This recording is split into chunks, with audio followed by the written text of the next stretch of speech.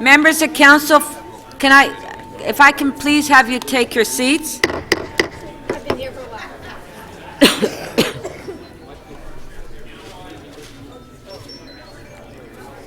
This meeting is now resumed. Members of council, can I please have you take your seats?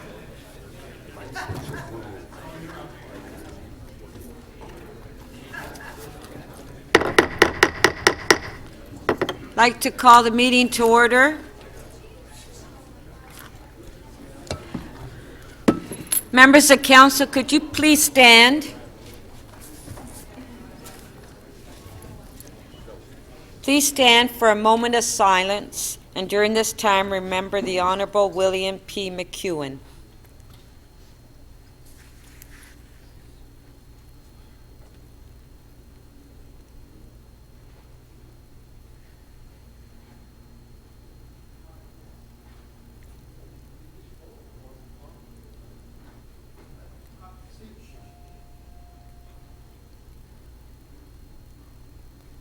Thank you.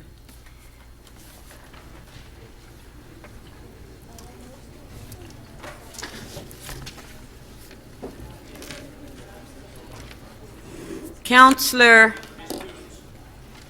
Cressy, I understand that you wish to make a brief announcement. I do, Madam Speaker, and I'd like to welcome two guests to the audience, if I could ask them to rise. We have two representatives from the island of Tobago here.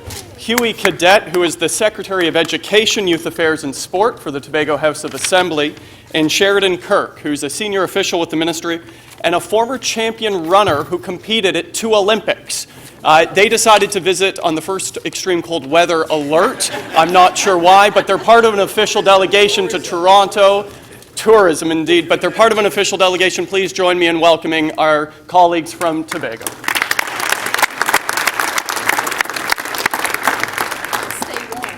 Madam Speaker. Yes, just one moment. Yes? My apologies, but what the local councillor forgot to mention, that he was accompanied by 2 distinguished former city colleagues as well, who happen to be his parents as well, and so we should welcome them as well. Thank you. Thanks, Chair. Members of council, we will now review and confirm the order paper. To this point, council has completed 101 items. There are 67 items left on the agenda, plus 29 member motions. Our first item of business will be the mayor's key item, which is the executive committee item 20.3. That item will be followed by item LS 15.1 on amendments to Chapter 349, Animals, Dangerous Dogs. City Council will consider member motions at 2 p.m. if the mayor's key item is completed. I will now take the release of member holds. Please put your name under request to question staff.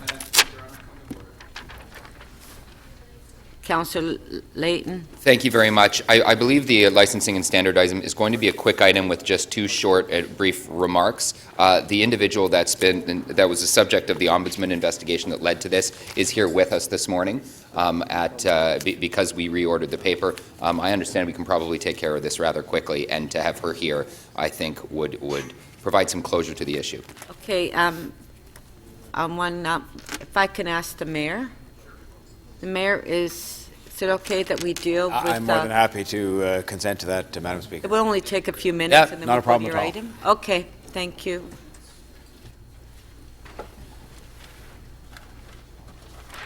Are there any quick releases? Councillor Doucette. Thank you very much, Madam Speaker. Good morning, everybody, on this beautiful nippy day. Page 7. You have to be. It's cold out there. EY 18.12, application to remove a private tree. I have a motion to support the staff recommendation. Therefore, City Council deny the request for a permit to remove 1 private tree. I'd like to hold it. Okay. My next one, please, is same page, page 7, EY 18.13, same thing, supporting staff recommendation. City Council deny the request for a permit to remove 1 private tree on a ravine property. So I'll hold that one as well. Okay. Thank you. Thank you. They happen to be in my ward, so. Councillor Perks? Thank you, Speaker, and good morning. On page 9,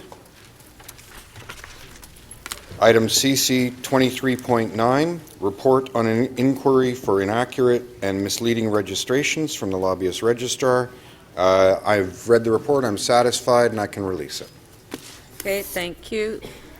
So that's on page 9, the bottom of the page, CC 23.9. Councillor Perks is releasing. All in favor? Recorded vote.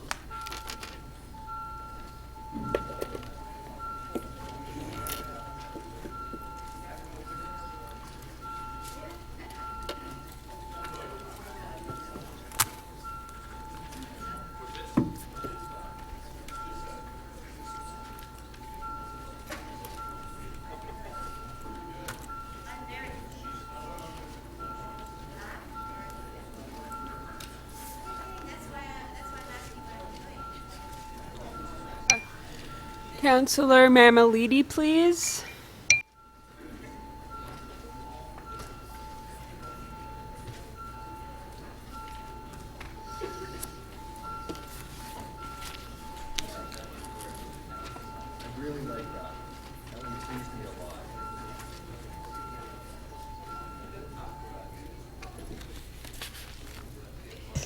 The item carries unanimously, 27 in favor.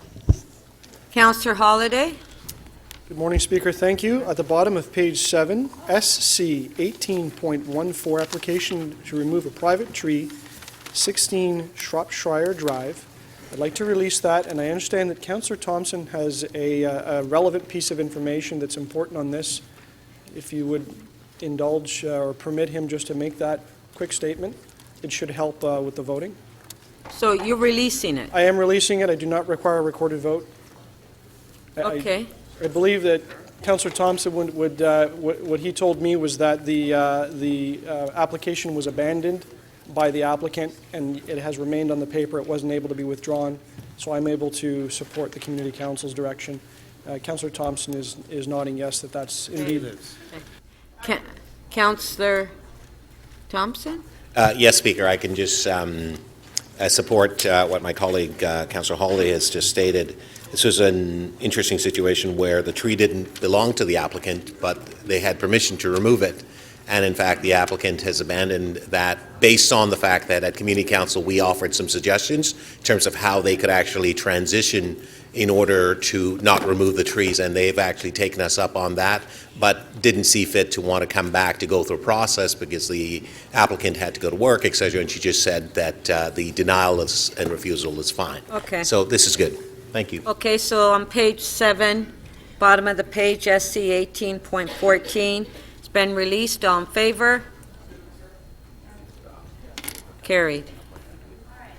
Councillor Shiner? Madam Speaker, it wasn't on a quick release, it was on timing of an item. Do you want me to wait till you're finished quick releases, or can I mention it to you now? Which item is it? Well, we have on the agenda on deferred items PG 15.1. What page? Sorry, page 3. Page 3, I was going yes. to give you the title. It's How Does the City Grow from the last meeting of council. That is tied into the items. It does have an effect very much as it talks about where and how much development is going on in the city with the ones from this meeting, PG 16.1 and 16.2, development application review fee and the city's planning performance metrics. And I wondered if we could deal with those tomorrow morning, because I think we'll be here. Possibly the first thing, get a presentation, which is what we wanted to do, from the staff on their report on how does the city grow, and deal with all 3 items together with council's permission. Okay, so there's been a request that on page 3, PG 15.1, the item that was deferred from the previous meeting, and then on page 6, PG 16.1 and PG 16.2, that we deal with the item, all 3 items tomorrow morning. On favor? Carried. Councillor Wong Tam. Speaker, good morning. On page 4, EX 20.30, accessible communication at meetings, I'm prepared to release that and to vote in the affirmative. And then immediately after that would be EX 20.32, accessible bus routes. Okay, thank you. So, I'll repeat it. On page 4, EX 20.30, Councillor Wong Tam is releasing. All in favor? Recorded vote.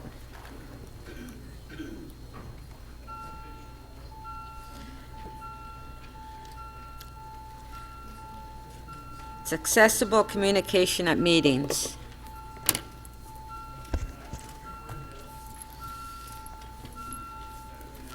Councillor Shiner, please. Councillor Mamalidi, please.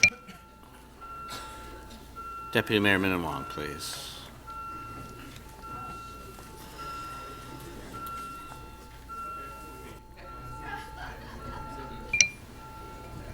Councillor Crawford, please. Is Robinson on? Okay. And that's my side as well. Yeah. The item carries unanimously, 27 in favor.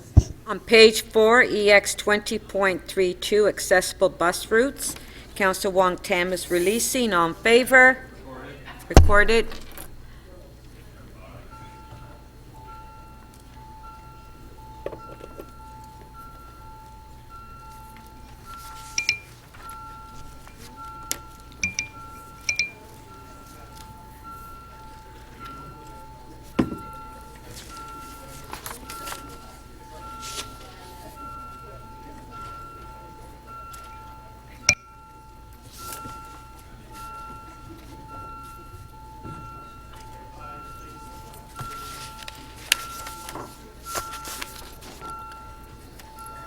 Councillor Layton, please.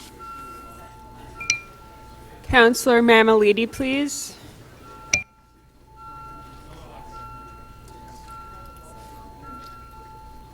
Councillor Fragadakis, please. Councillor McConnell, please.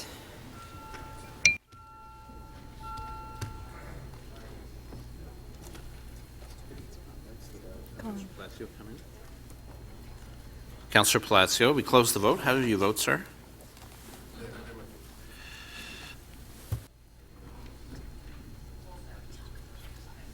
The item carries unanimously, 29 in favor. Councillor Mamalidi. Madam Speaker, page 3, Executive 20.17. I'll let that go. Okay. The interim property tax levies. So on page 3, the bottom of the page, EX 20.17, property tax, 2017 interim levy bylaw. All in favor? Carried. Thank you. All those in favor of adopting the order paper? All in favor? Carried.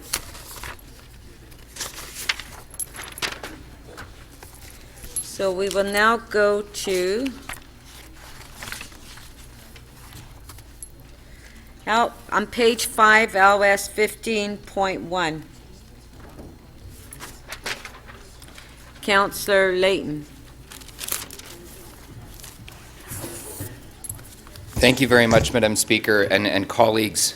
I want to first just tell you a brief story. My daughter is learning to walk, and about 2 weeks ago she made her first steps. And those steps also were steps for me on learning the emotional pressures of being a parent. Because you see, in those early days, they don't walk so well. They fall. And my daughter fell. I was at home, brought her home from childcare. She fell. I looked over, and to my horror, there was just a tiny speckle of blood on her leg.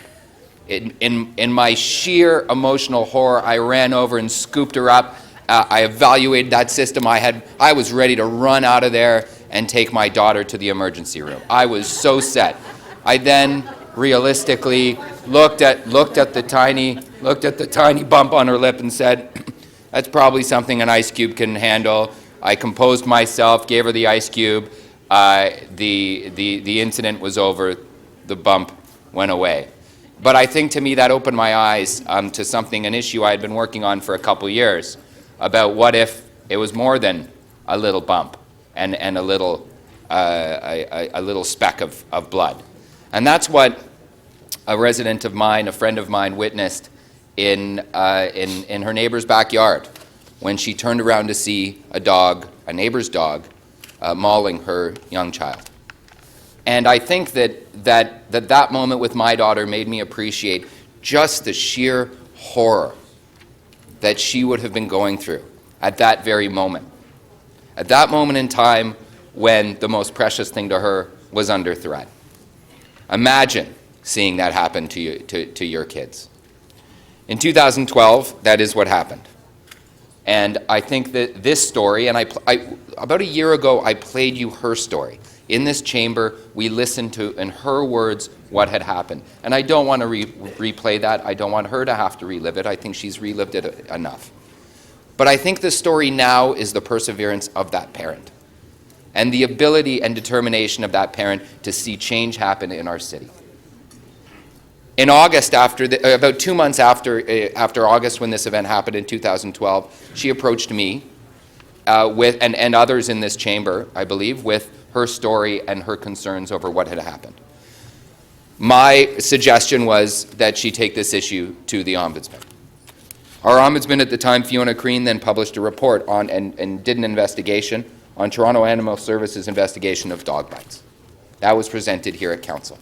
And those recommendations moved forward to MLS to revolutionize and create a new gold standard for how municipalities treat dog bite victims and how we ensure that they don't happen again. And all of that work, all of this work from the Ombudsman, all of the work from MLS, none of it would have been possible without the perseverance of that parent. And I think it's important for us to recognize when we have individuals in our community so determined to see some positive change happen and willing to put in, not hundreds of hours, thousands of hours. She became an expert in the field and in different jurisdictions across North America. And she pushed and pushed at the Licensing and Standards Committee, in the office with myself and Tracy Cook. And I can tell you, that office had some tears shed during those meetings. Both myself and Tracy were mystified about how we would let it get to this point and how we hadn't done something sooner.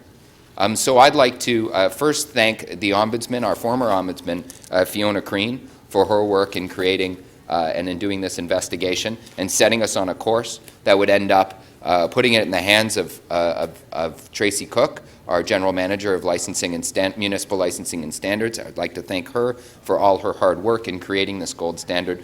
But most of all, I'd like to thank that parent. I'd like to thank Anna Maria for being that strong parent and pushing us and driving us to make this change. Because if even one child is saved the pain of a dog bite like this, and if even one parent is saved the anguish of that dog bite and the infuriation of how the city responds, if even one other pet owner is saved the pain of seeing their friend, their little four-legged friend, get hurt by another dog, then all your hard work, Anna Maria, all of it will be worthwhile. And I'd like to thank you on behalf of the residents of Ward 19 and of the entire City of Toronto for your hard work in this regard. Our city is made better as a result of it. Thank you very much. Thank you.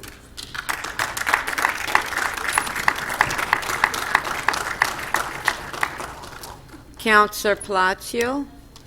Thank you, Madam Speaker. First and foremost, I would like to thank city staff for bringing forward this great set of recommendations. Also, I would like to thank Anna Maria and for her enthusiasm and for bringing light to Council, and to Councillor Layton for bringing the notice of motion to City Council in 2012. The recommendations within the report is mainly proposes amendments to the Municipal Code, Chapter 349, that will prevent or at least will minimize dog bites, mitigate risks associated with dangerous dogs, and mainly hold dog owners responsible for their dogs. According to the Toronto Public Health report, the number of dog bites has been going up. It hasn't gone down. The report clearly states that in 2010, there was 1,028 dog bites reported to the Toronto Public Health. In 2014, it went up to 1,410. So overall, there is a health and safety issue that affects people, families, children, pets, even dog owners that are responsible for liability at the end. Like at the last Licensing Standards Committee meeting, I did share a personal story with my colleagues and the audience.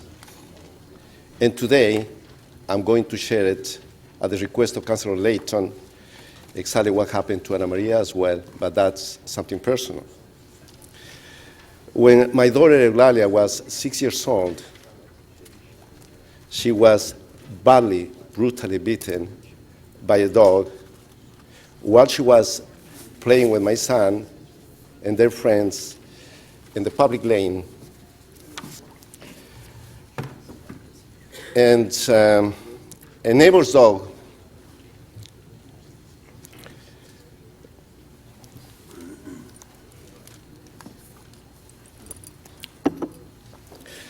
jumped over the wooden fence and brutally attacked her.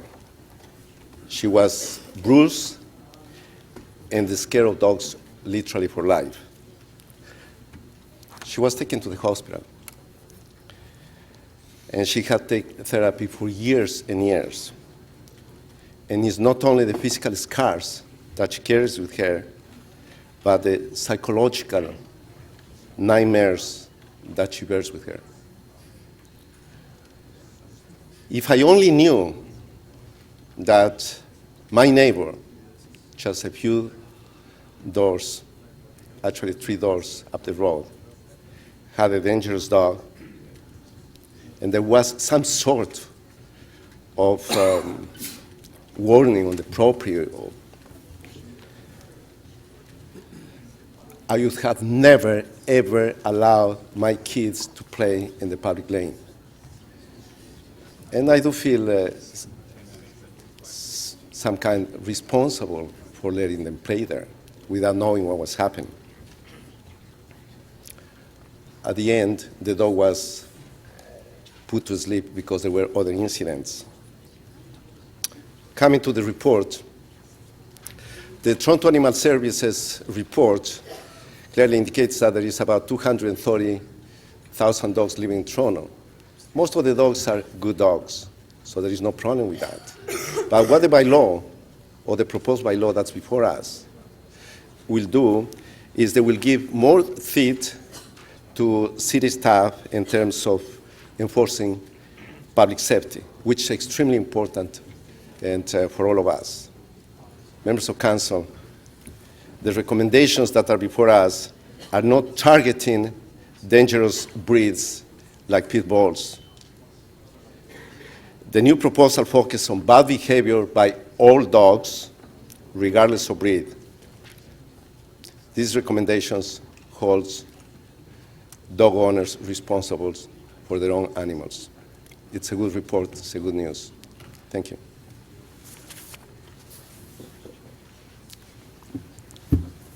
Thank you. Councillor de Beermaker. Thank you, Madam Speaker. Like my colleagues before me, I'd like our colleagues on council to know that all of us who love dogs, or who love people, or who love both, should rejoice at the legislative changes that we're making today. It's been a long journey. I've been on this council for 13 years. I'm thrilled that these recommendations are before us today. It saddens me that these recommendations weren't here 13 years ago, or 20 years ago, or 3 years ago, but they're here today. and it's about time we made these very important changes that will make our families safer, that will target behavior that is dangerous and unacceptable. It will not be a blind blanket discrimination against breeds of dogs. It is specifically about behavior. It actually takes responsibility for some of that bad behavior and puts the onus on the dog owner as well. It allows our staff more ability to hopefully enter or go onto private property in the pursuit of some of these dangerous animals and some of these dangerous owners. It allows them to put fines on these dogs and owners for the first time ever. It has a requirement for increased training, and that applies to both the owner and the dog when these incidents are happened. So being able to designate a dog as a dangerous dog is a good thing that will protect our families. The Ombudsman's report that was here not that long ago was not a good day for the City of Toronto.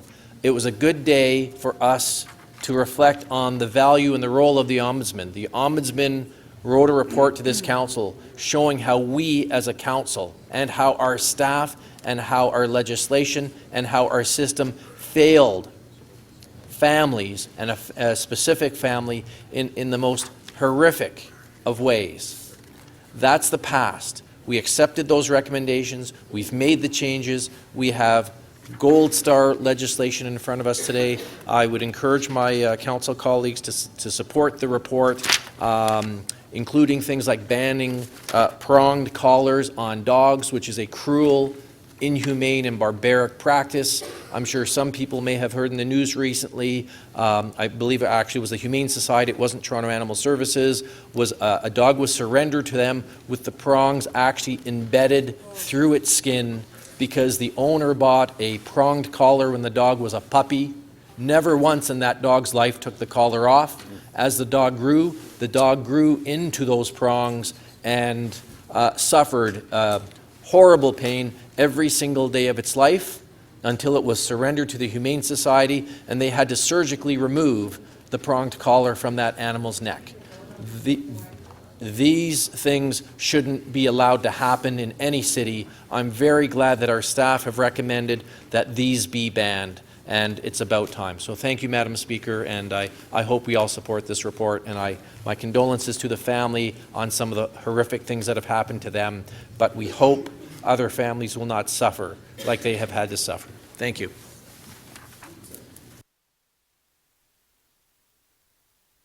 Thank you.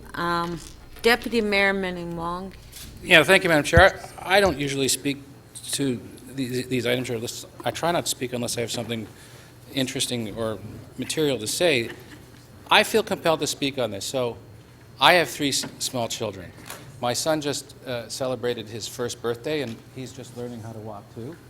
And horrible things happen from time to time, and God forbid anything happens to my son. We have a dog as well. He's 7 years old.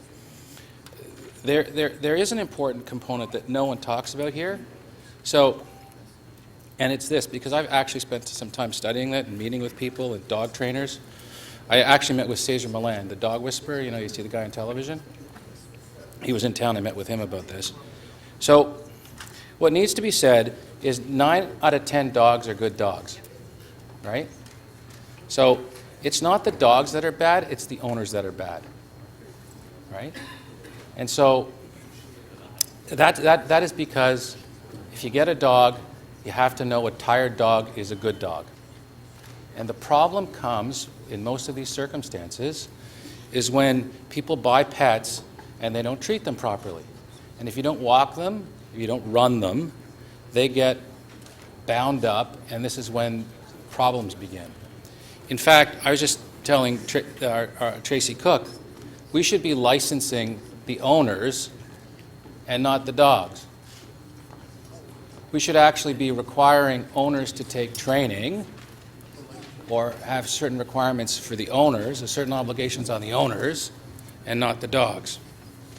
The other thing I'll say is that if you look at the studies and the reports and where dog bites happen, they don't happen in parks. The majority of the dog bites happen outside of parks. And that's because dogs aren't properly socialized. That's the other thing you need to learn. If you get, see, when we got our dog, we got a trainer, and they get to tell you all these things. You got to socialize your dog, so your dog actually gets to interact with other dogs, and you have to do it when he's a puppy. But the sad part about this is as long as we need more dog parks, right? And I think we also need more open run parks where dogs can go and run. There was an idea that I put forward that wasn't received with a lot of support, that we need, and this occurs in other areas like in New York City, where dogs actually are able to run in the evening when there aren't any kids around. This allows dogs to get the exercise they need. So I just wanted to stand up and say that we actually need to do more, and that I think we actually have to have more dog parks, or these unfortunate occurrences may happen again. Thank you. Councillor Mammoliti. Madam Speaker, I too was a part of the committee dialogue the other day when this came through, and I do see this as a positive step, and we'll be supporting what's in front of us.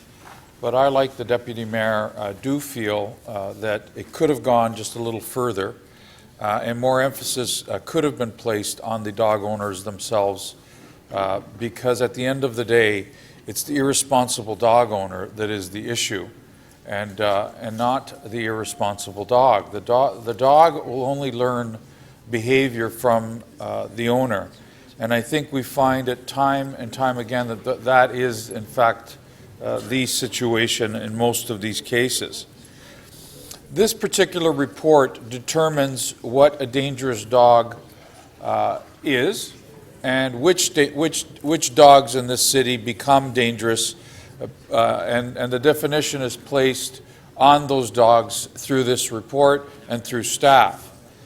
Now, it could have perhaps gone a little further to say that if your dog is determined to be dangerous, then perhaps the owner should never or be allowed, or at least banned for some time, to apply for a dog license and shouldn't have a dog license to begin with, if they are not really paying attention to the bylaws and paying attention to their responsibilities as dog owners.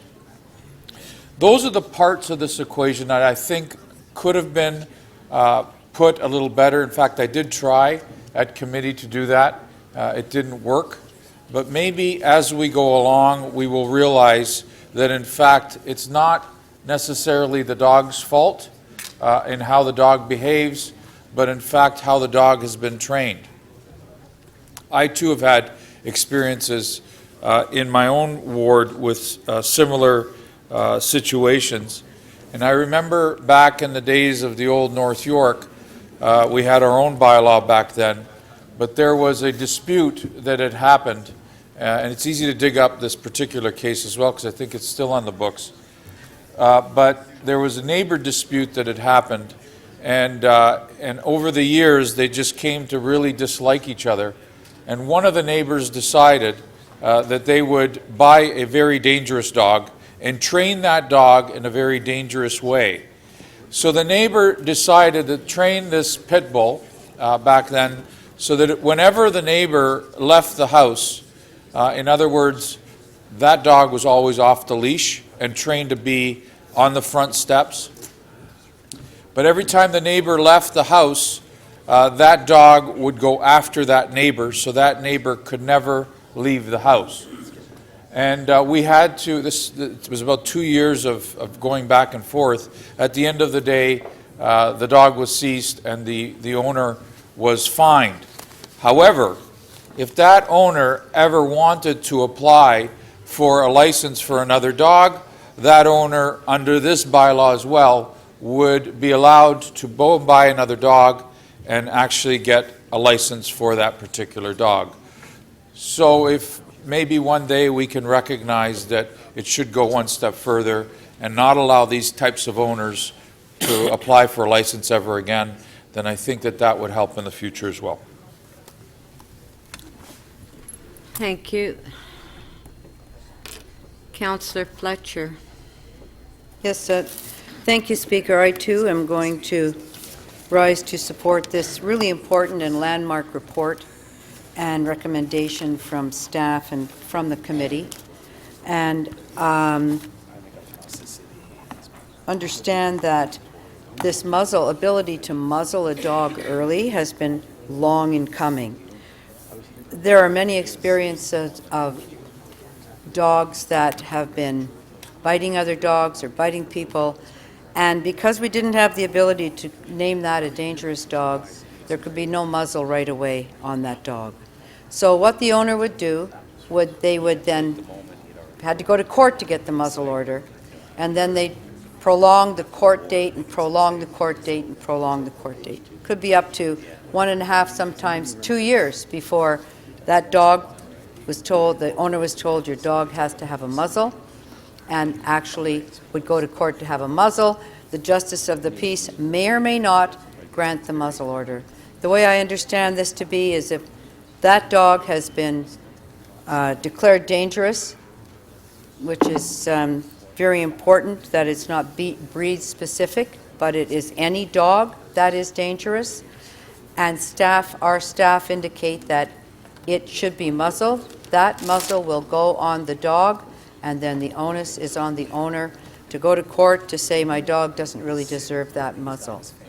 That protects so many more people. It protects many other animals that have been bitten by dogs over and over again, whether in the dog park, whether in the street, whether in the home. And there are some times when a dog may just nip, and for whatever reason, which isn't a real bite. But ongoing biting, mauling, harming people, harming other animals.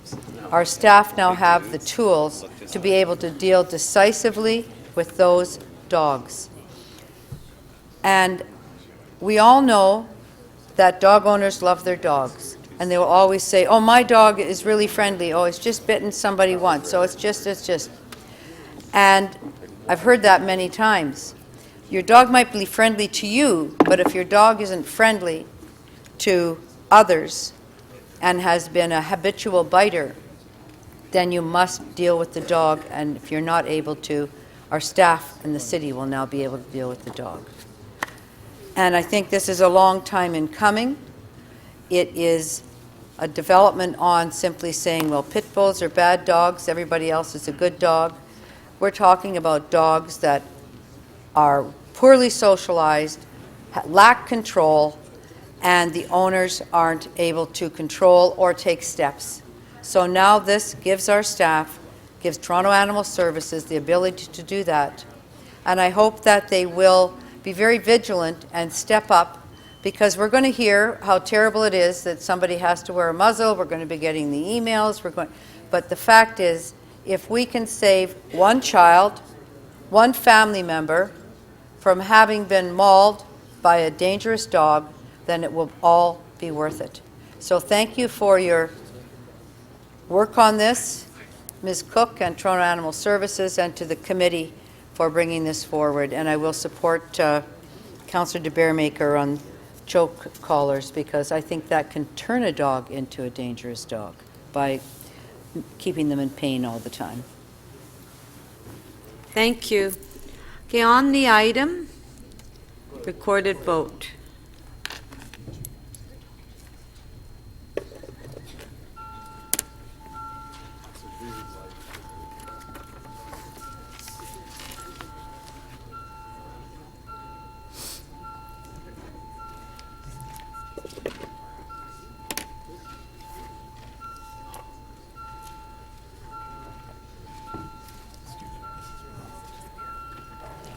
Councillor Kelly, please.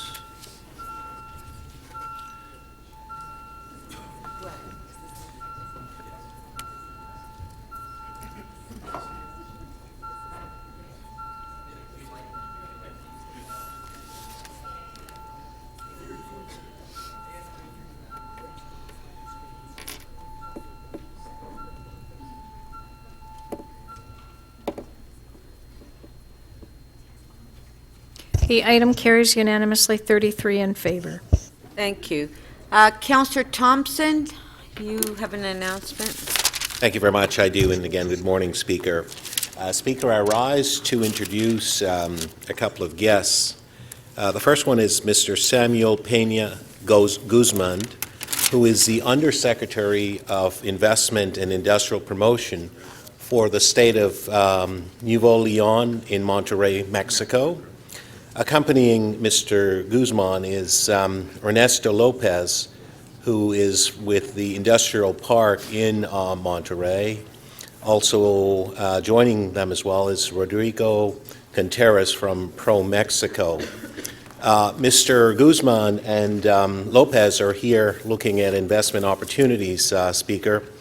And just only a few days ago, Mr. George Spetz, Director of Business Services for Economic Development, and I traveled over an 11-day period to 4 countries, 5 cities, where we were in Monterrey and a number of other places, where we've identified about $8.5 billion of investment and business opportunities for Toronto-based businesses.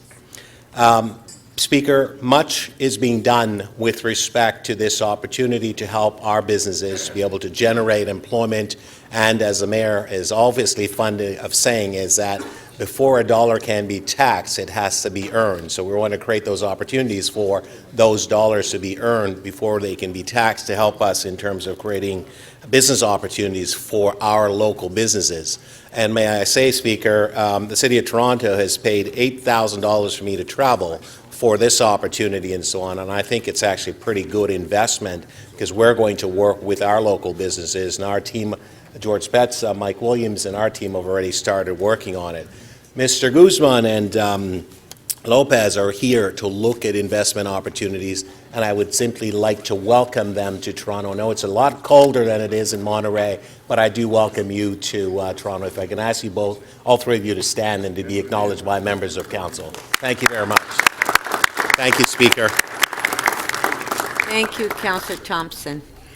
Okay, we will now go back to page 3, the Mayor's key item, which is on page 3, EX 20.3. So, do we have any questions on the item? If you do, please put your name up, request to question staff. Deputy Mayor Min Wong. Oh, sorry, no, I don't. Sorry, that's Oh. fine.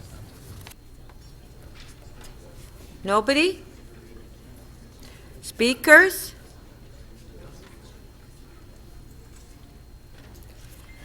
Mayor, would you like to speak on it? Nobody wants to speak.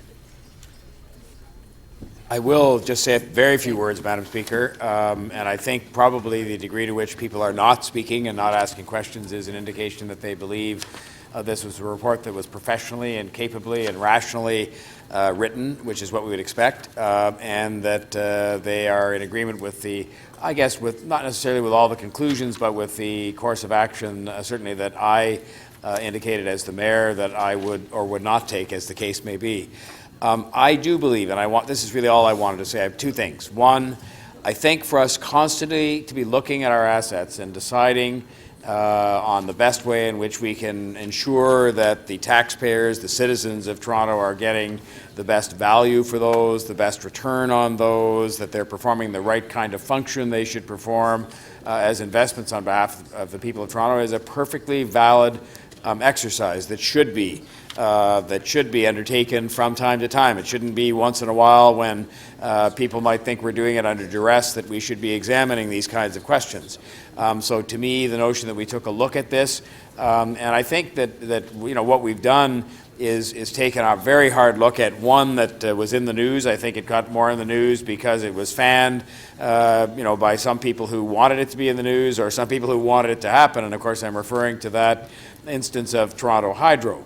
But I think the good news out of this entire exercise is that through a combination of the liberalization of the, if I can call it that, of the investment powers that were given, and the identification of the need that Toronto Hydro has to modernize and upgrade its physical plant, we have now found a way between the two to make a prudent but significant investment in Toronto Hydro to make absolutely certain they can have a first-class, you know, reliable network as a growing city should have and must have.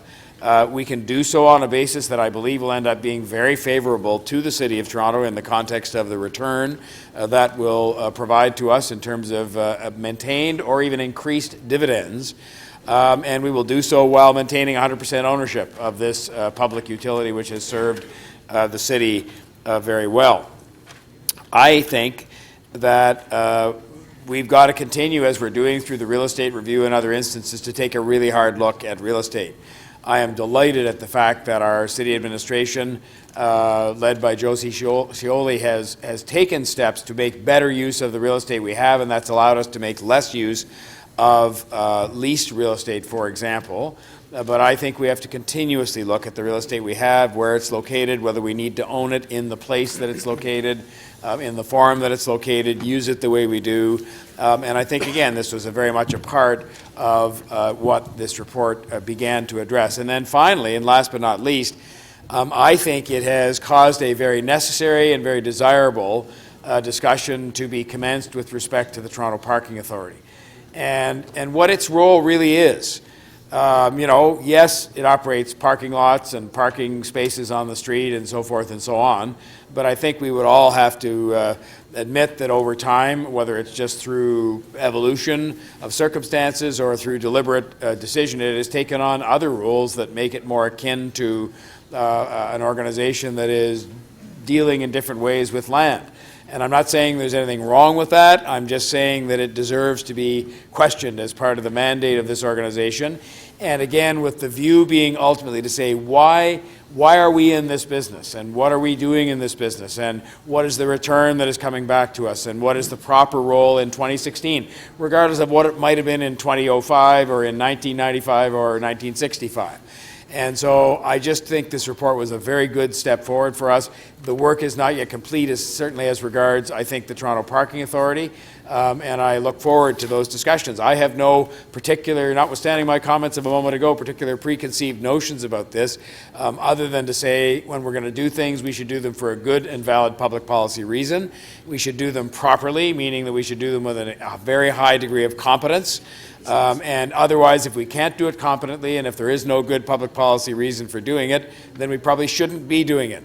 We have plenty enough to do around here without inventing things for ourselves to do or letting organizations invent things for themselves to do when it's challenging enough for us to fulfill our mandate to provide basic services and supports for people. So I just commend our city staff for the work done and those who they retain to assist them on this report. I certainly think, as regards Toronto Hydro, that the report gave us some useful advice, and I feel very confident, and I'm buttressed by the fact here that nobody raised any particular concern, that we're on the right course in deciding, frankly, to do nothing other than to invest in this company, make sure they can have an excellent public power grid for us, and to hopefully get an increased return for the people of Toronto while maintaining public ownership.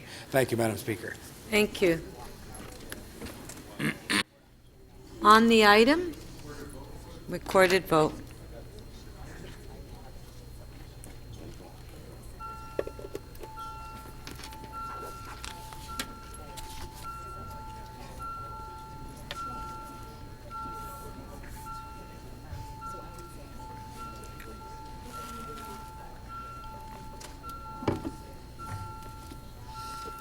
Councillor McMahon, please.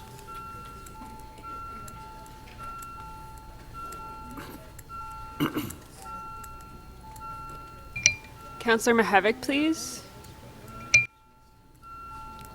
Councillor Karygiannis, please.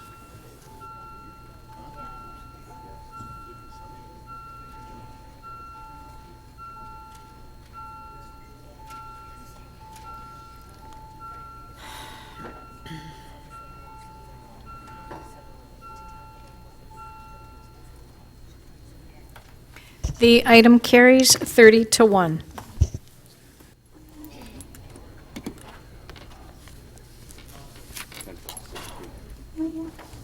On page 3, EX 20.4, Federal Infrastructure Funding, Phase 1 and 2. Councillor Mihevc, you held the item down. Do we have any questions to staff? It's on EX 20.4 on page 3. Councillor Wong Tam. Yes, thank you very much, Madam Speaker.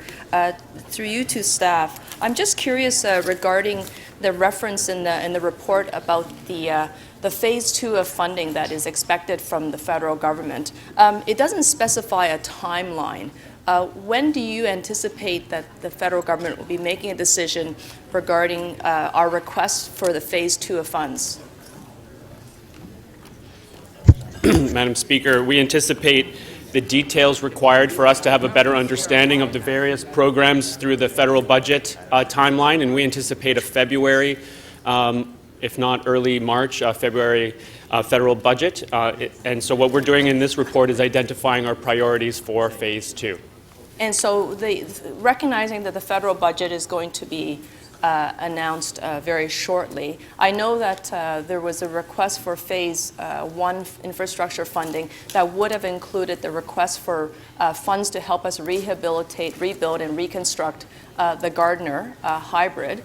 I understand it wasn't in phase 1. There's now the request of the same request is going into phase 2. Is that correct? That's correct. It's phase 1, just for further background, is a very unique stimulus-driven program which has incrementality rules and a time-limited delivery schedule with it. So the Gardner was never considered for that because it would not be feasible. But as you see in the report, it is identified as a priority for phase 2 federal funding. Then I'm a little perplexed because it sounds like through conversations perhaps at committee and maybe perhaps even through the media, it always sounded like the federal government was not interested in helping us pay for the cost of the hybrid relocation and rebuild. But you're saying that we never made the request. Is that correct? Apologies, Councillor, that's not what I'm saying. So if I go back into the decision history and the direction on the Gardner funding for the Gardner was applied for federal funding under the P3 Canada Fund and the New Building Canada Fund, the national infrastructure component, which were programs under the previous term of the federal government. Those two programs and those two elements of those programs have since been suspended since the election, and the federal government is deliberating on how to reprofile unspent monies into phase 2. Hence, we have received correspondence that the applications have been suspended under those two programs. That's why we are repositioning them for phase 2 funding. So I also recognize that in your report you referenced the infrastructure bank that the federal government is considering. How will the infrastructure bank affect the new federal funding phase 2 formulas as it rolls out? Do you know whether or not we'll be asked as a city to apply for funding through the newly constructed infrastructure bank? What's the timeline on that? What's the impact? Councillor, we received the same level of information that was released publicly in the federal fall economic statement regarding the potential plans for that infrastructure bank.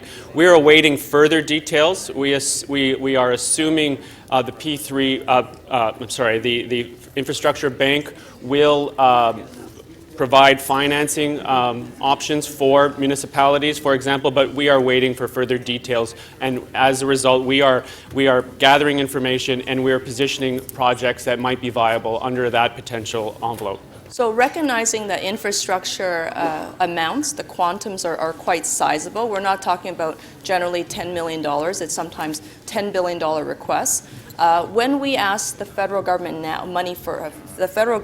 for money today, it's not generally tied to equity ownership. It's not necessarily tied to ongoing operating and maintenance costs that could be somehow downloaded or uploaded, depending on which way it goes. Are there concerns that perhaps the request for funding in phase 2 may be tied to the infrastructure bank as it's being rolled up and set out?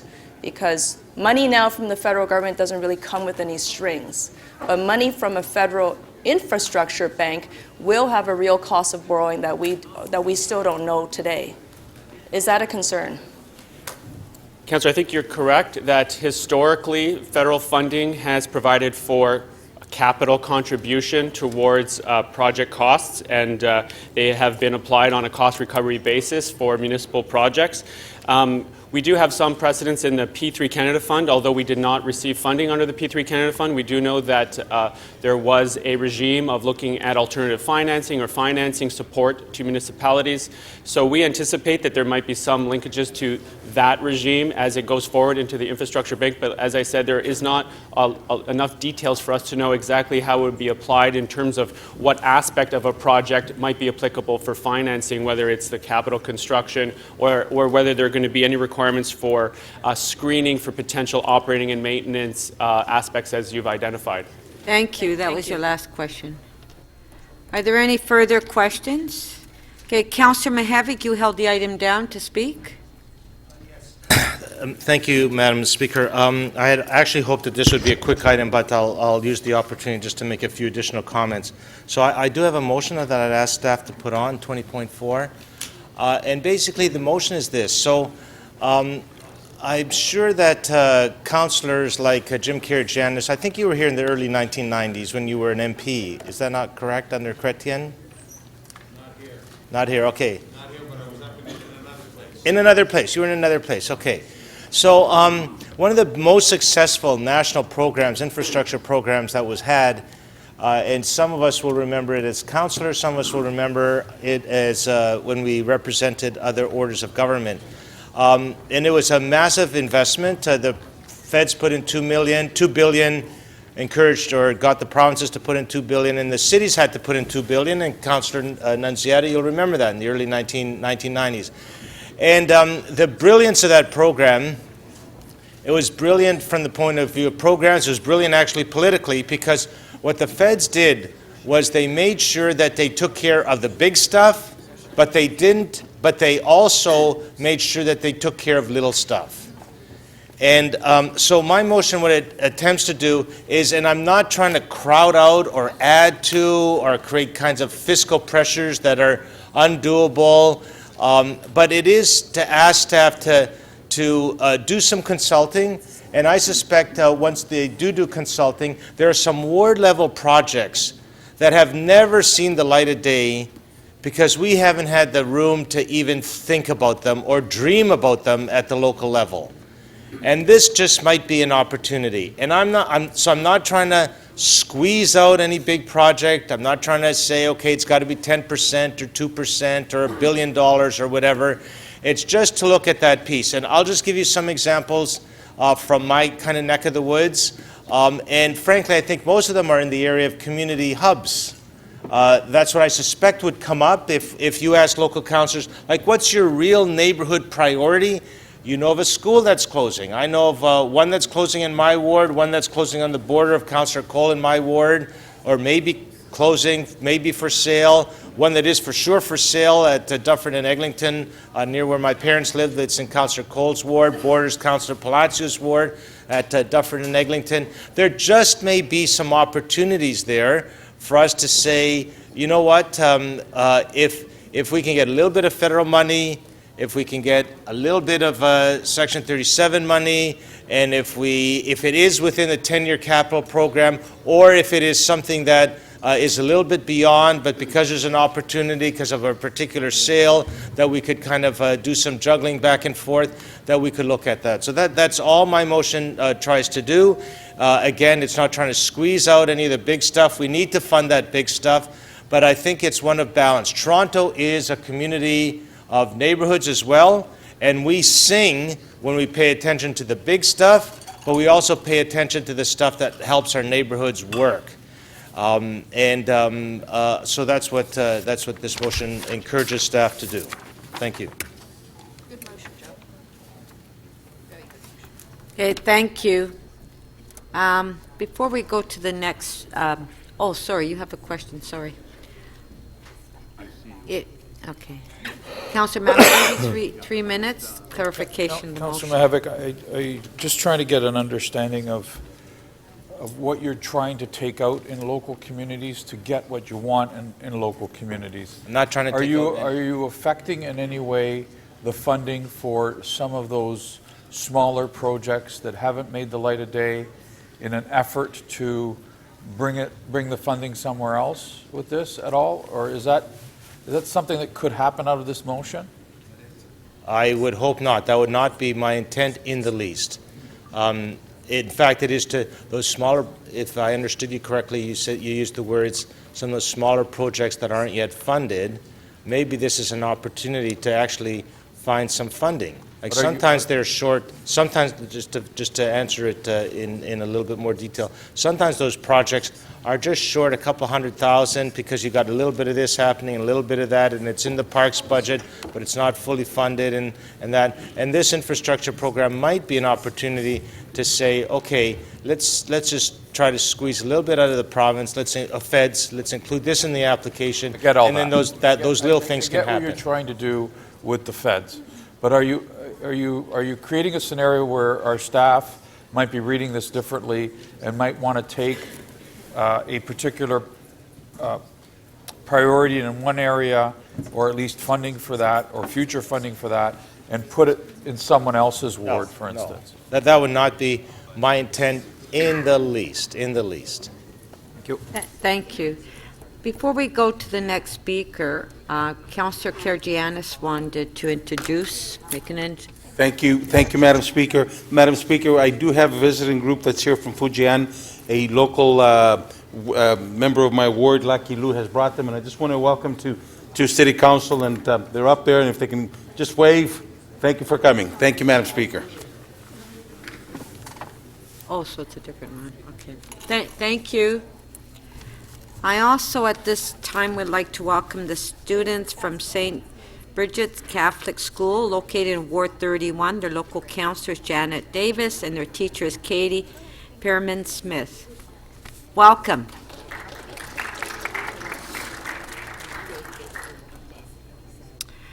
Okay,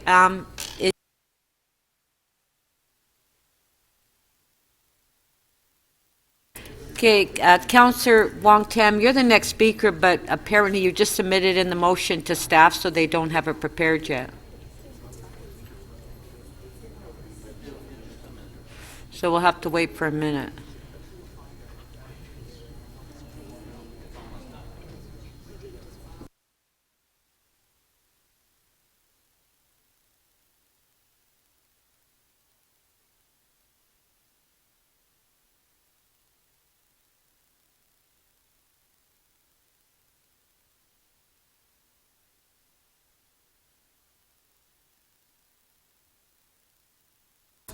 Councillor Wong Tam to speak.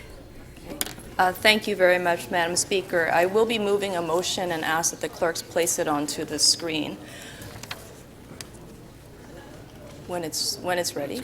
Okay, it's coming. Maybe I'll just speak to it at this point in time. I'd like to amend paragraph number 5 and simply ask that we have the mayor and the city manager, before they enter into any final agreements with the federal government for phase 2 of the infrastructure plan and funding, that perhaps they report back to city council to give us an update on what the new funding formula would look like, and whether or not it actually has impact from the new infrastructure bank. All of that to me is still unknown, and I think that at the very least, because we're heading into an arrangement with the federal government that will require some new financial agreements that could involve an infrastructure bank, then I'd like us to at least know what that would look like.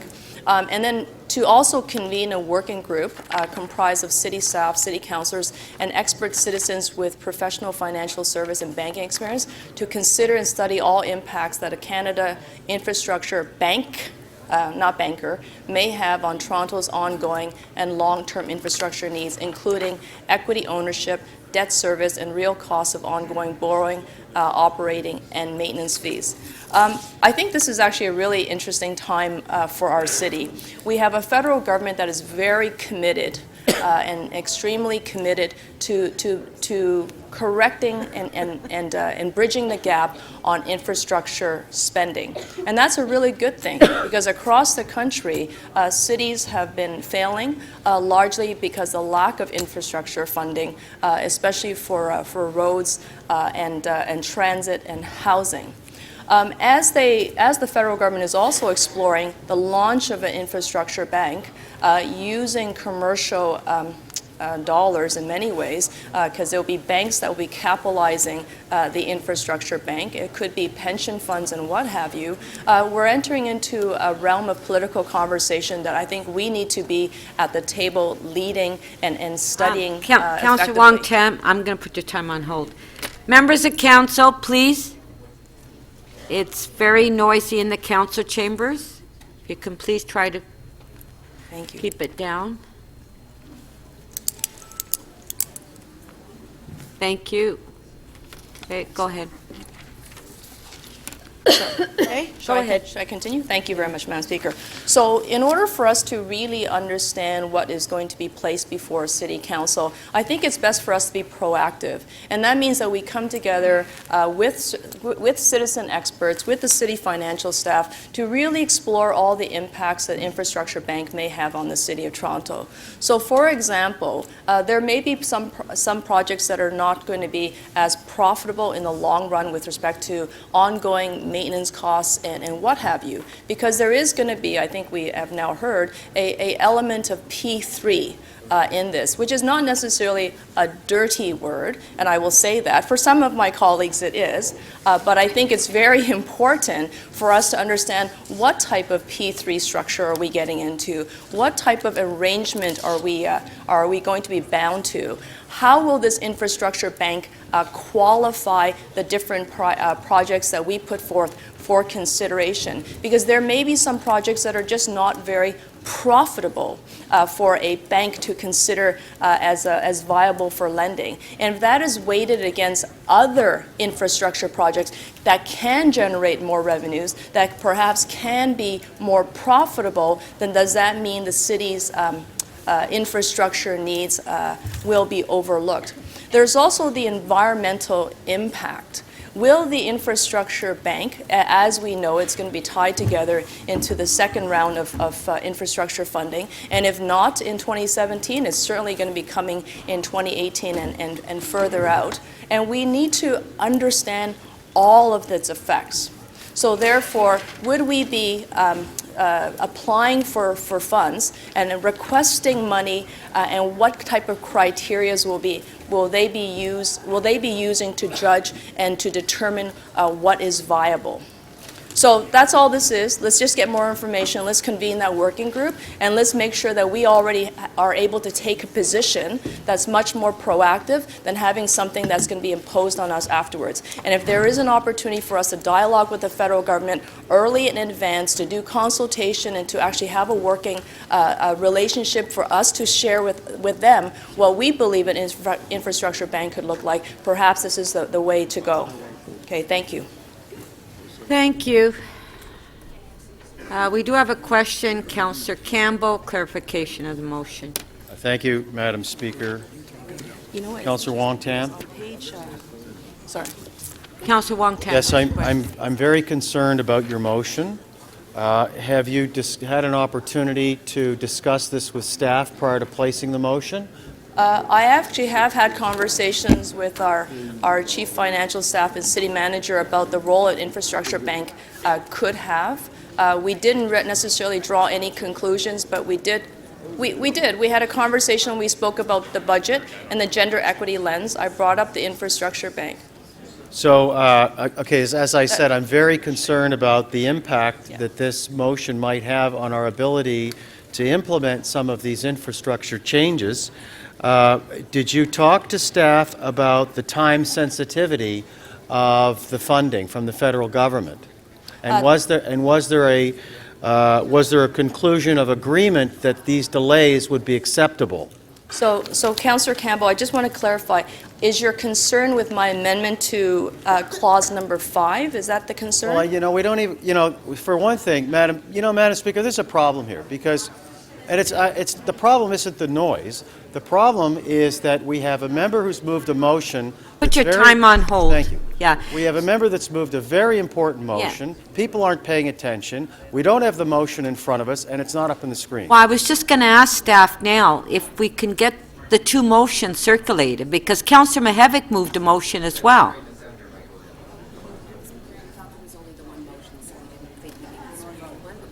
You get it? Yeah. So can we please put Councillor Wong Tam's motion on the screen? It's up now, Madam Speaker. So, all right, so my question for Councillor Wong Tam is, have you had an agreement with staff that this delay would be acceptable? Well, I'm not sure, Councillor Campbell, if there will be a delay. I don't think anybody really has a full grasp of the timeline of when the infrastructure funding will be announced. We just heard from city staff that the announcement will come when they launch the federal budget. But as we get into the details of this financial arrangement for new infrastructure funding, and if there is going to be introduced into the entire conversation of infrastructure funding, infrastructure bank, I just thought it'd be best that we know the details before we go ahead and enter into any new agreements, especially new agreements that we haven't been a part of before. So again, I just want to seek clarification because I don't want to debate the member. Did staff express to you a concern about the delay in the consultative process and what it might have on the funding?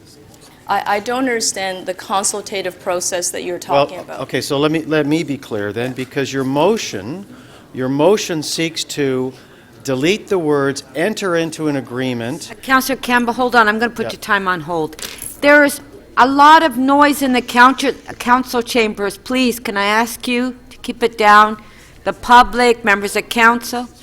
It's not the kids. So It's the councillors. Okay.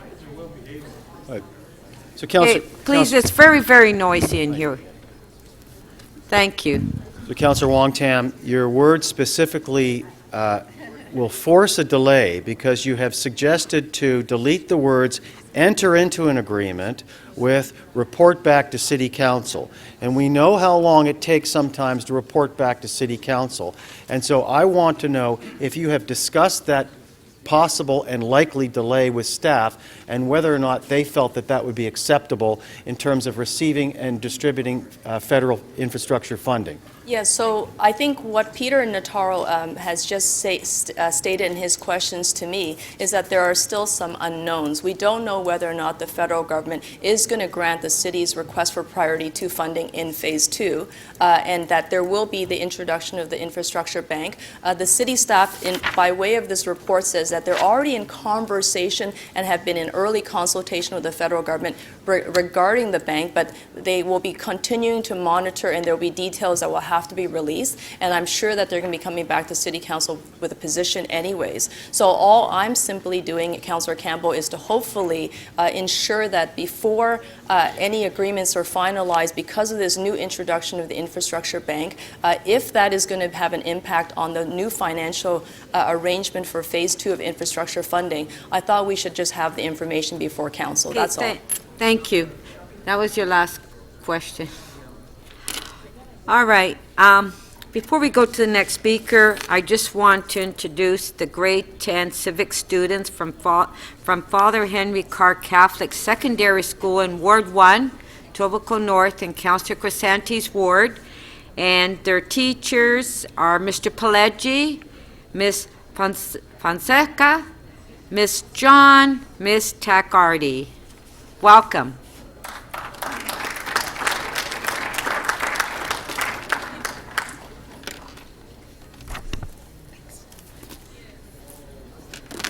Okay, our next speaker is Deputy Mayor Min Wong. Yes, thank you. Wow, there are a lot more speakers. Thank you, Madam Chair. I would just urge you to vote against those motions. So here's the thing. We have a list. It was approved by this council. And so we have a list approved by council, so that's done. The fact, and we have actually had input by all members of council because it came on this council floor. And so there is a fundamental problem with this idea of having this list and then changing it, because when you have a list, you go to the federal and provincial governments and you say, here's the list of things I want you to look at, and please give us money and funding for this. And so if we were to do this, we would be going to say, here's our list, and then once they say we're going to fund this project or that project, then council's going to come back to council, and what could happen is we could change that list. And so we would have to go back to them again and say, well, we've changed our list. And so we should stick with the list that we have, because we want to get this funding, and if we show this level of fickleness or uncertainty and toing and froing, we'll end up with less money, because the federal government has to evaluate this list. And so I would argue that stick with the list that we have, and let's continue on with this idea of getting as much money as we can from the federal government for the projects that we've already approved. Thank you. Councillor Ainsley. Thank you, Madam Speaker. I'm going to support the recommendations in the report. When I was reading this, and as you talk to residents all the time, one of the things that stands out at this report, or at least it stood out to me, was this isn't a very sexy report. It doesn't get very exciting. There's not a lot of ribbon cuttings. There's no big announcements that come with it. But when you go through the items that are going to be done that we're asking for funding for, they're very necessary items to keep our transit system running. There are little things that aren't going to generate a press release, but they're very important when we're trying to deal with a $2.4 billion backlog to keep our transit system running. It's coming straight from the federal government. There doesn't seem to be a lot of provincial involvement, so the money's not going from one hand to another hand by the time it gets to our transit commission. But these are very important repairs and mechanisms that we need to keep our transit city running. So I'm very happy to see this going forward. Thank you. Thank you. Councillor Perks to speak. Thank you very much, Speaker. I want to address the two motions that are in front of us, Councillor Mihevic's and Councillor Wong-Tam's. I agree with some of the comments that have been made about concerns with Councillor Mihevic's motion. Reviewing the list and adding the list and going and picking favorites and all of that, I think is an unnecessary delay. However, I want to draw your attention to something critical in what Councillor Wong-Tam has put before you. And perhaps a way to explain it is to remind you all of a report we're having a little bit later on the Gardiner Expressway. If you will recall, the federal government had a funding program that said if we went through a certain number of screens and did a certain number of things, we would be eligible for the P3 money on the Gardiner. And we very diligently did that. It cost us 2 years' work, many debates here, talking to the province, getting the paperwork right to meet the P3 screen. We walk along, we march along, we're out into the woods with the federal government, they're going to help us, and then, oh no, they didn't help us, and we're out $800 million. A similar thing is emerging with this notion of the Federal Infrastructure Bank, but it's actually even worse. A new party, a new partner, if you will, is going to enter into how the federal government does or does not provide funding to municipal projects. And it's going to make our application process at least as difficult as with the federal government as it has been, but it's going to add another problem. Because there is now a private partner who has to get a return on investment for the particular infrastructure programs that we make the deal, we might very well be in a position where we have to impose an additional user fee, say extra tolls on something or an extra rate on picking up garbage should the Federal Infrastructure Fund help us build a landfill someday, or maybe something extra on the water rate if they help us with water infrastructure. And the only purpose of that user fee would be satisfying the higher rate of return that the private investor needs than what we could get for our own debenture issue. And what has that private partner brought to the table? Had they brought new construction and engineering expertise? No. Have they brought design expertise? No. Have they consulted the public? No. Have they brought planning expertise? No. All they have brought is money. We're just paying extra interest to people who already have money so that we can build infrastructure, because the federal government's unprepared to raise income taxes and we're unprepared to have a large enough budget to support the debentures on our own dime. We don't know whether that's going to be the case or not, because we haven't clearly had how the infrastructure bank will operate spelled out, and we haven't had clearly spelled out whether or not we can opt in or out, or whether that adds extra process to our application for federal money. And that's why we need to have staff report back to us when it has been made clear how that federal infrastructure bank will work, so that we can make sure that it works for us and we don't wind up, as we will later today, with an $800 million hole and or a higher set of user fees on Torontonians as we try to build critical infrastructure. So Councillor Wong-Tam's motion is not only reasonable, it's essential if we're doing our due diligence to provide the best services to the City of Toronto at the lowest price. Thank you. Thank you. Councillor Campbell to speak. Thank you, Madam Speaker. I'm not at all comfortable with either of these motions. This refers to attachment 3. They refer to bringing back for further discussion the items listed in attachment 3. I can't imagine why we would reorder, delete, or change this list of capital projects.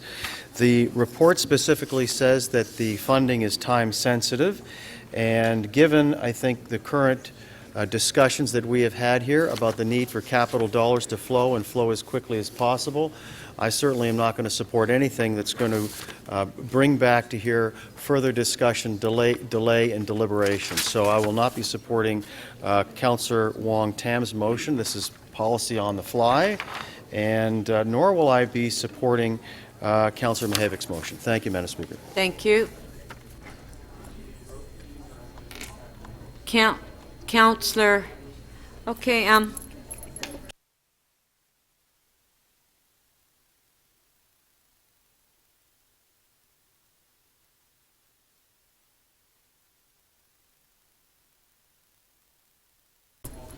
Councillor Kelly to speak. Speaker, if you could place me lower down in the order. I have a motion, an amendment that I'd like to offer, and it's just being put in place right now. And I understand there are other speakers. Okay. Well, there's only two more. Councillor Cole, did you hand in your motion to staff? I'm just doing that right now. Oh, okay. Councillor Cole to speak. Thank you, Madam Speaker. I'll just start by saying this is, of course, fantastic news. Long overdue to have a federal partner that's going to fund infrastructure, notably transit infrastructure, but so much more. And when we think about many of the delays or inconveniences on the TTC, for example, it's often the unsexy items like fire ventilation shafts and subway pumps and all the guts of the system that are underneath that have been neglected for a generation that's finally getting fixed. And we have a federal government who's allowing us to set those priorities. And I think that's a really important thing, and that has to be a foundation for whatever program we have with the feds. But we have set those priorities. This council has, the TTC Commission has approved them, and so for that reason, like Councillor and Commissioner Campbell, I would suggest to not support these amendments. I'm extremely nervous by the change in Councillor Wong-Tam's motion that speaks to us reporting back here instead of entering into an agreement. The feds are clear with the criteria. They're clear with us that they need this list from us so that they can give us this money. This is the last thing we want to do when the infrastructure needs in front of us are this severe and this acute. And so I urge you, while I'm thrilled with this report and something we should support unanimously because this money is so badly needed, I think any effort to revisit the list or delay will be doing at our peril and will be frustrating a partner who right now at the federal level is willing to give us these hundreds of millions of dollars to make this work happen. And I think we've got to get it moving and get it moving as quickly as possible. Thank you, Madam Speaker. Thank you.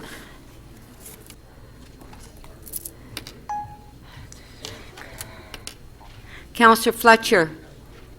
Yes, I just wanted to speak to expediting some of these things that are council-approved priorities. that are so necessary, so very necessary to build our city. And in particular, the Portland's flood protection. I think if every chance that we get, we need to say, we need this partner at the table. The city has already agreed to our portion of those dollars in order to protect not only the Portlands, not only our whole studio district, not only our employment district and south of Eastern, but also great swaths of Leslieville around Eastern Avenue. If you remember when we first passed the environmental assessment for the mouth of the Don, which is essentially the project which will flood-proof this whole area, we had a simulation of the 100-year flood. And the water was washing very high up into those properties in Leslieville and in Riverside. So the beautiful new Broadview Hotel, which has just been restored, and I know many of you have seen it because you've told me just how fantastic it is to see that Dingman's Hall restored, is now jeopardized. The film studio that we fought so hard to maintain on Eastern Avenue is jeopardized as long as we have an outstanding issue of flood protection in this area. So those are existing infrastructure and buildings. And then we have all of the things that we would like to build. There is Villiers Island, which has been approved by Waterfront Toronto, by the city, and it is the first large redevelopment on the Portlands. It's creating an island. It's bringing the river through. It's very, very exciting. Nothing, and nothing can happen on the Portlands, on the Lever site, to redevelop any piece of it until this flood protection has been achieved. And I understand that there was a certain amount of money given earlier to do the necessary technical work, just as we have the necessary money to do the technical work on the relief line. But between the technical work and the actual money to build it, there's about $1 billion difference in one case and probably a $6 billion in the other case. So when we're looking at slowing anything down or not being clear that we have major asks and we have things that we have well into the planning phase here, that Portland's flood protection is basically ready for all of our the Portland's flood protection. That plan is ready. It is ready. It will be ready. It can receive the dollars. The I believe Waterfront Transit Network. There's others that may be a little bit further behind, but the TCHC capital renewal, actually, I believe TCHC knows exactly what the state of good repair backlog is. And those funds could be applied quite directly and quite quickly. This is a list that's worth, I don't know, I've added it up, maybe $20 billion, so I don't think we'll be getting a check for $20 billion, but we have to be clear where we can start, what's ready, what we need. So I'm just once again alerting you all to the requirement and the necessity of flood protection and realizing the naturalization of the mouth of our Don River in order to be successful in this part of the city. It's one of the reasons why Expo and contemplating an Expo bid simply wasn't realistic, because none of this work was done, none of this work was contemplated, could be done by the time it would have to be ready for building the Expo site.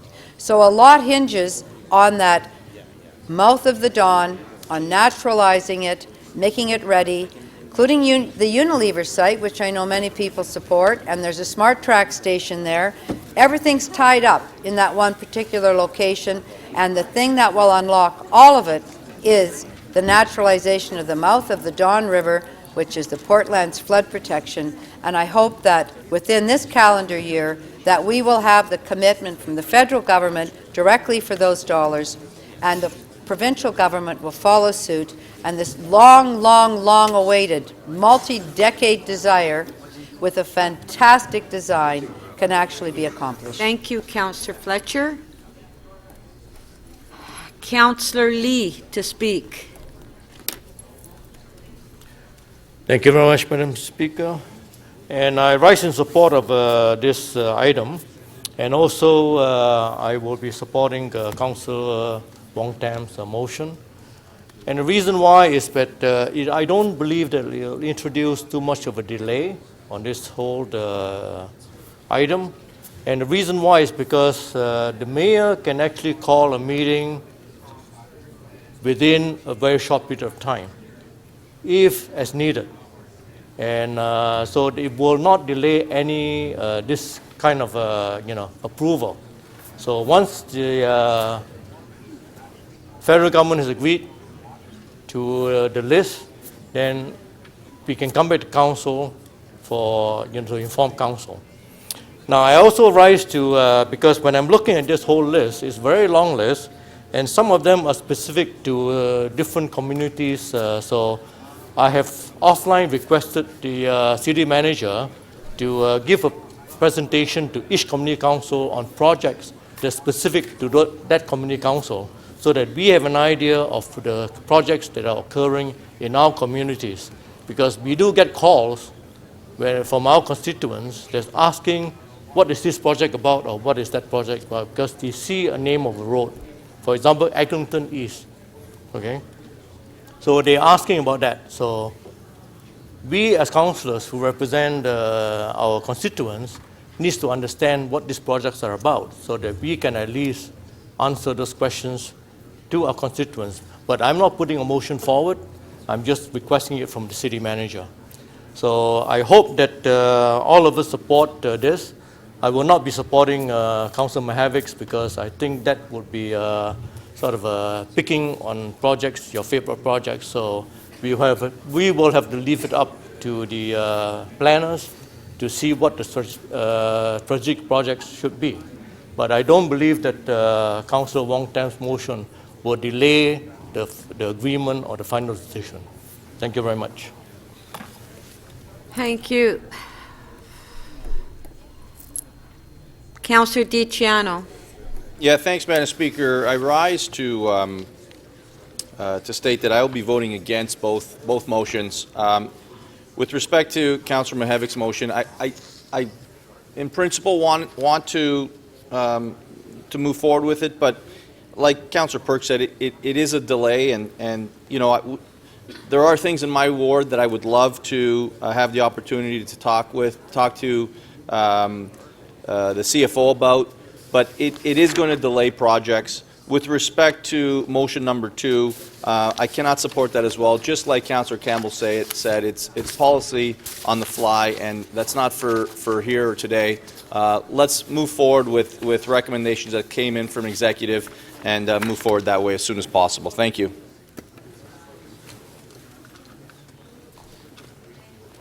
Thank you. Do we have Councillor Kelly's motion ready? Okay, Councillor Kelly to speak. All right, thank you, and thank you to staff for doing it so expeditiously. Well, Speaker, my amendment is on the screen. This is a community hub, Bridletown hub in Scarborough, that this council has supported consistently over the past half-decade or so. Regrettably, it was left out of the mix, and so staff brought it to my attention, and I'm now bringing it to yours and asking you to support this amendment. This hub embraces the city, the Y, the United Way, and the Scarborough Hospital. It is a model for future community hubs, Speaker, and it would have been a serious error to have left it off the list that we would be looking at in our negotiations with the federal government to tap into their generous willingness to help us fund initiatives here in the City of Toronto. So I leave this with you and ask for your support. You do have a question by Councillor Campbell, clarification? Yes, Councillor Kelly, what is the approximate cost of the so-called Bridletown Hub? Well, it's been brought before this council on a number of occasions. I don't have that number at hand. It's probably, probably in the $60 million range. $60 million. And I have to tell you that outside of conveying the land and offering support for daycare spaces, there is no additional cost to this city. So you think 60 million, but you're not sure. What priorities would come off? What priorities might come off the list, attachment 2, to being replaced by this? This is you said phase 2 funding, which is, I believe, an attachment. Well, this 3. is something that staff will have to determine. Why do you? But the fact is, it wasn't on the list, No, and it will not. be of material assistance Well, I'm trying to get this city I'm trying to get have that clarification of the motion. funding come in from the federal government. Okay. Trying to get clarification. I've never heard of Bridletown. Where is Bridletown? It's in northwest Scarborough. And as I said, it's been before this council many times. A former Timothy Eaton secondary school site.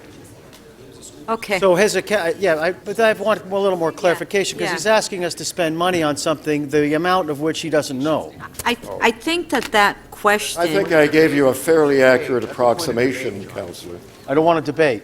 That question would have to be staff, so the staff Unfortunately, assisted... our procedures don't No, allow I for understand, but it's my understanding that the staff helped the councillor draft up that motion, and the staff should have included the cost when they helped the councillor draft up that motion. That's the problem with our procedures.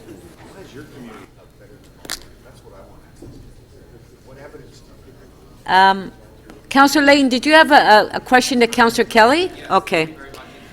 Okay, Councillor Layton, question to Councillor Kelly. I'm just wondering if the councillor would be open to us holding the item down so that all of us from all 43 other wards can prepare our lists of priority projects. Because I'm gonna need time to work with clerks and with staff to get my motion on the priorities in my ward.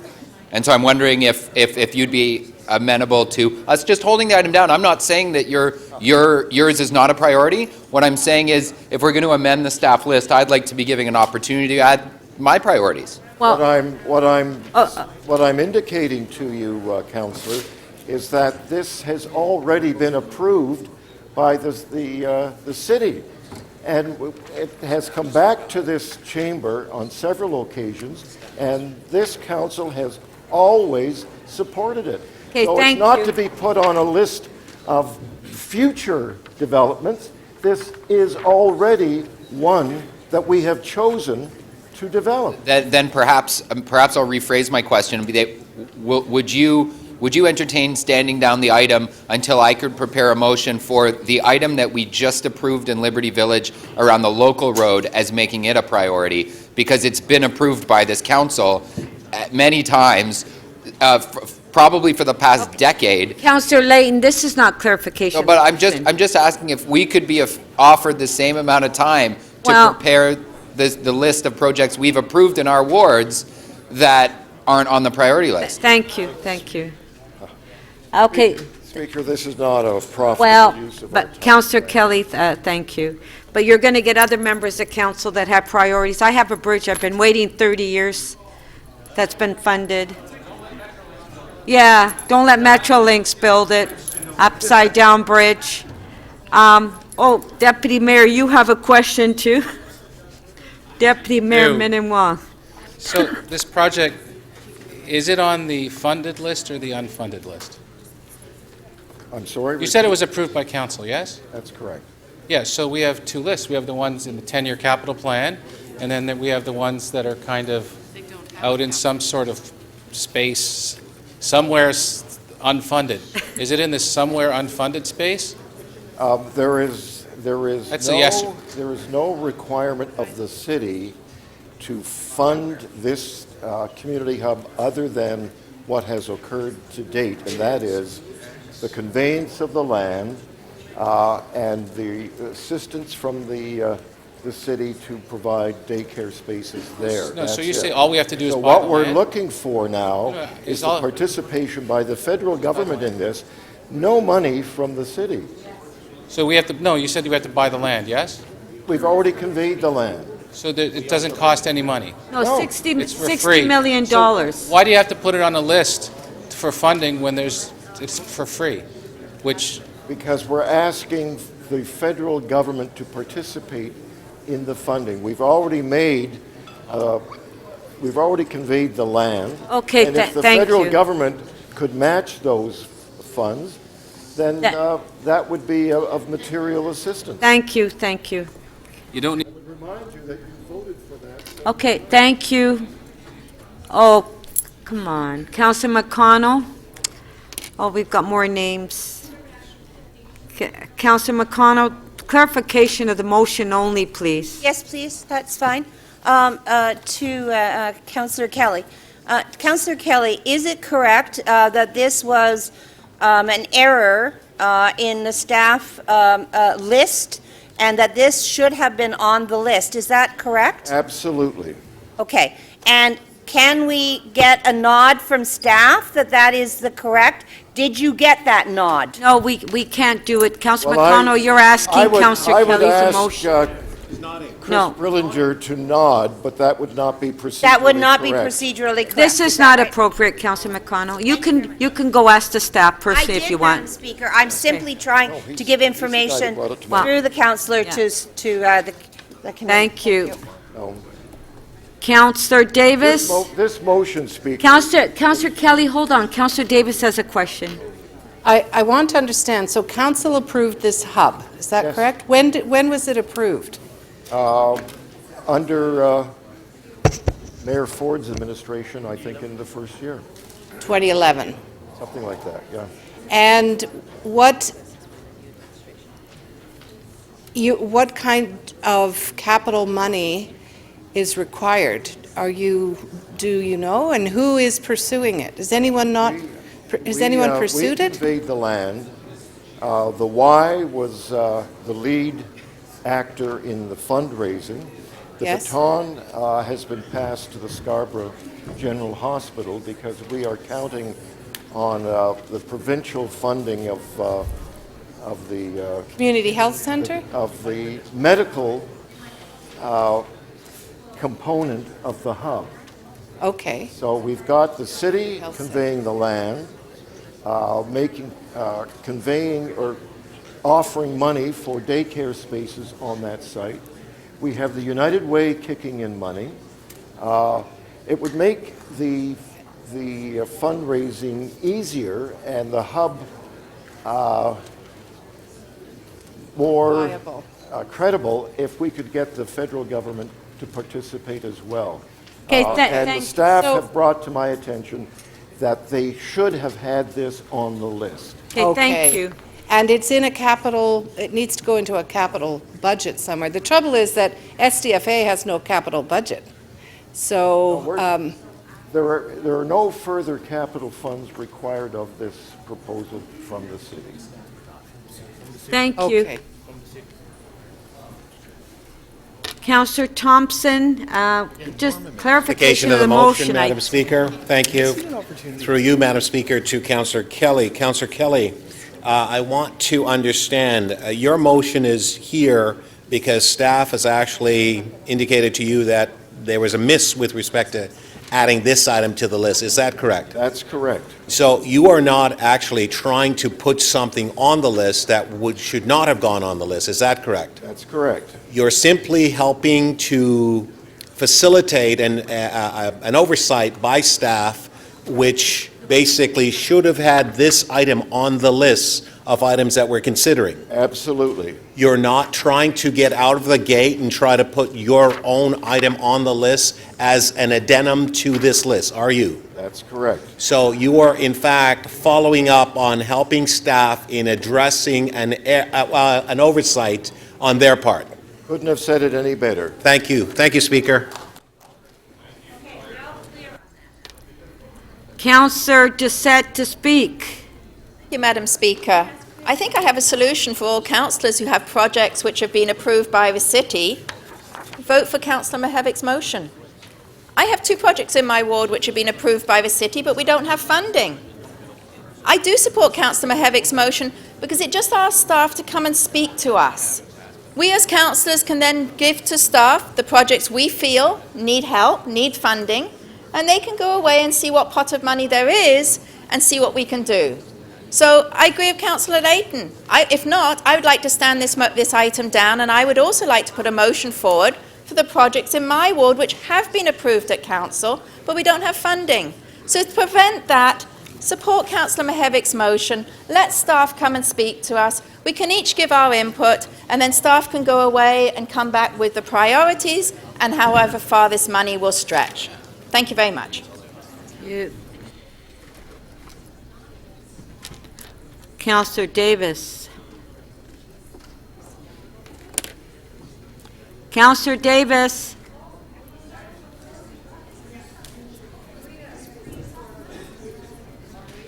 You're open to speak.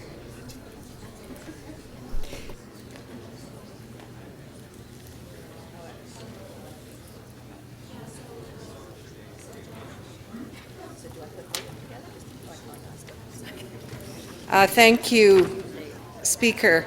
I have a motion, and it's to request that childcare capital be included in the Phase 2 requests. As you've all heard, I'm sure, over the last several months, both the provincial and the federal government are committing to childcare expansion and to looking at making childcare more affordable. Councillor Davis, hold on. There's a lot of noise, Councillor Fletcher, staff, please. Can we, everybody that's back there, there seems to be at least 10, 15 people huddled there talking. Can you please? Yes. Everyone. Councillor Layton, Councillor Burnside. Councillor Cole. Ed. Josie, all the staff that are there, please. Can you go Yes. tell them, please? They're just standing there. They won't And move. Vic and Josh. Can you tell them? And Ed. I've got the microphone. John Burnside. Name names. Josh Cole. Councillor Davis. Vic Gupta. Councillor Davis, please, that will be up to me to mention. Thank you. I have the motion. I have the microphone on. Okay, Councillor Davis, you can continue. Thank you. As I said, both the provincial and the federal governments have expressed in their statements since their elections a commitment to expanding childcare and to developing a national childcare strategy. The Prime Minister, even as of yesterday, has committed money which we've never had before, or not for over a decade, from the federal government to subsidize, to support the development of childcare. And I just want to make it clear that we are seeking funding for childcare as part of that ask in Phase 2. The provincial government has announced 100,000 new spaces, and they are conducting consultations right now in order to develop their plan to enter into negotiations with the federal government so that we will have a bilateral, and I would suggest a trilateral agreement with the City of Toronto about developing and growing and expanding our childcare system. Right now we have over 20,000 children waiting for fee subsidies, and we have fees that are now, as everyone has heard in the news this week, the absolute highest in the country. And we have families who are paying as much for childcare as for a mortgage and more than sending their children to university or private schools. So our childcare plan, which we've asked Children's Services to develop, will be looking at every aspect, capital, operating, and subsidies, to make sure that as we grow to meet the need, that there will be both capital to build facilities and operating and subsidies to make it accessible and affordable for Toronto's families. So we have not asked for childcare capital money in the last many years because we had a government previously that didn't support childcare, and there was no plan for childcare under the previous government. This new government, and I want to thank them, have expressed a willingness, interest in developing childcare, and I think we need to be at the table asking for the capital dollars to support the program that we need in Toronto. That program will be coming forward in the new year, that plan, and at that point we will know what our capital needs will be. This just puts it on the table that this is one of the asks that we would like to make to the federal government as part of Phase 2. Thank you. Thank you. Councillor Thompson to speak. Thank you very much, Speaker. Speaker, I rise to speak in support of the item, but I would not have spoken had it not been for the matter as it relates to Councillor Kelly's motion, motion number 3. And Speaker, I too would have been concerned if in fact this was a matter of the councillor just simply moving a motion on the fly off the floor of council. I am of the view that that was not the case. And so I wanted to get information from staff. I asked Mr. Berlinger whether or not this was an oversight by staff. He concurs that it was, and this item was indeed supposed to have been on the list. And so Councillor Kelly has already pointed out to members of council as to why it's appropriate and the rationale about the hospital's involvement, the YMCA, the United Way, potential provincial government funds, federal government funds, and so on in order to move this along. This is an area in Scarborough that, as the councillor has said, that has been on this the sort of a radar about this hub and the benefits of it in this particular area of Scarborough. So I wanted really to point out, because I heard from a line of questioning from members of council, it appears the Me Too approach, which is if you can do it, I can do it as well, and why is it good for you, why is it not good for me? I don't think that should really be the essence of the debate. The really discussion and focus should really be about how we respond to an oversight, and we've seen this time and time again, Speaker, where staff may have forgotten to do something or an oversight has occurred as part of a list or addendum to things, and members of council have been asked to actually help by moving a motion to help to ensure that an item is added that has been missed. And so this is in fact the case that Councillor Kelly is actually acting on, and it isn't through his own volition where he simply decided that he's moving something in his own ward. So I'd really like to ask members to not to co-opt the thinking of the Me Too approach and basically sort of take this into what I would think now will become a calamity where everybody's going to move forward a specific project in their respective ward. I would advise and remind members that oftentimes we are each uniquely involved in such a scenario.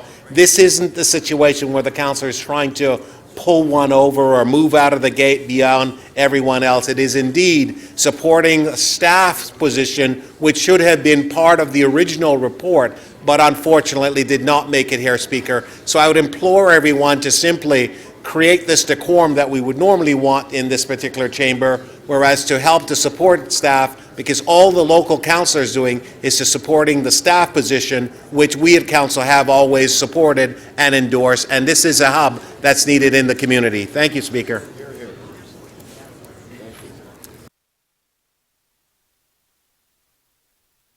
Councillor Burnside. Thank you, Madam Speaker. I'll be very short and sweet. I won't be supporting any of these amendments. Staff has compiled a list. This list has identified Council's priorities, and I think all the additions that individual councillors might want to do, I think it defeats the whole purpose. There's a consultation paralysis around here at times. This is a perfect case in point, and little playground projects certainly, in my opinion, goes against the spirit of all this federal infrastructure spending. I think we need to get on with it. We need to trust staff's the diligent work that they've done. Thank you. Thank you. Councillor Layton to speak. Councillor Layton.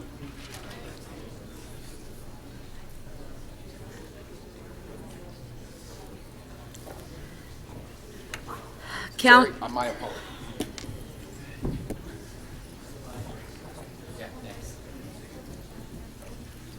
Okay, Councillor Layton. Thank you very much, Madam Speaker, and my apologies. I was in the members' lounge. Just very quickly, I'm going to apologize to Councillor Kelly because I made some let's call it rather tongue-in-cheeky questions because it appeared that he was adding projects within his ward to the list of capital projects that we're recommending. I then went and I spoke to the Deputy City Manager who indicated that it wasn't left off, but then when I delved a little deeper to the General Manager, it was clear, it's become clear to me that yes, this was an oversight. The danger in the way that and for that reason I will be supporting Councillor Kelly's amendment, because the recommendation is coming from city staff. But it's dangerous for us to move motions like that on the floor for several reasons, and I think there are perhaps two remedies to that. One is that when something has been overlooked, in this case, that a supplemental report be proposed, and even if we have to hold it down until the end of the meeting, I think all of us would be fine with that.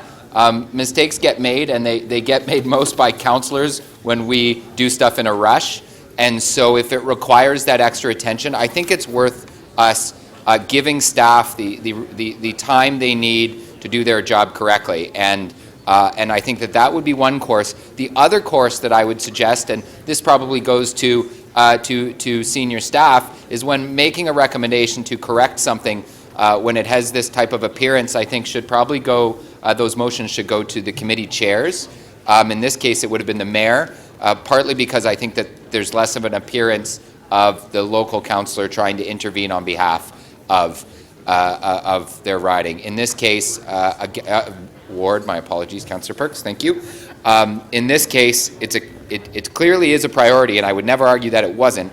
I just also have priorities in my ward, and when staff agree that their priorities to go on this list, I hope we would afford them the same time and consideration to put them on the list. So again, my apologies for being a bit cheeky there, Councillor Kelly.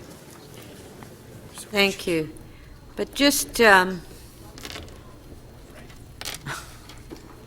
that point, if the staff made an error and didn't add it onto the list, it should have come forward as a supplementary report. Yep. If the staff felt that they made an error and it should have been added in, not as a motion. So that's why it's so much confusion here this morning. Yeah. I mean, the staff should have reported on it on a supplementary agenda rather than ask the councillor just to move it at the fly of a council meeting and then go through the last half hour questioning and, you know. Councillor Jamari, did you want to speak on this? You had your name up, but you've taken it off. You're finished? Okay, because the mayor will be the last speaker. Councillor Coe, point of order? Thank you, Madam Speaker. And you were kind of touching on it, that there's clearly different opinions amongst staff. It is not that simple as a technical issue, and I don't know what the opportunity now is for members of this chamber to get that clarification. And so we are from the questions we're asking offline, we are getting different answers, and it's not as clear as has been presented, and I don't know how we deal with that now at this point in the process. Josh, I agree with you. Yeah.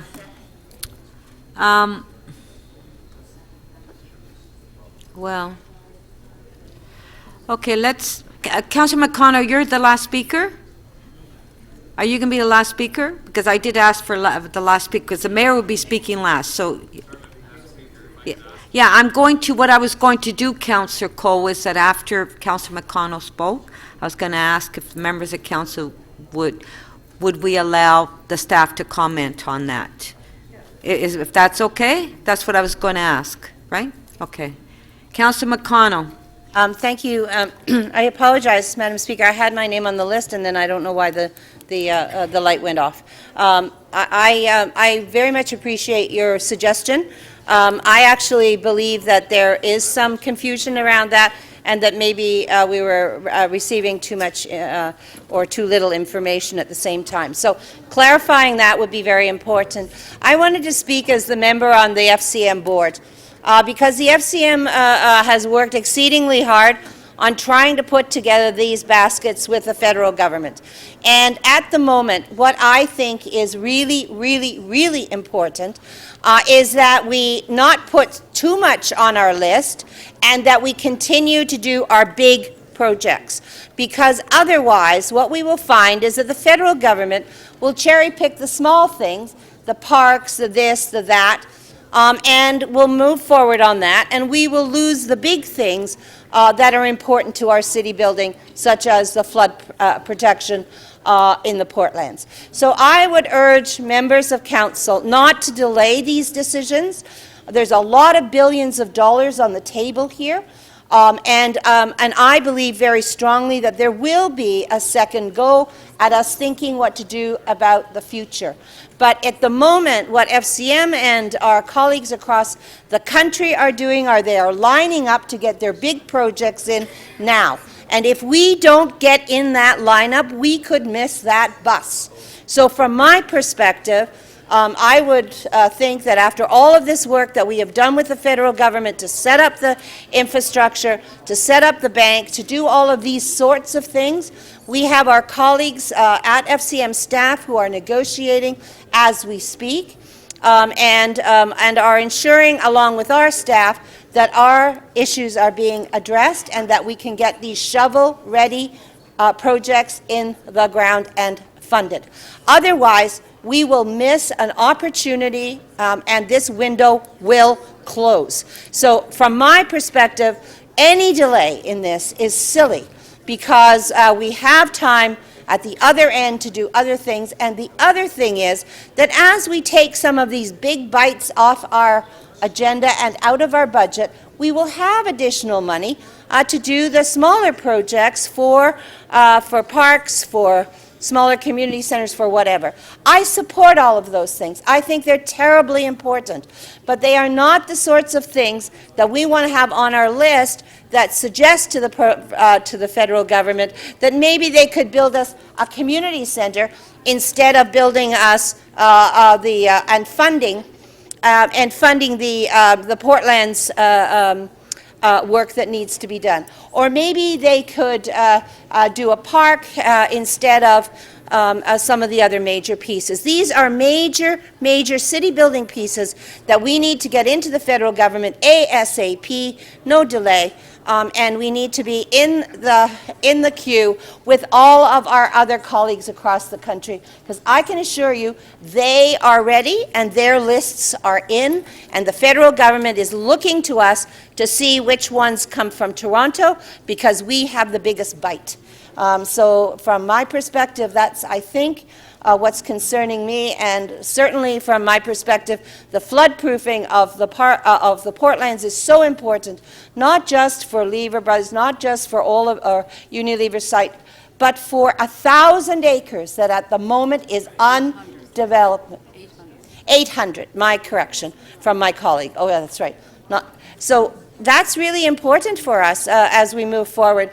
into this next 5 to 10 years, because that's the next area of growth in the downtown core. Everything else is pretty well dealt with and sucked up and not available. So please, in the same way as we did Corktown Commons and the importance of that unlocking West Don Lands, this unlocks the Portlands. Thank you.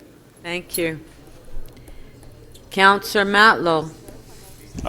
Just because I haven't heard it yet, and I just wanted to make a point of acknowledging the Prime Minister and the new federal government.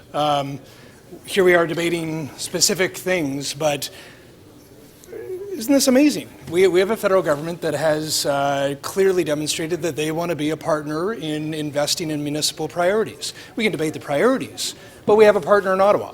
And not only is that generosity, it should be appreciated and the gratitude should be extended, but not only are we having priorities seeing investment that are the ribbon-cutting types, but they're also investing in a very transparent and itemized way into state of good repair priorities that are just necessary, and we've had a dearth of investment in that for far too long. Thank you. Thank you. So Councillor Matlow is the last speaker before we go to the mayor, but before we do that, Councillor Cole asked staff to clarify, to make a clarification on that one item. Thank you, Madam Speaker. My question is to the City Manager's office and the authors of the report to clarify I guess two things. One was the community hub in question. Is it been on an approved 10-year capital plan that this chamber has approved? And secondly, I guess what their interpretation is of whether it was left on or off of this list. Thank you. No, Councillor Davis, I mentioned to members of council, you weren't here, that we will allow that because of the confusion that we have in here. Okay, if we can have the staff comment.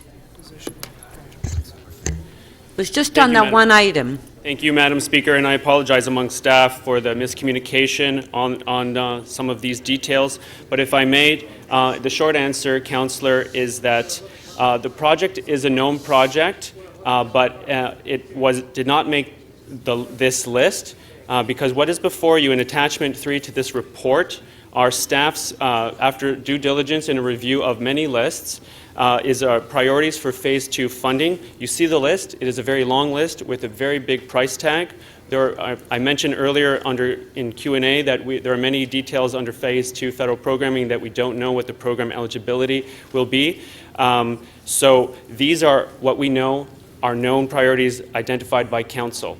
For further background, as we know, if City Council approves our next 10-year capital program, it is a $40 billion program. Many projects in that long list assume federal and provincial funding. We also have a $33 billion unfunded list, of which many projects assume federal and provincial funding.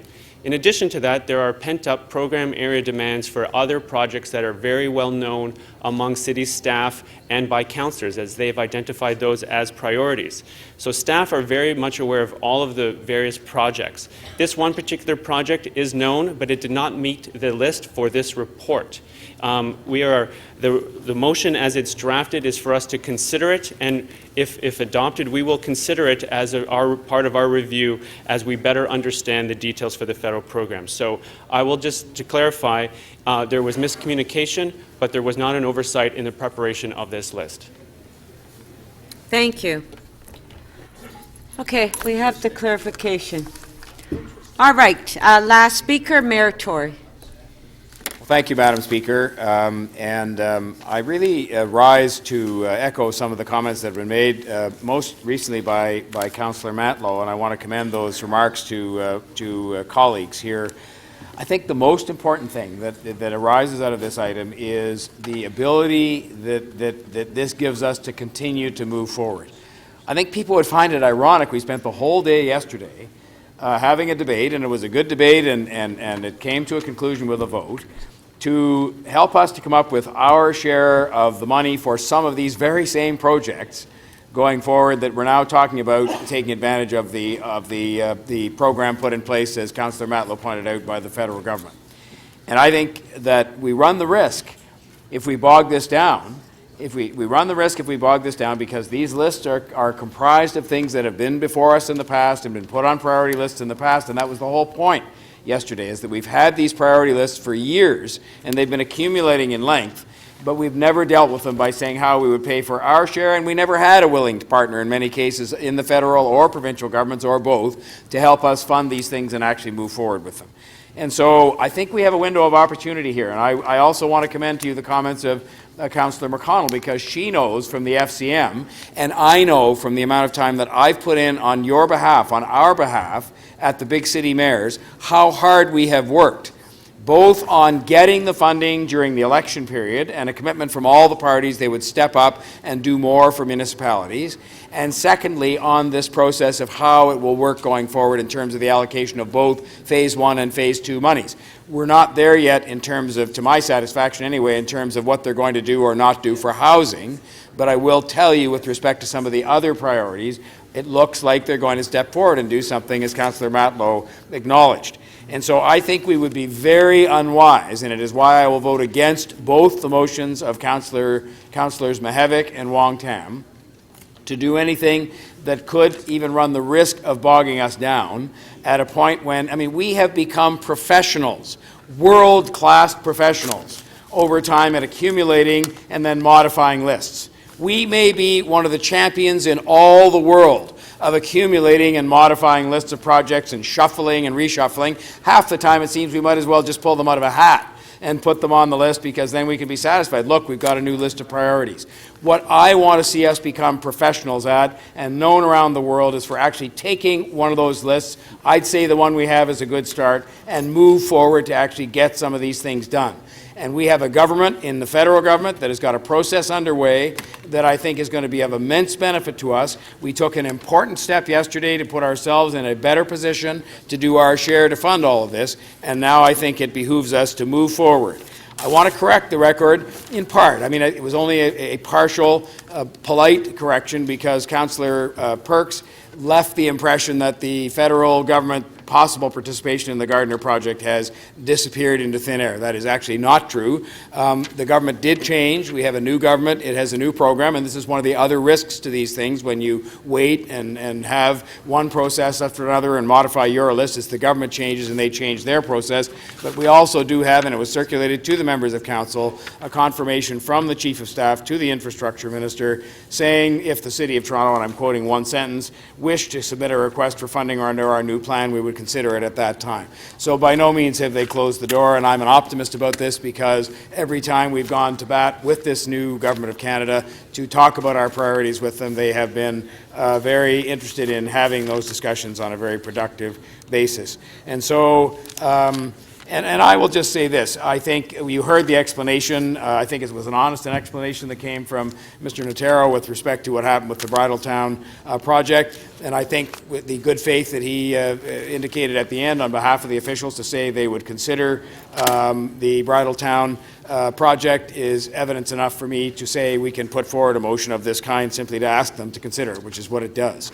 And so, but I do think, though, that while I understand what both Councillors Wong Tam and Mihevc were doing, I think in Councillor Mihevic's case, it will restart a seemingly endless process of list making, and I think that is a mistake for us to do that. I think it will be seen and perhaps taken the wrong way by the federal government, and I think the same is true of Councillor Wong Tam's. I think there's a risk of that getting bogged down in our seemingly endless council procedures here. And with respect to the question of the expert panel, I think we have professional public servants who are very good at what they do, the best in the country, and I trust them. And I trust them as well that if they need the expert advice of other people that are mentioned in the motion, bankers and assorted others, they will get that advice. But I trust them to make these judgments as they have done for us in the past as we've made up what have been endless lists. Thank you, Madam Speaker. Thank you. Okay.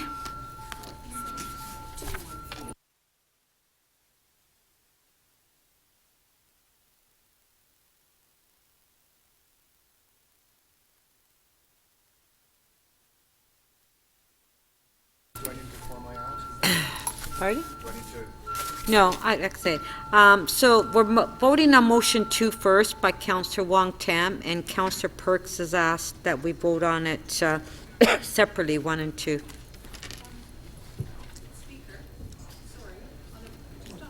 Councillor Davis? Just on a point of privilege, I've just reread the wording that I did kind of quickly for the motion, and I just want to make it clear what the intent was. Which motion? Motion 4. Okay, because The, we're the number- request is that we would include childcare in our requests under Phase 2. I just wanted to make sure that that was clear. Okay, Thank you. Okay, so a motion 2 by Councillor Wong Tam, if we can put it on the screen. So we're voting on 1 first. Recorded vote.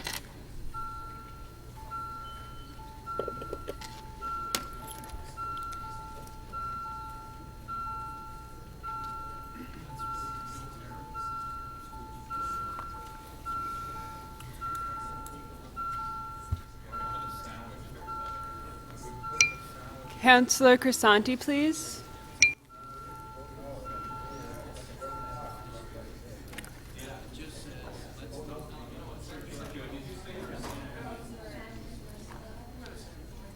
Councillor Mammoliti. Councillor Mammoliti, we've closed the vote. How do you vote, sir? Oh, I'm sorry. No.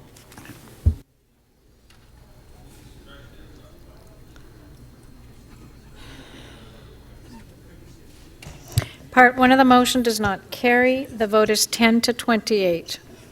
Okay, Part 2, recorded vote.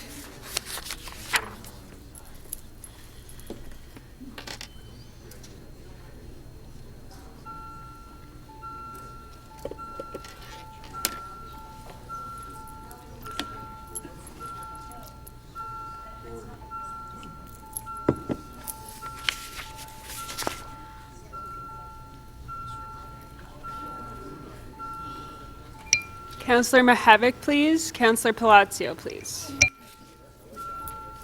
Councillor Perruzza, please. Okay. No. Okay.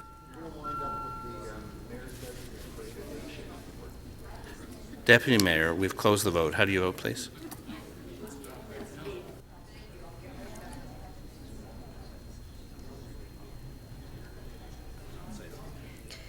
Part 2 of the motion does not carry. The vote is 13 to 25. Motion 1 by Councillor Mihevc. Recorded vote.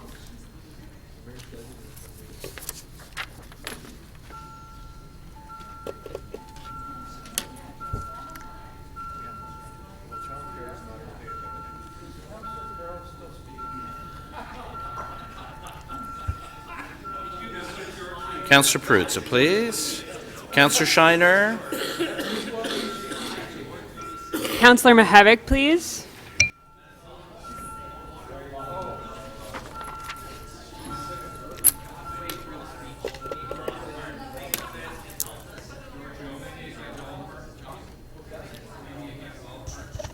The motion does not carry. The vote is 10 to 28.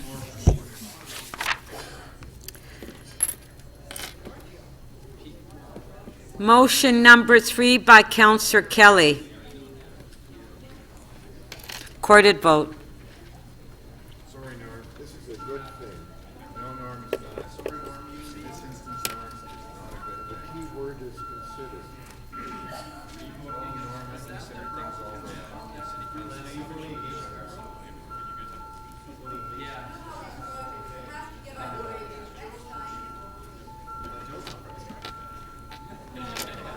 Councillor Perruzza, please. And Councillor Perks. Councillor Crisanti, please.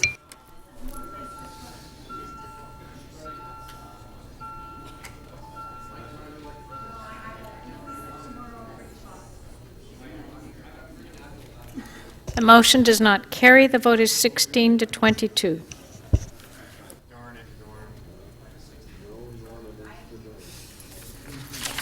Motion number 4 by Councillor Davis.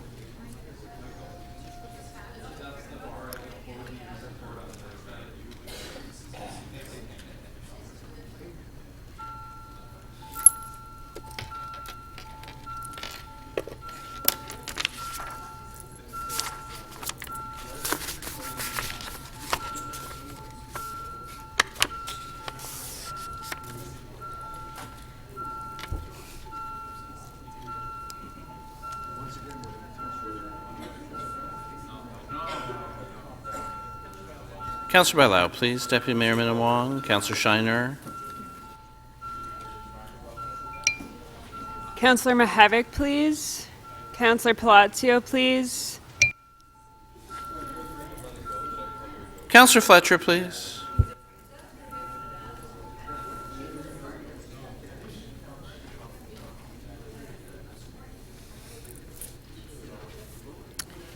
The motion carries 23 to 15.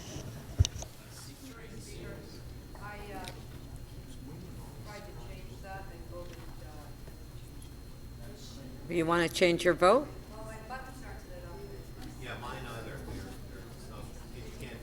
So when you say your button's not lit up, what do you mean by your button's not being lit up? You don't see a light? There's no light. Okay, so could we have a motion to reopen? Yours too is not lit? No, I'm moving to... Oh, okay, I thought you were going to say yours is not lit either. I always feel lit up when I'm here, Speaker. And that's because of the speaker, right? That's absolutely correct. All in favor? On favor of reopening? On favor? Carried. Okay, thank you. Now we will vote on it again. Recorded vote.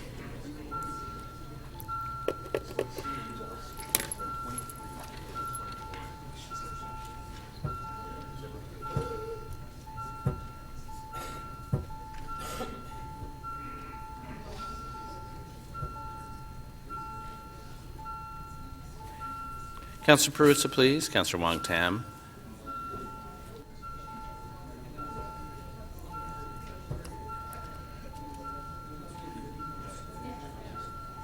Councillor DiCiano, please.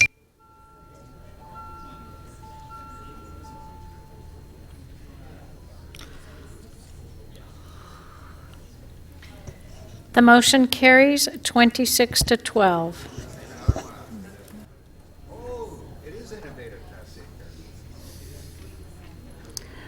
Okay, on the item as amended, all in favor? Recorded vote.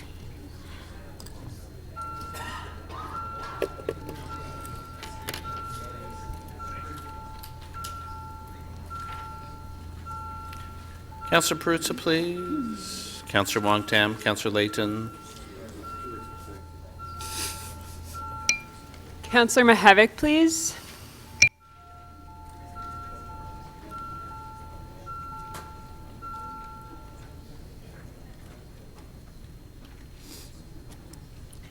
The item as amended carries 37 to 1.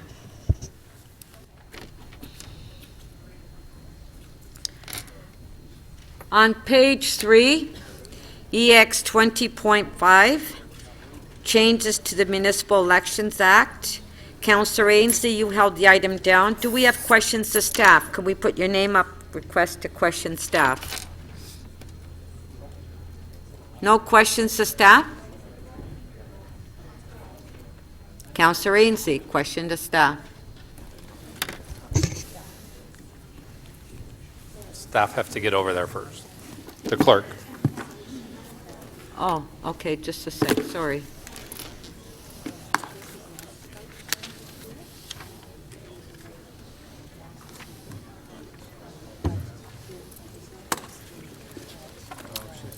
Okay, questions? Okay. Through you, Madam Speaker. So I wanted to ask again about the third-party advertising in Appendix A, which is an overview of changes to the Municipal Election Act. And it talks about third-party advertising and the limits that are going to be put on it. Can you explain, or can it be explained, how the third-party advertisers are going to be tracked? They're going to be third-party advertisers are going to be obligated to register with the city. They are, yes. Similar to the registration that a candidate does, they will be required to register. They will also be required to file financial statements at the end of the campaign, similar to those of candidates, and they will have spending and contribution rules similar to those of candidates. The clerk will be required to review their financial statements to see whether any expenses or contributions appear to exceed the limit. Okay. And not just the individual contribution, but aggregate contributions, because there's a limit of, I believe it's $5,000 that someone can contribute to third-party advertisers globally. And if there are contributions that exceed the limit, then that would be referred to the Compliance Audit Committee. The city can also require removal of any third-party advertising that appears to contravene the rules in the statute. Okay, so for example, if my ward's in Scarborough, if a third-party advertiser a week before the election puts an advertisement in the Scarborough Mirror that hasn't registered with the city, we don't have any mechanism to stop that from being printed. Like this, Metroland News wouldn't contact the city and say, we've had an advertisement placed in our paper, we want to ensure that they've registered as a third-party advertiser. We haven't worked out the mechanics of enforcement at this point, but I doubt that anything could happen that quickly. Okay. I also wanted to ask about when it comes to third-party advertisers. There's other jurisdictions I've looked at. New York City, for example, just put in place a comprehensive set of rules around third-party advertising where they compel or legislated that the largest contributor to a third-party, they have to have that listed on the advertisement. Do we do anything like that, or it'd just be a third party would put an ad in the paper, and other than the logo, we wouldn't know? They would have to indicate the identity of the third party and contact information for the third party.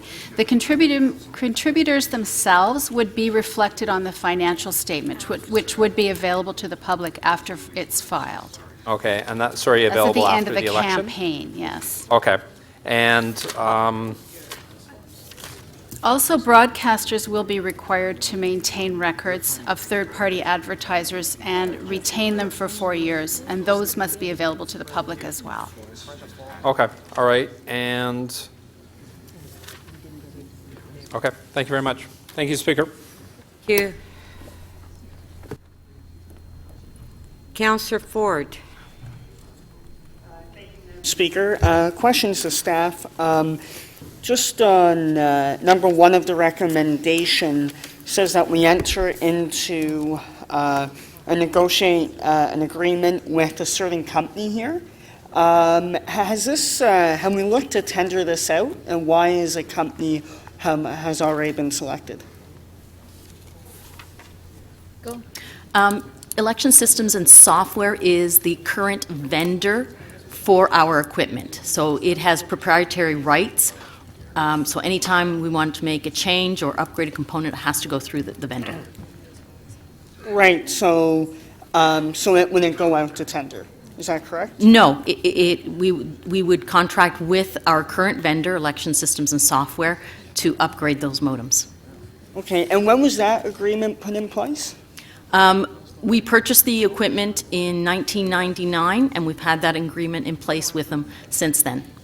Okay. Further question is that I know there's been some word about the province looking to purchase their own machines, voting tabulators, and that will be happening within the next 6 months. Are you aware of that?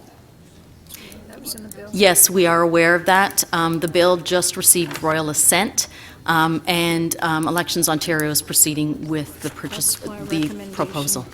And through my knowledge, the province of Ontario is willing to share those machines with municipalities. Are you aware about that? Madam Speaker, that is our recommendation 1B, that we work with the province and the Chief Electoral Officer pursuant to that bill to seek the ability to use that equipment when it's available, if it suits our requirements. Right. I see, and I'm aware of that. I'm aware of number two, but My question is, why would we be moving forward at a cost of $1.55 million when we could just wait 6 months and have that answer from the province? 6 months is entirely too late for us to start working on new equipment, Councillor. This is a long period of time. Remember, we have a requirement for about 2,000 pieces of this equipment. It all needs to be programmed. If we obtain new equipment, it will likely require a new results system and various other attached systems. It is too late to start working 6 months from now on equipment that we will have to have in place in our 1,800-plus voting stations and other locations before the next election. So why this recommendation is before you? This recommendation is simply to allow council and all candidates to have certainty, together with voters, of the results very quickly. It is not absolutely essential that we have it if council is prepared and candidates are prepared to wait for results until they're available. The results would not be electronically transmitted. They would simply have to be driven in, and we would have to physically download smart cards to get those results. Okay, thank you. Thank you. Councillor Fillion. Yes, back to the third-party advertising that Councillor Ainsley was talking about. So, under the new legislation, a group could set itself up, could be a group of land speculators, developers, that calls itself the Greater Willowdale Taxpayers Federation. They, register somewhere, they have a contact person, and they can participate in the election under some kind of misleading name that doesn't really identify who they are, and nobody knows who donated to them until after the election's finished. Have I got that right? Through you, Madam Speaker, it is limited to an individual, a corporation, or a trade union carrying on business in Ontario. So those are the only individuals who can register. So you just create a corporation? As long as, the corporation has to be carrying on business in Ontario. But what kind of business does it have to be carrying on? It doesn't say. Right, so a group of land speculators, people who have, or the taxi cab industry, or the digital sign industry, or anybody who's got a private interest, private financial interest in the outcome of an election could register a new organization, and they could participate in an election under a new incorporated name that doesn't in any way reflect who they are, and nobody would know who they were until after the election. So any corporation, trade union, or individual can register to be a third-party advertiser. That's correct. The only way to find out who's behind the corporation would be to do a search of the business records. Right. Of the registration. And that gets you so far, right? That gets you the incorporators. Okay, so I think my concern is valid.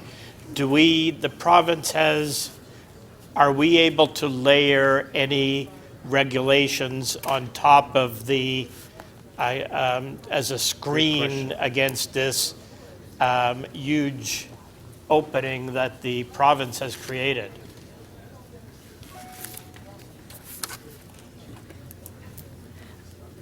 There are two issues. One is that the clerk is the election administrator, and so council can't direct the clerk about how to administer this system, which the province has created and the administration of which they have delegated to her. So that's a limit. And while the clerk does have the authority herself to address matters that are not addressed in the legislation if they're necessary or desirable for the election, it would be difficult at this stage to argue that there's something that's necessary or desirable simply because this hasn't been tested. And anything that was imposed as a deterrent would come up against a frustration of the purpose of the legislative scheme. So the clerk, even herself, would be very limited in what she could do. Okay, So there would be freedom of expression and frustration of the purpose issues if there was any additional requirement that looked like a deterrent.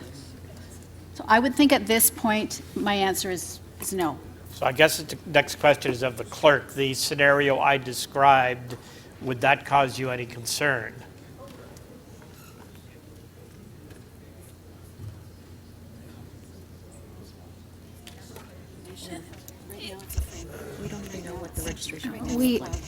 At this point, Madam Speaker, we have not got the entire regime in front of us. We don't know some of the aspects of what this is going to look like. We don't know what circumstances we're going to face. It's very difficult to comment sort of with brand-new legislation before us that we've never implemented on what could possibly arise. Right, so do we have so you're still waiting for further detail from the province? When we get that further detail, might there be an opportunity to consider something that might address the issue that's been raised? Yeah, we're waiting for the registration form, which will set out some of their additional requirements potentially, and we're waiting for the financial statement, which could potentially have some more requirements, and the spending limits. Once we get those, we can take a look at this again and review it with our legal colleagues. At that point, we could potentially bring something back to council if that was requested. No, that was your last question. No. Thank you. That No, was we your don't last need a question. Councillor Mammoliti? My concern is the machines that we use, or are going to use, and that very confusing arrow that many people have described to being confusing. Are we planning on using the same sort of system? Yes, that is in the equipment itself. That has been in use, Councillor, for 16 years. It is not anything new. No, I know, but the complaints that we do get out of it are that they are somewhat confusing. Did the province use the same arrow? The province is just now, in the bill that has just been passed, going to be able to use for the very first time equipment. We understand that once that will be passed, there will be an RFP on the street. We do not know what is in that RFP or will be in that RFP. We haven't been consulted about that. We have no idea what their requirements are for that equipment, and we'll know when we see it. Wouldn't it make sense that both levels of government use the same system so that everybody's kind of getting used to how to vote? Madam Speaker, that is precisely what is authorized in the bill, which will allow and pass the Chief Electoral Officer to obtain equipment and share that with municipalities and others. Okay, and outside of the things that have been asked already, which I do understand, and the need for being built into the legislation, is there anything else in this that affects our polling stations and the routine of our polling stations as we're used to them that is going to change?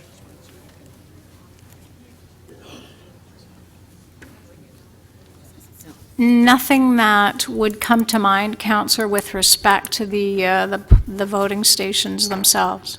It's pretty much the same way we've done it all along. It's just some of these technical changes in legislation that this report's about, right? Well, there's extensive changes to the legislation which will, in some fashion or other, on various topics, require that we review our policies and procedures. But nothing specifically comes to mind for the voting station. Okay, thank you. Councillor Davis?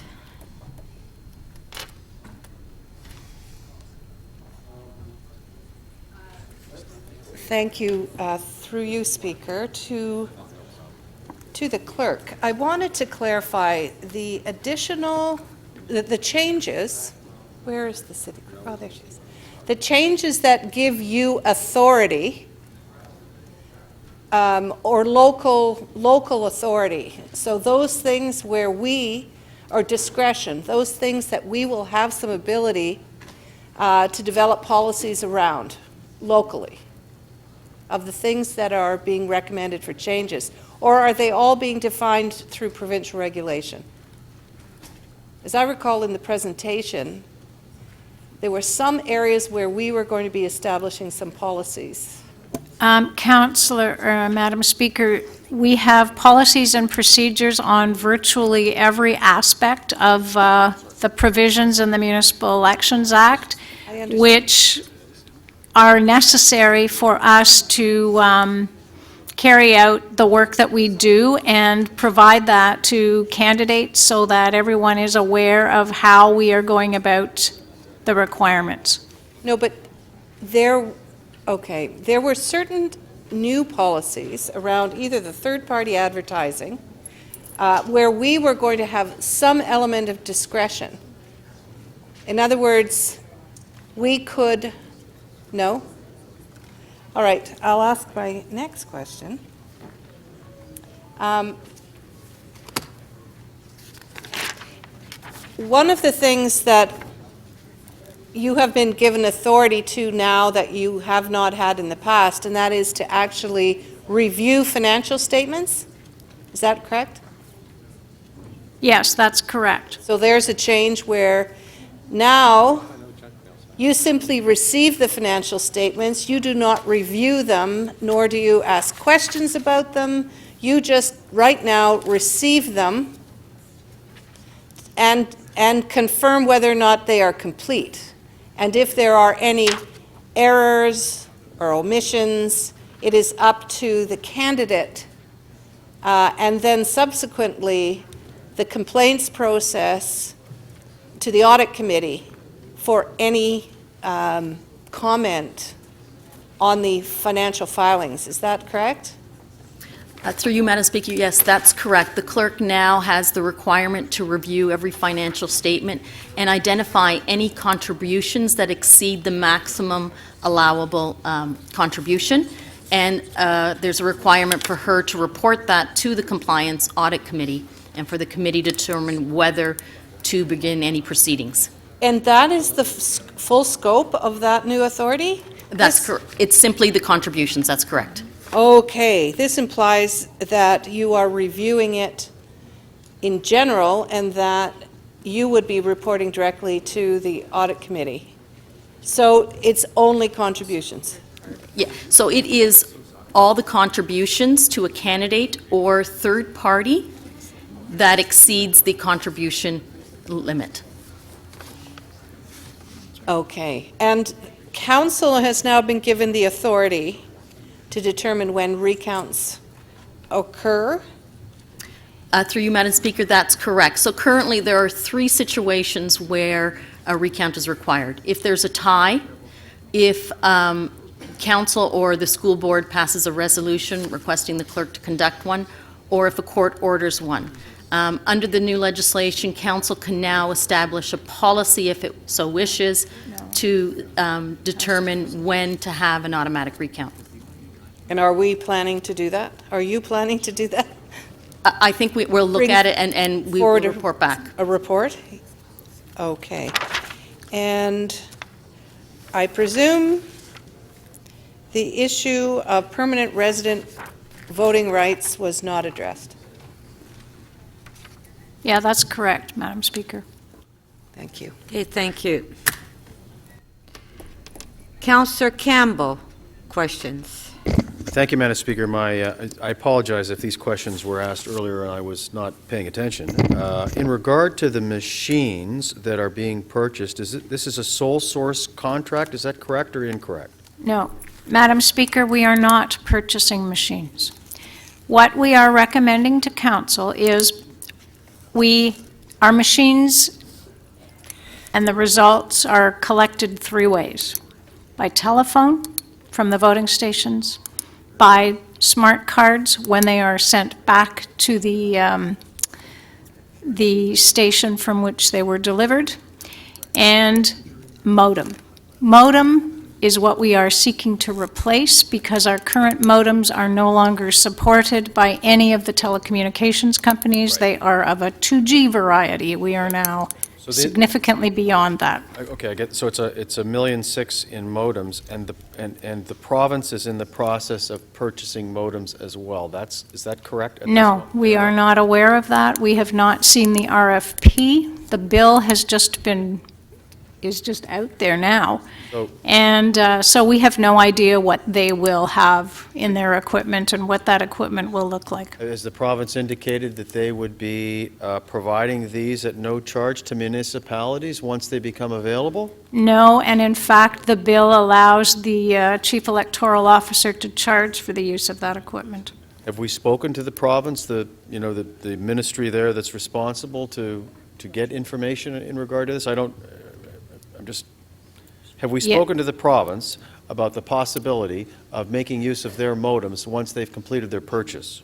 The modems are actually specific to the equipment, Councillor, and we have no idea whether, in fact, the province has already specified or created specs for that equipment, and when that will be out on the street as an RFP. That is simply just out as new legislation in bill form. So wouldn't we be best to wait and find out what the intentions of the province are before committing to go our own route? This would allow us, Madam Speaker, to continue to use the equipment, which is a certainty.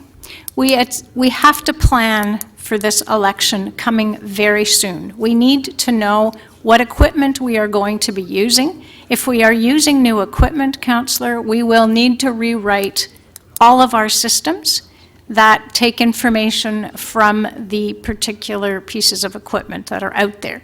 It is essential that we do this now. It is a significant period of time that is required to do that. To use new equipment at this point that we aren't even aware of an RFP out on the street is asking us to assume a lot of risk in the preparation for this election. So I've been told that the provincial RFP closed mid-November. That would be in advance of the legislation having been passed. We're not aware of that. So you're not aware that what is it you're not exactly aware of? You're not aware that the province has put out an RFP for the modems? We're not aware that the RFP has been closed or what the specs are for that particular RFP, if it's out What there. would be required for us to become aware of what the province is doing? We have been in touch with them, but in advance of the legislation being passed, we have not received specific information about what kind of RFP they will be placing on the street. When is it expected that the legislation will be passed? It just received royal assent. So that means that it's passed, doesn't it? Yes, just. So if it's passed, we know what the province is doing, correct? And so all we have to do is have a conversation with the province about what their intentions are and what the capability of their product is that they're purchasing. Is that not correct? That is correct. Okay, thank you. That's all my questions. I just don't know. Thank you. Thank you. Stupid question. Okay. Recess to 2 o'clock. Thank you.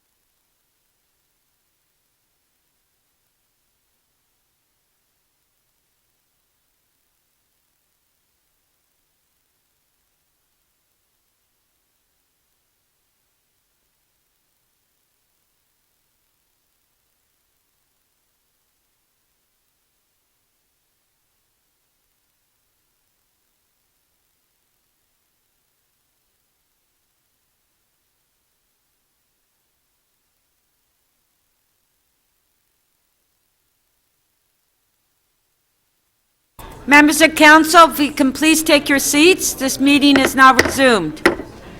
Do you have...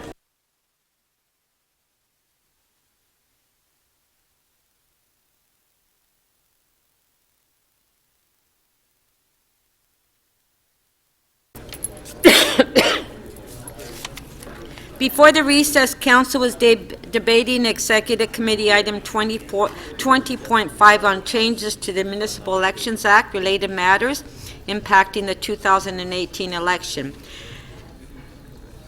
Does council wish to do the member motion before we return to that item? Okay, I'll now take release of member holds. Please put your name up, request to question staff. Councillor Davis, point of order.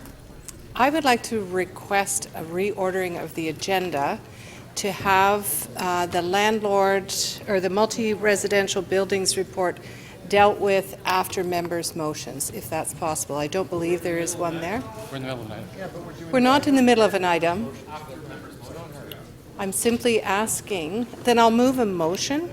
Yes. Since there are people who were expecting to have this So you're dealt moving with. a motion that that item, licensing standards, which Well, item is it, be dealt with after members' motions? Yes. Correct? Yes. Okay. So we have the motion by Councillor Davis. Do we want a recorded vote? Recorded vote. It's not pushing anything out.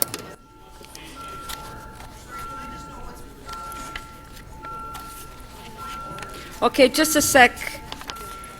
Councillor Davis is moving that on page 6 LS 15.3, rental apartment buildings, that it be dealt with following the member's motion. That's what the motion is.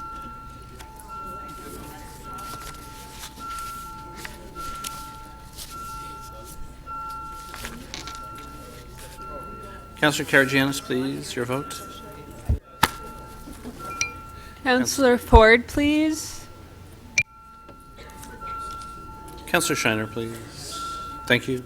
Councillor McMahon, Councillor Wong Tam, please.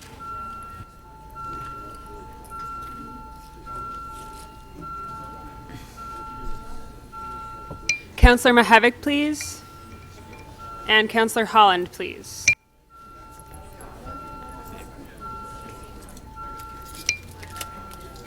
Councillor McConnell, when you're seated, please.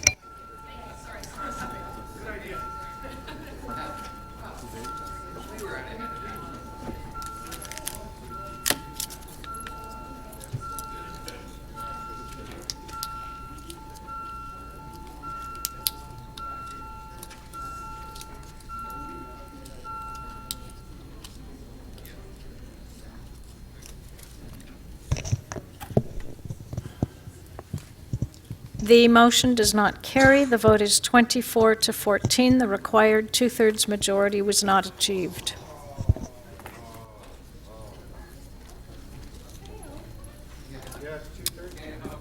Okay. Quick releases, Councillor Mamalidi.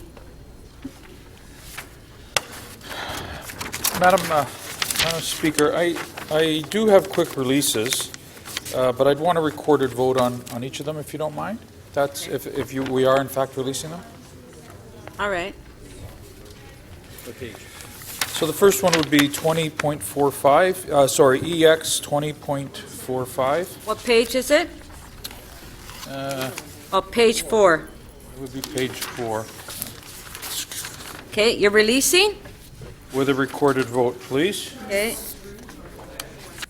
So this is on page 4, EX 20.45, 2017 interim estimates. Councillor Mamalidi is releasing recorded vote.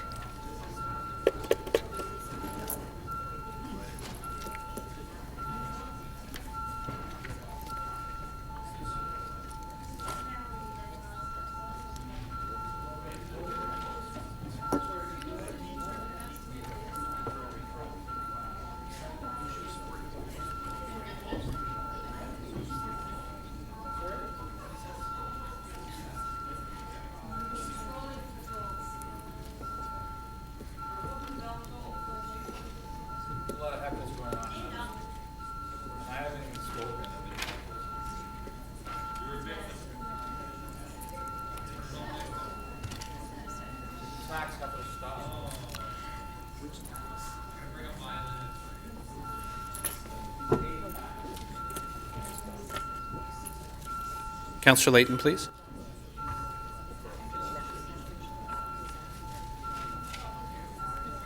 Councillor DeBearmaker, please. Councillor Robinson, please. Councillor Perks, please.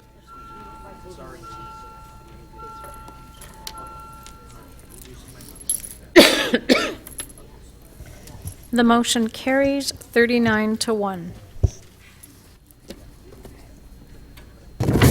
Okay. So I'm on record as voting against that expenditure. It will be 20. The entire estimates. 20.28. Okay, Same thing. That's on page 4, EX 20.28, 2016 budget adjustments. So Councillor Mammoliti would like a recorded vote.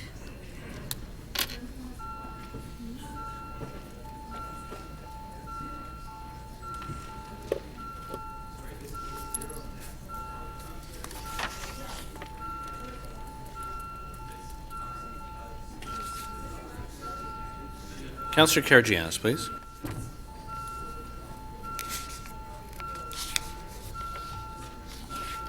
Councillor Layton, please.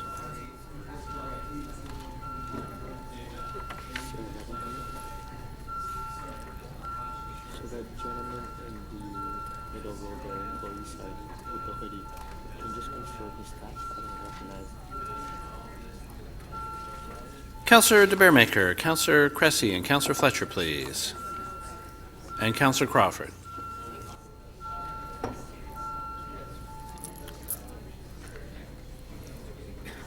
The item carries 39 to 1.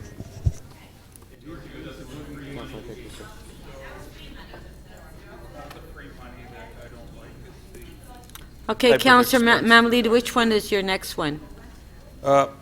So 60, CD 16.9. Sorry. That would be page 5. I can just let that go. We don't need a recorded vote. CD. CD 16.9 on the blue sheet. Page 6. Oh, Okay, you're yes. right. Government management? Page 5. Okay. You don't need a recorded vote? So, okay, on page...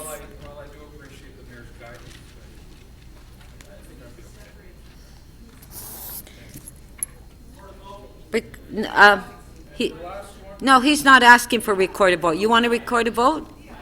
Okay, recorded vote. CD...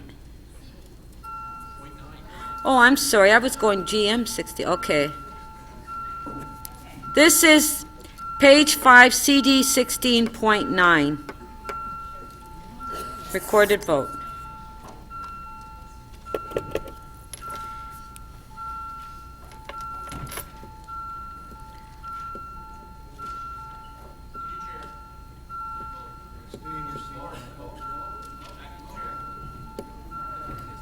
Councillor Perruzza, please.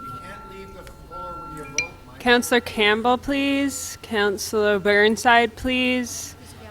Councillor Fletcher, please.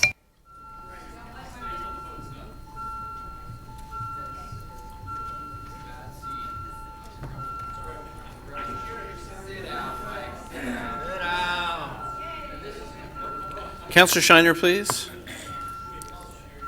Councillor Wong Tam, please. Councillor Burnside, please.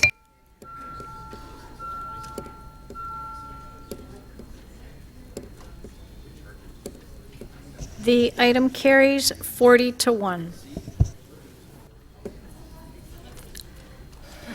Madam Speaker, GM 16.9. Okay, you're releasing? Yeah, well, it says that it's not costing us any money for auto insurance for city employees and members of council. I believe in the end it will, but I'll let it go with a So recorded vote. you're releasing it? With a recorded vote. Releasing it, okay. Page 5, GM 16.9. No, but when you're releasing an item, you're not supposed to talk. For how if you click that along, right click, and then click show card, it should show you which door. Councillor Karygiannis, please. Councillor Perruzza, Councillor McMahon, Councillor Layton, please. Councillor Shiner. Councillor Lee and Councillor Matlow, please. Councillor Campbell, please. Councillor Mammoliti, please. Councillor Fletcher, please. Councillor Robinson.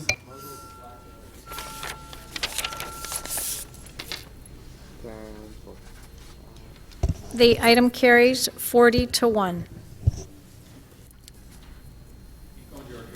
TE 20.14. What page is that? That would be page 7 on the blue sheets, I believe. Page 8 on Am I wrong? 8. It would be, oh, yes. Page 8. Oh, you're So which item is it? 20.14. TE 20.14, which is 1181 Queen Street zoning amendment. Okay, thank you. I don't need. On page 8, T 20.14, Councillor Mammoliti's releasing it.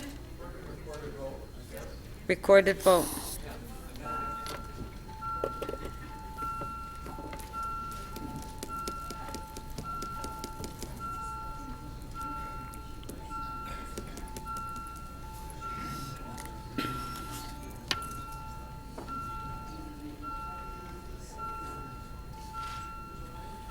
Councillor Carmichael Greb, please. Councillor Wong Tam.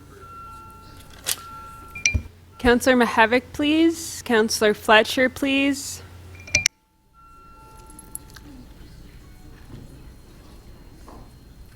The item carries 40-1. Okay. TE 20.13, same page. Okay, Councillor Perks would like to continue to hold it. Oh, that's fine, because I'd like to hear why he's objecting to all of this wonderful housing in his ward. Mr. Advocate himself. Did you want to continue holding it in your name, or you're going to pass it? No, he can have it. I want to hear what he has to say. Okay. Councillor Shiner, quick item. Madam Speaker, I don't have one. I am just rising as there are a number of items that are tree-related, and I know some of them were yours, and I'm wondering if we could, and the staff keep coming back every time we reconvene, and they're from another part of the city, if we could either pick a time, or the suggestion was to do it after notices of motion and just have the vote on them all together, or pick a time so they can be here for it if there's questions. Tomorrow morning? Yeah, okay. After the second item tomorrow, we'll just vote on the trees and deal with them. Is that okay? Councillor Ajamari? Yeah, okay, tomorrow. Thank you.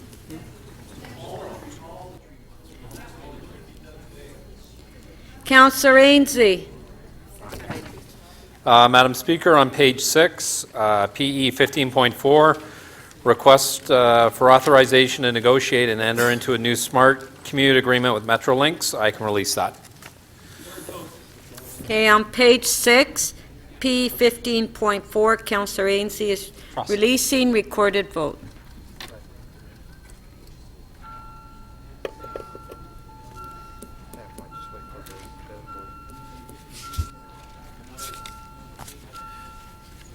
Councillor Perruzza, please. Councillor McMahon. Councillor Perks, please. Councillor Bailao.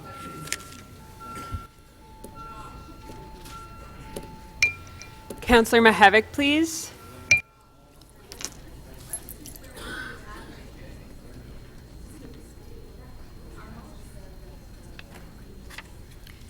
The item carries 40-1.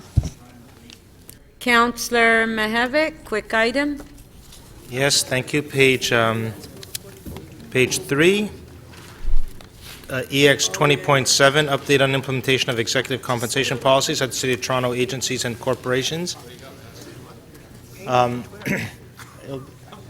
that they are doing a report at the end of 2017. I'd asked staff to put it up.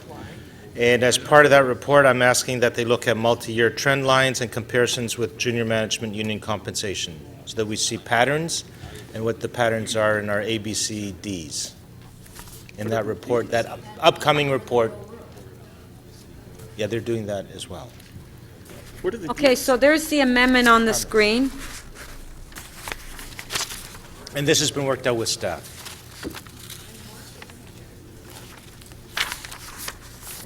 In comparison to other countries, in comparison to...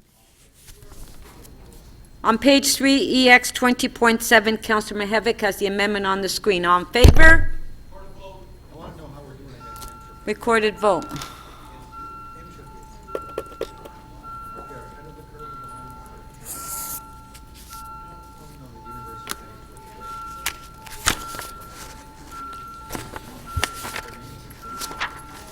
Councillor Kelly, please. Councillor Karygiannis. Councillor Thompson. Councillor Perruzza, please. And Councillor Perks. No, I meant the other one. The thermodynamics. The amendment carries 39-2. Item as amended, all in favor? Carried.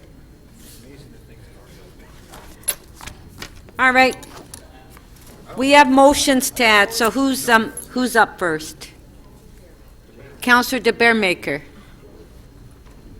Thank you, Madam Speaker. I have a notice without motion about the Eco Roof Incentive Program funding for the Toronto French Catholic School Board at 2850 Eglinton Avenue East.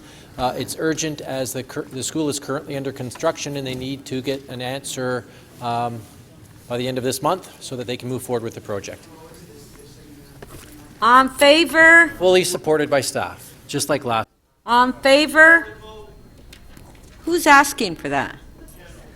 Oh, recorded vote.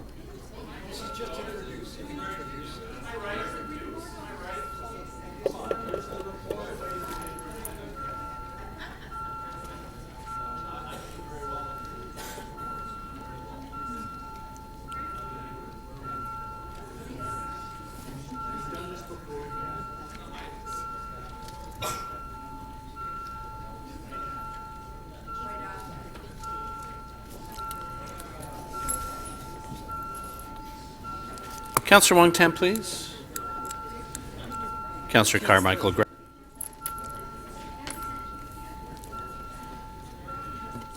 Deputy Mayor Minnan-Wong, please. I'll leave that with you to second.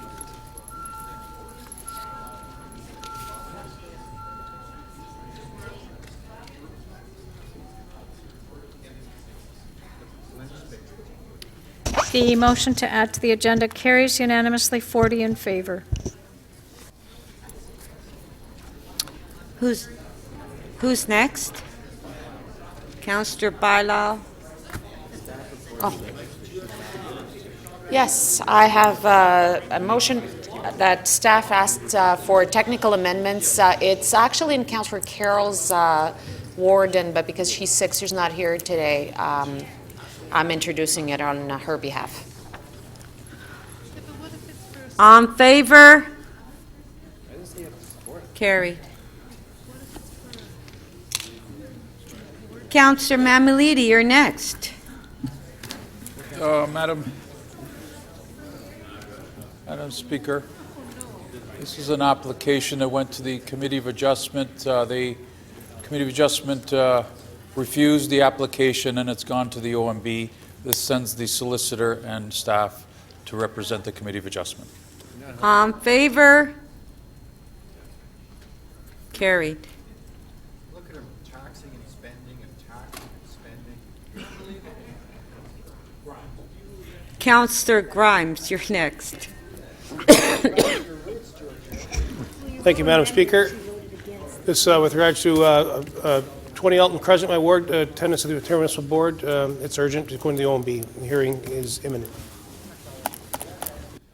On favor? Carried. Councillor Robinson. Thank you, Madam Chair. I'm not sure. Oh, there we go.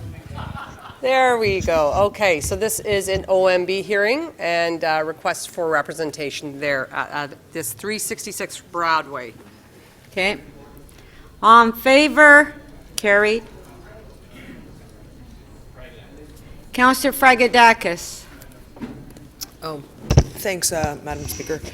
I have a motion to introduce. I think it's an OMB here. Yes, it is. It's an OMB hearing, 27 Baltic Avenue, and this is the immediate neighbor has appealed the Committee of Adjustments decision, and we're just going there to protect our interest. Is this near Highway 5? On favor? Carried.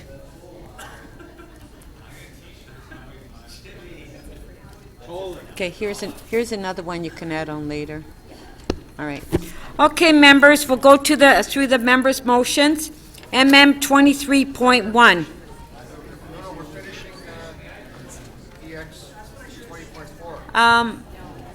There was no motion to finish the item.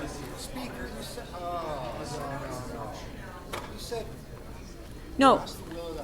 Yeah. Oh, but we have to move a motion. So if you want to move a motion, we can move a motion. That's fine. Okay. By Councillor Deputy Mayor Menawang. Okay. Yes. Yes. On favor? Okay. To finish the item. That's why we have to take a we had to move a motion. Yeah. Okay, can you give the staff a minute to put the speakers list on the screen?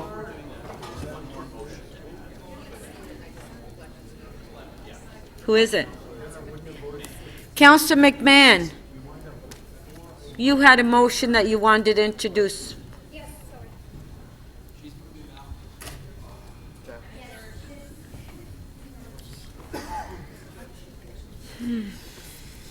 Hi there. That's great. So this is my notice without motion, and it's urgent because we're fighting hard to build more affordable homes and condos and housing in our city. Options for homes. Thanks. On favor? Carried. Okay. So, Councillor Holliday, you're up next. Questions? Thank you, Speaker. Can you just confirm to me which item we're on? I got to be honest. Oh, gee. We are on the. We are on the election. Yes. Thank you. EX 20.5. All right. So my question to the Council clerk. just voted that we would go back and I got complete it. the item. All right. Could you start my clock? Yes, I'll stop your clock. So my question is to the clerk. When they're ready, if you can just give them a moment. Okay. Is staff ready?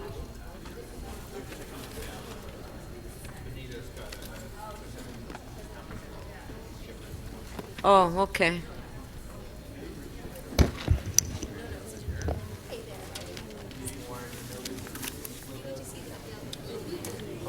Okay, Councillor Holliday, you're on. Thank you. There's been a lot of questions and a lot of fuzziness about the detail. Can I understand what exactly are we asking to procure? I think it's modems, not voting machines, right? That's correct. Okay, so we've got a bunch of voting machines that we invested, if I recall, several $1 million in. Where are they in their lifespan? Are they still good? Yes, they are. And in fact, we've used them 5 times in the last year, and we'll be using them number 6 on February 13th. Okay, so would I be correct in saying the proposal here is to replace a component in the machine which is obsolete so that we can continue to use the assets that we've bought and paid for because they are within their lifespan? That's correct. Okay, so you've proposed a particular procurement strategy, which I'm not going to wade into. Are you comfortable with the methodology that you've proposed to go out and procure these particular modem components?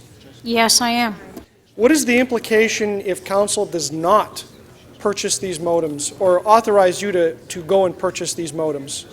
The results will be delayed. We will have to wait to report results until we get the tabulators returned from the voting stations so that the smart cards can be removed and read and then posted. So in other words, we'll revert to a more manual process rather than an automated process. That's correct, Councillor. Okay.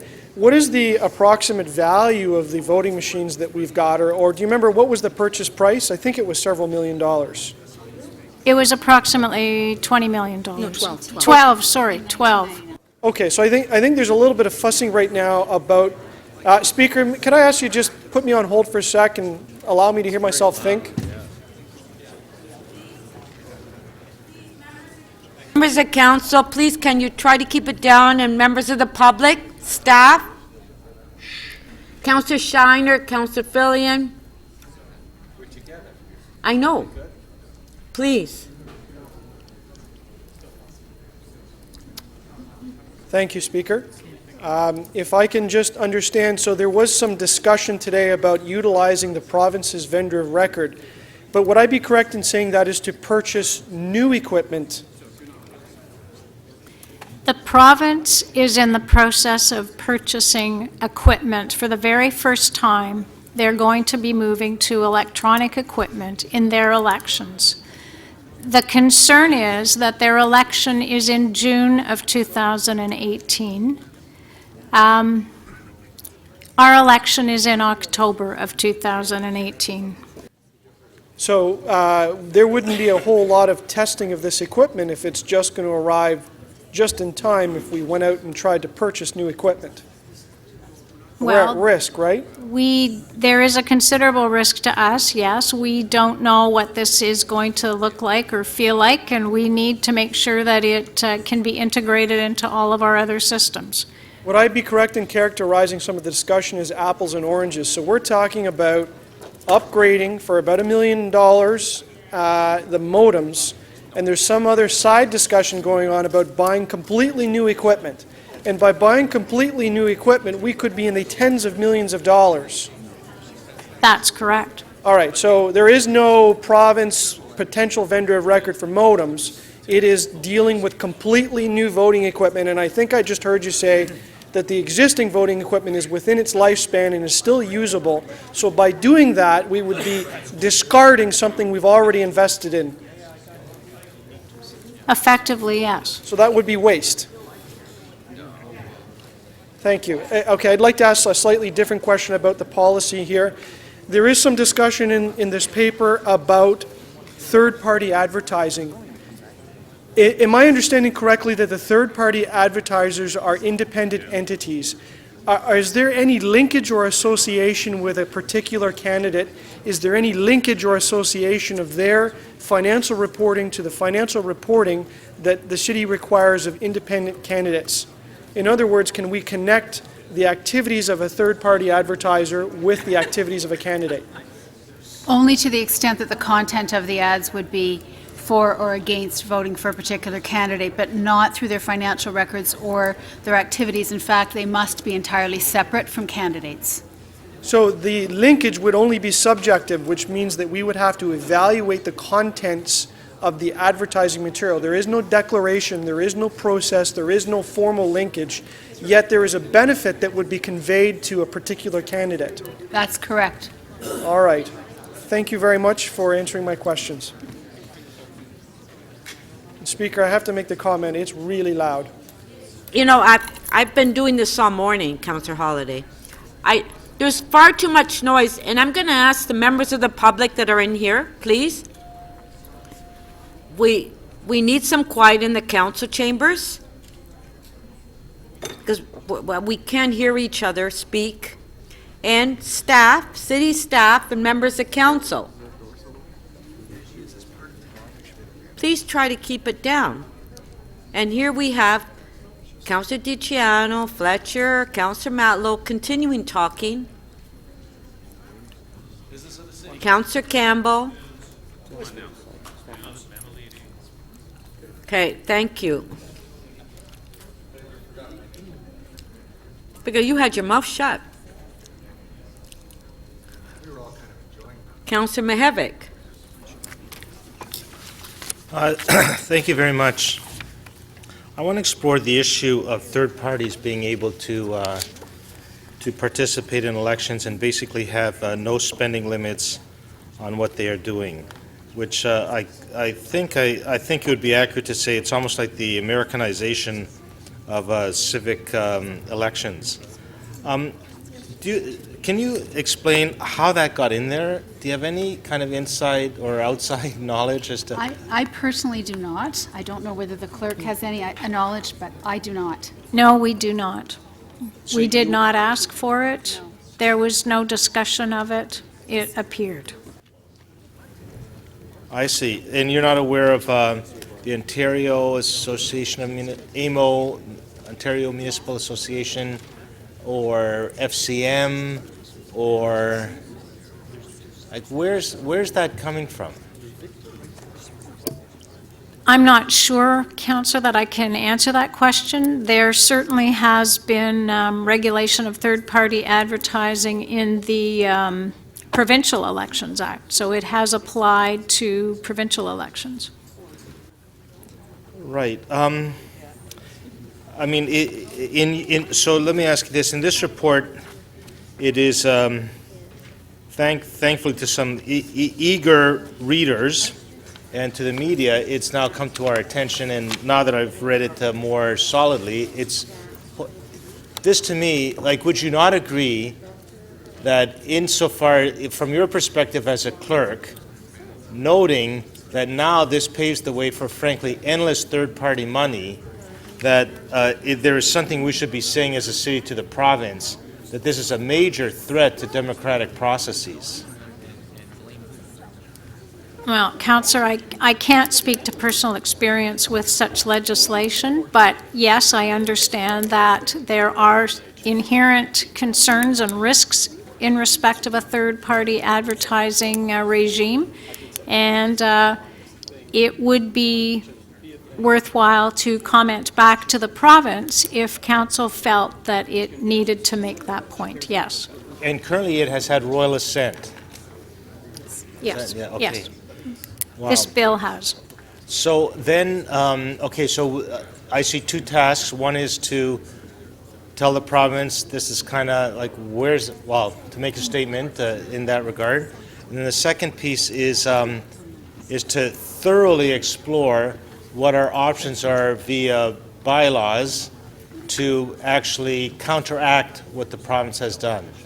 And is that worthy of pursuit on your part, or is the statute so clear and unambiguous that we would have no choice but to do that?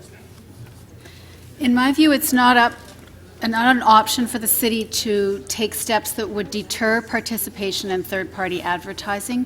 That would very likely be seen as a frustration of the purpose of the regulatory regime. I do want to add one other thing, though, and that is that without these amendments, third-party advertising was permitted and unregulated. I appreciate that these amendments draw attention to it and may be seen to encourage it, but I do want to say that I believe from the province's perspective what they were doing was perceiving an emerging trend and trying to create some rules that would make it more transparent and also have some accountability around the financial filings. What was the rules before? It was unregulated. We have our sign bylaw, but it does not distinguish between candidate and third-party advertising. So third-party advertising would be permitted. Now, I'm not the expert on the sign bylaw, but, but under the Municipal Elections Act, there were no rules about third-party advertising. Someone who, let's say I'm a wealthy person, want to do work in Councillor Fillion's ward, what was the situation before this statute, and what happens after? I want to spend $100,000 and take him out, or $1 million and take him out. What could I could do that before? The Municipal Elections Act did not have any rules that would apply to you. The rules in that statute applied to candidates spending money to encourage people to vote for them, but not to third parties. You would have had to comply with the city's sign bylaw, though. So if you wanted to, for example, put up a small sign in your window, that would be no problem, but if you wanted to put up a large sign that required a permit, you would have had to obtain a permit and comply with the various regulations in the sign bylaw. That was And your that- last question? That would still apply now. That was your last question, thank you. I had to get that out. Councillor Doucette. Thank you, Madam Speaker. To the clerks, the by-elections we have had this year, we've had many more than I believe we normally do have. Am I correct that the City Clerk's office is the one which sets the dates for the election and the advance polls? Since the new legislation has come into effect, that's correct. Will the City Clerk's office be responsible for setting the dates of the election and the advance polls in the 2018 municipal election? No, the date of the election is set in the legislation. It has not changed. The discretion that I have now is to set the advance vote dates. Ah, so I saw somewhere in this report, but to be honest, I couldn't find my line today. One of the questions I had asked, one of the motions I'd put forward was, could we look at doing advance polls during Thanksgiving to allow more youth who are home from college and university to encourage them to go and vote? So that will be the decision of the clerk's office, not the province, if we are able to do that. Is that correct? Well, if council wished to pass a motion to request that I look at those dates, that would be helpful. Helpful. No problem. Those are all my questions. Thank you. Through the chair. Sorry. I'm done. Thank you. Councillor Fletcher. Is my mic on? Yes. Thank you. Is there any way we could further regulate the third-party election activities, or put any regulations around those activities as a City of Toronto Council, or put disclosure requirements on it? You could look at how your sign bylaw pertains to them. Only sign bylaw, that's it. My concern about anything that would deter third-party advertising is that it would be frustrating the purpose of the regulations. So if you were going to impose a fee, it would have to be a very small fee to cover the costs of the clerk's staff reviewing the financial statements or something like that. And that would be something that the clerk would have to. How about disclosure for that advertising? Oh, that is required in the legislation. Full disclosure filed with you? There are a couple of things that are required. Broadcasters are required to keep a record of who places each ad and the amount of money paid for it. They're required to make that public and keep it for 4 years. The third parties themselves are required to register with the city clerk. There will be a registration form from the province. We don't have that yet, so I'm unable to comment on the level of detail that would be required in that. There may be some opportunity for us to give some input. And then the financial statements would be filed with the clerk, and those would be very similar, I presume, to those filed by candidates. I don't think we have those forms yet either, though, do we? Yeah, the candidate ones, as you know, do indicate the name and the amount of money with each contributor. Yes. Okay, so that's still something that's open. I just want to go for a second. Is that 54 seconds, Speaker? Is that my clock properly over there or here? To turn it on, so. So where am I at? You got 2 more minutes. Well, I actually see 4, so. I just want to talk about voting day for a minute. How do we reconcile the number of ballots that have gone to the poll and the number that come back from the poll and the number of votes that have been cast and the number of spoiled ballots?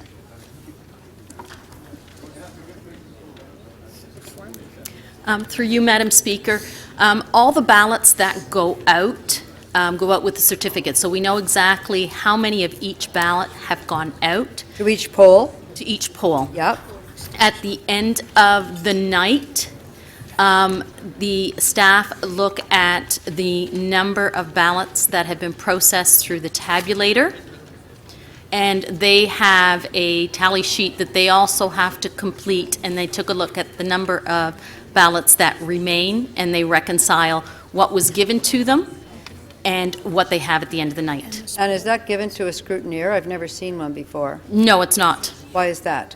It's not a requirement under the legislation. The scrutineer.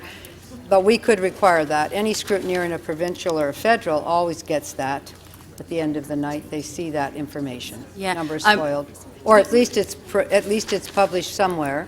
The scrutineers are allowed to look at the tape, the results tape that comes out of the tabulator, which shows the number of ballots Where that do were. you publish that after then, the reconciliation?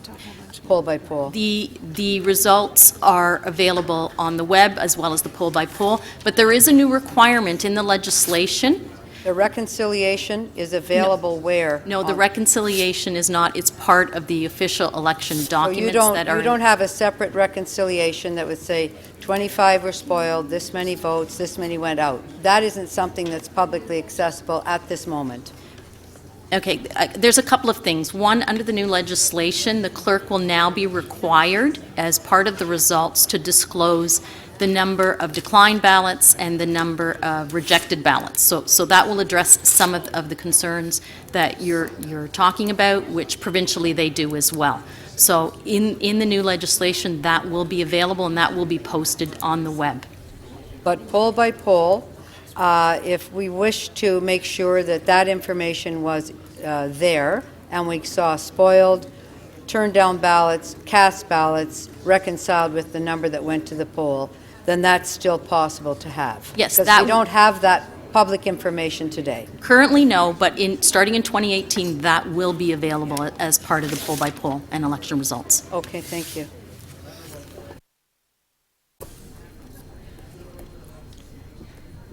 Councillor Thompson. Thank you very much, Madam Speaker. I just want to turn my attention to the third-party advertising.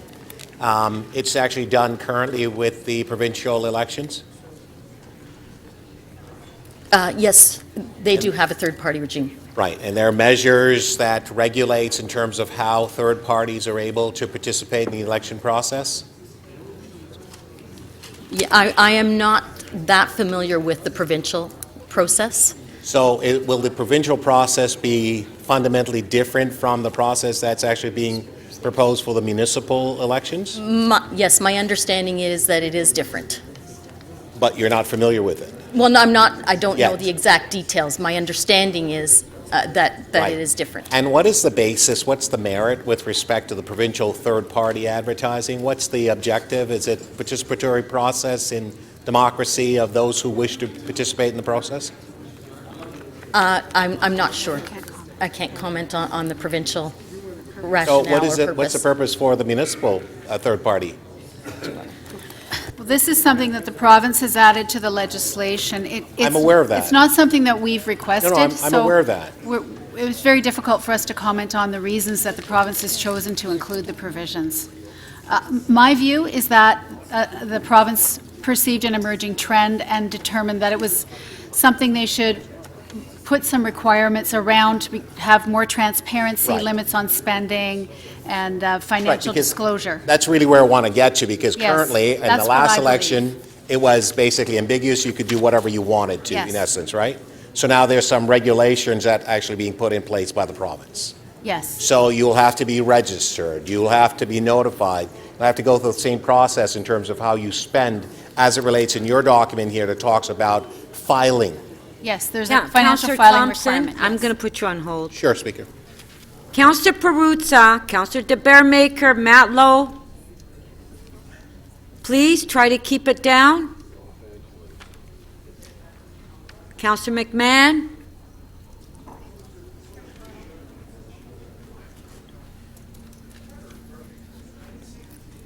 Thank you. Go ahead. Thank you very much, Speaker. So there'll be filing required by the third party or third parties, if you wish, right? Correct? Yes, And that will be done with the city? with the city clerk. Right. It's a financial statement. We expect it to be similar to the financial statement that candidates are required to file, but we have not seen the form yet. Okay, The- because you're the waiting for rules- the regulations. Yeah. The contribution and spending rules look similar to those for candidates. Right. And there are right. spending limits and contribution limits as well. Right now, I think in your questioning response to Councillor Mahavik, you talk about what the city's allowance is in terms of signage. Now, if someone wanted to, for example, put out a publication, distribute to homeowners or businesses as it relates to the election, does the city regulate that piece of it? No. Okay, so it's freedom of expression, as long as there are no discriminatory or no violations in terms of people's rights. Is that correct? Yes. All right.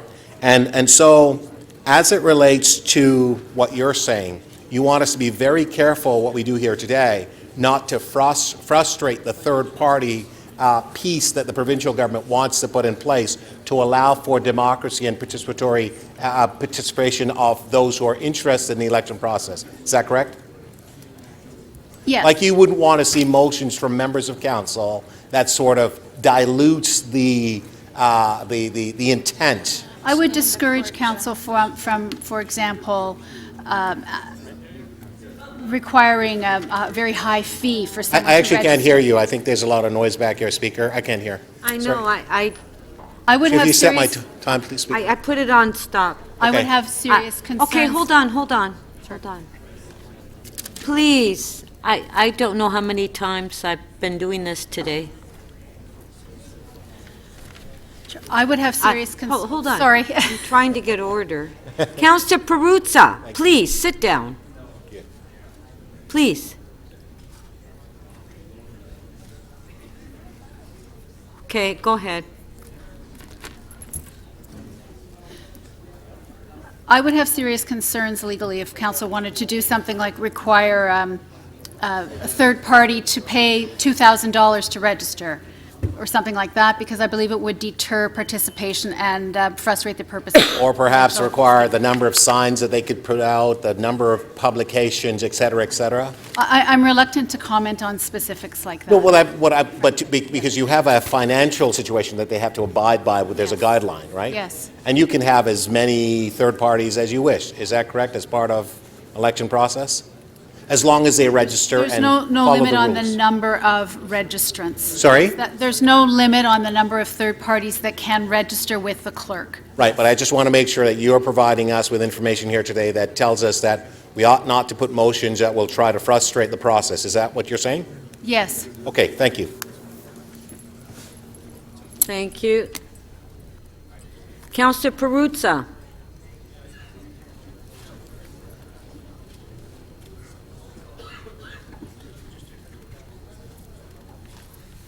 Thank you, Speaker. I'm just a couple of quick questions. I'd never thought about this before, but I just thought I'd ask it anyways because I've never heard the question asked or an answer given.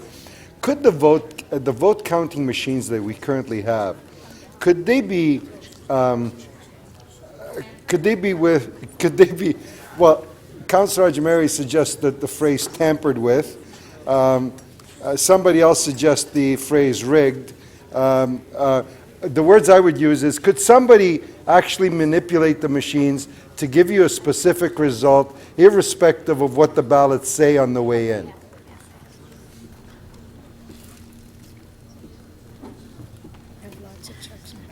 We have built, through the Speaker, we have built a number of checks and balances. We go through a number of results tests, and we do thorough logic and accuracy testing.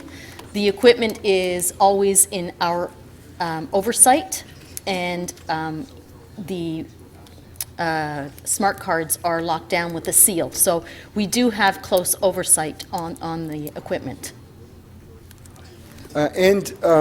Okay, so and let me ask another question.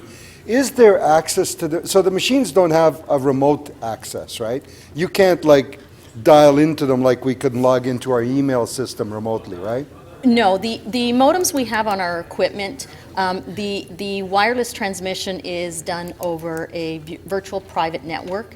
The results are sent encrypted, and it's a one-way, so it sends the result one way. It doesn't allow for information to come in. Okay, so the Russians or the Koreans or anybody like that, like, you know, what's going on in the States, they couldn't hack the system and manipulate the vote or manipulate the results, right?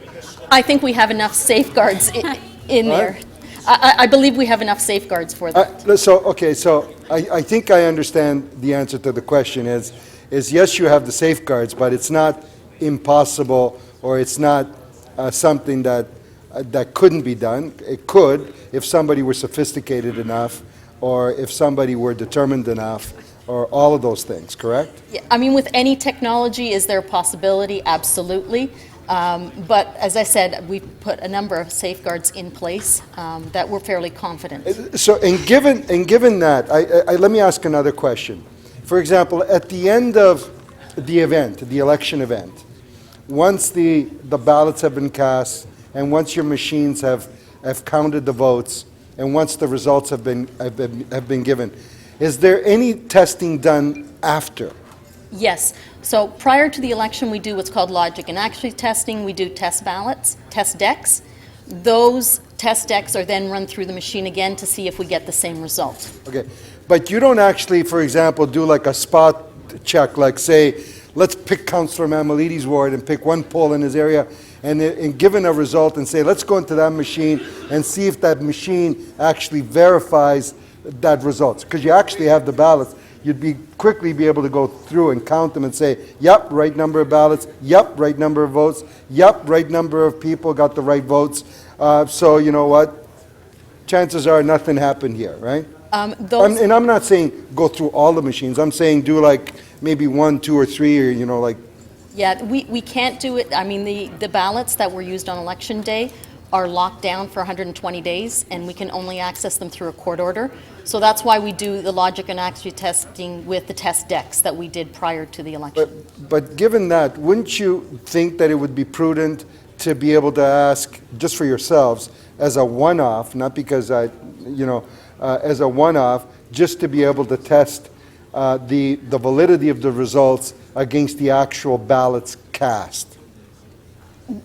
We don't have that authority to access those ballots. Councillor, where we have had Have you ever thought about asking for that authority? Councillor Perruzza, please allow the staff to answer the question. No, we have not asked for that. And if I could just answer, Madam Speaker, where we have had recounts, we have always had exactly the same counts as went in live during the election. So we've never had any variation in results where we've had to read the ballots again. Okay. But you've never thought about asking for that authority? Okay, that was your last question.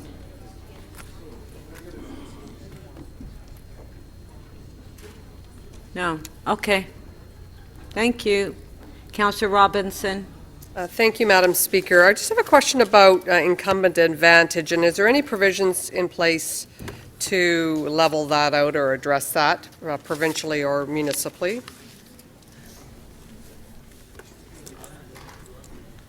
Not really, Councillor, no. No, okay.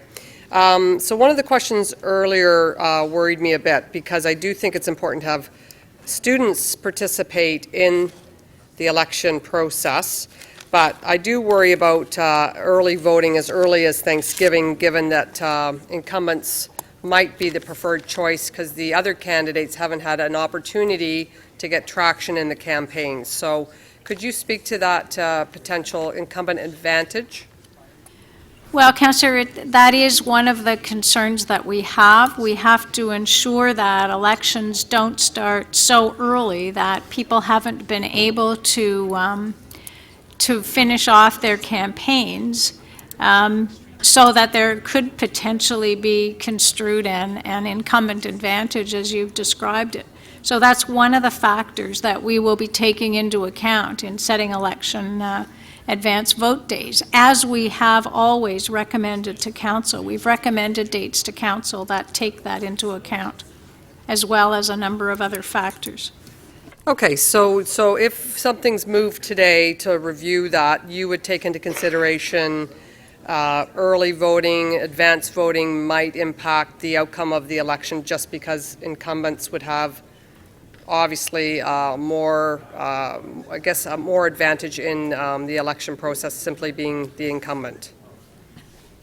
Yes, we now have the authority to set those dates, and that is certainly one of the factors that we'll be taking into account. Thank you very much. Thank you. Councillor Shiner. Thank you, Madam Speaker. This has been quite a little bit of a heavy debate, so I'd like to ask the clerk a question, Madam Clerk. In as much as in the U.S. there's concerns by the CIA about the Russians having an involvement in the elections, I'm just wondering if you've checked, if CSIS has checked on these modems to see if the Russians could have an impact on the election of the mayor for the city of Toronto in any way if we buy these modems.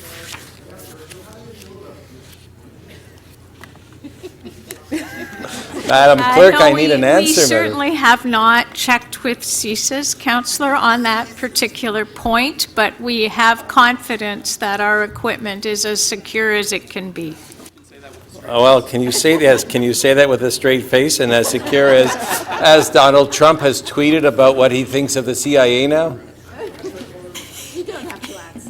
Councillor, yes, I can answer that with a straight face. We have done every test that we can possibly do to ensure the security of the vote. Our job is to protect the integrity of the election, and we take that incredibly seriously, as you know. Could we loan you out to the next election in the U.S. then for the president to make sure it's as secure as ours? Can I check with my staff on that? Okay, thank you. I have no further questions. To speak, Councillor Ainsley. I'm going to go last. Well, you held the item down. Yeah, so I'll go last. No, you can't. You can't. When you hold the item down, you have to go first. He's not the committee chair. This is executive. Thankfully. Sorry? Can't hear you. Councillor Ainsley, you're up to speak. Sure. Okay, so I have two motions I would like to move. The first one has to do with advertising and recommending three different amendments to the Ontario Provincial Government to further amend the Municipal Elections Act resulting from Bill 181, which is what we're debating before us. So it's basically strengthening guidelines around third-party advertising, which we've had a lot of discussions about. The first one in disclosing information about contributors. The second one disclosing additional information about contributors and their organizations, and a requirement for all third-party advertising to be funded by independent expenditures to include the name of the largest aggregate contributor. The second motion that I would like to move is the same one I moved at the Executive Committee. City Council requests the City Clerk to report to the January 19th, 2017 Executive Meeting on the viability of creating a randomly selected citizens reference panel to explore the potential benefits and disadvantages of using ranked ballots in future municipal elections. To start, I'm going to talk to the first one. And we've had a lot of discussion around third-party advertising. As the clerk said, in previous elections, when it's come to third-party advertising, it's mainly been around the signed bylaw. One of the things that you'll see, and if we've just seen through the recent election in the United States, here in Canada, we refer to advertising by third parties as third-party advertising. How quaint, how Canadian. Councillor Ainsley, hold on. Can't.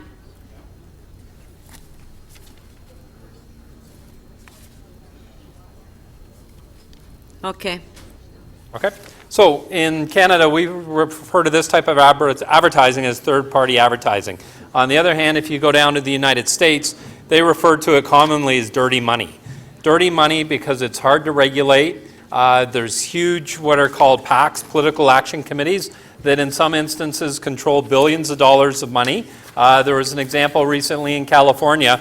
Their city council of 9 councillors They had a pretty innocuous sounding coalition that came forward that was concerned about development in the municipality, actually ended up spending in third-party advertising over half of the equivalent of what every candidate used to run for office in that municipality. They overturned half the council, overturned their official plan, and turned it into a development free-for-all there. I'm not saying that's going to happen here, but there are certain instances as the city gets bigger.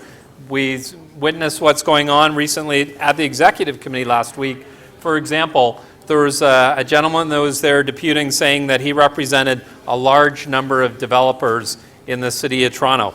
When one of our colleagues pushed him to ask which developers, he just smiled and said a large number of developers. You can have that same instance if you have an issue with the developer or a group of developers in your ward or any candidate running for office in a municipal election. If we don't try and tighten up the guidelines around third-party advertising, those are some of the same instances that we can face. With regards to the second motion, I'm moving Citizens Reference Panel to look at ranked balloting. In the last term of office, this council approved the concept of ranked balloting. We asked for the province for the legislation to move forward on ranked balloting. I personally approve of it. If you look at a lot of jurisdictions around the world, they now use ranked balloting in place of what we currently use in first past the post. Many people say to me, you don't get a majority with ranked balloting. Well, the goal of ranked balloting, and I've only have 5 minutes here, but when you get to a candidate that wins an election through ranked balloting, they can only win getting a majority of the cast ballots. Whether it's first, second, or third, for example, they can't win in a ranked ballot any other way as opposed to first past the post, where there's been instances on this city council where candidates have won with as little as 18% of the popular vote. So I'm putting forward this motion and two motions, and I would ask for everybody's support. Thank you. Questions for you, Councilor DiCiano, 3 minutes. Clarification of the motion. Yeah, thank you. Just to Councilor Egan's remarks about ranked choice voting. Okay, your mic is not on. Okay, hold on. I'll redo your time. Okay, check now, Councilor DiCiano. Thank Yeah, you, Madam it's on. Speaker. Okay. With respect to Councilor Ainsley's second motion, you're aware that it is actually not a majority system?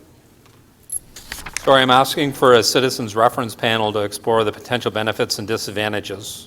That's correct, and you said that part of the advantages is it's a majority system, and I'm asking you to agree with me that it is not a majority system, that you don't need a majority of the votes cast to get to be the winner. You agree with me, right? You said that was one of the benefits, and I'm just asking for you to understand that it is not a majority system. So, Councillor, the idea behind ranked balloting is that the person that wins with 50% or more of the vote. Do you know what a exhausted ballot is? I'm not asking for anything about an exhausted ballot, Councillor. I'm asking for a citizens reference panel. Yeah, but you obviously don't understand how it works. Councillor DiCiano, hold on. Councillor DiCiano, you have to ask questions on the motion. Clarification of the motion. Okay, so how about this? With respect to your citizens' appointment, what kind of expert citizens... Hold on, we have a point of order. Madam Speaker, in an effort to, I think this is going to turn into a huge debate in a minute, but I think that we had already voted not less than a year ago on ranked balloting, and if that's the case, can you rule as to whether or not it's a two-thirds to reopen this particular issue or not? Because I think we did vote on it, and if we did, it means it needs two-thirds to reopen it. I will let you know, Councillor. But it will save a huge debate, I think, here. Thank you. Okay, if you can continue, Councillor DiCiano, clarification of the motion. Okay, can we have the motion back up on the screen? Are you aware that... It has been circulated to everyone. Okay, are you aware, Councillor, that to date there have been close to 40 Ontario municipalities whose professional clerks departments have advised on all the negatives that come forward with ranked choice voting, and not a single municipality in Ontario to date has moved forward with ranked choice voting? Are you aware of that? And lots of them have also talked about the benefits of ranked balloting. I have a question, if you can answer it as clarification. Are you aware that not a single municipality in Ontario today, with their professional clerks advising them, have voted to bring forward this type of electioneering? I don't know where you got that information, so I can't comment on it. Are you aware of any municipalities in Ontario today who have voted to bring forward ranked choice voting? This municipal council did in the last session. I'm talking about term of office. since the province gave us power to do that. Have there been any municipalities that have allowed this to go forward? This, The answer is no. The answer is no. I get it. Thank Sorry, you. Madam Speaker. He asked me a question. He should give me the ability to finish my answer. If he doesn't like my answer, that's not my fault. Okay, thank you. Can you please give an opportunity for Councillor Ainslie to answer? So once again, Councillor DiCiano, this council in the last chamber voted for ranked balloting. Sorry. The last vote we had, we voted for or against ranked choice voting? Just a sec, I'm trying to hear the clerk. Okay. Point of order, Councillor Perks. Speaker, if Councillor DiCiano wants to give a speech and make his own points and his own arguments, the correct thing he should do is put his name on the list to speak. He has not asked yet a single question pertaining to the actual motion that's in front of us. I'd ask you to call him to order, and if he can persist, to cut his time. No, she held it. Councillor Mammoliti. Again, Madam Speaker, we're venturing into some difficulty even in the questions, and if the clerk and yourself would just highlight the last vote that we took on ranked balloting and when it was, it would solve a lot of problems on the floor right now. Councillor Mammoliti, I'm in the process of doing that with the clerk. I will, within the next 2 minutes. Okay? Madam Speaker, just Councillor one more DiCiano. question, clarification of the motion, one more question. And that's your last question. Thank you. Given that our clerks and many clerks around Ontario have recommended not to move forward with this, what within the randomly selected citizens reference panel do you think can be information can come forward that hasn't come forward already? So, Councillor, our city clerk has not recommended not moving ahead with ranked balloting. I've never heard that. Thank you. Thank you. Councillor Mihevc, clarification of the motion? No, it's only 3 minutes. It's 3 minutes. 3 minutes, yes. Thank you very much. Just on your second motion, as I read it, and I just would ask you to affirm that this is accurate, you're not supporting, your motion does not support or does not oppose ranked ballot or the other names applied to that basic system. Would that be fair? That would be fair. So what you want to achieve through your second motion is frankly a healthy, broad-based community conversation around ranked ballots so that ideas and positions that Councillor DiCiano has could be fully explored and positions that others of us who are pro-ranked ballot could be fully explored within that context that would allow for us, perhaps early in the new term or the new council of the day, to make a mature decision on it. Is that the purpose of that motion? Yes, that's correct. I appreciate the benefits of ranked balloting. I understand that some of our colleagues don't. If you look in the report that's before us, in the one appendix that discusses ranked balloting, it does say that the clerk will arrange a public town hall meeting to discuss the benefits or the potential disadvantages of ranked balloting. I don't know if one public meeting in a city this large will accomplish that. Great. Okay, thank you very much. That's helpful. Councillor Robinson, 3 minutes, clarification. Okay, thank you. I wish I had asked the clerk this question, so I'm going to ask you, Councillor Ainslie, see if you can answer it. I've heard, and I don't know a lot about it, and I missed executive. Have you ever seen a ranked ballot?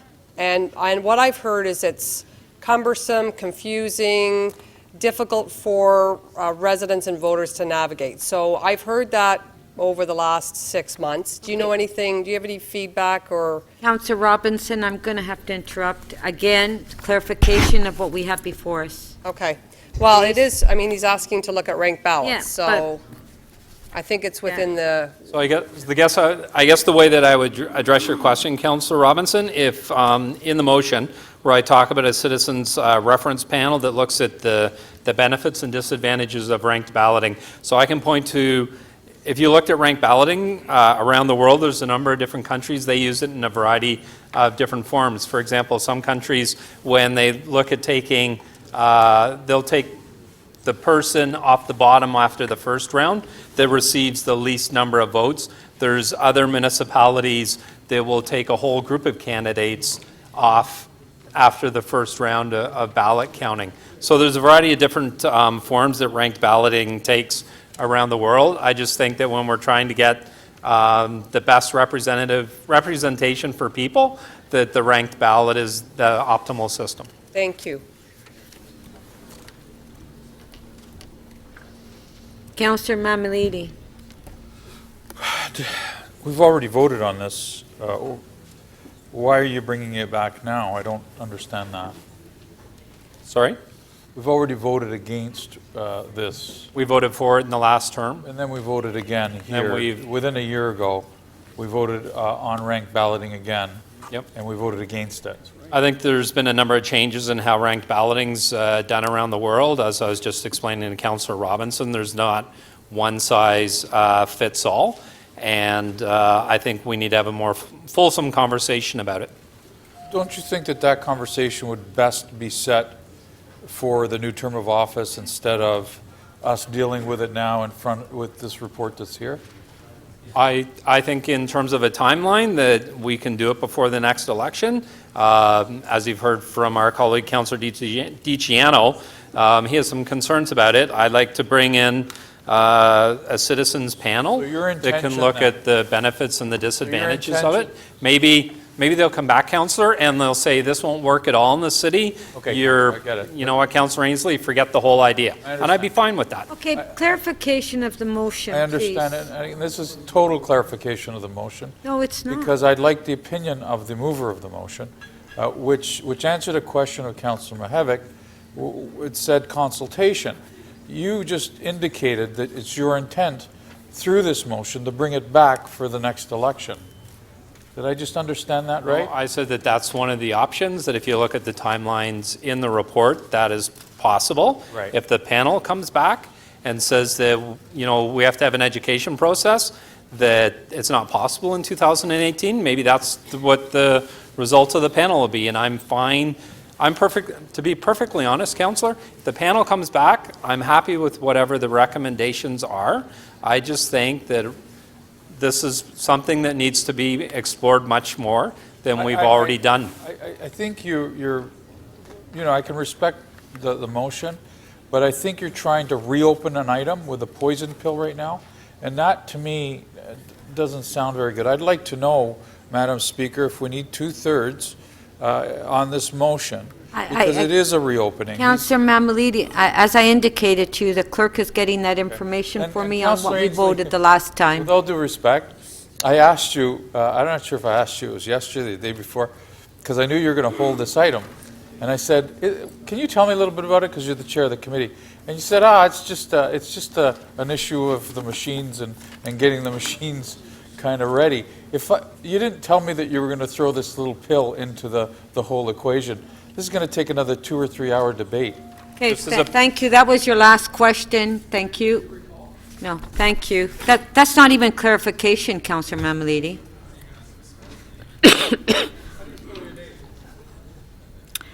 Members? G-U-D-E. Okay, Councillor. Okay. Councillor Mammoliti, I have an answer to your question. Okay, I've been asked whether debate regarding ranked ballots is in order at this time given past decisions. Council's last vote on this matter was under item EX 8.1 on September 30th, 2015, more than 12 months ago. That item was about City Council taking a position on what should be included in municipal legislation planned by the province. Despite the City Council decision, the province subsequently introduced legislation that allows for the City Council to use ranked ballots. We do not need to reopen a previous decision at this time. First, the decision was more than 12 months ago, and second, with the passing of new legislation, there has been a change in circumstances since Council voted on ranked ballots. Councillor Karygiannis. Thank you, Madam Chair. Through you to my colleague. Have you spoken to, or have you looked at what's happening federally with this piece of suggestion that you're putting forward today? Yes, I have. And can you tell me how their experience, what is happening? Have you spoken to anybody, consulted with anybody on what you're proposing? Sorry, I don't understand your question.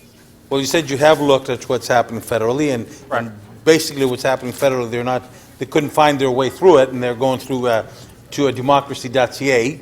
And I was wondering if we might want to wait on this until we see what they're coming up with. So part of the motion, Councillor Karygiannis, is once again, it's a citizens reference panel. I'm asking for them to look at reporting to the January 18th Executive Committee on whether this panel is even possible. At the federal level, they looked at a number of different systems, ranked ballots, proportional representation. Have you costed this out? What would this cost us? I mean, if Sorry, we're going to go down... Hold on, allow the councillor to answer first. Right, so I've looked at what happened federally. I've looked at what's happened in other federal jurisdictions.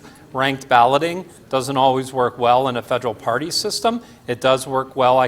There's a number of different jurisdictions in North America and around the world where ranked balloting works at the municipal level. We don't have a party system here, so it will work better here. Where in North America is there ranked balloting? Municipally. That works. Where in North America is there ranked balloting municipally that work? Seriously. You said you looked at it and you said that there are some. So please name a couple. One or two or three. You can go to St. Paul, Minnesota. There's a municipality just outside New Orleans. There's 6 or 7 municipalities in California. They use ranked balloting in Australia at the federal level. Would you be able to name them in California? Sorry? Would you be able to name the California ones? No, I can't name them offhand. Okay, but you heard of them. Yes. Now, what would this cost us? Have you costed this to have a citizens reference panel? I mean, That's would this part. be So part of this panel, Councillor, is to explore the potential benefits and disadvantages. I would expect they would have some costing to come back in a report. We already own the machines. The machines can be tabulated for ranked balloting, is my understanding. So, well, in speaking to the clerk, I was told that when they came to see me that they didn't recommend this. But what I'm saying to you is, what would this cost us? The panel itself, the citizens, the selected citizens reference panel. What will that cost us? I'm hoping it won't cost us much money at all, and that some people will volunteer for it. There's lots of people in the city and in the academic world, they're very interested in ranked balloting. That was your last question. Thank you. Councillor Burnside. Thank you, Madam Speaker. Through you, I know Councillor Robinson had asked Councillor Ainsley if he'd seen this ranked ballot. I was unclear about your answer, but specifically, did you benefit from the presentation of staff? Sorry? Did you benefit from the presentation of staff on the ranked balloting system? No. Did he benefit? Did you get the presentation? I did. You personally had the presentation, or your staff had the presentation? I've seen the presentation, sorry, on that the I'm trying to clerks have understand done? if you understand the whole ranked balloting thing and the I've read ballot. the report. I saw the appendices in the report that's before us So today. my question is very simple. Did staff give you the presentation? I've read the report. I'm not sure what presentation you're talking about. Thank you. Thank you. Councillor Perks to speak.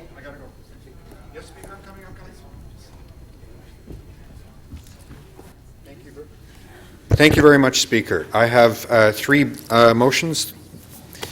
The first is that City Council direct the City Solicitor to report on any potential legal challenges to provisions in the amended Municipal Election Act which allow third-party advertising. The second is that the City Council direct the City Solicitor and Executive Director of Municipal Licensing and Standards to report on the impact of the amended Municipal Elections Act on Toronto's sign bylaw. And the third directs the City Manager to include in any submissions to a Provincial Standing Committee on Bill 68 a request to remove the third-party advertising regulations from the Municipal Elections Act, or alternatively to allow the City to impose additional conditions on third-party advertisers. I want to begin by expressing deep gratitude to the Clerk and her staff, City Legal and the City Manager's office, particularly the Clerk's office, who brought to the attention of members of Council this change in the advertising regulations that happened at the province of Ontario. The following scenario is entirely possible under the new regulations. You make a developer angry. The developer goes and gets a number of their friends or employees to register as a third party. Each of those individuals raises money, even from the same people. 10 of them can go raise money to the maximum of whatever the province set for each of the 10 registrants. They go and put up lawn signs that have your opponent's name on them, and down at the bottom, the name of whoever the individual who registered is. And those signs will not count against your opponent's spending limit. Imagine that. You do something to make some moneyed interest unhappy while you're protecting the general public interest in your role as a Toronto City Councillor, and dark money moves in and puts lawn signs with your opponent's name on them all over the ward during the election. That's what this provincial regulation enables. Now, I understand they had good intentions and they were trying to regulate a previously largely unregulated area of municipal election law. And their intention may have been good, but boy, did they miss the mark in the solution they came up with. So, in working with the City Manager, City Legal, and the Clerk's Department, I've put in front of us 3 pieces that will allow us to do something about it. The first piece has the City Solicitor simply review it and see, is there anything in here which would be good and reasonable grounds that both protect freedom of speech but also protect fair elections, so that elections cannot be bought. Are there grounds there? The City Solicitor may or may not find them. He'll report back. The second asks for the one single protection that we currently have, which is our sign bylaw, that only allows you to put up election signs if you pay a deposit, and only allows candidates to pay a deposit.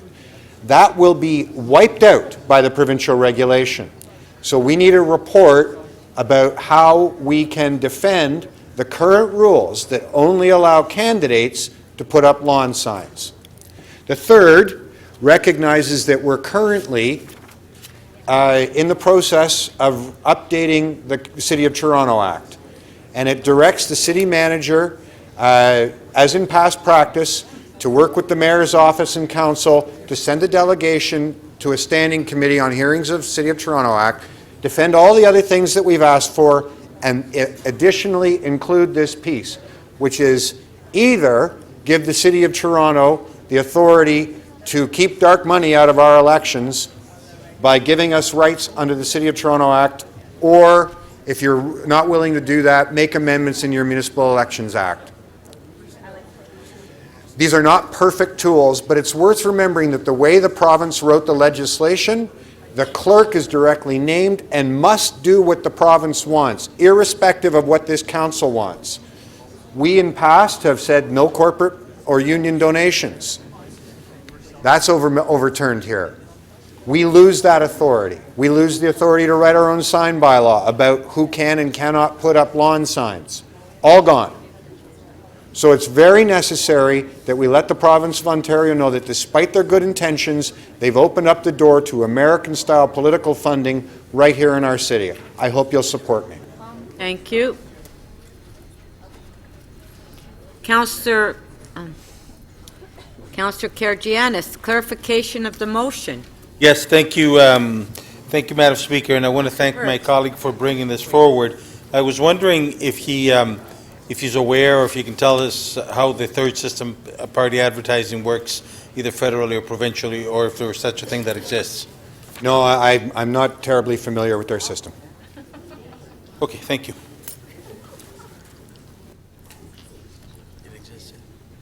Councillor Perruzza, clarification of the motion. No, not his motion, sorry. Okay, well, that's where we're at. I'm on to Okay. another subject already All right, altogether. thank you. Councillor Campbell to speak. Madam Speaker, do we have quorum? Let's have a quorum call. Quorum call. Members, this is a roll call. The voting panel is now open. Please press one of the buttons to indicate your presence in the chamber.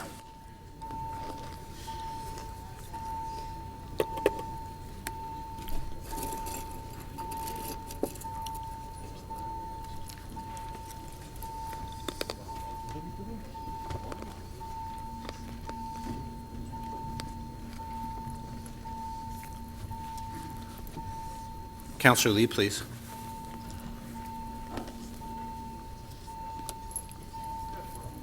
Councillor Mammoliti, please.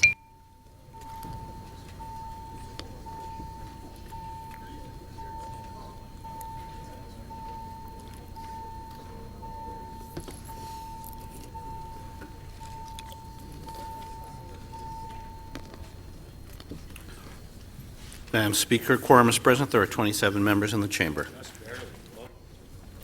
Councillor Campbell? Thank you, Madam Speaker. I would like to move, I have a motion that City Council defer consideration of the item until such time as the City Clerk has had an opportunity to speak to the Chief Elections Officer about the province's plans to purchase equipment which could potentially be loaned to the City of Toronto. In the report reads that legislation has been introduced that permits the Chief Electoral Officer to use technology in provincial elections and to make it available to other electoral authorities in Canada. The legislation received second reading, has been referred to the Standing Committee on General Government. It is unknown what will receive third reading and royal assent. As the legislation was just recently reduced, staff have not had an opportunity to discuss with Elections Ontario how the partnership might work, including details, etc., etc. Now, staff subjectively has written it is not expected that the sharing of this voting technology would be in place prior to 2018 election. But the province of Ontario's intention is to have the equipment ready for their election in the spring of 2018, and if there are any by-elections, I would assume probably prior to that. This was a sole source purchase, and it says this is somewhat non-transparent. If Council decides not to approve the expenditure, there will be significant delays in the city's election results. Well, that's only if we never purchase the technology, which means we're basically counting by hand and making phone calls. So that is, I found, not particularly, as I said, transparent. So I think that we would be wise to defer this at least for 3 months until the next time City Council has an opportunity to meet. We're being asked to spend $1.6 million. We're being asked to spend $1.6 million on a sole source bid, and I have trouble with that, particularly when the opportunity may be presented when we could have this technology at no cost to the city. Thank you. So we have a deferral motion, so any speakers on deferral? Councillor Perks, 2 minutes. Thank you, Speaker. While I appreciate Councillor Campbell's never-ending quest to save a nickel, and it's important, we really are under the gun in terms of timing here on several other aspects of this new electoral legislation. Whether we want to or not, the province of Ontario has already given it royal assent, and all the different issues that are there in terms of how we vote and how people spend are things that we have to turn our mind to urgently, and we have to have some kind of response, particularly before the Standing Committee hearings on the City of Toronto Act take place. If there's any hope that the clerk is going to be in a position to deliver the kind of election that she's been able to successfully deliver over the last terms of council, we need to move forward now. And as much as my colleague, Councillor Campbell, needs to be commended for looking how to save $1.25 or whatever we'd save, this isn't the moment for it. Thank you.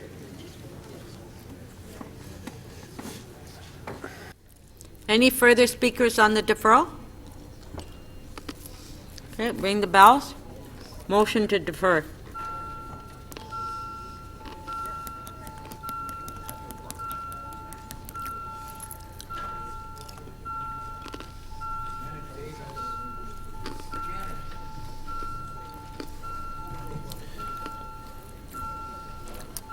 Members, the voting panel opened late, but it's now open.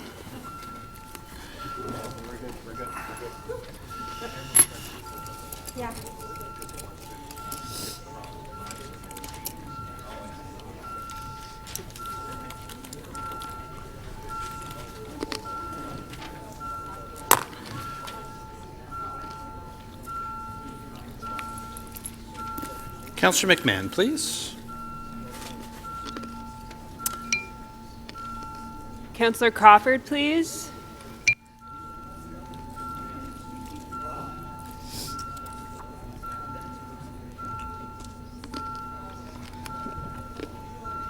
Councillor Mihevc, when you're seated, please.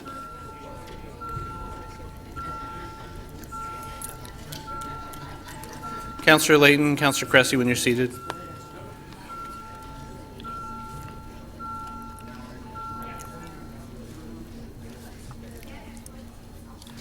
The motion to defer the item does not carry. The vote is 10 to 26. Councillor Doucette to speak. Thank you, Madam Speaker. I do have a motion. City Councillor requests the City Clerk to consider including advance voting during the Thanksgiving weekend when establishing advance voting days for the 2018 municipal election. Now, the reason I'm putting this forward, in 2014, my daughter was at university, and she wanted to vote for her own area here. She wanted to vote for the mayor, the school trustee, and for some reason, city councillor. But because she was going to be away, because there were no advance polls during Thanksgiving, we went through the proxy process. Now, I don't know how many of you have actually gone through the proxy process, but it's quite long and drawn out. So you have to get the application form. The student signs it. Great, so far. That form with the original signature then has to go with the person who's being appointed as the proxy to visit city clerks. So you have to come to City Hall or one of our civic centres, which are open Monday to Friday, 8:30 to 4:30. So if someone works away from the home and is working 9 to 5, it's very, very difficult to get to a city clerk's office with the original form, with the original signature, to get it signed to allow your student to vote. I have heard from many young person that they would like to be involved in the election. They would like to be given the opportunity to vote. Many don't have a parent working at City Hall who can go downstairs to the clerk's office, line up for 10, 15 minutes and get a signature. So all I am saying is, in this chamber, so many times we say, let's get youth involved in our city. Let's get youth involved in our policy and procedure. Well, let's get youth involved with voting. So in 2018, when the election is happening on October 22nd, Thanksgiving Monday happens to be October 8th. That is only 2 weeks before the actual election day. My personal opinion is, if you have signed up and you are registered, you will be in full campaign mode by Thanksgiving. And in fact, usually on Thanksgiving, you give people a break. On that Monday, you're normally not knocking on doors because people are meeting with family, and the last person they want to see on their front door is a politician. You knock, okay, I give my residents a rest on Thanksgiving. So as I say, I'm looking for your support to help our youth come out and vote, make it a little easier for them and their parents, and open up just one day during Thanksgiving when a lot of students come home for Thanksgiving. to spend time with their family. They bring their laundry home because they've only been away for 6 weeks. Give them a chance to go and vote. Thank you very much.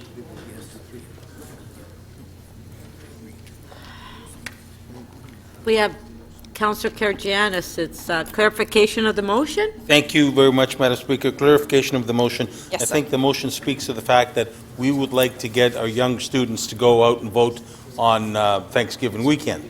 Lo and behold, and you're assuming that the people will go out and vote on their own and there will be no political action from anybody to get them out voting? All I am saying in my motion is if we have an advance poll open on one of the days of the long weekend of Thanksgiving, when university and college students often come back to town, they will be given an opportunity, and anyone can go, have an opportunity to go and vote in person, rather than having to go through the rather long, lengthy, difficult proxy Right. vote process. I hear you, but you sold it as that you people will go out and vote and they will be not bothered by anybody during that long weekend. Usually it's quite the opposite. When you have an advanced polls, everybody goes out to get as much people as they can on the advanced polls, and you're going to have candidates streaming and screaming at your door to get you out. So what you're trying to accomplish of having a peaceful weekend of Thanksgiving, you're going to have quite the opposite. Well, Councillor, in your ward it must be very different. In my ward, us candidates do not go screaming at any resident at any point in time, and we also don't go screaming at Thanksgiving or during Tell me you advance don't pull polls. people out on an advanced day? Okay, members of council, you know, we have a huge agenda. Sorry, Okay. are you not targeting Yeah. people on advanced polling to get them out to vote? I don't send people out to get advance polls out, and personally, Thank no, I you. don't. Thank you. I keep my volunteers for election day. Councillor Robinson, clarification of the motion? Yes, so my understanding is you're proposing this because you think the proxy process is complex and maybe needs simplification, or I guess, I guess my first question, is there outside of your proposal another way for students to participate, which I also agree with? Yes, there will be, but not in 2018. Once people can go online and vote, we won't have to open up advance polls on Thanksgiving. I was hoping not to put this motion forward because we would give our people in hospital, people out of town, students who are out of town, the opportunity to vote online. This report says we're probably not there for 2018, so I am doing this as a filler, maybe so to speak, until we get that opportunity. But I guess proxy I agree with you, it is complex. And Yes. and I would love to see the proxy system simplified. But there is a measure in place to look after that. My concern, are you at all concerned about incumbent advantage, where people running against an incumbent are trying to get traction in their election? People turn on to the elections in the last few weeks and start paying attention to the collateral material coming in, the door knocking. Are you at all concerned that this would weigh in on the factor and give incumbents yet another advantage? I don't think so, because if you're non-incumbent, I believe you have been out campaigning, knocking on doors. You're not waiting till the last 2 weeks. You've probably done a pretty good knock around your neighborhood. You've got your name out there. You've got your information out there. So no, I don't think this will give the incumbent an advantage. But as I say, to me, the proxy system is good in the respect that it is thorough. I don't believe someone who is not meant to be a proxy can be a proxy because of how you have to get a city clerk's signature with ID. It's strict, and it's got to be strict, but it's difficult. As I say, I work at City Hall. It was quite simple for me to go downstairs, line up for 15, 20 minutes. I think I was number 20 when I got there. But a lot of people can't get to one of our civic centres Monday to Friday, 8:30 to 4:30. So this, as I say, is a filler until we can do online voting, and then this can go away. And you would also agree that the proxy approach needs to be simplified so it's more accessible? If it can be, but keeping it strict and secure, you've got to keep that security. That it's got to be good. It's got to be well done. If we can simplify it, yes. I thought about how, and I think maybe the clerks might be able to come up with something different, but I really don't know. Okay, thank you. Thank you.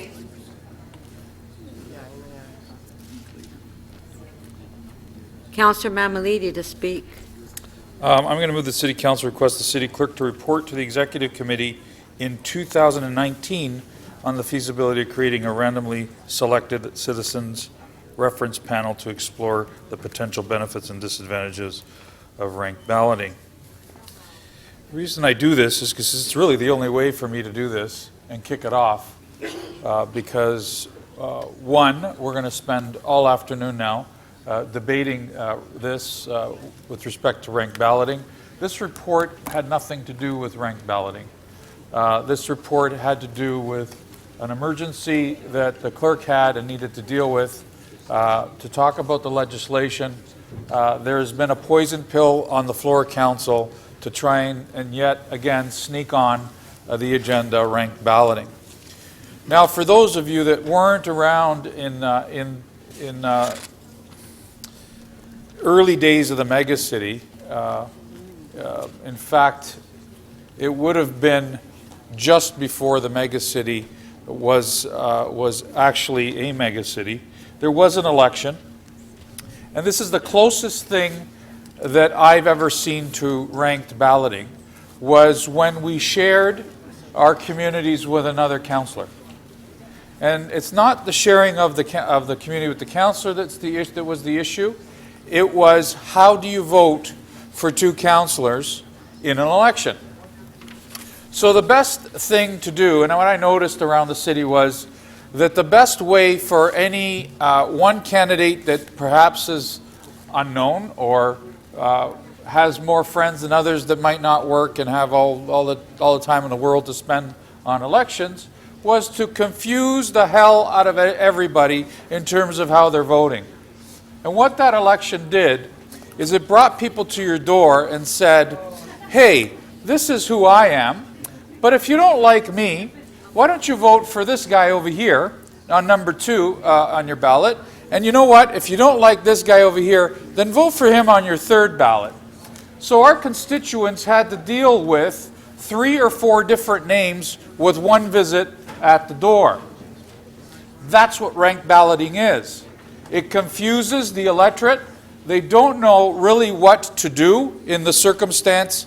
And what happens in this equation is the people that have the time to meet in someone's basement to knock somebody out will prefer ranked balloting to knock that person out of the equation, because that's the strategy that they choose to use.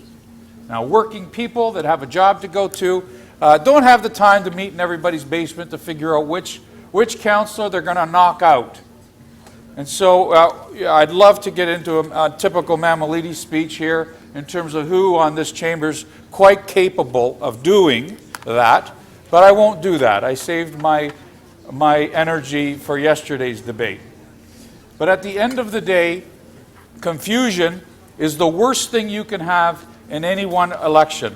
You've got to make it very clear to the electorate as to what they're doing and voting and how they're supposed to vote. Earlier I asked whether or not the arrow will be a part of our ballot sheet in the next election, and the answer was yes. That in itself was confusing enough for a senior, for instance, who doesn't know who to vote for, yet how to fill in that particular arrow. That's always been confusing to a senior. Now, we've got a lot of seniors, and I can tell you this, they're not going to sit and vote for 3 people. They're not going to sit and vote for 2 people. It's going to be confusing to everybody, including the clerk when they put it all together. Now, some of you might think, well, this makes sense, 50% wins the election. At the end of the day, it's confusing, it's going to cost more money, and now we're doing it again on the fly with a motion that we knew nothing about, and it's the wrong time to do it. So I hope you can agree with me, just to kick it off to the next term of office. Let that executive committee, I know Councillor Ainsley is going to get more than 50% anyway next election. Let him come back in next term of office. Let him argue the points here. I'm probably going to be back, I hope, and I'll argue against this yet again for the same reasons. I may even choose to go into somebody's basement and start talking about who to knock out and who not to. I mean, Councillor Mihevc brought up the signs. Everybody's going to start spending money on big, large signs to boot somebody else out of office and spend all that money. Yet, I think he would be one of those guys in one of those basements. Councillor Mamalidi, your time's up. Thank you. Councillor Filion. Thanks very much. I'd like to talk a little bit about dark money and dirty money. I totally support what Councillor Perks motions. I was thinking of doing something similar, but I believe he's covered it off very well in consultation with city staff and with the mayor's office. So just to give a real life example of what was able to happen under the current lack of rules in the last election, and then what somebody could do with what the province has, I hope, inadvertently done to try to fix that, but has made it much worse. So in the past election, I had a group of land speculators conspire to have someone else elected who had offered, who had allegedly offered them double the building density and height that the mid-rise guidelines would allow. How do I know this? Because someone at a meeting of the land speculators taped the meeting and gave me a copy of the tape. And in it, the various parties involved, one of whom had a name that was slightly different, like one word a little bit different than the actual homeowners association in the area, so that the average person wouldn't be able to tell the difference. So these two organizations of speculators, one east of Yonge, one west of Yonge, had an argument over whether they should spend their money helping my opponent or whether they should use the money smearing me. And they had this, practical difference of opinion about it in an argument. They decided that because my opponent was already up to his spending limit and they didn't want to in any way do something that might tip that over and get him in trouble, that the best way would be to smear me. And so somebody said, okay, so we're going to have to spend $30,000 or $40,000. We're going to have to put out one piece of defamatory literature a week between now and the election campaign. And that's what they did. These pieces of literature, completely not, with no identification on them, you couldn't tell where they were coming from. In some cases, they appeared to be coming from a legitimate organization, but weren't. So this group of land speculators spent, I don't know, I'm guessing $30,000 at least on a smear campaign to get somebody elected who they thought would give them what they wanted in the election. So the only thing that the provincial regulations would do about that is identify the organization, identify the organization. In this case, it would have been a group that sounded like it was a legitimate residents association in the area. So what happens now with what the province has opened up? Like there are interests, financial interests in, for example, my ward, but it could be anyone's ward, where it would easily be good business practice for them, putting in ethics aside, would easily be good business practice for them to invest $50,000 or $100,000 in getting someone else elected. So I'll give you sign companies, for example. If someone were to get some councillor's approval for digital signs at the corner of Yonge and Shepherd, that would be worth in the 8 figures, meaning 2 numbers followed by 6 zeros. So what might somebody be willing to do to elect somebody who would be in favor of those signs contrary to the city's bylaws or staff recommendations? And it's the same thing with development applications, committee of adjustment applications, the list goes on and on.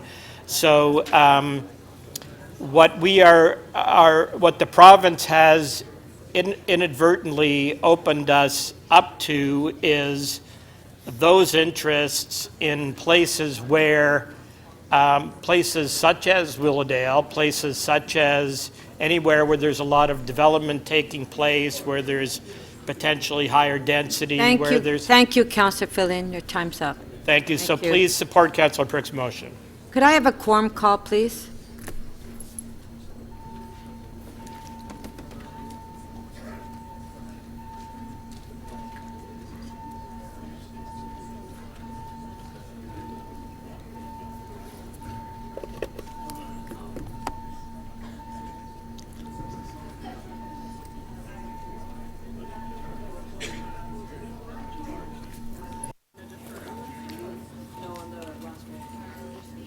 Members, the voting panel is open.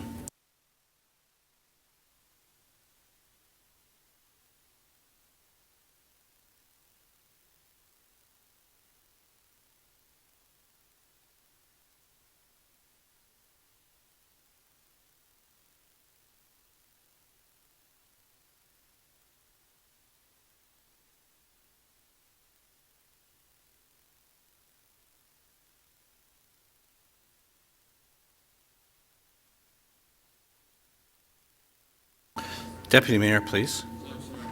Councillor Kelly.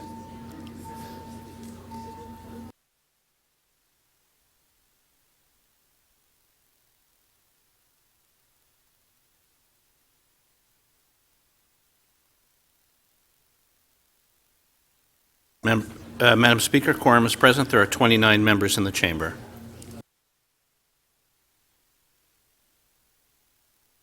Councillor Karygiannis. Thank you, Madam Speaker. I've listened to very carefully to the arguments presented, and one of the things that will not be supporting is Councillor Ainsley's motion for us to explore potentially ranked ballots for the next election. When the staff came to speak to me, they clearly stated that it would be merely impossible for us to achieve that goal. So for us to even consider for the next election, I would say that'd be a waste of time. It will be undue pressure on the people that will be out there taking their opinions.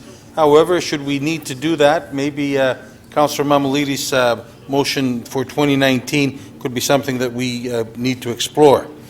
Madam Speaker, when we talk about ranked balloting and the way that it is, it's going to be very confusing.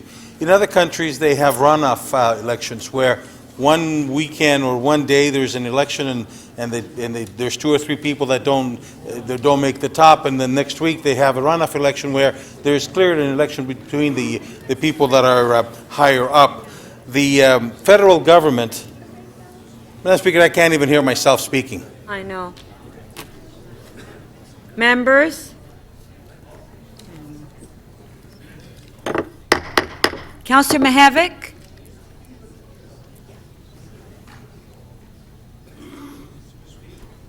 No, I'm just trying to get quiet in the council chambers. It's too noisy. Councillor Filion? Okay, go ahead.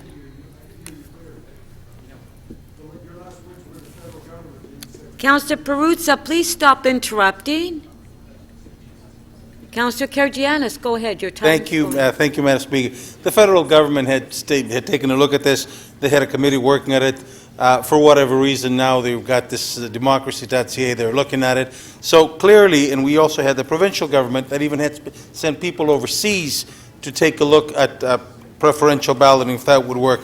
And they clearly came back. There was a referendum that was done, and they left things alone. So for this election, I would caution folks about moving forward with preferential balloting, as we're not sure if our machines and our city clerk staff can certainly manage this. However, on another note, when you run federally or provincially and you got a question about how to spend the money, if spending the money this way or that way is clear, you phone up Elections Canada or you phone on the provincial election office and they give you a clear definition. They even write to you and they say clearly you can use the money this way or that way. The disadvantage that we have when questions arise and we call the clerk that's responsible for our elections and we say, spending the money this way, is it allowable? Well, I don't know. Go to the province. You run to the province and the province says, well, speak to your city clerk. And when you come back to speak to the city clerk, they say, well, get your lawyer or your accountant to give you guidance. Well, my lawyer or my accountant certainly are not politically inclined and they don't know the rules and regulations. So I would say to you that we might want to ask our staff to go back to the drawing board and ask for the province a clarity, or ask for the province to put a secretariat in place that should we have any questions, we can call them up, put the question to them, and get a clear answer. And now where am I coming from? I'm coming from the fact that I had a particular expense that I wanted to know if it was legitimate or not, and I called our staff. Well, you know, we don't know, we don't do this, we don't go there. And I had asked them before, and I had got clear instructions on how to approach it. And at that point in time, well, we don't know, get your lawyer.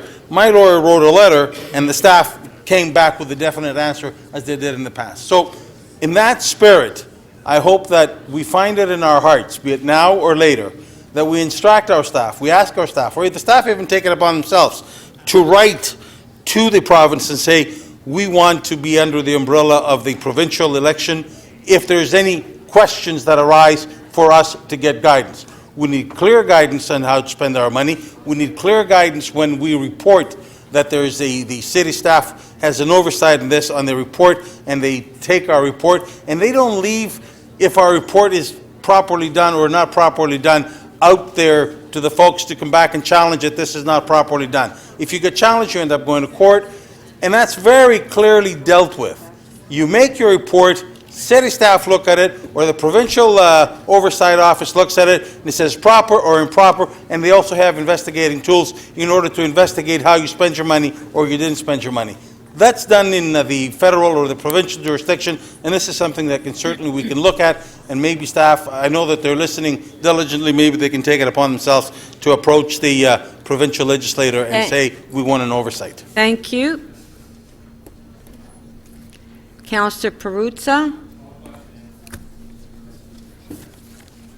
Yeah, thank you, Speaker. I'm just going to focus in on the ranked ballot portion of the debate or the discussion. I just want to show, and I know that you're not going to be able to see it here if I stay in my seat and show it to you all this way, but I'm going to walk on over here and put it on the you know, the overhead, and hopefully somebody will be able to put that on the big screen at some point and just show that to you. So this is Minneapolis, Minnesota. The great example that's been put on the floor of council today that should be the guiding light for us all that would lead us into a ranked ballot system. 2005, Minneapolis, Minnesota, green, the little green thing there. You see the spoiled ballot rate, right? What I can see is city council. The spoiled ballot rate in Minneapolis, Minnesota on that chart in the overhead, over your head, Speaker. I don't have anything. And you see in 2005, the green one, highest rate of spoiled ballots, 2.1%. 2009, under a ranked ballot system, 14.3%. Now, that doesn't tell the entire story of a ranked ballot system in Minneapolis, Minnesota. No, not at all. I want to show you a little something else. Minneapolis, Minnesota, Ward 1, Precinct 5, spoiled ballot rate, 1.96%. I'll move over to here, Speaker, so I don't have to move back and forth and wear out your carpet any quicker than it's wearing out. Nice, manicured lawn, nice houses. I can imagine the people living in this part of wherever Minneapolis, Minnesota is, all right? 1.96% spoiled ballot rate. Now, if you live, same election, 2013, if you live in this neighborhood of Minneapolis, Minnesota, Ward 5, Precinct 7, spoiled ballot rate 12.68%. 12.68%. And, I might add, as you continue down the road throughout Minneapolis, Minnesota, you basically come and find the same results over and over and over again. So if you live in this building here in Minneapolis, Minnesota, here's your spoiled ballot rate. If you live here, again, in somewhere in Minneapolis, Minnesota, your spoiled ballot rate 7.38%. Speaker, here's what I have experienced throughout a number of elections that I have run in. And I happen to represent a ward which has a great range of people with a great range of capacity, with a great range of understanding. And I can tell you that each and every election, we have to go door to door and basically say to people, yeah, you're going to see 100 names that are running for mayor. You can only vote for one. How do you do that? Well, you got to connect this little arrow. And people say, oh, geez, 100? Yeah. But that's not it. Then you got to vote for a counselor. Then you got to vote for a trustee. Then it might be Catholic, might be public, might be French, might be not. So it goes on and on and on. And it gets complicated. So what do we do? What do we have to do? We have to produce a sample ballot. And basically go door to door and explain to people how and what they can vote for so that they're comfortable with it. And still they are intimidated by it. Imagine bringing in this other layer. What you're basically doing in Minneapolis, Minnesota, Speaker, is you can see that in neighborhoods where people are living in neighborhoods that are not as well-to-do, are basically having their vote denied them because they're spoiling the ballots, probably because they're not getting it very, very clearly. That's where you're going with this. You want to silence the marginalized. You want to silence the uneducated. You want to keep them out of the elections. You want to keep people in poorer neighborhoods out of the election. This is where you go. Thank and you. This is what you do. Thank you, Councilor Perruzza. Your time's up. Thank you. Councilor DiCiano. Yeah, thank you, Madam Speaker. I'd like to make a presentation as well. With respect to the motion to start a citizens reference panel, in all honesty, after putting 18 months of research into this, what we need is a truth and reconciliation panel. Because I will tell you that this council was sold a bill of goods that is completely inaccurate and wrong on the facts of what ranked ballots will do for residents in the city.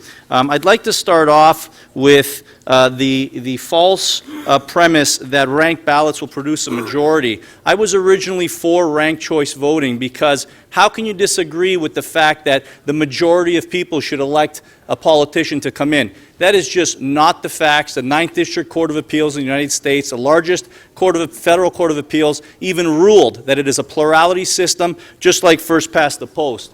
This is what a 20-round election looks like in San Francisco's District 10, which is equivalent to Ward 10. 21 candidates ran for office, 21 candidates.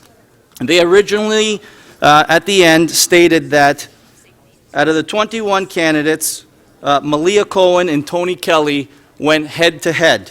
There was 17,808 people who successfully put a ballot forward to vote. 17,808 people showed up to the voting station to vote.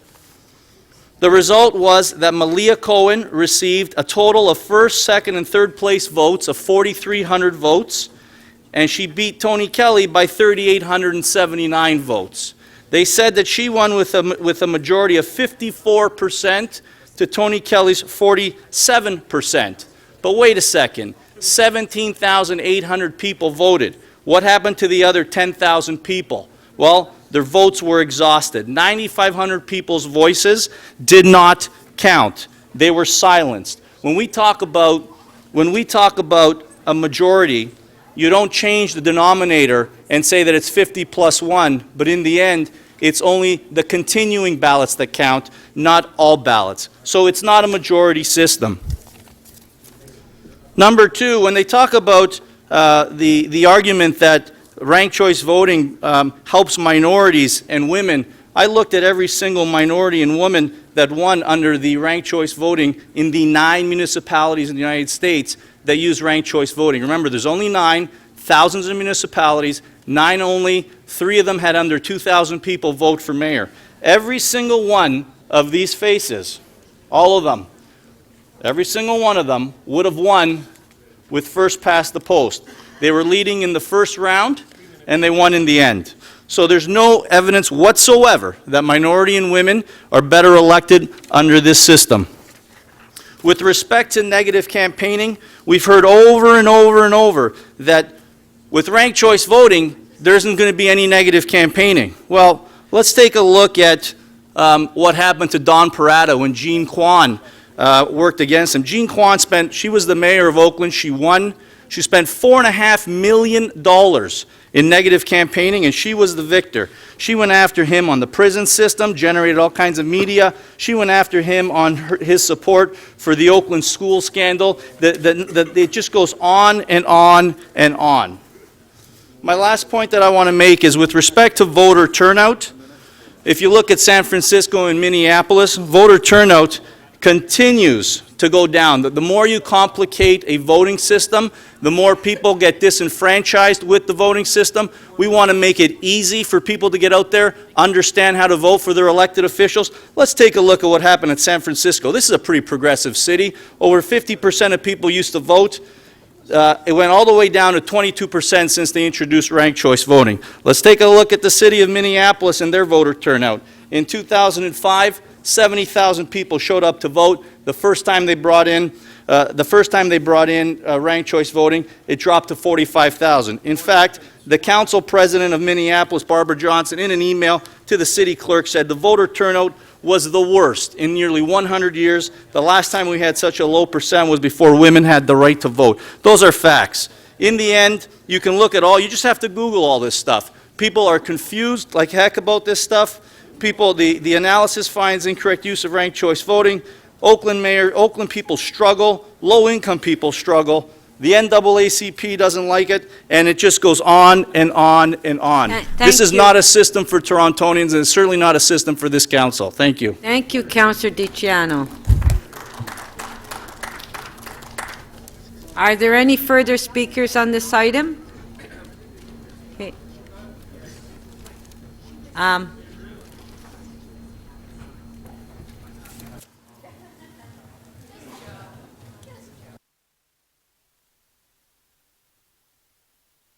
Okay. Oh, Councillor Mihevc, I thought you spoke. You spoke. You spoke. No, you spoke and moved a motion, didn't you?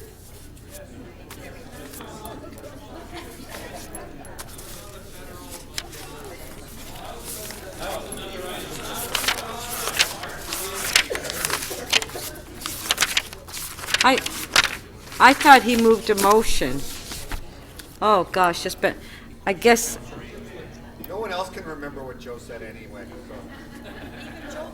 Okay, Councillor Mihevc to speak. Thank you. I'll be very short. You know, I am a ranked ballot supporter, but I do think what Councillor DiCiano presents is very interesting stuff. It's very interesting, and frankly, it's not really to the point of Councillor Ainsley's motion. What's to the point is, do we need a discussion around figuring out a good way or a better way to enhance democracy in our city? Ranked ballots may be an opportunity to do that. And what his motion actually does is it doesn't land the plane. It doesn't say it must be this. It says, let's have a good conversation on this. And you know, if you don't, no, we haven't had that. We have not had that. We have not had a considered analysis. We have not had any input from staff. We have not had input in public fora with professionals. And I think that that's what his motion asks us to do. So, we have not revised our electoral system frankly, in Canada, both nationally, provincially, and locally, since the beginning of our confederation. Is it a good time to look at it? Yes, absolutely. With the advent of technology, with the desire to be equity-seeking and forward-looking, I think it's worth a good look.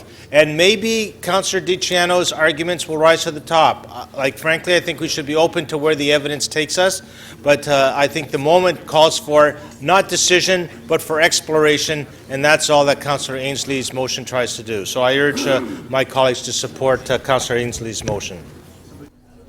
Thank you. Councillor Layton? Yes, thank you very much, and I'll be brief as well. I just wanted to express to all of you my support, and I think all of you should support Councillor Perks' motion 2C. And this is the one that calls for the city manager to include in any submissions our opposition, or at least our requesting the province allow us to impose additional conditions on third-party advertising. This isn't trying to change anything on the fly, as was suggested by some. This is to ensure that the City of Toronto can impose either our existing restrictions on sign advertising or other advertising, but as well as come up with any other conditions that we want to move forward. This frightens me. I don't know about you, but this really frightens me, this notion of dark money in our electoral process at the City of Toronto. We make a lot of decisions here in this chamber, and some of them perhaps aren't accepted by all, but when those that are upset with the decision we make, and if you have enough money, that you'll be able to put together advertisements that don't necessarily have to be factual in any way, and then to put those ads up to impact the outcome of an election. Look, I've voted against every digital sign that I think has come on this floor. Those companies who perhaps could profit if they had someone more sympathetic to digital sign bylaws in my ward could try to impact the outcome. That is frightening. And I don't think that the residents of Ward 19 would agree, although a group calling themselves the concerned visual experts of Liberty Village could start putting up digital billboards, probably at a pretty decent cost, that were advocating and saying that perhaps the local councillor of the day wasn't doing all he could to help Liberty Village. There wouldn't necessarily be anything factual to that, but they could do that in much the same way that what happened in this last election, where some individuals, we don't know who, it was entirely anonymous, went door to door in Ward 19 and Ward 20, putting door knockers on with rather xenophobic and racist comments about a school board trustee candidate that weren't true. Yet we found them on every door in the ward. Completely anonymous and completely factually untrue, yet someone funded this project to try to impact the outcome of the election. That's wrong. And when there's money behind it and a lot of money at stake, that is very wrong. And we should not stand for that. And that's why I think we should all support Councillor Perks' recommendation that he's put forward. What is the recommendation? Thank you. Councillor, Deputy Mayor, did you have your name up? Did you take it off? Oh, okay, there it is. Deputy Mayor Menawong to speak. Yes, just very briefly, I am not going to support Councillor Ainsley's motion. I would urge you not to as well. It just starts out with the committee. It's this innocuous, harmless, oh, let's just ask for a report. And everybody knows you ask for the report. It is that first process to building up a campaign for moving forward to whatever it is that you want to move forward to.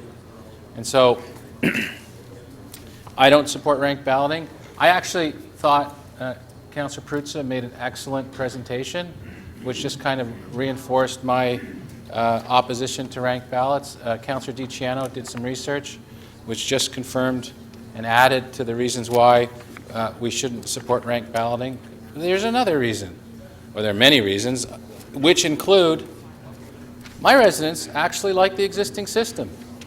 They don't want to study it.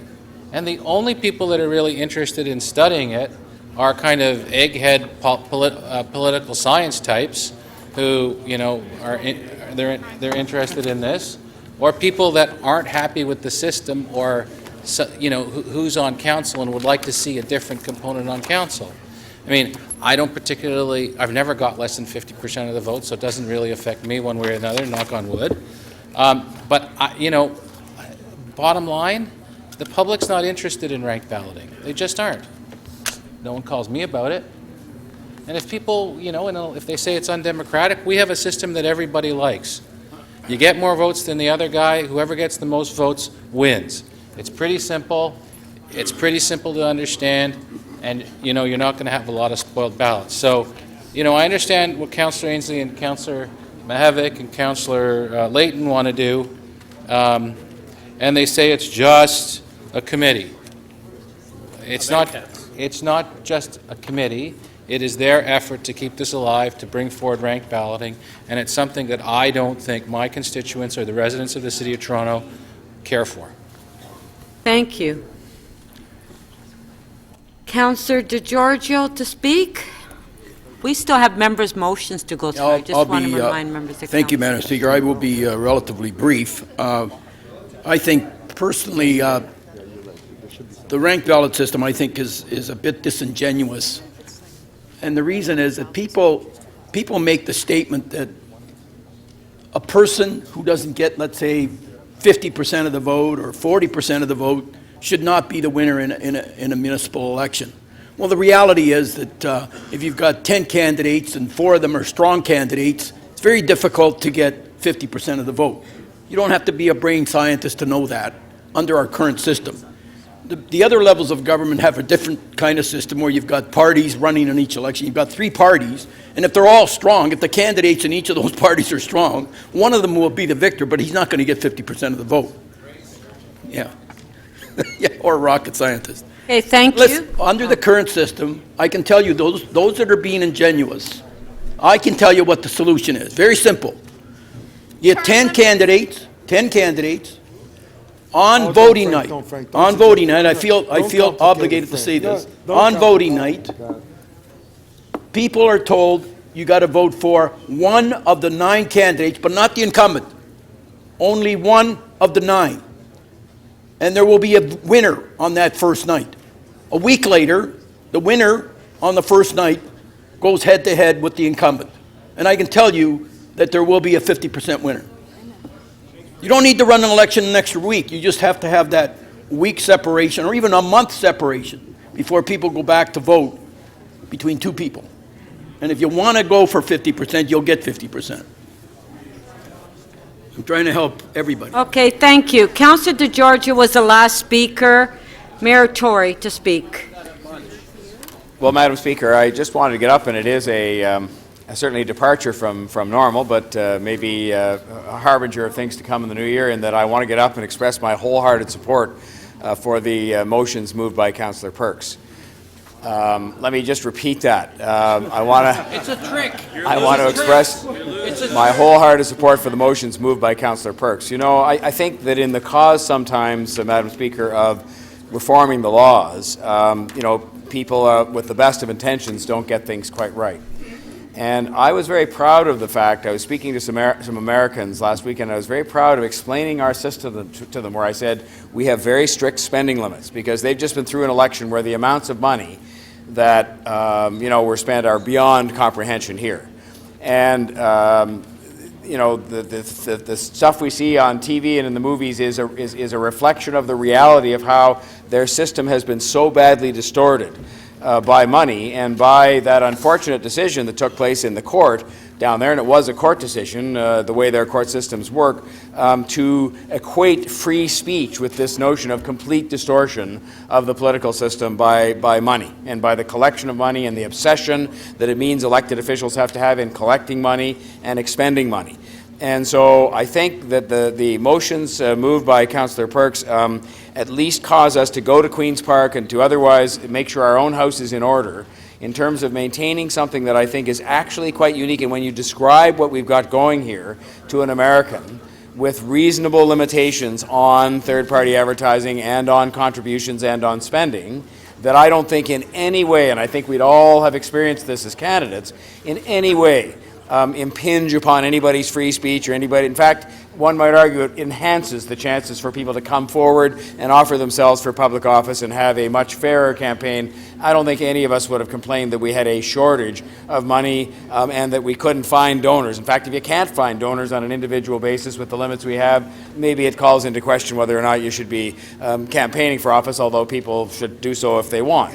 So I just want to say that I think the things that Councillor Perks suggested are things we would be very, very well advised to pursue at Queen's Park and here, because I think we have a system as regards the mechanics, if I can call it that, of the election. I'm not going to deal today with the electoral reform. I've expressed some of my views on that in the past, and I'm not sure today's the day we should even be having that debate, but I do think with regard to these imminent legislative changes, some that have already been made and the impact they will have on us and the stages of that to follow, that we should protect large elements of a system that has worked quite well to protect the interests ultimately of the voters and make sure it's a fair contest that is run under fair rules that give everybody a fair chance. And so I just want to commend those resolutions to my colleagues on council and say that I will be supporting them. Thank you, Madam Speaker. Okay, so if we can put the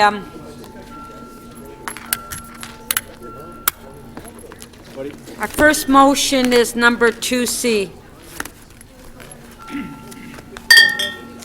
All in favor? Nobody has to report a vote. Motion by Councillor Perks. On favor? Carry.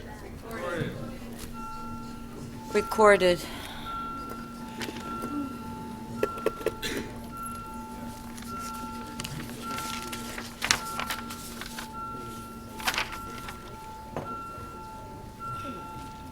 Yeah, that's what you do. You know what? Feed him, you know what? Take him out the night before for dinner and make sure he has a high five-year dinner.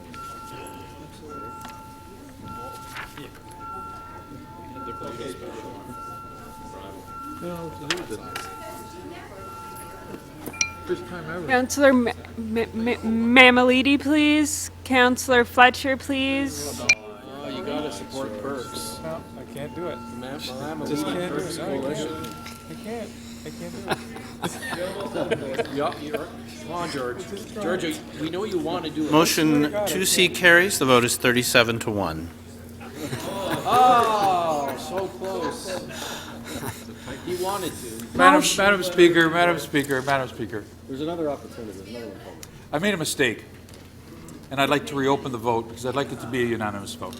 Okay, there we go. Agreed. Okay, all in favor, recorded vote. No, we already reopened. This is the vote. So this is the vote. Next. Tolls. Get it. Madam Speaker.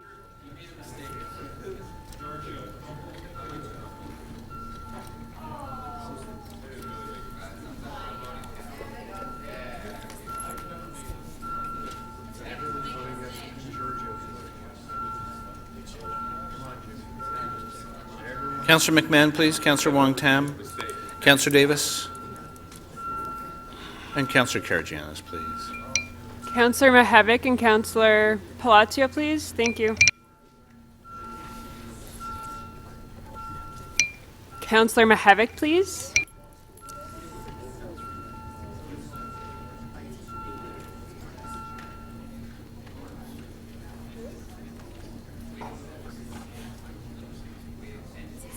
The revote on motion 2C carries unanimously, 39 in favor. Motion 1A, if we can put that on the screen.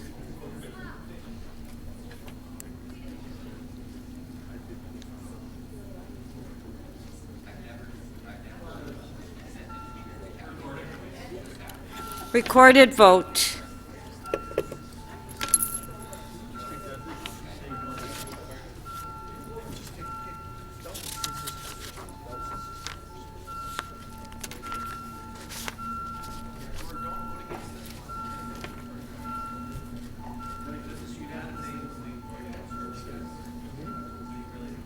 Councillor Perruzza, please. Councillor Filion, please.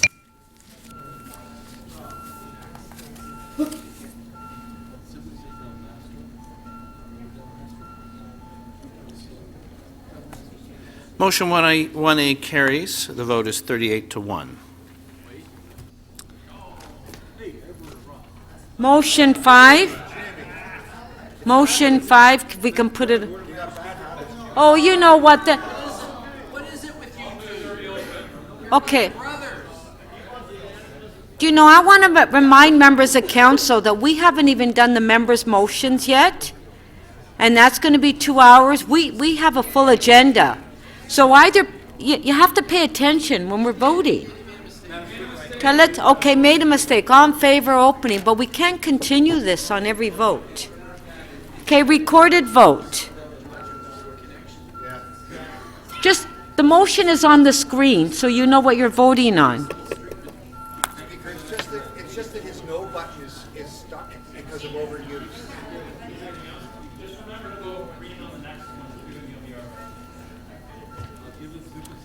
Councillor Wong-Tam, please. Councillor Mihevc, please. Councillor Fletcher, please.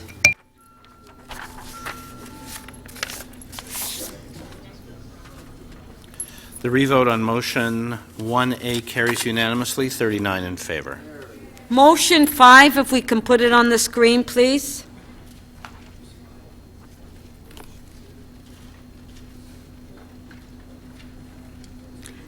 Do we want a recorded vote? Recorded vote.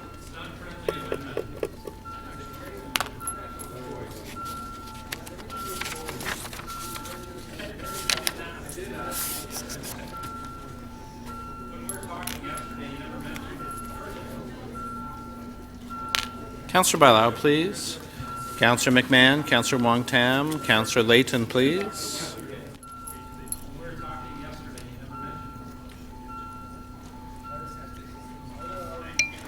Councillor Fletcher, please.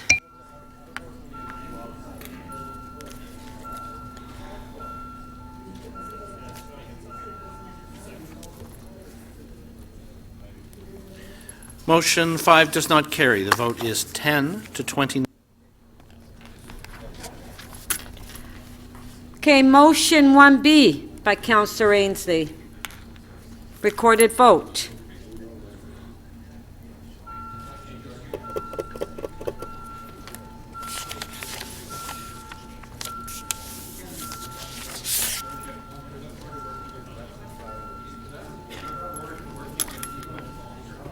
Councillor McMahon, please. Councillor Wong-Tam. Councillor Councillor Mamalidi, please.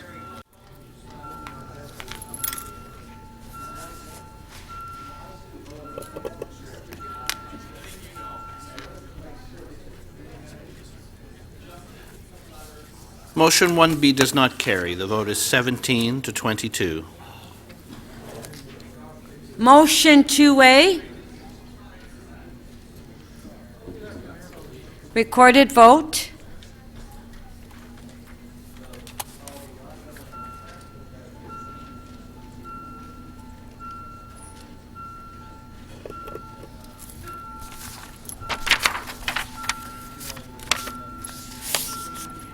Councillor Perruzza, please. Councillor McMahon, Councillor Wong-Tam. Councillor Fletcher, please. Councillor Crisanti, please.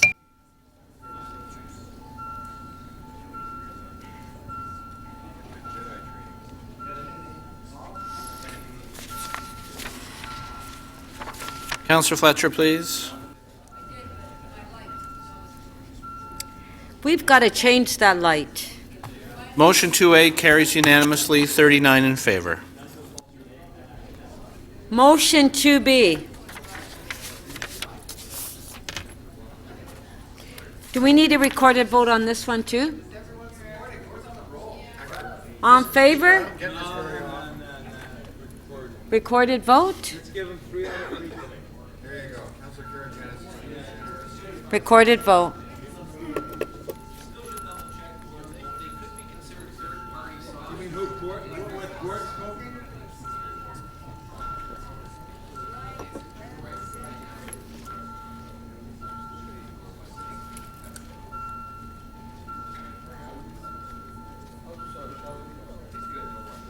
Councillor Perruzza, please.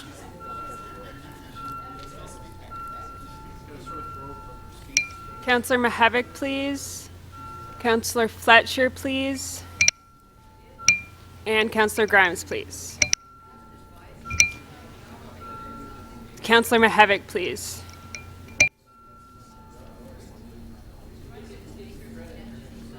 Motion 2B carries unanimously, 39 in favor.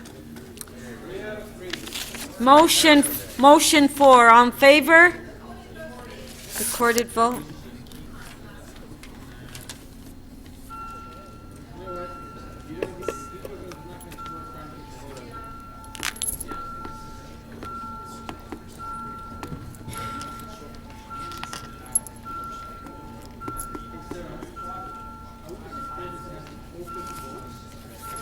Councillor Perruzza, please. Councillor McMahon, Councillor Wong Tam.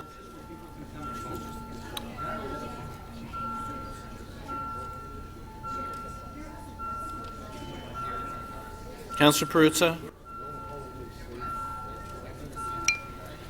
Councillor Fletcher, please.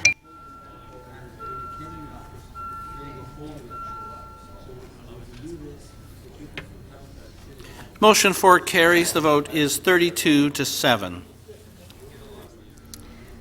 Item as amended, on favor? Recorded vote. Is there a reason why we're asking for recorded vote on everything?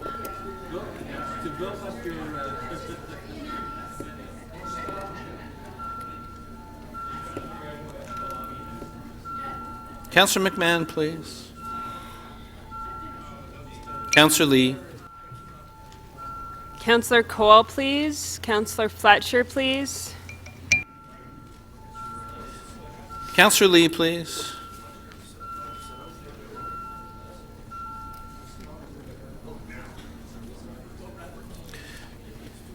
The item is amended, carries unanimously, 39 in favor. Okay, let's go to members' motions. MM 23.1.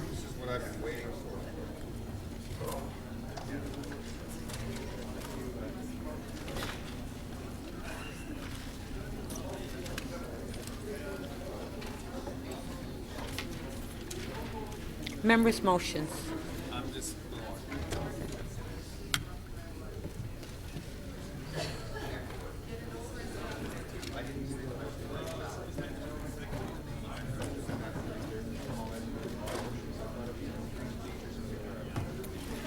Okay, if we can put it on the screen, members. Notice if this motion has been given, this motion is subject to referral to the Toronto and East York Community Council. A 2/3 vote is required to waive referral. This motion relates to an Alcohol and Gaming Commission of Ontario hearing and has been deemed urgent. All in favor of waiving referral? Carried. On the item, all in favor? Carried. MM 23.2. Notice if this motion has been given, this motion is subject to referral to the Executive Committee. A 2/3 vote is required to waive referral. All in favor of waiving referral? Carried. On the item, all in favor? Carried. MM 23.3. Notice if this motion has been given, this motion is subject to referral to the Executive Committee. A 2/3 vote is required to waive referral.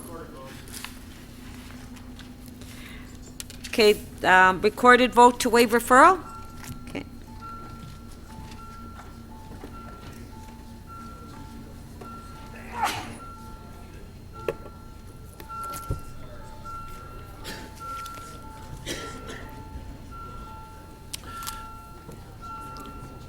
Councillor Perruzza, please.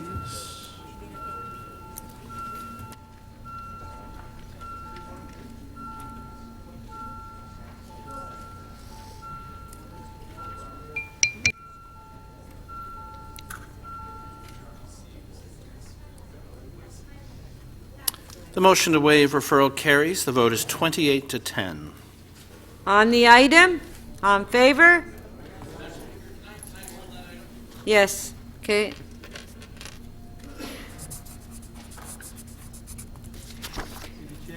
MM 23.4. Notice of this motion has been given. This motion is subject to referral to the Scarborough Community Council. 2/3 vote is required to waive referral. This motion relates to an OMB hearing and has been deemed urgent. All in favor of waiving referral? Carried. On the item, all in favor? Carried. MM 23.5. Notice of this motion has been given. This motion is subject to referral to the Executive Committee. A 2/3 vote is required to waive referral. All in favor of waiving referral? Recorded vote.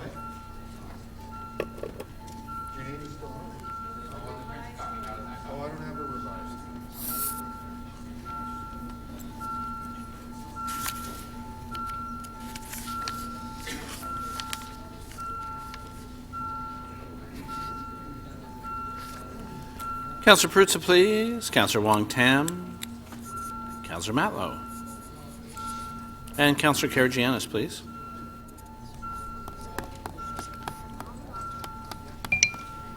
Councillor Burnside, please. Councillor Fletcher, please.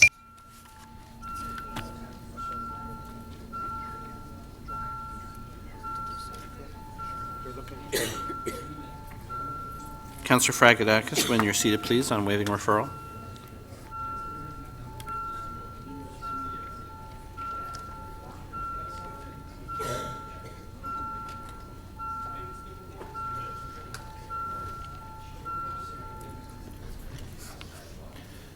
The motion to waive referral carries 30 to 10. On the item, on favor? Who said hold? Okay, Councillor Perks is holding.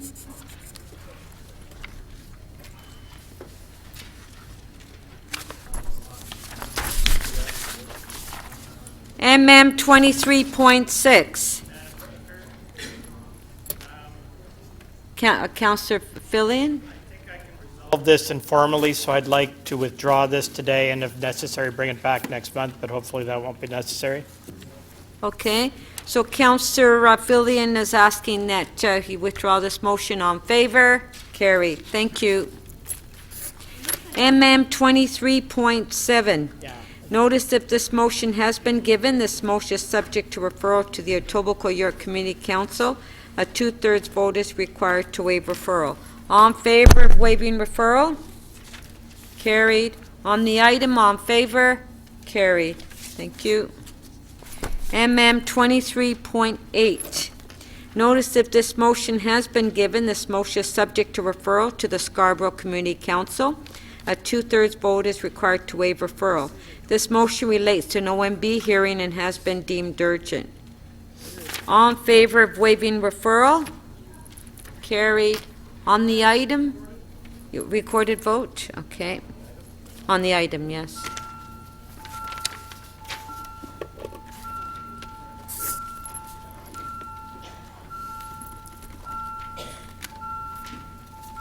Another debacle with the Committee of Adjustment, John, is... Sorry. I have to go out for an hour. Oh, I have no idea. This, I have no idea. This For is... some reason, we're I have carrying another... on.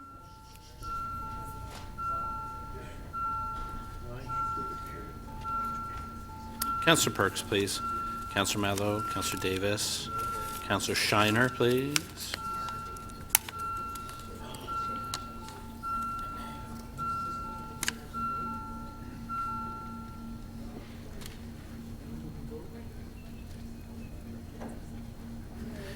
Councillor Fletcher, we've closed the vote. Could you tell me your vote verbally, please?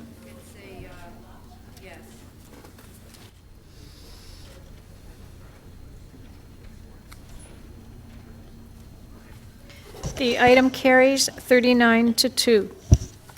MM 23.9. Notice if this motion has been given, this motion is subject to referral to the Parks and Environment Committee. A two-thirds vote is required to waive referral. Recorded.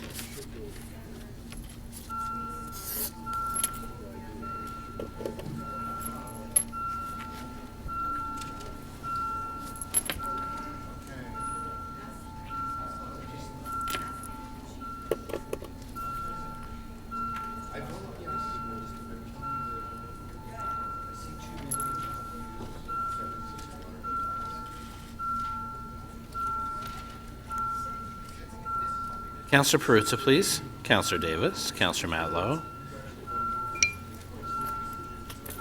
Councillor Cole, please. Councillor Matlow, please.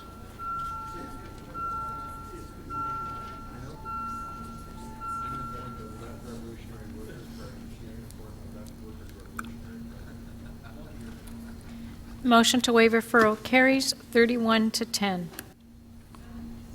Okay, on the item? On favor? Carried. MM 2310. Notice if this motion has been given. This motion is subject to referral to the North York Community Council. Two-thirds vote is required to waive referral. This motion relates to an OMB hearing and has been deemed urgent. All in favor of waiving referral? Carried. On the item, on favor, pardon? Recorded vote.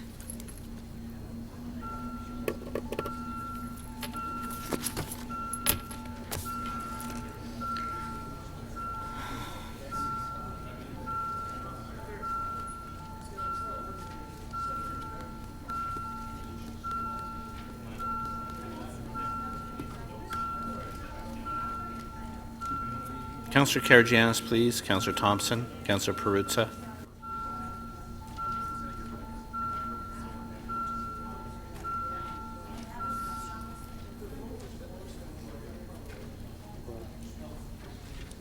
The item carries 39 to 2.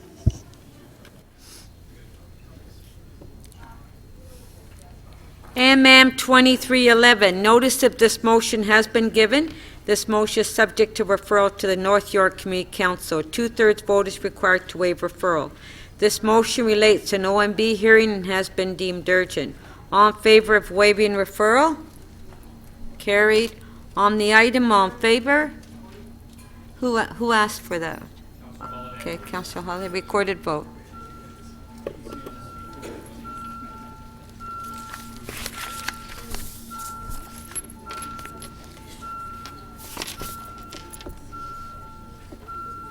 Councillor Karygiannis, please. Councillor Bailao. Councillor Perruzza, please. Councillor Cole and Councillor Crisanti, please.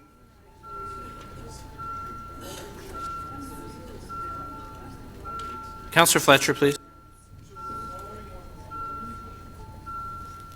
Councillor Perruzza.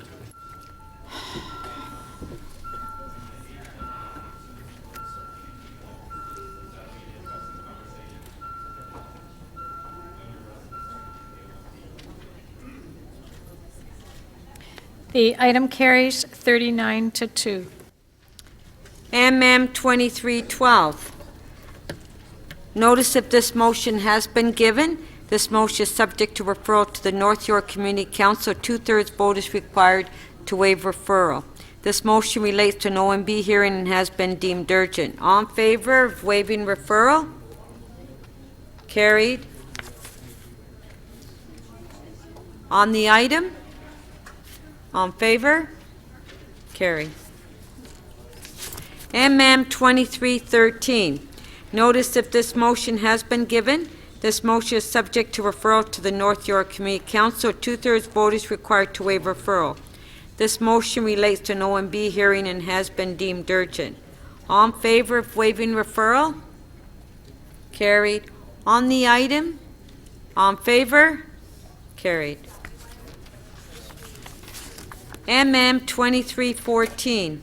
Notice if this motion has been given. This motion is subject to referral to the Executive Committee. A two-thirds vote is required to waive referral. All in favor of waiving referral? Carried. On the item, all in favor? Carried.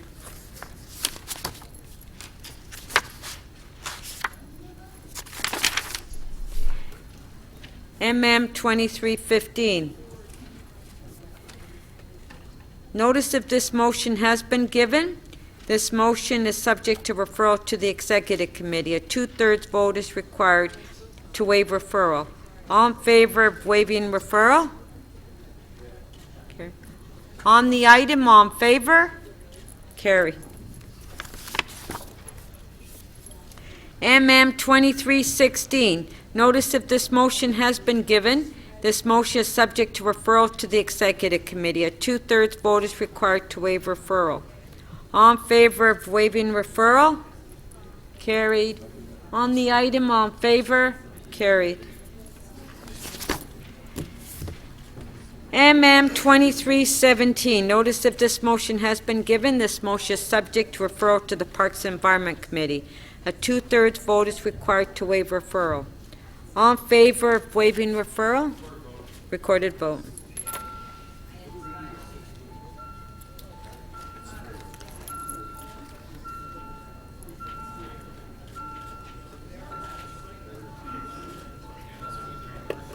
Come on, Stephen, I know you want to. There you go.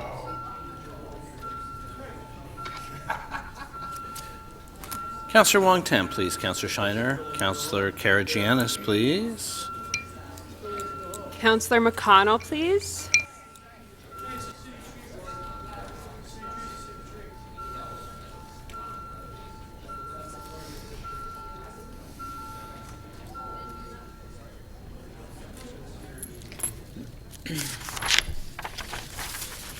The motion to waive referral carries 33-7. On the item, on favor, carried.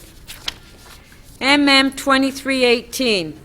Notice if this motion has been given. This motion is subject to referral to the Public and Works and Infrastructure Committee. A two-thirds vote is required to waive referral. All in favor of waiving referral? Recorded vote? On favor? Carried. On the item, all in favor? Carried.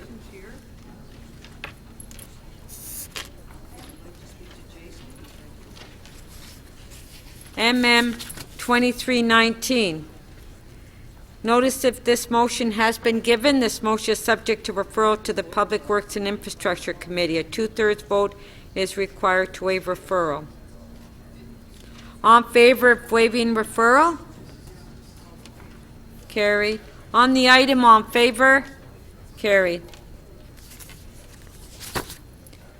MM 2320. Notice if this motion has been given. This motion is subject to referral to the Public Works and Infrastructure Committee. A two-thirds vote is required to waive referral. All in favor of waiving referral? I don't see any hands. Okay. Okay. On the item, all in favor? Carried. MM 2321. Notice if this motion has been given. This motion is subject to referral to the Executive Committee. A two-thirds vote is required to waive referral. Recorded vote.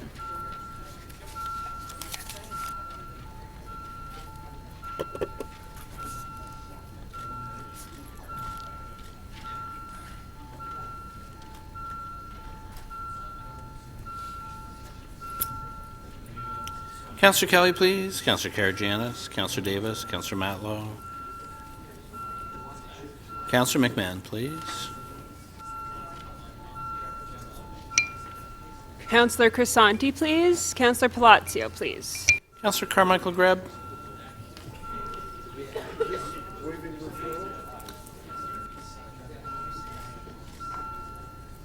Councillor Crisanti, please.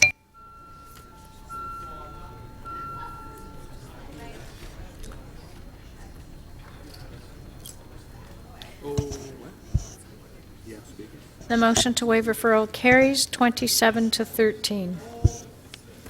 Okay, the item is being held.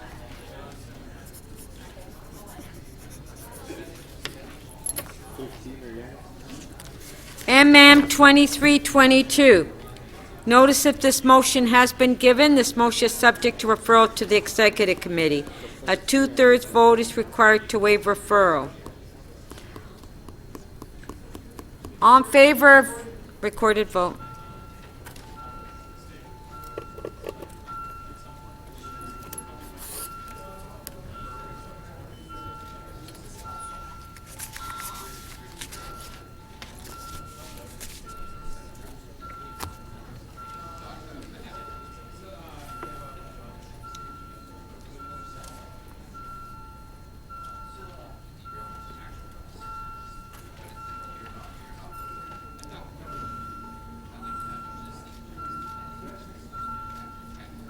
Councillor Perruzza, please. Councillor DiGiorgio. Councillor Wong-Tam. Councillor Mahevik, please. Councillor Phelan, please.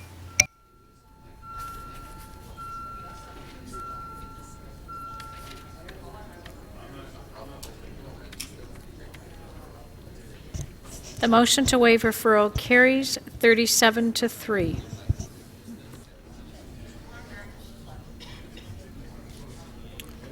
Okay, on the item? On favor? Carried. MM 2323. Notice if this motion has been given, this motion is subject to referral to the Toronto and East York Community Council. A two-thirds vote is required to waive referral. This motion relates to an OMB hearing and has been deemed urgent. All in favor of waiving referral? Carried. On the item on, pardon? Recorded? Recorded vote on the item.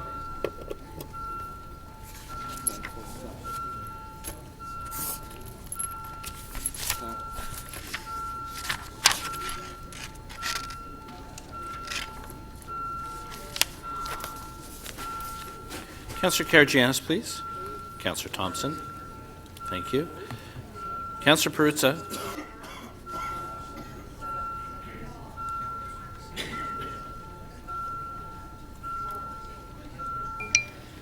Councillor Fletcher, please. Councillor Crisanti, please. Councillor DiCiano, please.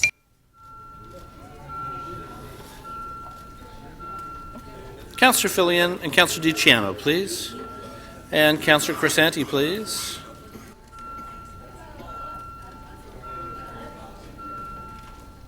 Councillor Crisanti, your vote, please.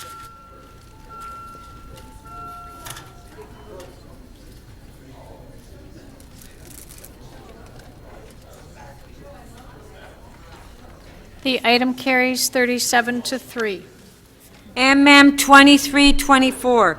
Notice if this motion has not been given, a two-thirds vote is required to waive notice. This motion is subject to referral to the Etobicoke York Community Council. A two-thirds vote is required to waive referral. This motion has been deemed urgent by the chair. All in favor of waiving notice? Carried. All in favor of waiving referral? On favor? Carried. On the item, all in favor? Carried. MM 2325. Notice if this motion has not been given, a two-thirds vote is required to waive notice. This motion is subject to referral to the Scarborough Community Council. I can't speak and hear and listen to everybody speak at the same time. I think, yeah. This motion is subject to referral to the Scarborough Community Council. A two-thirds vote is required to waive referral. This motion has been deemed urgent by the chair. All in favor of waiving notice? Carried. All in favor of waiving referral? Carried. On the item, all in favor? Carried. MM 2326. Notice if this motion has not been given, a two-thirds vote is required to waive notice. This motion is subject to referral to the Scarborough Community Council. A two-thirds vote is required to waive referral. This motion has been deemed urgent by the chair. All in favor of waiving notice? Carried. All in favor of waiving referral? Carried. On the item, all in favor? Carried. Recorded? Okay. 26.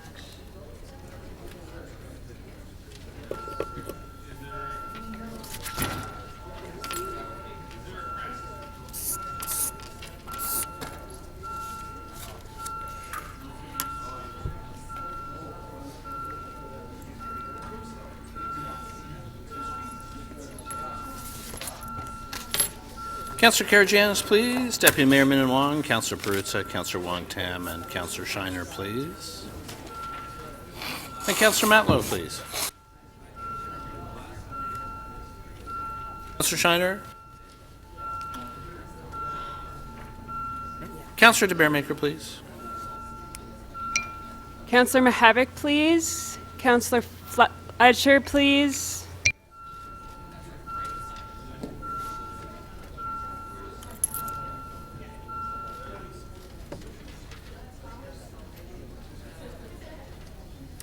The item carries 37 to 2.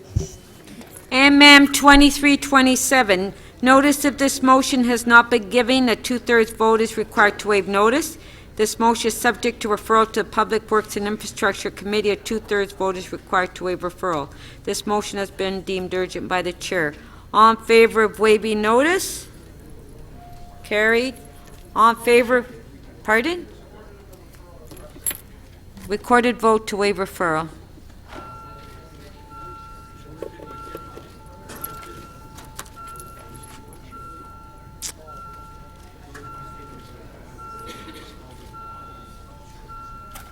Councillor Kelly, please. Councillor Karygiannis, Councillor Perruzza, Councillor McMahon, Councillor Carmichael Grab.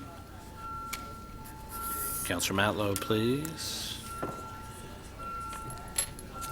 Councillor Crisanti and Councillor Holland, please. Thank you. Councillor Matlow, please.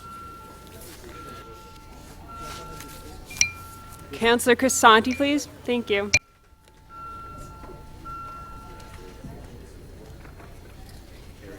The motion to waive referral carries 28 to 11. On the item, all in favor? Carried.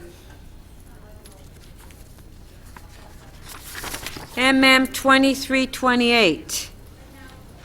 This motion has been deemed urgent by the chair. This motion is not subject to a vote to waive referral.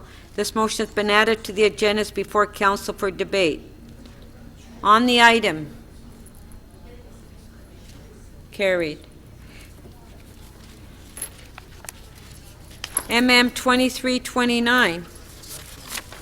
Notice this motion has been deemed urgent by the chair. This motion is not subject to a vote to waive referral. This motion has been added to the agendas before council for debate. All in favor of the item? Carried. MM 2330. This motion has been deemed urgent by the chair. This motion is not subject to a vote to waive referral. This motion has been added to the agenda and is before council for debate. All in favor of the item? Carried. MM 2331. This motion has been deemed urgent by the chair. This motion is not subject to a vote to waive referral. This motion has been added to the agendas before council for debate. All in favor?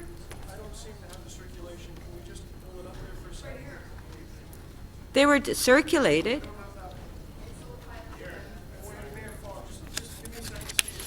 Oh.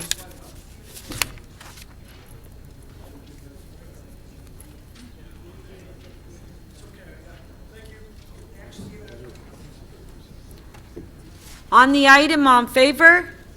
Carried. Pardon? Oh. But who, I heard Councilor Mihevc call me. Oh.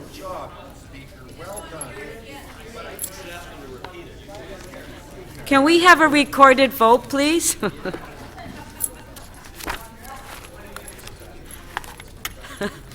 Okay, let's go back to the agenda.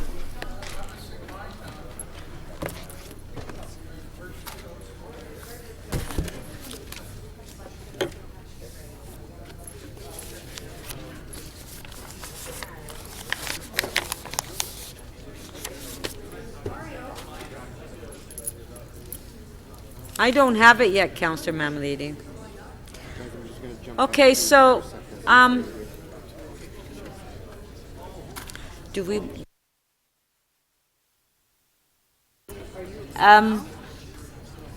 there was a motion earlier by Councillor Davis. It did not carry. But do we want to move it again? Huh?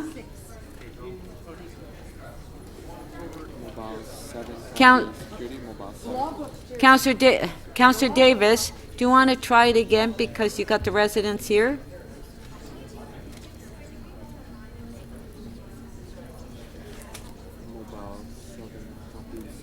Councillor Davis? I would like to move a motion to reorder the order paper to deal now with LS. Tell me quickly what it is. LS. May I see this? It's on page 6, LS 15.3, which is rental apartment buildings. Yes, that's what I So want you to like do. to move, you would like to move a motion that we deal with that now? We deal with it now. LS 15.3. Right. Top of page 6, rental apartment buildings, results of public consultation. Okay, there is a motion by Councillor Davis on that. Do we want a recorded vote? No, on favor? Recorded. We do have the residents waiting here. Yeah, we need 2/3.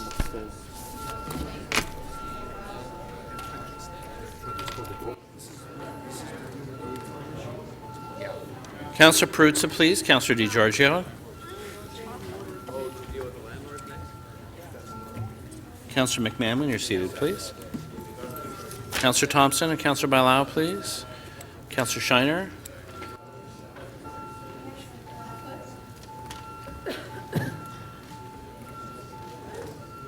Councillor McMahon.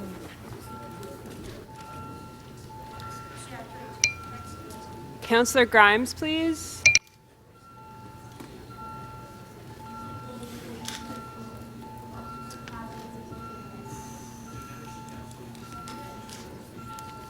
Joe, you've got to sit down. Council, if you can please sit down so we know who's in the council chambers. Please.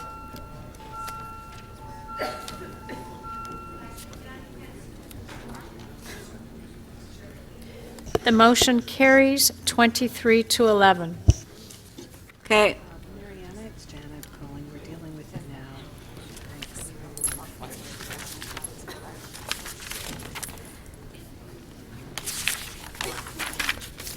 Okay, do we have questions to staff? Okay, we're dealing on page 6, the top of the page, LS 15.3.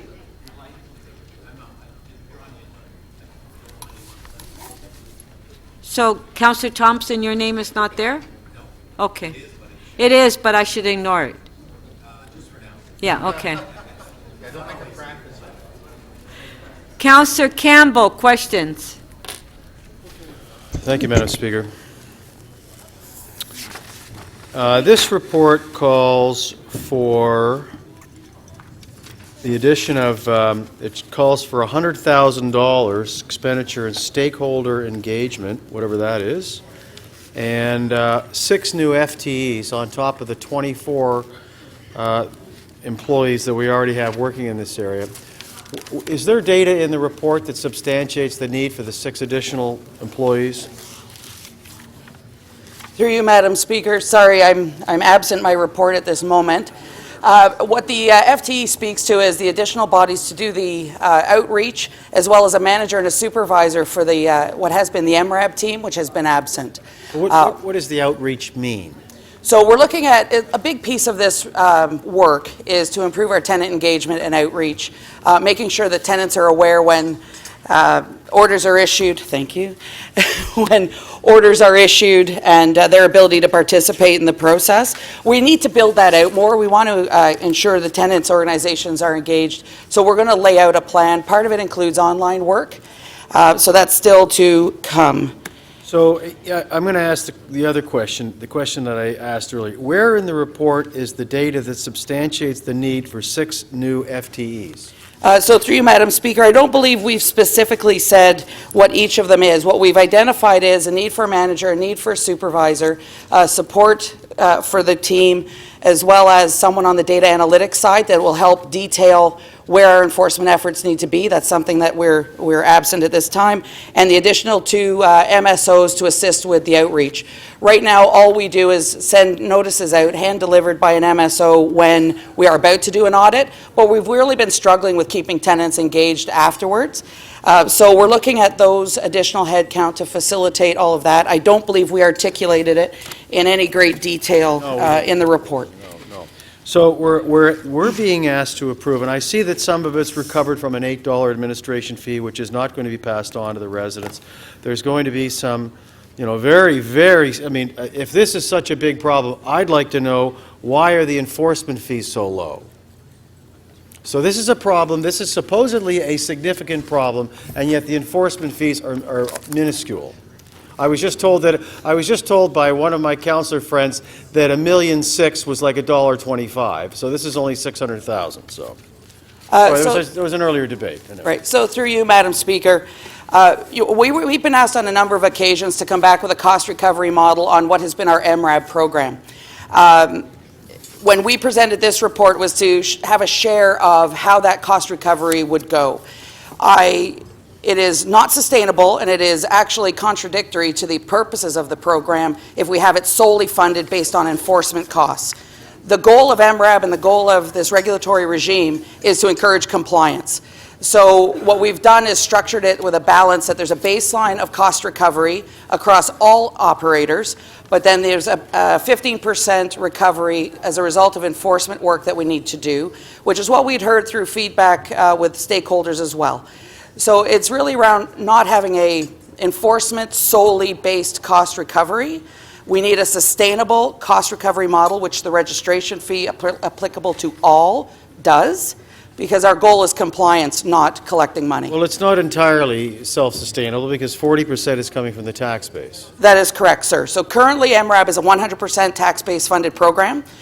We've set a split, again, on the purpose of sustainability, but also to recognize, and in the report we've recognized the financial impact against TCHC and social housing would still be covered on the tax base, as well as the foundational base of the MRAB program. Okay, so I don't want to flog a dead horse with my questions. So this is being referred to the Budget Committee process. Is that correct? Or are we approving this 6 FTE now? So through you, Madam Speaker, the recommendation you have in front of you has approval of the funding model, but that rec does speak to us reporting to the 2017 budget process. So I'll get to ask my questions all over again. I will look forward to it, sir. Thank you. No, you won't.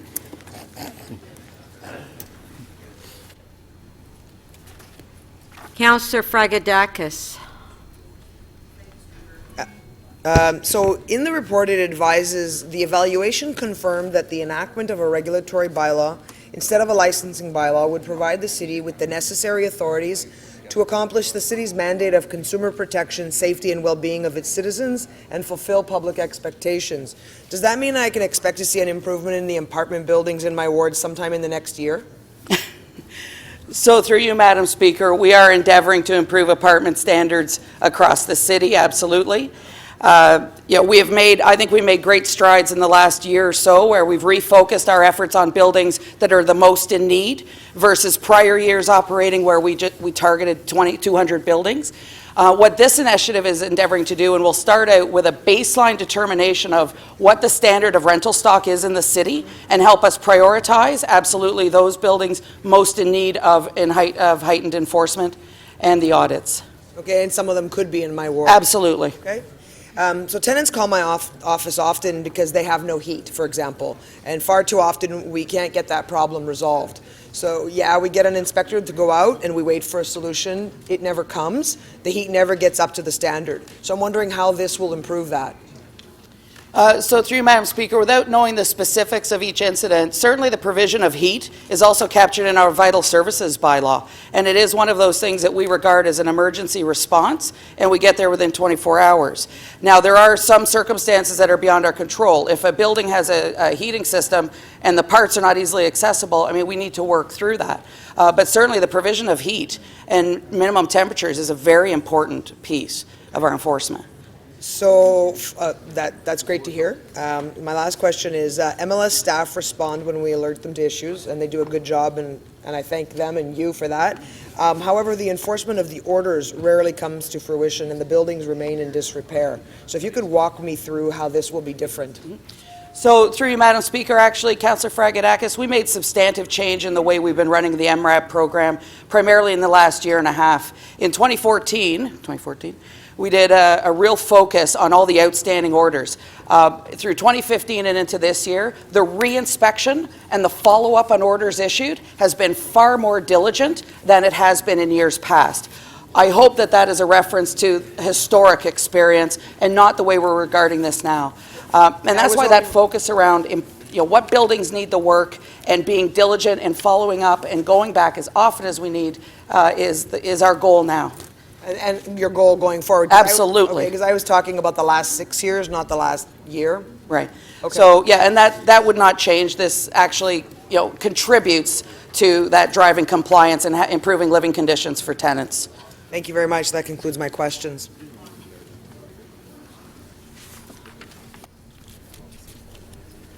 Councillor Davis, questions. Thank you, Speaker. So just to reinforce what you have just said, when we began this process of improving and being proactive in enforcement of property standards, the overall objective was to improve the quality of the housing stock in the City of Toronto. Correct? Absolutely. And part of that was to identify the quality of the housing stock in the City of Toronto as it is now, and then focus on priorities. And that is what this this approach is going to do, correct? Yes, it is. Now, we did that under MRAP. Mm-hmm. We did a preliminary investigation and a cursory audit or a preliminary audit and then focused priorities. How is this going to be different? So one of the things, when that was done comprehensively was in 2008. We have not gone back out and reviewed the entire rental housing stock in the City of Toronto since that time. Doing that and really developing a quantifiable baseline on where we are and how we set the priorities for audit is a piece of this process going forward. So it's not so much as it's operationally that this regulatory bylaw operationally changes the way we enforce. This gives us additional tools, additional accountabilities on landlords, and helps continue to drive this journey we've been on to improving the living standards. Okay. So we will still have the property standards bylaw, the audit process, but in addition, we are now going to have another regulatory bylaw, a separate one under the City of Toronto Act, in which you will put in new conditions, new information requirements, and new accountabilities for landlords. Through you, Madam Speaker, that's absolutely correct. Okay. Now, there are people who've looked at these requirements that are in Recommendation 1, and there's a list of plans. Those plans you ask for, cleaning, pest control, various other maintenance plans, capital plans. When you bring back the proposed bylaw in March, will there be more detail about the conditions and requirements in these plans? That's what we've got in plan, yeah. Yeah, through you, Madam Speaker, yes, that is the intention. Okay, because if, as someone suggested, they just get out the photocopier at all of the property management companies and just photocopy a whole bunch of plans, that won't be sufficient to meet the requirements, correct? I would say that is correct. And I think the important part of ensuring and codifying the requirement to have these plans is also to assist those landlords who want to be compliant, to know what they need, but also that tenants have access to information, which is a huge gap that we have right now. So tenants will have access to those plans? Is that what I hear today? We're going to be looking at how we can make information available. That's part of the engagement and part of the online portal and information that's accessible to tenants and prospective tenants. Okay, and there are two other things that are of concern to tenants. One of them is whether or not we're actually going to be able to sanction landlords who are repeat offenders, who continue to neglect the state of repair, where we have property standards officers who practically live in those buildings, and I have lots of experience with property owners like that. So what are we going to do in terms of new penalties, and when will we see those provisions? So through you, Madam Speaker, certainly in respect to matters of contravention of the Property Standards Bylaw, that's governed under the Building Code Act. But we have on page 19 of our report identified through this regulatory regime the opportunity to introduce higher fines and penalties, including special fines and continuing offense penalties. So we absolutely, while we try to balance, and really our goal is compliance, we are building in the mechanisms in this regulatory regime to allow for additional enforcement tools. So is there no way for us to improve, strengthen, call for changes, increase the fines under the Property Standards Bylaw and the Building Code, which is governed by the provincial government? So through you, Madam Speaker, that would be a matter to be discussed with the province, Councillor Davis. No, are those things we should and could ask for? I think, through you, Madam Speaker, I think we have consistently in a lot of our provincial statutes the opportunity to assess pretty substantive fines. So a lot of this relies on what the court's findings are when they get to the courts. I don't know that we're absent that opportunity right now, that it would be necessary, but that's certainly something that we can contemplate as we move forward. That was your last question. Thank you. Councillor Mammoliti.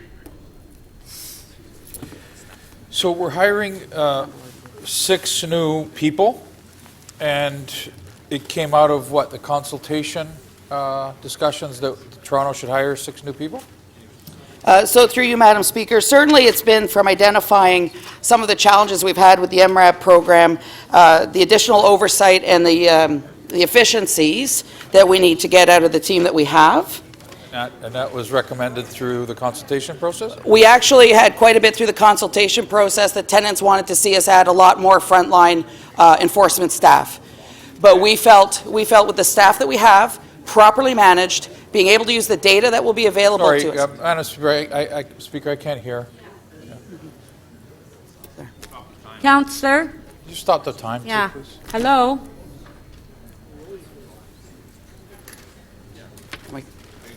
Okay. So through you, Madam Speaker, we did actually hear quite a bit that tenants wanted to see more enforcement. Before we said we needed to add an extra army of enforcement officers, we identified the need for a couple of positions for oversight and directing efficient enforcement. So at committee, you said that these salaries are going to be at $120,000 each? That's what I heard at committee? Oh, okay. Oh, okay. So through you, Madam Speaker, I believe that's the top range of what we anticipated an MSO fully loaded with benefits would be. Where would this money come from? So we have, in this proposal, it's included in the cost recovery. So we look at the entire cost of the program, what the additional 6 incremental positions would be, and then the 60% cost recovery through licensing and registration fees and enforcement, the balance of the 40% of the program off the tax base. So the net impact on our budget is actually $1.15 million lower than what we have right now. Do you have that in your budget right now? Yes, we do, sir. So you're taking from the money that was approved last year? Yes, sir. You're not asking for new money this year? No, sir. Okay. Okay. That makes a big difference for me. Now, provincially, this is something I can never understand, and you've heard me say this before. This is a provincially driven legislation that creates all of the standards in apartment buildings at the end of the day. I know provincially they have officers to deal with these sorts of things. Why is it that we keep overlapping with the province? Why doesn't the province come in and do their job? Why do we have to, at 8 cents of the dollar, municipally have to pay the costs of these things? So through you, Madam Speaker, the Building Code Act gives us the authority as a municipality to enact a property standards bylaw. And City Council has done that, and we've had a property standards bylaw in place for What's stopping the provincial decades. government from doing the same thing? that. Through you, Madam Speaker, that would be a question to them, sir. Well, it's a question to you. You guys know the legislation. You know what's in it. What's stopping them from enforcing the bylaws and the laws in our apartment buildings? So through you, Madam Speaker, it would mean the repealing of our property standards bylaw municipally, and there would then be a vacuum in the standards. So their provincial officers will come into a building and say, oops, that railing is not mine, that's the city's. So let me call the city because it's the city's responsibility to enforce that bylaw. So through you, Madam Speaker, I'm not aware, and I do apologize, Councillor Mammoliti, because I'm now recalling you did ask me this before, about the role of provincial enforcement officers in this realm. They have no stake in the City of Toronto because we have the property standards bylaw and have had for decades. I am not aware if the province has enforcement people enforcing in other municipalities. So the only people that are enforcing our apartment buildings are ourselves? Yes, sir. So how many times have we actually fined TCHC for not complying with anything? So through you, Madam Speaker, we have had matters before the courts. One of the last ones I recall was a while back. They had a $13,000 fine assessed against them. TCHC does owe us on reinspection fees. How many times have we done this to TCHC? In other words, how many times have we done that to ourselves? We're the largest landlord, probably the biggest problem in the city, quite frankly, because we don't. So through you, Madam Speaker, in the history of the MRAB program, we have generally been auditing about 20% of TCH properties out of our whole audit scheme. Okay. And out of all of the fines that you have enforced or created and then enforced, on a ratio, what is the difference between TCHC, which is the third largest landlord in North America, compared to the private landlords? Are you fining private landlords a lot more than our own landlord? Yeah, so through you, Madam Speaker, it's a difference of whether we've sent somebody to court and where fines are assessed in the courts. I can tell you that we've been auditing TCHC properties and holding ourselves to the same standards as private landlords. We have been issuing orders probably in and around the same level against all. Not so many on the private landlord or TCHC have actually gone into the provincial courts where fines would apply, but we have been holding them to the same standard. Okay, thank you. Thank you. Thank you. Councillor Robinson. Yeah, that's it. Hi. Oh, no. Sorry, I was talking to Mary. Okay, so I have similar questions to what I've heard before, but I'm going to drill down a bit deeper. So there's the Tenant Defense Fund, Toronto's Tenant Defense Fund. How are you intersecting with that grant, and also the organization called the Federation of Metro Toronto Tenant Association? So through you, Madam Speaker, certainly FMTA, ACORN, I think we've got some people here from those groups, have been involved in the consultations. I think this exercise has really given us an opportunity, I think, to develop better relationships with those groups. The Tenant Defense Fund, I'm at a bit of a absence on this. I'm not sure if it's SSHA. So I'll kick to Rob, thanks. So the Tenants Defense Fund provides funding to help fight cases at the Landlord Tribunal. So there's coordination between MLS and SSHA on those cases, but there's no direct relationship. Okay, and can you tell me the funding, the grants or the funds that are associated with FMTA and the Defense Fund? I don't have that at my fingertips. I'll have to look it up.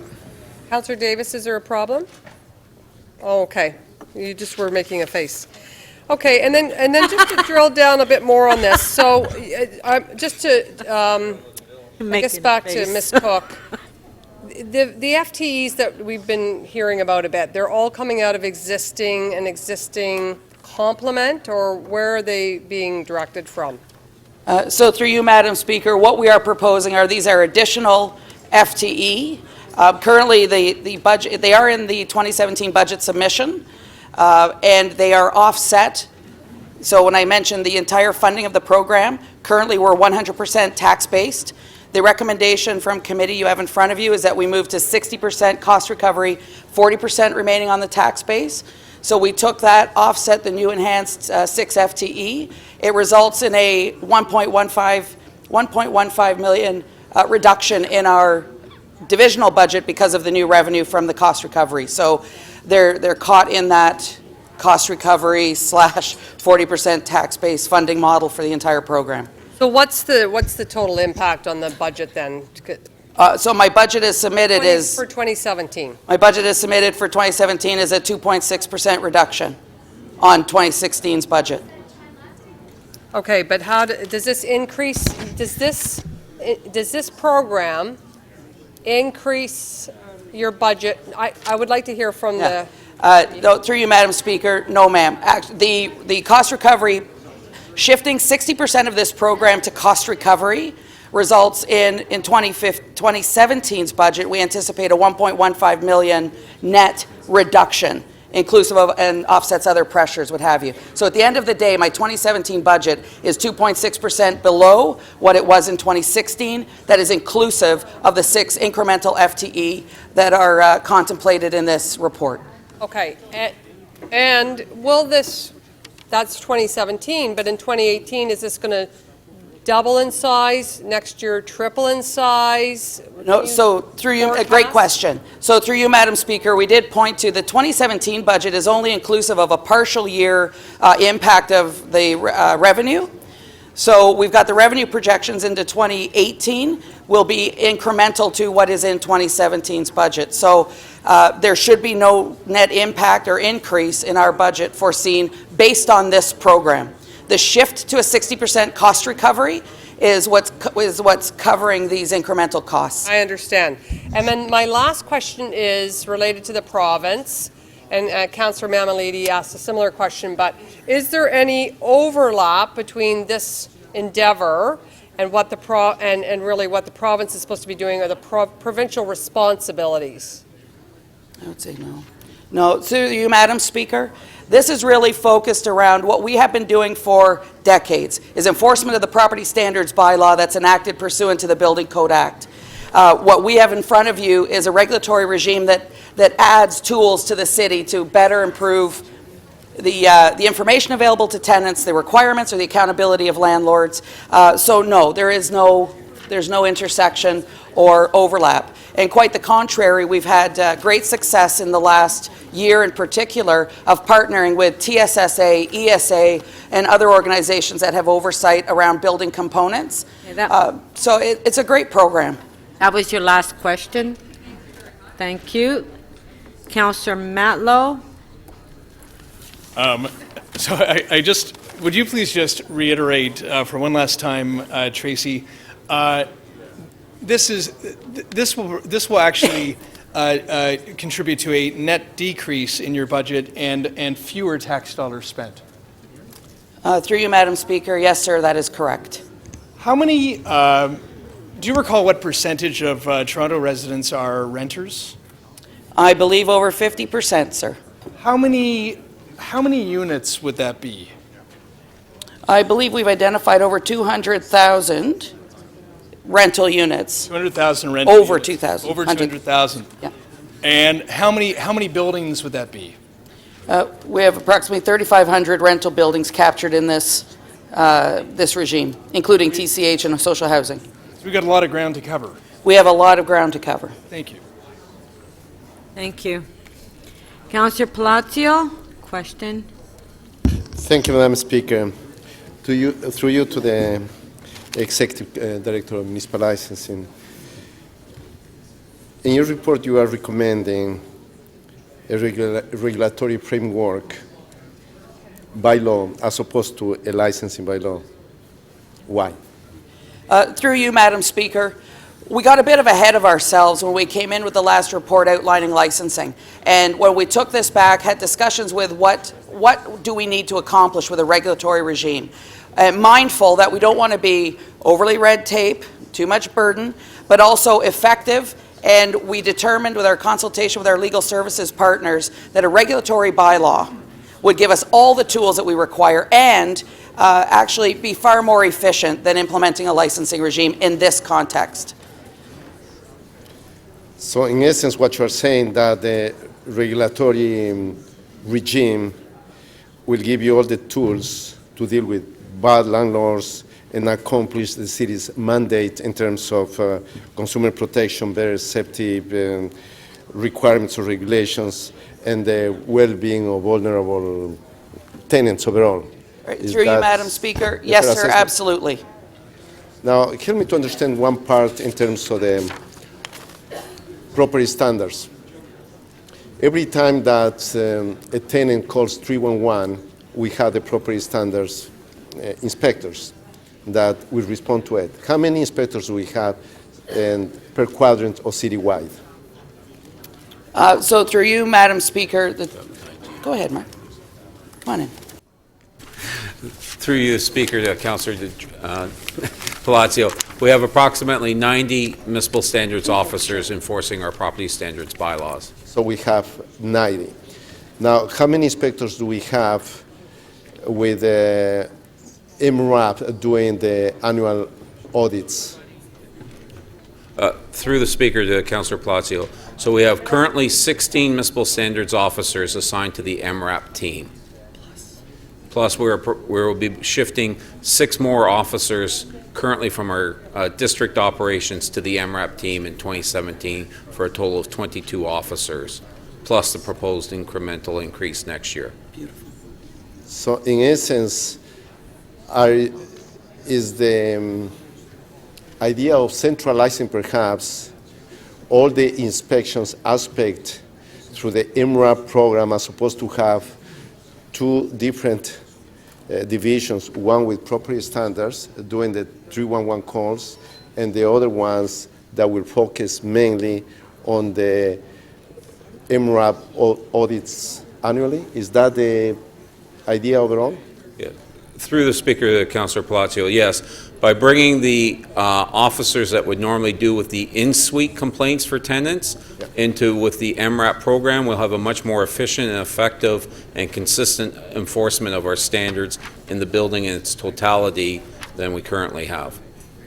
Yeah, that's very helpful, but my concern is, for example, when someone can be a single family home or someone with 2 or 3 dwelling units that calls for whatever reason that in terms of property standards, how is that call going to be responded either through 311 or the MRAP program when the whole thing is centralized? I'm just trying to figure out what's the best way of bringing that sense of balance all throughout. So, through the Chair to Councillor Palacio, our response is whether somebody calls 311 with a specific complaint to a single-family unit, a duplex, a triplex, or a 20-story apartment building, our response times and responses will be the same. And municipal standards officer will respond and investigate those concerns for enforcement of our bylaws. There'll be no difference in that level of service or enforcement. Great. Thanks so much. We need a quorum call because I think we only have about 12 or 14 councillors.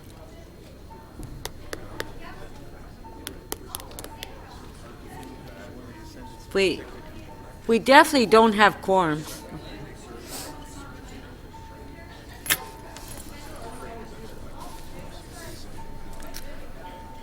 Members, the voting panel is open. Please press one of your buttons to indicate your presence in the chamber.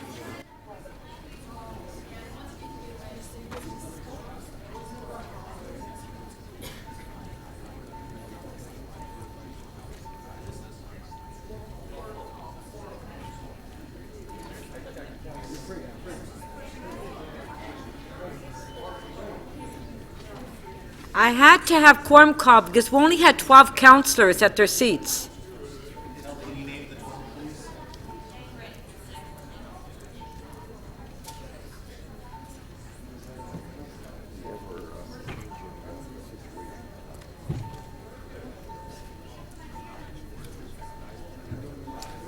Councillor Davis. Councillor Palacio, please. Councillor McConnell, please. Councillor Robinson, please.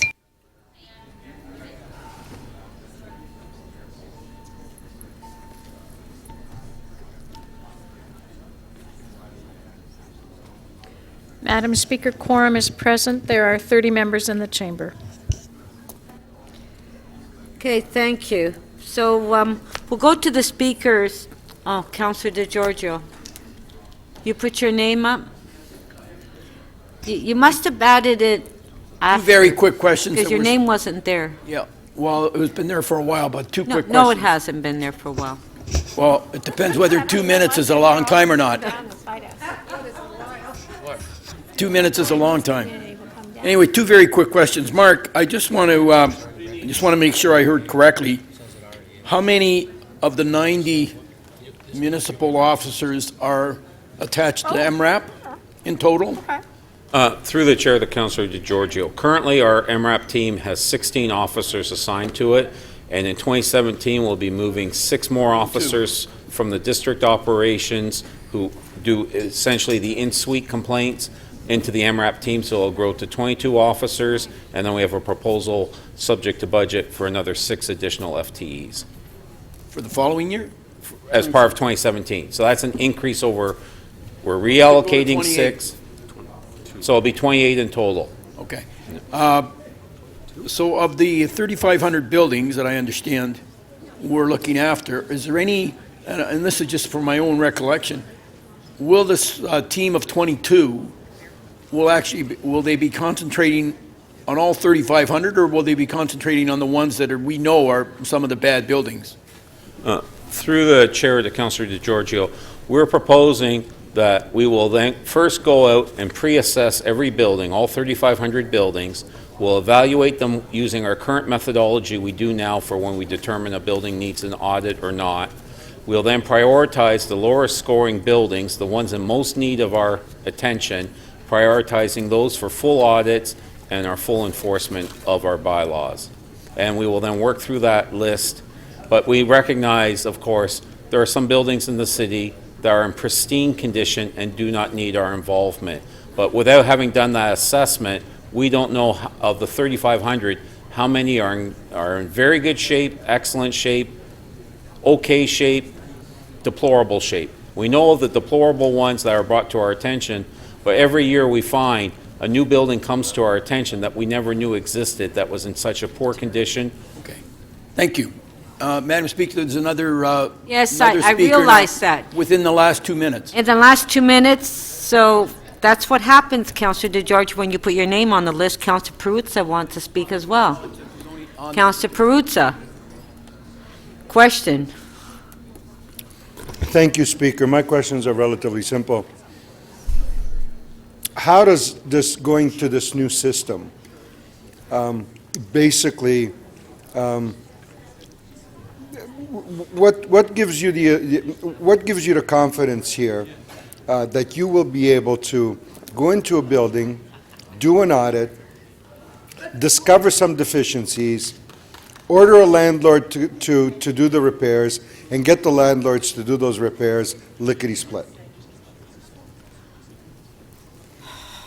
Through you, Madam Speaker, I don't know that I can guarantee lickety-split, sir. Certainly, people are entitled to a reasonable timeline to comply, subject to the deficiency being addressed. The enforcement of the property standards bylaw is what we have been doing and will continue to do going forward. The regime that's in front of you today bolsters the accountability of landlords to the tenants and to the city insofar as the information, making the information available. It also embeds some additional enforcement tools, if necessary, where there's willful non-compliance outside of the property standards approach. But what I'd like to say is I believe in the last year and a half in particular, maybe 2 years in particular, we have done a better job at being timely in our re-inspections, being diligent in gaining compliance. So we are going to continue down that path. Setting aside the tongue-in-cheek phrase, but so you go in, you do an audit, you find a deficiency, you ask a landlord to do the repair.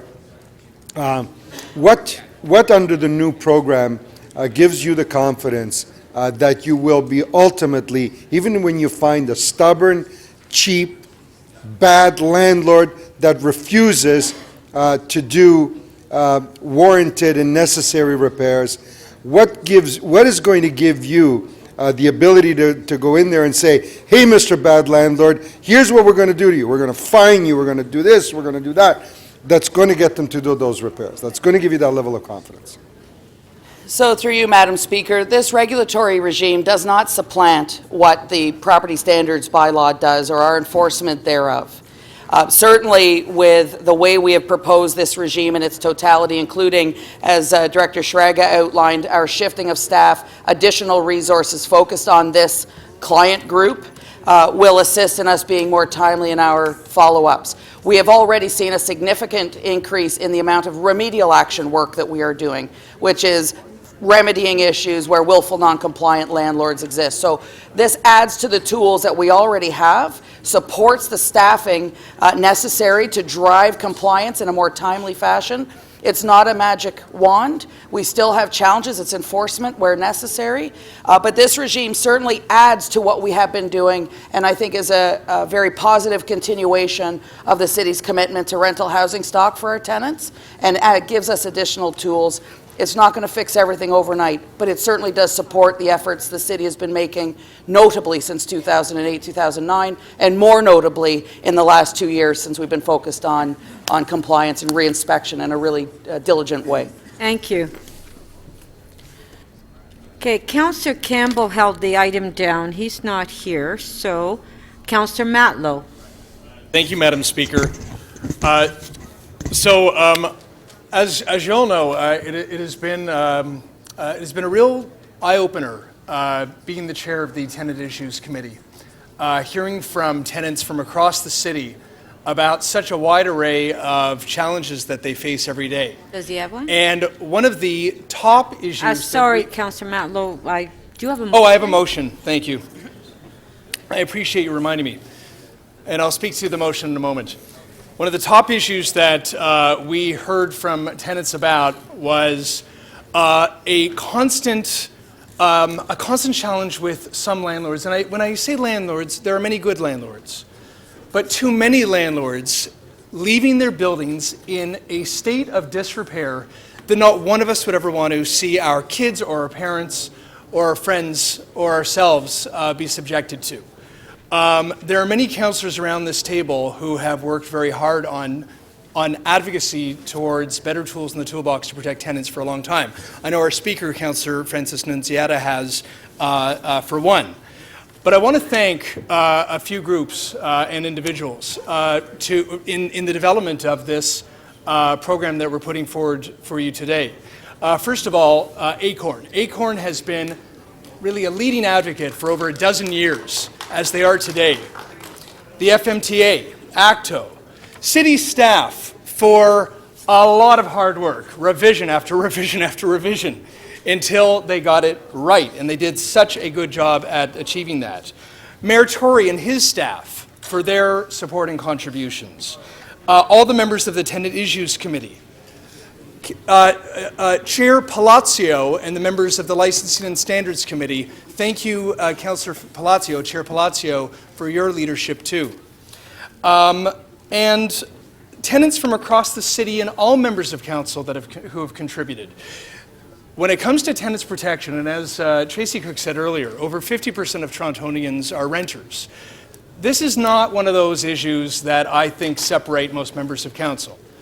Exactly how we got here took a lot of work, a lot of dialogue. There was controversy at moments. But we arrived at a place that I believe that the preponderance, if not all members, can support. And I respect all of us for being advocates for our communities and the tenants who live in our communities. The motion that I'm moving is a contribution to the program in general. This is not one of those things that not only does it not really cost money, but it's one of those things that provide transparency and accountability, and something that Acorn and many tenants across the city have been asking for a long time. If you know DineSafe brought up the rates of compliance in restaurants from 40 up to 90%. And what this does for tenants is it, right literally in the shop window, tells prospective tenants what they're walking into before they sign in the dotted line. It provides transparency and accountability. I actually spoke to a tenant who actually works in this building recently, who went and signed a lease, brought her young daughter, had all of the furniture and her stuff in the elevator, and once she saw her unit, she saw, and I saw pictures, broken toilets, cupboards left all over the place, infestation in the bathtub. It was disgusting. And this tenant found herself in a situation where she had signed and now she has to go to the board and fight. And that's unacceptable. And if she had known, if she had the ability to know before she signed what she was walking into, she could have made a better choice for herself and for her kid. She also found out a few stories once waiting in the hallway crying when fellow tenants or existing tenants came and told her more stories about what this landlord and property manager was about. So this is about transparency, accountability, but it also sends a very strong message to the landlord. Listen, the majority of you are going to be green. That's great. But if you're red, we're going to call you out. And most tenants have said to me when they've been asked about this validates our concerns. We've been asking somebody to listen to us for a very long time. We need you to know, and we need you to demonstrate that you know that we are living like this and this is unacceptable. I'm so proud of the work that all of you and all of we have done together. This is meaningful, this is substantive work. And again, this is from the grassroots up. And I just want to conclude once again by thanking the many tenants led by Acorn and FMTA and others who have told us what the priorities are. We've heard from across the city through extensive consultation, and now we're taking action. Thank you. Thank you. Please, I can have to tell you, can't applaud in the council chambers. Councillor Palacio to speak. Thank you, Madam Chair. First and foremost is I want to thank city staff for coming up with an amazing set of recommendations. They have also done a tremendous level of community consultation out there, and the response has been tremendous out there. So the recommendations in this report call for a regulatory framework by law to be implemented instead of the licensing by law that at whatever point some members of council and some community organizations thought that probably that's the best way to go. But a regulatory framework will provide the city with the necessary tools practically to deal with bad landlords and to accomplish the city's mandate towards consumer protection, better safety regulations, and the well-being of tenants overall, irrespectively they live within private or public housing. One of my concerns is with the Toronto Community Housing. As we all know, the Toronto Community Housing, with the best of intentions, they've been dealing with a number of challenges, especially in terms of funding, but that's not to say that our tenants, they deserve something better than what they are getting. We have a number of buildings where tenants are living under deplorable conditions, and these tenants that have been asking for years and for years to have an ounce of respect and to restore that sense of dignity in terms of where they live. When you go and see some of these units where there is an infestation of roaches, is all kinds of bed bugs and leaking roofs and so on, that will never, ever be allowed within the private sector because we close them down. Now, this regulatory framework that's before today with the recommendations that has been developed through community consultations with all the stakeholders that, for the last few months, I think this brings something new in terms of enhancements. The enhancements that I'm talking about is through the recovery cost program that will help with the MRAP program. This will strengthen the enforcement city bylaws. It will enhance the tenant engagement and access to information, because that's something that's been missing all along for years. So when they don't know what's happening. Now, one of the things that caught my attention within the report is that by doing this, we're promoting a very preventive maintenance initiative in rental apartment buildings all throughout. And that will avoid, hopefully, the deterioration of the housing standards. Now, the report recommends that all the buildings that we have throughout the city will have to pay some sort of I believe that's $8 per unit, and for apartment buildings that's from 3 stories to 10 units at the most. But one of the things we think that, I'm just going by memory now, is that it will require a significant amount when we have landlords, the bad ones, that they are not complying, and where we have to do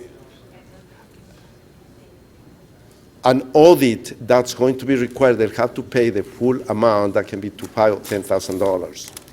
So I think that overall, what's happening here, what's before us, it's something that's going to serve tenants quite well. And one of the things with regards to Councillor Malo's recommendation, and actually I want to thank Councillor Malo for his excellent work as chair of the Tenants Committee, and you have done an amazing job in bringing people together and bringing good recommendations that are going to be good. But with regards to your recommendation in terms of the Dine Safe, I think that's going to send a strong signal to all the landlords, irrespective if they are within the private sector or the public sector, and that signal is very important, to let them know that if you don't comply, you are going to pay dearly for it. And that's not only in terms of the audit system, but in terms of compliance. Thank you very much. Councillor De Beermaker. Thank you, Madam Speaker. I'll be moving a motion that the clerks have, which basically deletes recommendation 2 and replaces recommendation 2 with the same thing, except instead of adding 6 full-time equivalent staff to run the program, to help run the program, I am suggesting we add 12 additional full-time FTEs to run the program with no additional pressure on the tax base. Certainly, I, like many of my colleagues here, have see the financial pressures we're under. The original staff recommendation takes $1.7 million to run the program from the tax base. My motion takes $1.7 million from the tax base to help run the program. Gets the additional revenue from the user fees from the landlords and the licensing, registration program that we're implementing. Madam Speaker, like some of my colleagues here, I have the honor of sitting on the licensing committee. I'm very happy that we have, I think, you can tell, I think, by a lot of people congratulating each other so far, landed on a very, very good spot. I think tenants are going to win. Our staff are going to win because their jobs are going to be easier, and good landlords have won. We started off with the regime or suggestion that a lot of landlords didn't like, which was landlord licensing. This staff report doesn't recommend landlord licensing, and I think the concerns put forward by, I have to say, some very good landlords were listened to by both ourselves and our staff, who've said, you know what, you're concerned about too much paperwork, too much plans. What's going to happen if you don't get your license? Are you going to close down an apartment building? We all know you can't do that. So staff have come up with a registration system that means for people living in apartment buildings across the City of Toronto, in all 3,500 of them, they are going to get better service from the City of Toronto at no additional cost to the taxpayer. I think that's a win-win for everybody. The reason I'm moving this motion in terms of taking from 6 to 12 additional staff, when you look at the number of staff that we have in the program at about 22 or more staff, you're talking about 175 apartment buildings per staff member. 175 apartment buildings per staff member. I think that's just too many buildings per inspector. Inspectors are allowed to take vacation time. They do sometimes get sick. They do go on training. They sometimes assist with other inspections at other buildings. So from my perspective, I think the additional funding is a good investment at no cost to the taxpayer to make sure that the bad landlords that are out there are held to account. No good landlord has anything to worry about the regime that our staff is suggesting or with the amendments that are before us today, because if you're a good landlord, you don't have to worry about this program. They may show up, I think our staff said in our briefing notes, once every 2 to 3 years they will show up at your apartment building. And why not? If you've got a good building, they'll come in, make sure everything's okay, and they'll leave. The problem that we've had and that tenants have had is where you get a landlord that doesn't care. Whether they're an absentee landlord, this is just an investment or part of an investment portfolio, they live in Germany or they live in Brazil or they live in Oakville, and they don't visit the site, they don't care about the site, they have a manager who sends them a check, and their building is in a state of disrepair, and try as we might, we can't get action. And that's simply wrong. So when we're dealing with the bad landlord, which is, I would say, less than 5% of the population, it's a lot of time, energy, effort, and money on the city's part to try to bring the living standards into a condition that anyone in this chamber would want to live in. People shouldn't have to live in some of the disgusting conditions that were illustrated to us during our hearings and during our deliberations on this. So in my ward, I've had some really good landlords. When I get calls or complaints from constituents, I call up the property manager or the owner directly. I say, hey, there's a hot water problem here, or your elevator's broken down, or somebody's peed in the hallway. Can you get this fixed really fast? And I have to say, in the vast majority of my buildings, I have good landlords who go and fix the heating, fix the plumbing, and if somebody pees in the hallway, they actually get it cleaned up very quickly. I have a small number that I have dealt with since I've been elected for 13 years who do nothing to reinvest in their building, who, when I'm on the site with our inspectors and myself, looking them eye to eye saying, you cannot do this. This is illegal. This is putting people's lives in danger. You have to do this, you have to do that, you have to meet the fire code. They'll look at you and smile and nod their heads, and when you leave, nothing gets done year after year. So, Madam Speaker, this is a very good report. I hope that we support Councillor Matlow's motion, my motion, and perhaps more motions if there are some to come. Thank you. Thank you. We do have a question for you from Councillor Matlow. 3 minutes clarification of the motion. Just to clarify something that you said. So, just to clarify, you understand to be true, and as do I, that this would be no additional cost to the taxpayer, and it would be, and the fee itself would be less than $1 a month. That's right. We had a long discussion at committee. To clarify my motion has no additional costs on the rate side of the tax base, has no additional cost to the City of Toronto in any form, to the taxpayer in any form. The fees are collected through enforcement from bad landlords and the licensing fee, which is still less than $1 a month. So that's why it's a win for good landlords, it's a win for tenants, and it's a win for taxpayers. So we actually still see net savings in the budget. There's no additional cost to tax-paying residents, and it's completely cost recovery. Yes, and it provides a better standard of living for people who live in rental buildings. And I have found a correlation in my ward between the bad buildings I have tend to be my lower income buildings, and people are treated unfairly. They tend to be new Canadians in my ward. So I want to make sure we go after those people who don't obey our laws, who don't respect the people paying the rent, and who don't provide a condition of living that all of us should be entitled to. Thank you. Councillor Campbell, you have questions? I do. Thank you, Madam Speaker.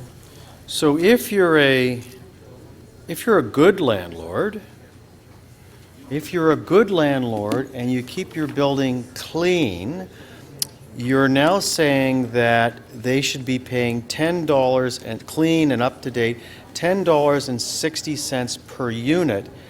even though you have been a long-standing, upstanding landlord. Is that correct? Yes, to clarify my motion would have the effect of somebody who, say, pays $1,000 a month rent, that when you have a tenant that's in your unit that's paying $12,000 a year, that yes, you as a landlord would be required to help pay for the cost recovery of this program, not full cost recovery, but partial cost recovery to the tune of about $10 a year or less than $1 a month. So yes, you get $12,000 revenue from the tenant, and you would pay less than $12 or about $10 for your inspection fees, yes. So $10.60 per unit. Yes. Okay, for over the course of the year. That's what, and that's what an owner of a building that has been upkeeping their building all along will have to pay. Yes. And okay. And just to clarify the motion also implies that that landlord, I will call it, has minimal payments versus a landlord next door who doesn't maintain the building in a state of good repair and who's on the list of our property standards inspectors who have to go back time after time after time, month after month after month, and take them to court. Those landlords who are not good landlords will pay more than those landlords who do a good job. And I think, like user fees, that's the fairest we can do. And so just to clarify the motion, Madam Speaker, is there any possibility, are there laws to prevent the passing on of these fees? So if you've got, this is an extra $4,000 a year to the, somebody that's got a 400-unit building, are there laws that prevent the passage of that, that tax onto the residents that already live in that building? It's my opinion, based on the submissions made to us at the licensing committee. Now, when you say a law, so, because buildings are under rent control. Yes. But is there anything in the provincial legislation that prevents a landlord from just taking this fee that we're going to be assessing them and just downloading it and passing it on to the tenant? In my opinion, it is not, but to clarify my motion, even if it was, if I was a tenant paying $12,000 a year and had a cost of $10 passed on to me so that I could live without cockroaches or a broken elevator or urine in the hallways, then I'd be very happy to pay that $10 on top of my $12,000. Thank you. Quorum call.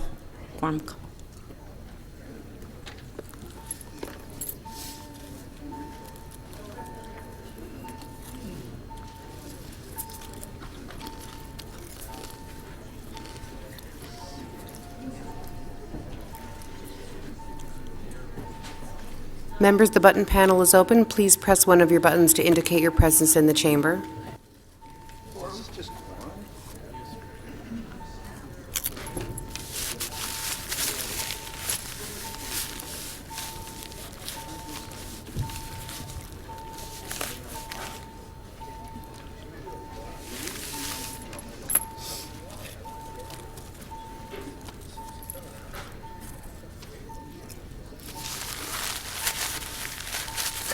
Councillor Bailao, please. Deputy Mayor Minnan-Wong.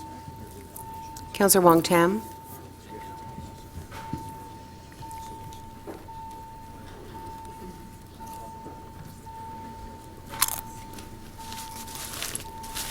Councillor Davis, please.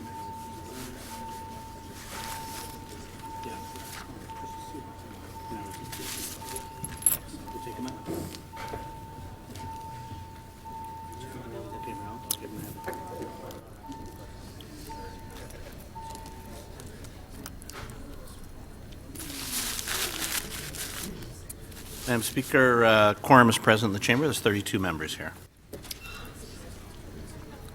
Councillor Davis, you have a No, it's question? okay. It's okay? All right. Now, Councillor Campbell, you held the item down. Did you want to speak? No, Madam Speaker. You know what? I'm not going to speak. Okay. Councillor Mammoliti. So, I'm not going to support this, and I think all of you probably know that. But I can't, well, I do understand some of the issues that the tenants have. I maintain that tenants can call the city. 311, by the way, was established with the same logic years ago, that we needed a response time. We needed to make sure that all complaints that come into the city go into one office, it's properly logged and properly addressed, and inspectors are sent out. And we agreed to spend millions of dollars, to create 311. Now that's been created, and I don't think it's working very well, but it was created and the city spent a lot of money.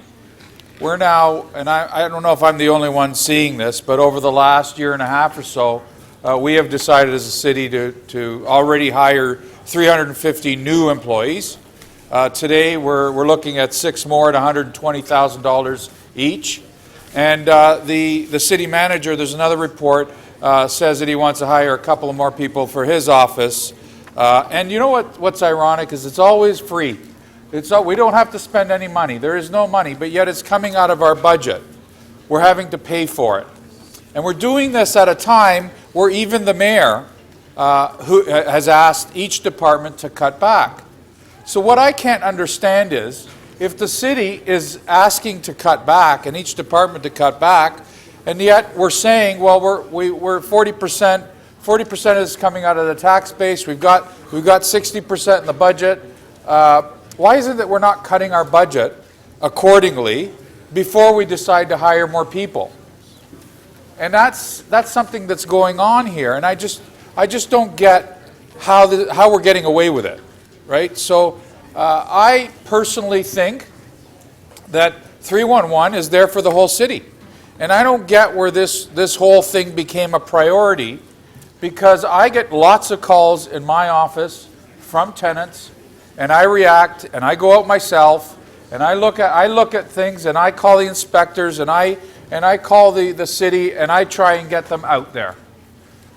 What this has become is an effective way, I think, for some councillors to organize their tenants amongst themselves through the office of now our department.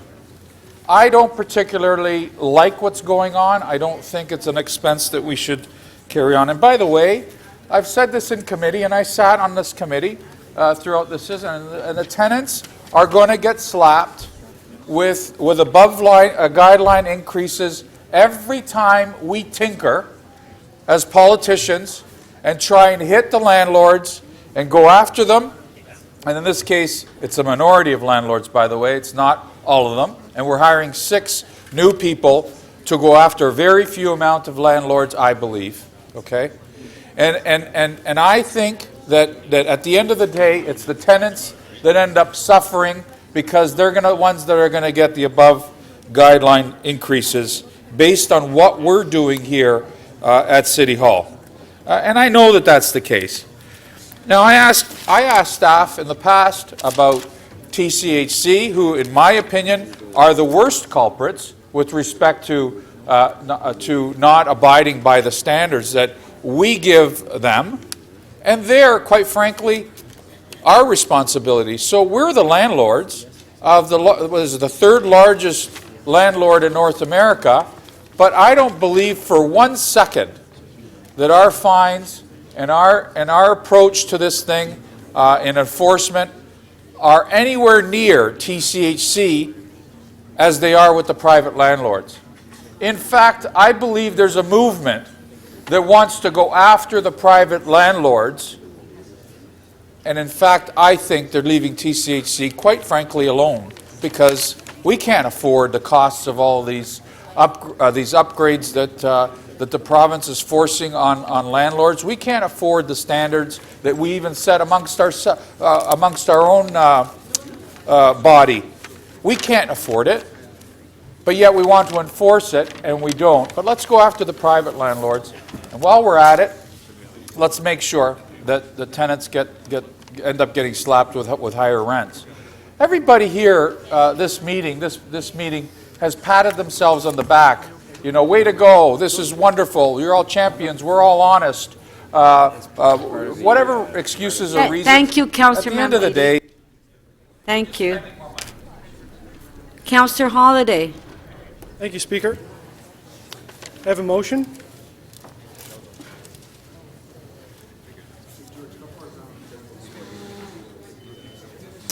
My motion is very simple. I disagree with the committee's recommendation number 4, which is to introduce regulations that would exempt the registration fee from an eligibility for an above guideline increase. And my rationale is very simple. I think everybody has to contribute to this process, including the tenants who would be the benefactors of these type of inspections. There's this sort of assumption that nobody's able to pay this stuff. While I see rents out there that are $2,000 and $3,000 a unit, I don't see how something the cost of a Tim Hortons meal over the course of the year, given the amount of service that these folks will receive, why they can't share in that. We had this conversation yesterday about putting a $2 fee on people to drive down the highway, and everyone thought, or the majority of this chamber thought, it was okay. It was okay to put a user fee on that. Well, I see this the very same way. And quite simply, this is just a way to share in the burden.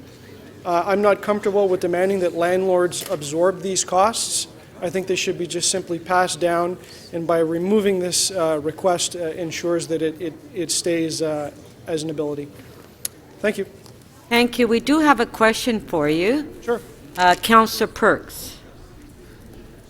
I want to make sure I understand your motion. You want the province of Ontario to make it illegal to put a fee in as part of an above guideline rental increase?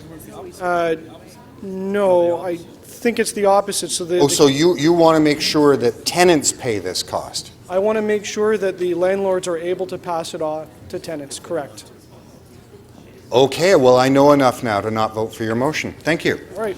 Well put. I thought you were confused. Councillor Kelly to speak. All right. Thank you, Speaker, and very briefly, with respect to Councillor Mamalides' interpretation of the initiative, I agree with him that 311 was designed in order to more effectively respond to the challenges that people face in all aspects of their lives that involve the city. But upon further reflection, Speaker, I concluded that 311, although it was needed and it's working, is a reactive response to situations. And what we're looking at here today is a proactive response. And Speaker, I like that. I like that change in attitude. The neighborhoods that I represent are a heavy immigration intake part of Toronto. Some of them can afford the very expensive and attractive houses in the neighborhoods that I look after. But most of them, Speaker, have to live in apartment buildings as tenants. Now, back in my previous incarnation in the 70s, I organized a number of tenant associations in apartment buildings on Victoria Park. Regrettably, they didn't last long, and primarily, I think, because of the turnover of tenants in those buildings. And what we have today is not only that turnover, but a very high proportion of tenants coming here as new Canadians. They may be struggling with the language, they're unfamiliar with the culture. Cooperating with governments hasn't been a part of their lives up till this point. So I really think that if they can't speak for themselves or have difficulty doing that, then I think it's important for us to get involved in a very positive way to help protect them, or to protect or look after their quality of life. Now, Speaker, Councillor Campbell raised a very good question. Are you going to charge good landlords the cost of inspection? And if you had, for example, a 300-unit apartment building at $10 a unit, that's $3,000. And no one in business wants to spend $3,000 or any other amount if it's not to their benefit. And I would hope that the city would come up with something akin to a stamp of approval. And that stamp of approval would tell prospective tenants that the apartment building and the units have passed the city's test. And that's an advantage. That's a benefit. And I could see landlords wanting to have that stamp, and landlords that, that's not only good landlords, but landlords who would realize the benefit of it and bring their apartment buildings and the units in good repair, or certainly into a better condition than they are at this present situation today. So, Speaker, I think it's a good idea. I support it, and I'm looking forward to it rolling out in 2017 to the benefit of many of the constituents that I have the pleasure and privilege to represent.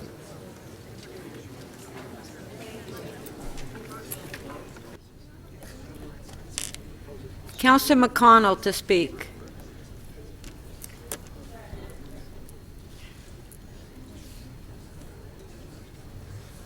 My apologies. I was just trying to get at two things at once, including the poverty reduction, so I apologize.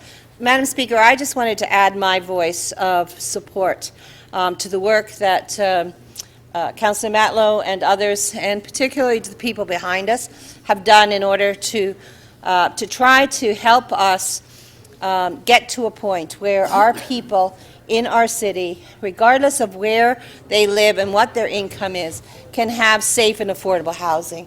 I have, as many of you have, gone through some in my ward where honestly I would be fearful of having children grow up. I'm fearful of tenants living in those conditions, and I'm very, very fearful of what that does in terms of the future of our people. It's a very unhealthy situation, and in those cases, those landlords, slumlords, are the worst scourge of our city. On the other hand, we have people that are working very hard to try to keep their buildings up, trying to build new affordable housing. And by that, I don't just mean affordable housing, but rental housing, and really beginning to think about this city as a holistic city. Because we have people in our city who do not have the kinds of money to buy downtown condos or downtown homes or beautiful homes in Etobicoke or Scarborough. These people have to live and work in our community. They're parts of our Toronto family, and they have to be. We have to, as a council, really look at the safety net for those people. It is not okay for me. Okay, hold on, Councillor McConnell. Councillor Karygiannis?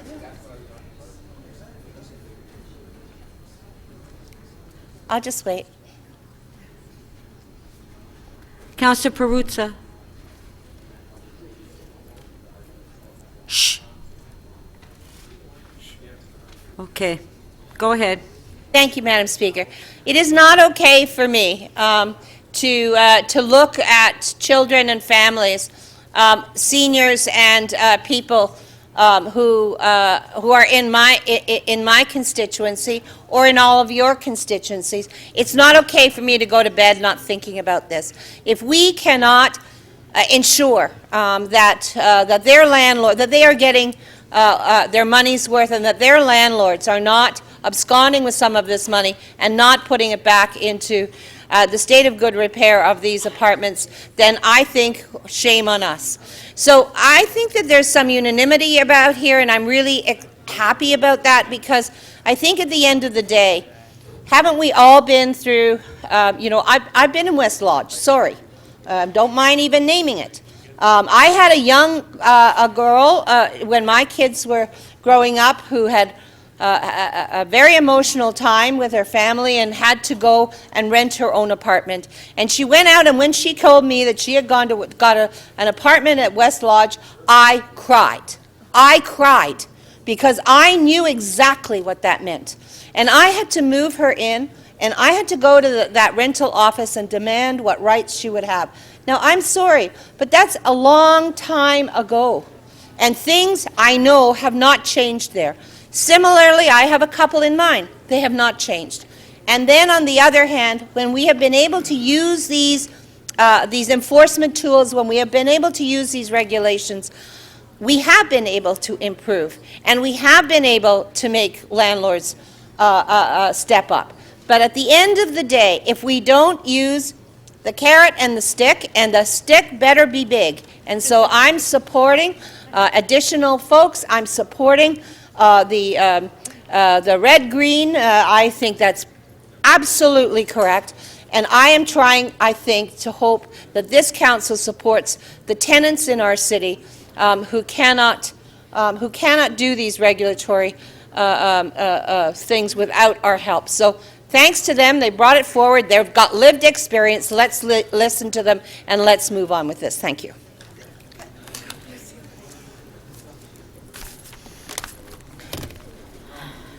Thank you. Councillor Cressy, you have an announcement to make? Yeah, just to take a pause from the debate, I want to recognize that there's some young people here in the audience today.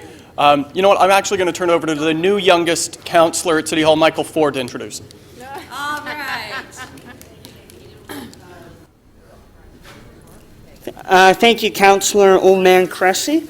Along with my colleague, Councillor Cressy, and I, just like to welcome the city's youth advisory or youth cabinet, mandated youth cabinet, to the chamber. They are sitting front and center. I know a group who does great work advocating on the youth of Toronto, and in my short time as the councillor for Etobicoke North, have worked with them and had many conversations. So I'd just like to welcome them to City Council.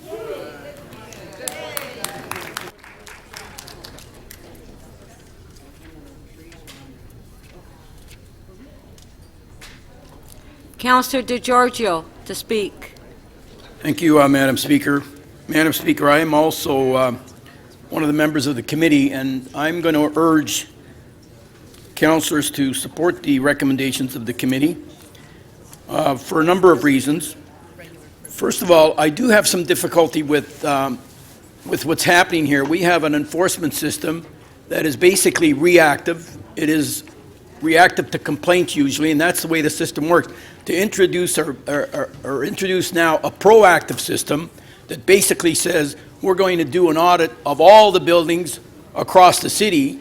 Doesn't matter whether it's a well-run building or anything else, we're going to spend money to do a complete audit of all the buildings, 3,500 buildings, and then we'll start looking after the ones that theoretically don't meet the standards. And what I'm saying to you is that as councillors, we know the buildings in our wards that don't meet the standards. But that being said, I want to talk about the motions made by Councillor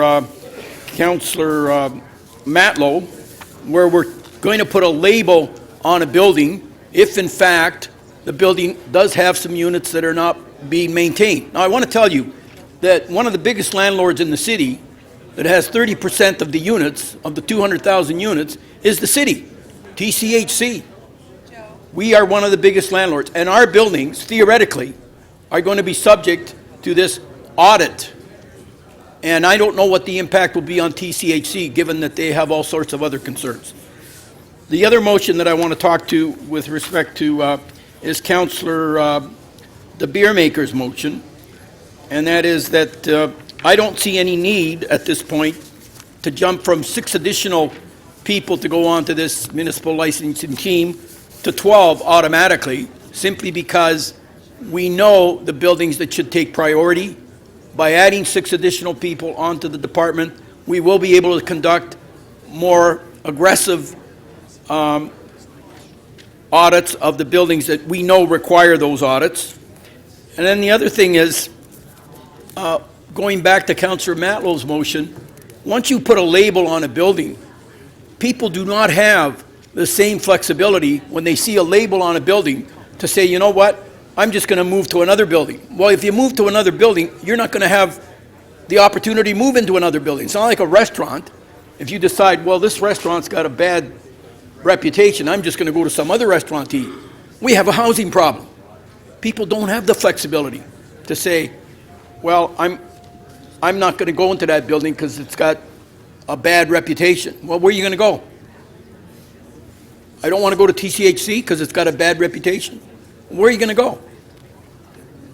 That's the problem you run into when you, although it's well meant, it's not really taken into consideration what the unintended consequences might be of a situation like that. So I would urge you not to support either of those two motions. I have some sympathy for Councillor Holliday's motion, where we insist that any costs added on to a landlord should be passed along, especially if you're putting costs on to a good landlord. And really the system is designed so that all landlords will pay for the cost of having our attention focused on the bad landlords.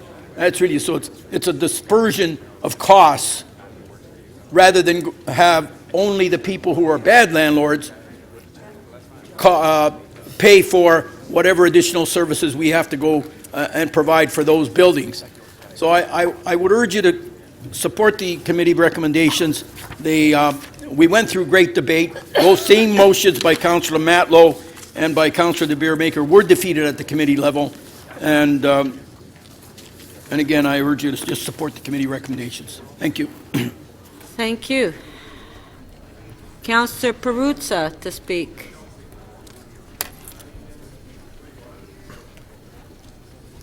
Thank you very much, Speaker. Let me just start off by saying that that I'm going to support the recommendations that have been brought forward by staff, and let me explain why.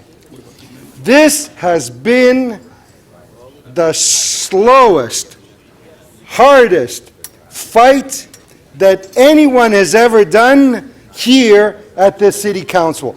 It has been literally painful, but we are miles from where we started from. We are miles from where we started from. I remember when I first got elected in 2006, you know the system we had? We had a system that was basically complaint-driven. Tenant calls up, says, there's a bad building. At some point, some inspector would go out, and if they identified the spot that they were directed to, they did. If not, they just went away. And nothing really ever happened. And imagine a complaint-driven system.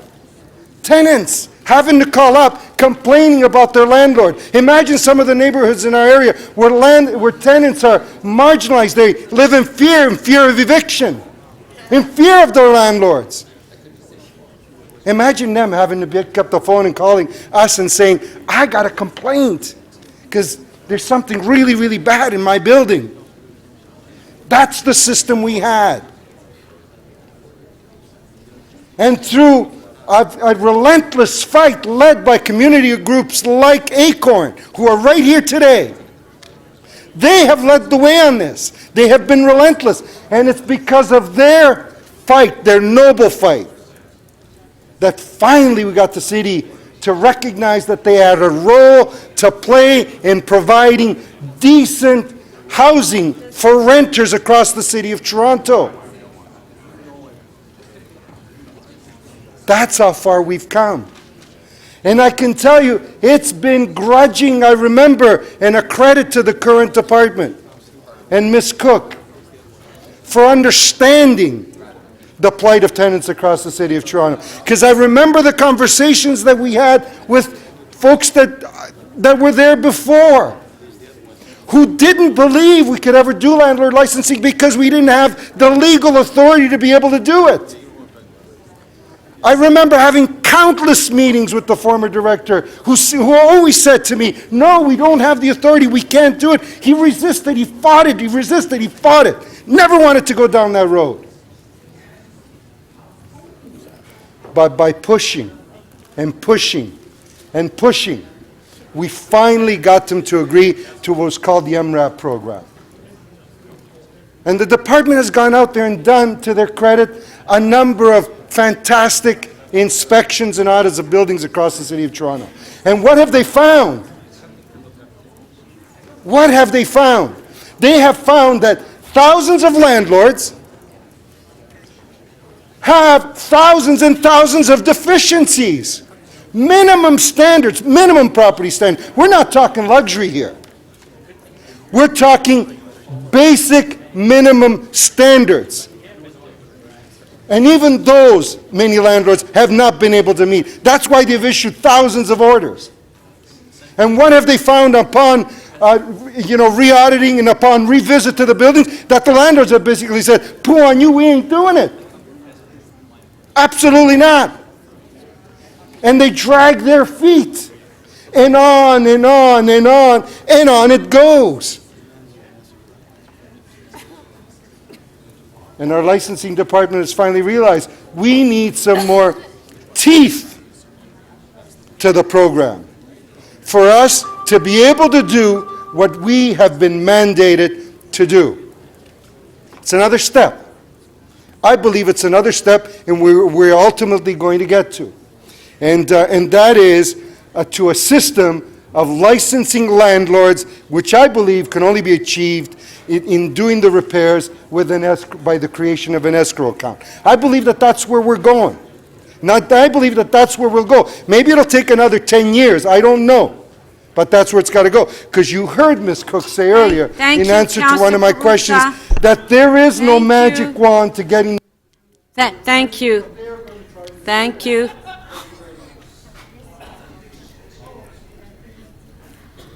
Councillor Davis to speak. Thank you, Chair. I am so pleased to be standing up tonight and speaking in favor of both the recommendations from the committee and the recommendations that have been placed on the floor by Councillor de Beermaker and Councillor Matlow. I can't begin without thanking everyone involved, and I can say absolutely this was an incredible process. There was consultation right across the city.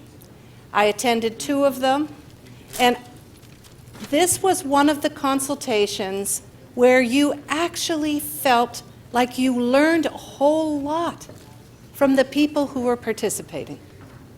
The structure of the consultations gave tenants an opportunity to really give not just share their experiences, but give great ideas. And if you haven't had a chance to read the input that we got from tenants, I urge you to do it. Because what did they say? They gave us not just a list of the kinds of things they face every day, they gave us suggestions, many of them. And when you see what is before us from staff, you see that they have incorporated much of what we heard. We also had the opportunity to hear from Acorn, and Acorn actually went out and they did consult with hundreds of tenants, and they concluded, and so do I, and I'm sure everyone around here as well does, that tenants deserve better. What did they find? 96% reported violations of property standards, 50% had lack of heat, 48% had poor ventilation, I could go on, 45% had cockroaches. Yes, this is not acceptable, and we have to do better. And what is before us? What is before us is something that doesn't exist anywhere. What we have before us are 2 bylaws. a program that applies a proactive inspection and application of the property standards bylaw based on the building code. What we are layering on top of that is now a new bylaw under the City of Toronto Act, which broadens the scope and gives us the opportunity to put clearer expectations and broader scope of requirements for property owners. And it asks for plans. And I said at the time we saw plans, what is that really going to mean? Until we get this bylaw and we start to operationalize it, we will be building a new system of putting out expectations and new sanctions for those landlords that fail to comply.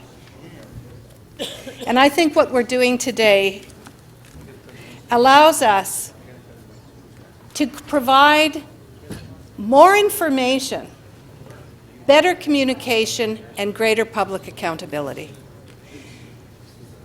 At every one of the tables I sat at during the consultation, tenants talked about not getting notice, never knowing when things are going to happen, going and giving requests for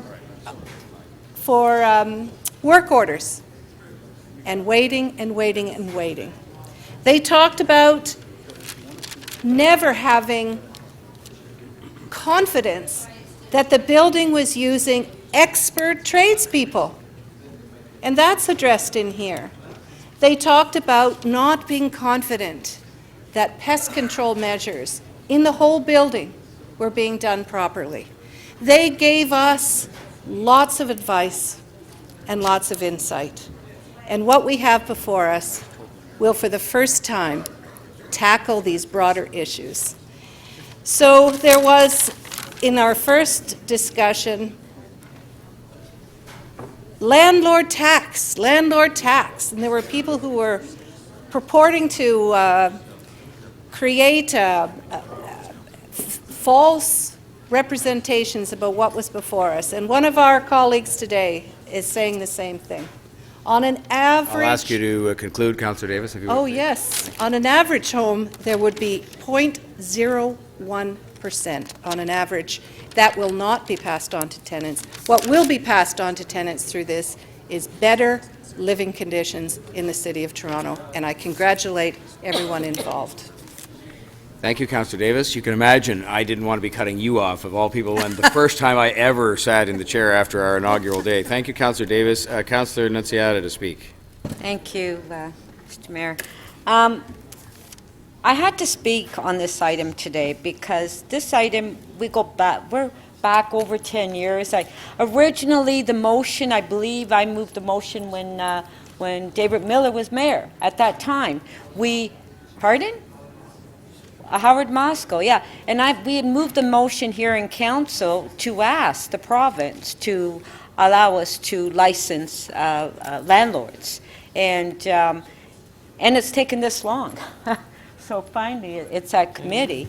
So I've got to thank staff and that's brought us, because it has taken a long time. And the reason for that is, unfortunately, we do have in the City of Toronto a number of slum landlords. We do.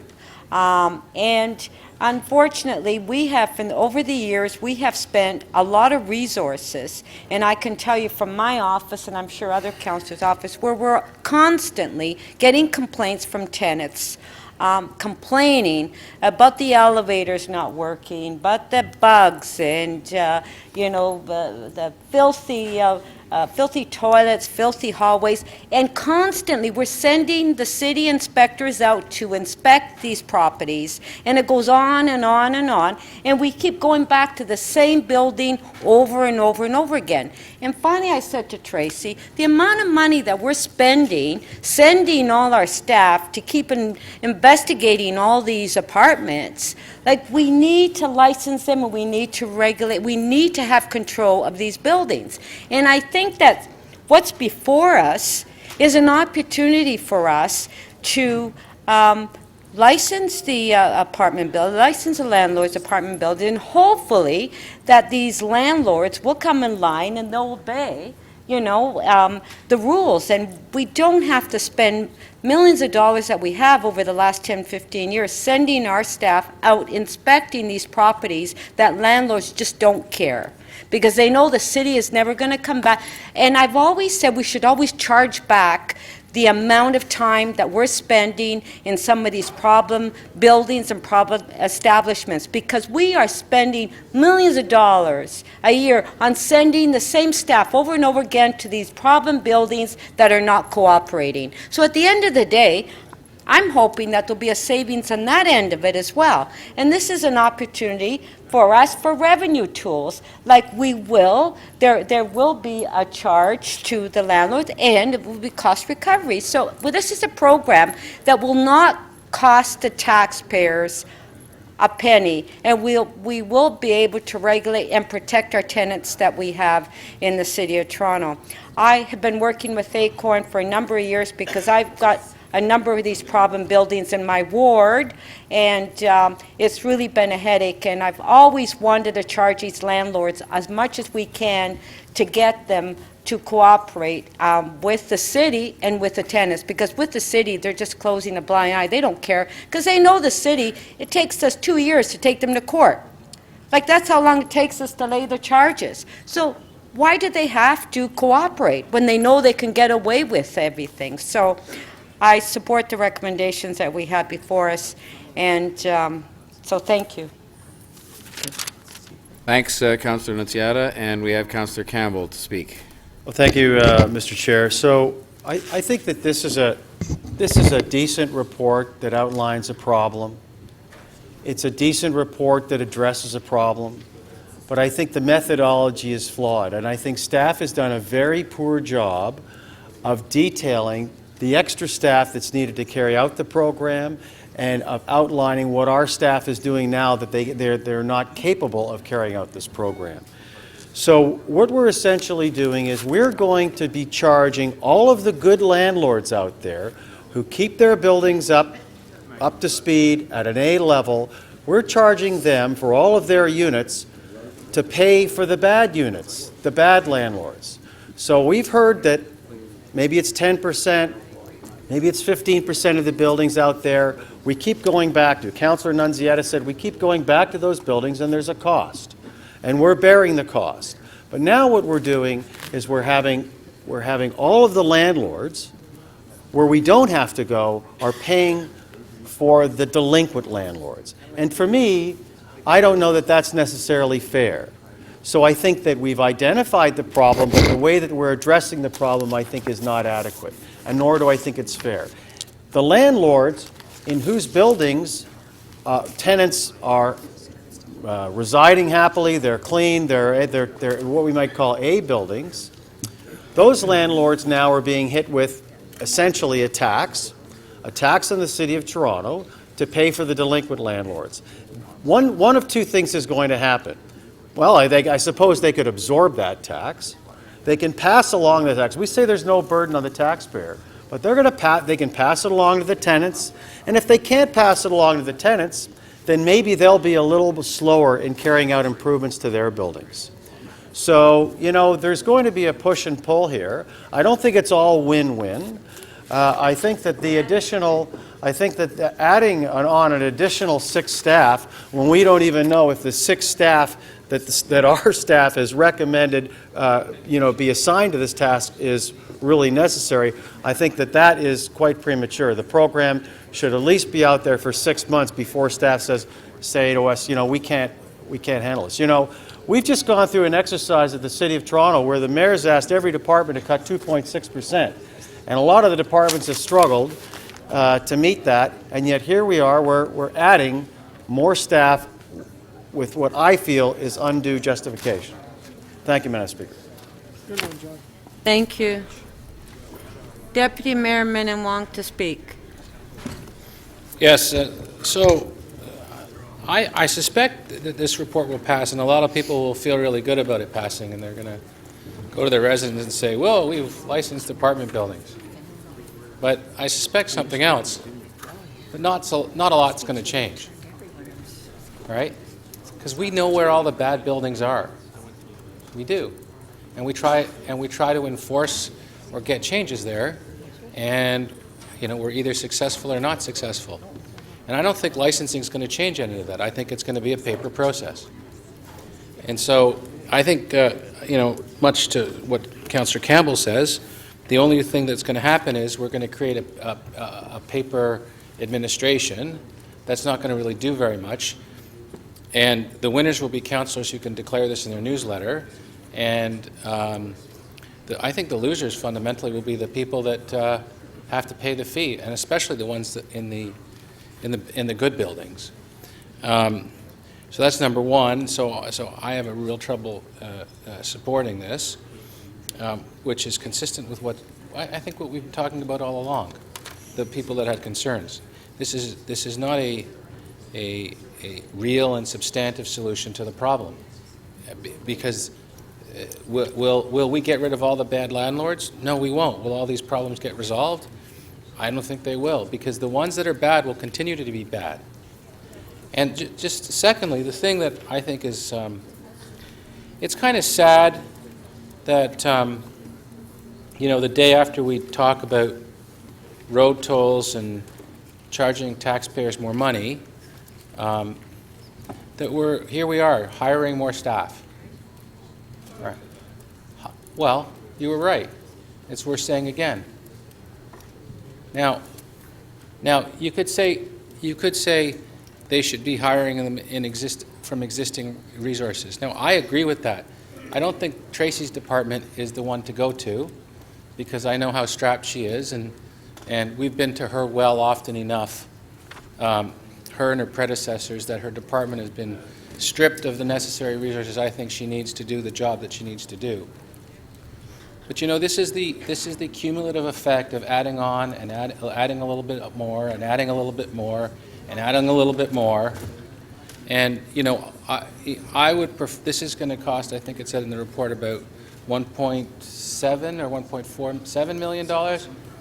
It's not in the grand scheme of it, is it a lot of money? Maybe, maybe not. But it is, what we should be doing is we should be looking in other departments to find a balance off. There have to be enough inspectors or find other people, take away from other places and move in to this particular job. It's the cumulative effect. You know how I think someone was talking about that, digging that hole, and then these tolls are supposed to fill that hole again? Well, now we're taking the shovel out, and we're taking a couple shovelfuls and making it a little bit deeper. And Councillor Cressy is one of those councillors who chronically does that with no apologies and costs the taxpayers all sorts of money.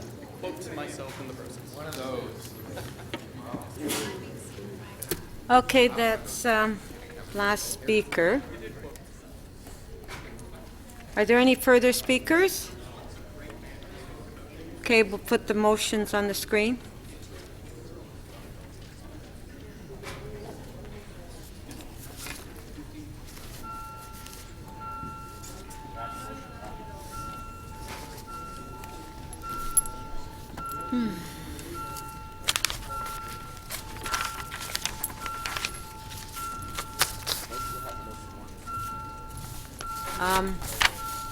Motion 1 is Councillor Matlow's motion. We haven't voted on it yet. Yeah.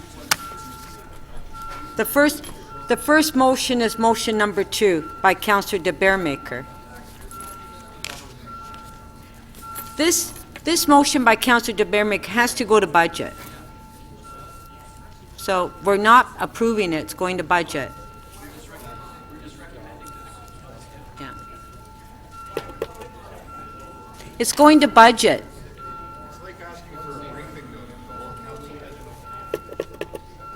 Recorded vote.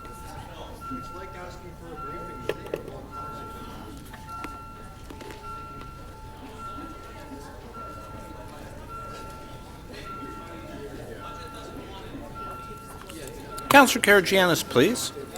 Councillor Thompson. One more for good luck. Councillor Karygiannis, please. Members, we were late in opening the voting panel, so you may have to...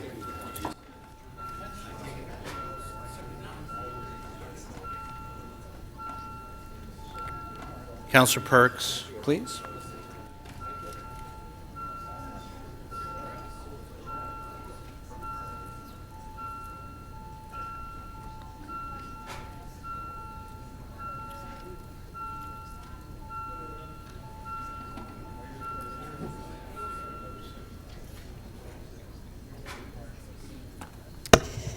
The motion carries 20 to 19. Next motion.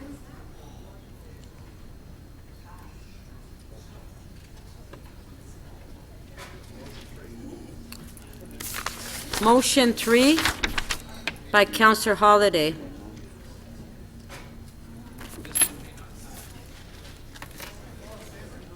Recorded vote.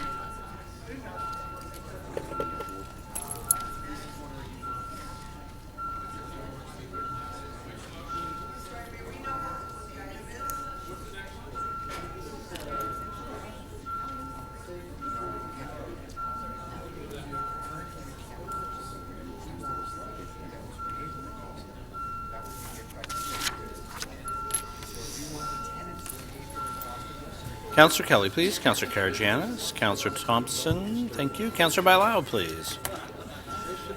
Councillor Carmichael Grab, Councillor Shiner, Councillor Perruzza. Councillor Mihevc, please. Councillor Crisanti, please. Councillor Palacio, please. Councillor DiCiano, please. Voting yes on this is like inviting every tenant in Toronto to come to your house with pitchforks and torches.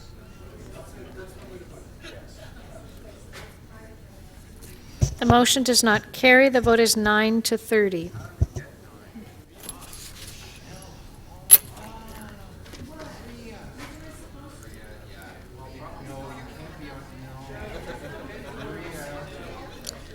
Next motion is motion number 1. Recorded vote.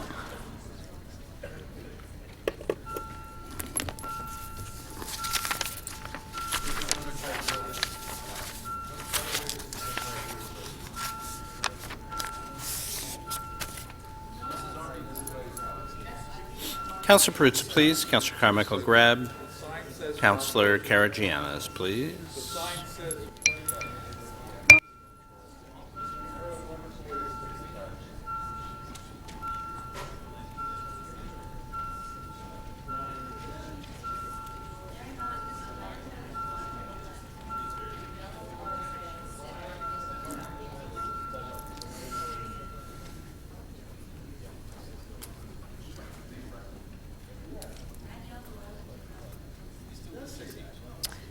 The motion carries 31 to 8. Item as amended. All in favor?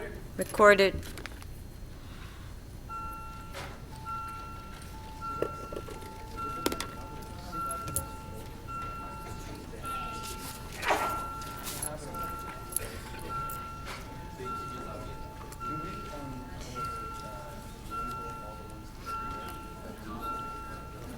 Councillor Karygiannis, please. Councillor Bailao.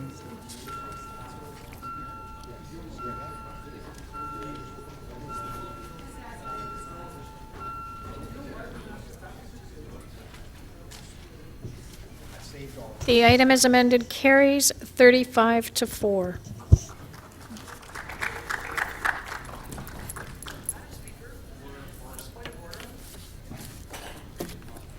Point of order, Councillor Fragedakis. It's 7:10. I was just wondering, can we introduce some motions without notice at this point in time while we have 30 people?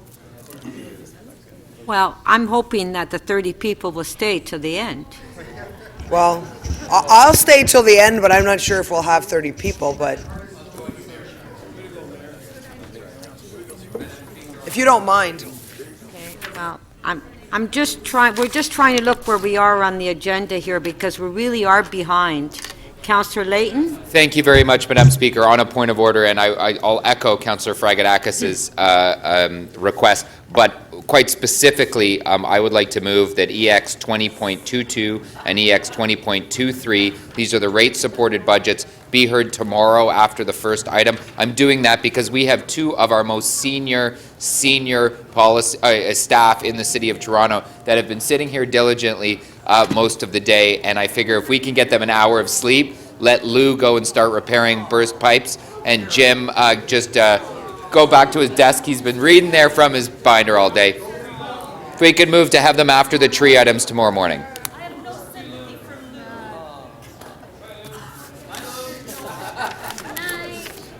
All right, all in favor, carry. Okay, where are we now? What do we have them? Okay. Okay, just tell me who's up. Do we want to do the introduction of the members' motions now? Okay. All in favor?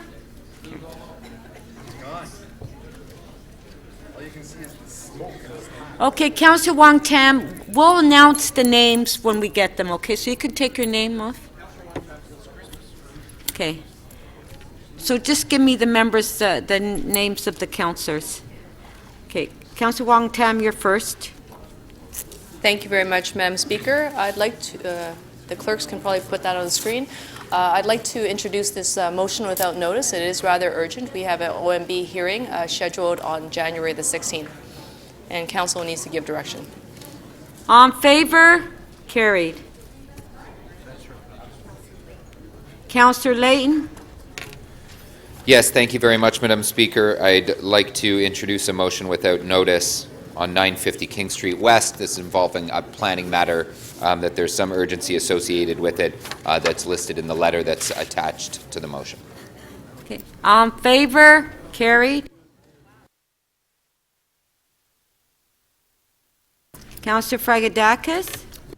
I have two motions. I'm not sure which one is coming up first, so I'll wait to see what's on the screen. Yes, including social clubs in the comprehensive review of modernization of Chapter 545 licensing. So this is in progress, and it's unfortunately as a result of a tragedy in my ward outside of one of these places. What do you have against? All in favor? Carried. I have about... Chris, you have another one? Yes. Thank you, Madam Speaker.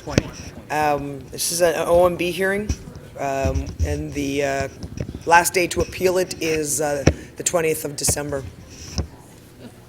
Merry Christmas. All in favor? Carried. Okay, that's it. Councillor DiCiano? Can I release an item? No, not right now. We will in a while. Move on. Okay, our next item.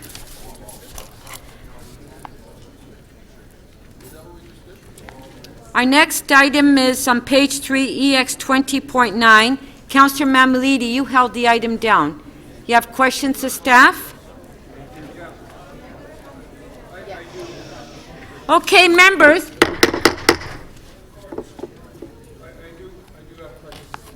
Okay. Questions to staff. We're on EX 20.9, page 3. And I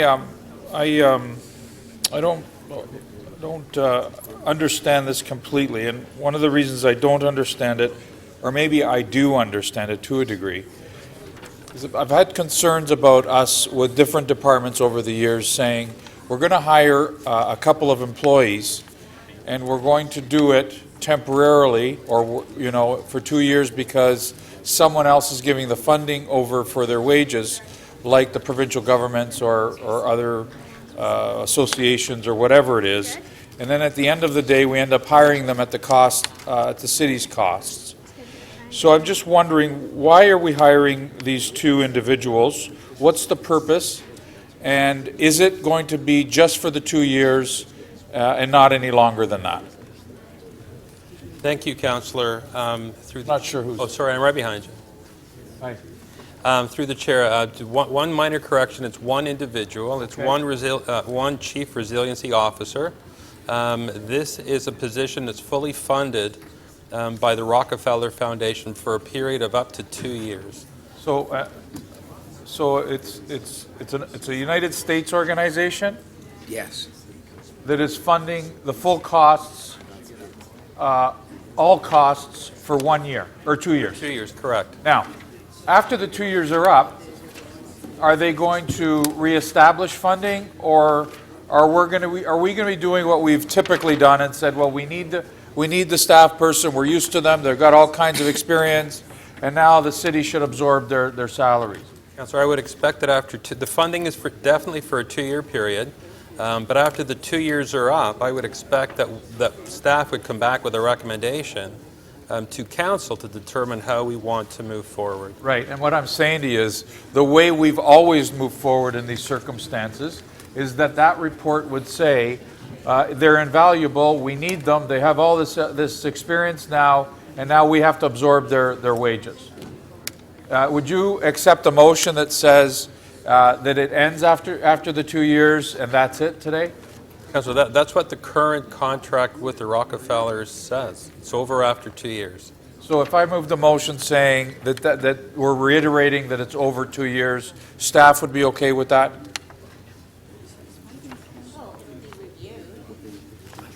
Or are we going to use the words review? Of course we are, because that really means we're going to continue their wages. So we were, as staff, with the mayor's support, very pleased to enter into this competitive process. We were very pleased to have the Rockefeller Foundation recognize the excellent work of the City of Toronto, our commitment to growing a resilient city. Frankly, they were very gracious in providing this funding to us, including us in an international network. They are willing to share substantial resources with us. We are in a position, we've already had an excellent meeting in this regard. Both the mayor and I spoke to that room. I think we were both very pleased, if I may make that comment. I think, frankly, it would not be appropriate, not be helpful for council at this point to send what would be a fairly churlish message back to an organization that has offered us substantial support. I can assure you, Councillor, that I will only bring a recommendation back for continuation if this has been spectacular and if we can find appropriate offsets. When you say offsets, does that mean other monies coming into the equation, or does it mean offsets within the City of Toronto's budgets? I have not been a supporter of growing government, unlike many of the other motions here, and I assure you that it would be with offsets. Would you agree with a motion that kind of clarifies that I would move when I speak? I would be comfortable with that, of course, but again, I would indicate that we have worked with an internationally recognized foundation. We're moving here towards creating a more resilient city. I don't particularly understand why we would immediately look the gift horse in the mouth, to be quite frank. I think that we've done well to get this. I think it's a proud moment in our civic history. We're working towards something that is good and positive. I frankly would not be supportive of tainting the overall offer and what I hope to be a very successful program.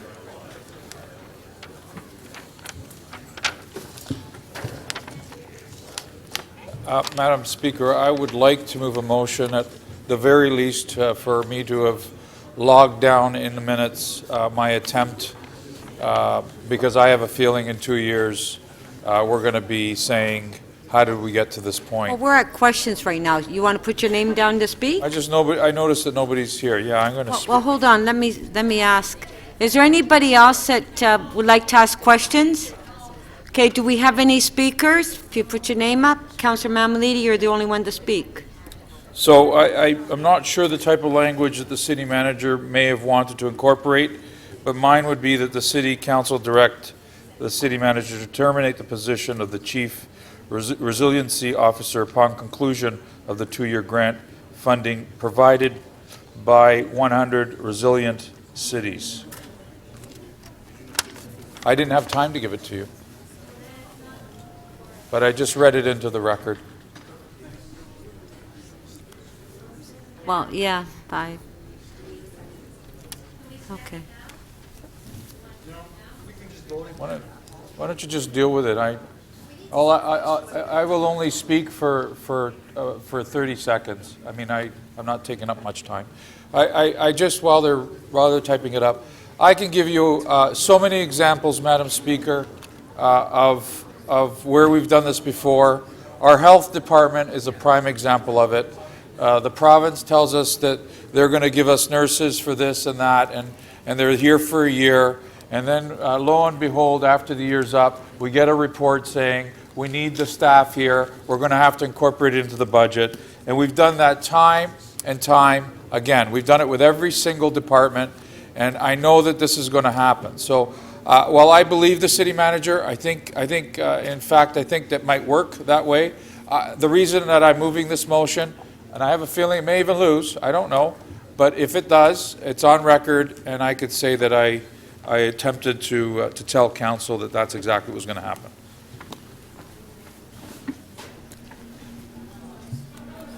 Councillor Layton to speak. Thank you very much. I just wanted to remind those who either weren't in the chamber or who were here that that's the argument that Councillor Mammoliti just made is the exact same argument that was made when the city voted to turn down street public health nurses to help us fight bed bugs that were paid for entirely by the province. That's the exact same argument. The ludicrous notion that just because someone's offering something, it has to be in perpetuity, so let's not take that offer. We won this competition.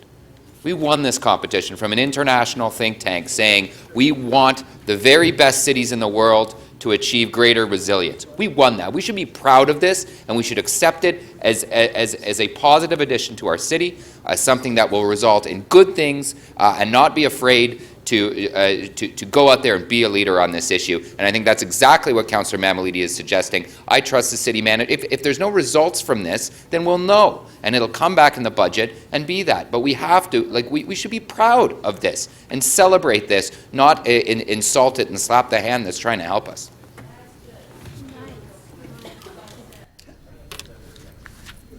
Mayor Tory to speak. Well, if I could just add one thing, Madam Speaker, to what Councillor Layton just said. Beyond trusting the city manager to assess the results, I just heard him say that if he did bring back a recommendation this be continued, he would find an offset for it. And so I trust that he'll do that too, because I know from all the time we've spent over the last number of months, he's not trying to grow the government. He's trying to have better government, and I think if he feels this is contributing, he and his colleagues will make a recommendation to us about a way we can continue to pay for this 2 years from now that does not involve an increase to our budget. He's shown his good faith, I think, by bringing forward a budget, and we haven't approved it yet. It's in process, but it starts off by having a number fewer people delivering better service to the people of Toronto. But that's for another day. So I just want to really emphasize that we should trust our city manager and his staff to assess this, first of all, and decide if it's making a positive difference. And it is, frankly, an honor. We had to compete to be included in a program that is included with some of the best cities in the world, as Councillor Layton said, and this will produce dividends in terms of our physical readiness and our social readiness for the kind of upheaval that is going to be a continuous feature of life in the 21st century, whether it's physical and environmental considerations or whether it's frankly social upheaval, and the two are very much tied to one another. So I just want to add to the words and recommend the words of Councillor Layton. Thank you, Madam Speaker. Thank you. Councillor Kelly to speak. Speaker, I am very strongly in support of this initiative. I think the decades ahead are going to be very turbulent. First of all, because of the electronic revolutionary initiatives that we're experiencing. And some authors, Speaker, believe that the impact of the electronic revolution will be the equivalent of the impact of the Industrial Revolution a few centuries ago. We better prepare to be adaptive in a very sensitive, rapid sort of way. As well, Speaker, as a result of the elections in the States and Brexit, I think the world's economy is going to be far more different than we would have anticipated 6 months or so ago. So you're going to have electronic change. You're going to have the prospect of serious economic change or challenges, and I think that it's a wise city that understands those two conditions and prepares to meet them quickly and productively. You couldn't say climate change, could you? You could not. Thank you. Okay, so what do we have? Are there any motions that were voted?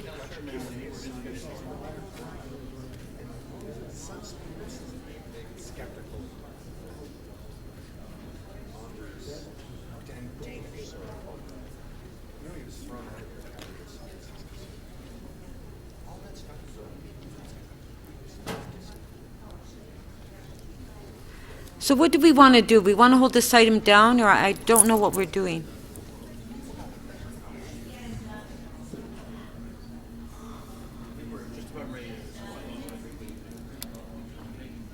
He's got his motion now.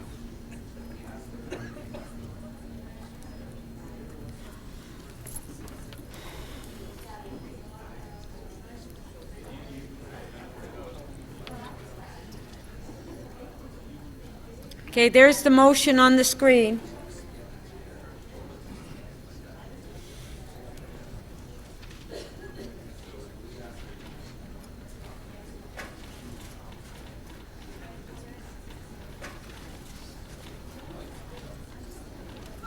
What's You gotta tell him he's good to go.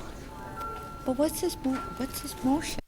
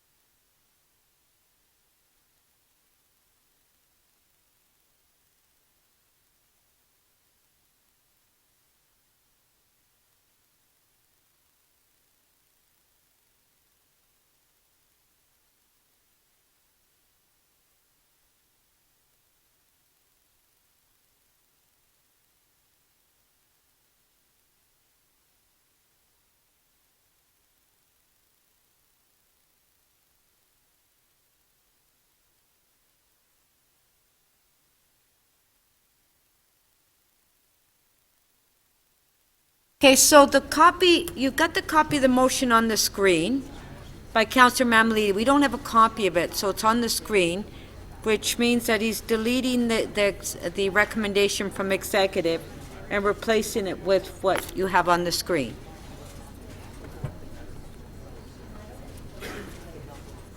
Okay? Yeah, recorded vote.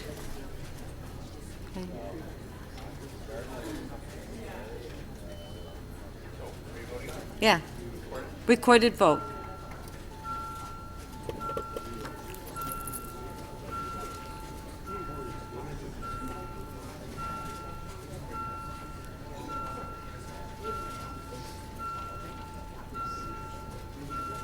Councillor Perks, please. Councillor Peruzza, your vote, please. Councillor Bailao, when you're seated.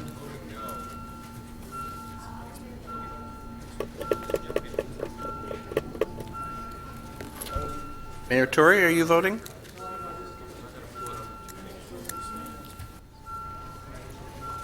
Mayor? Councillor Crisanti, please.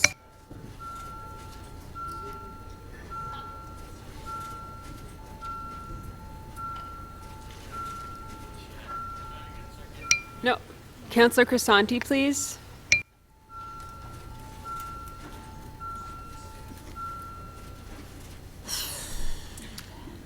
The amendment does not carry. The vote is 7-32. Okay. On the item, on favor? Wow. Imagine voting against that opportunity.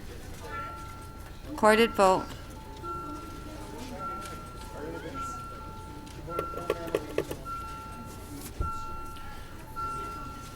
Councillor Peruzza, please. Councillor Wong Tam.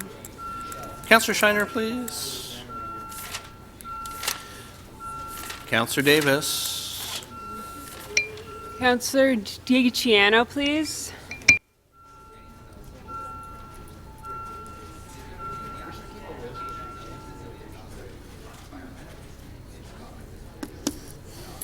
The item carries unanimously, 39 in favor.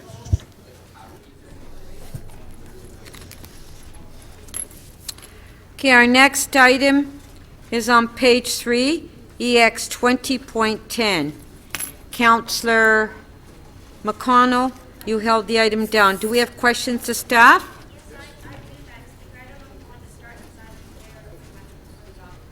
I'm sorry, I can't hear you. I just wanted to make sure people were ready to debate this today. We ready? Okay, good.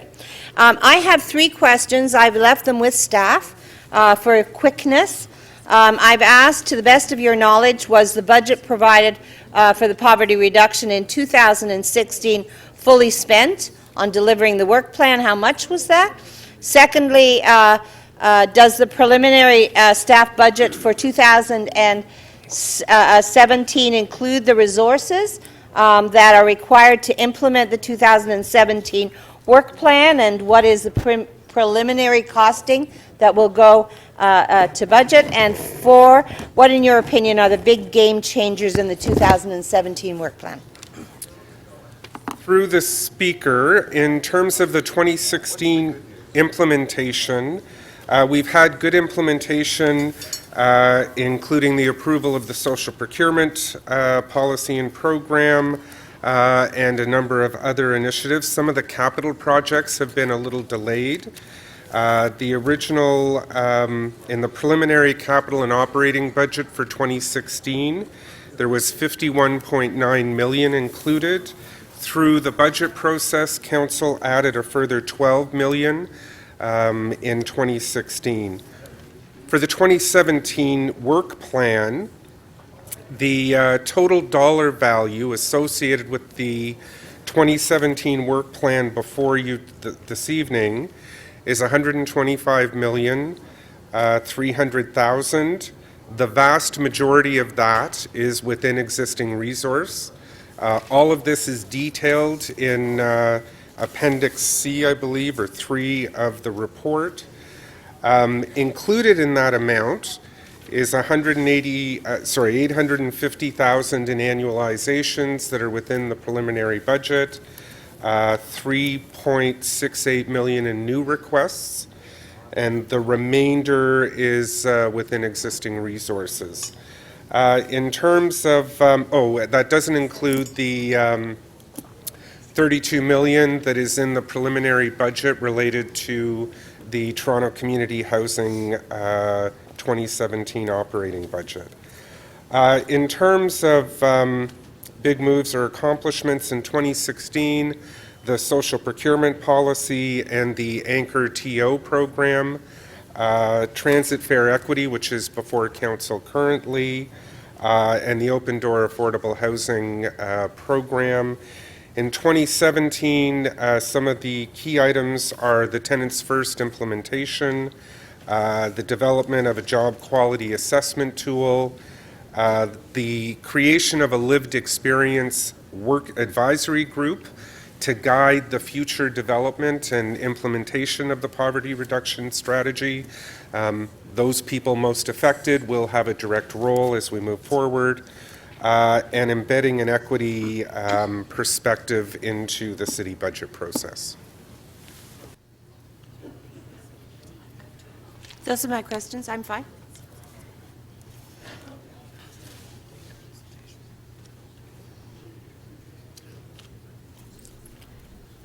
Thank you. Councillor Mihevc. Thank you very much, Madam Chair. First, let me just to compliment staff. This is a brilliant report, and despite my question, I think overall, this is so good. I think it's been 20 years in the cooking, and it's here before us, and we can tweak it maybe a little bit here and there to make it even better. But the basic framework for a fair fare is before us. The emails that I've been getting are focused on this March 2018 implementation. Now, my information sitting on the TTC and frankly talking with the chair a little bit, and it's already pretty well done, Presto is implemented and will be implemented, but certainly within the next little while. There's some kinks to be worked out, especially around the payment system, but we will have a fully functioning Presto system. You can have a Presto card, I don't know, maybe by the end of certainly the end of the first quarter, and you'll be charged every time. Right now, some people don't get charged, but it will be there.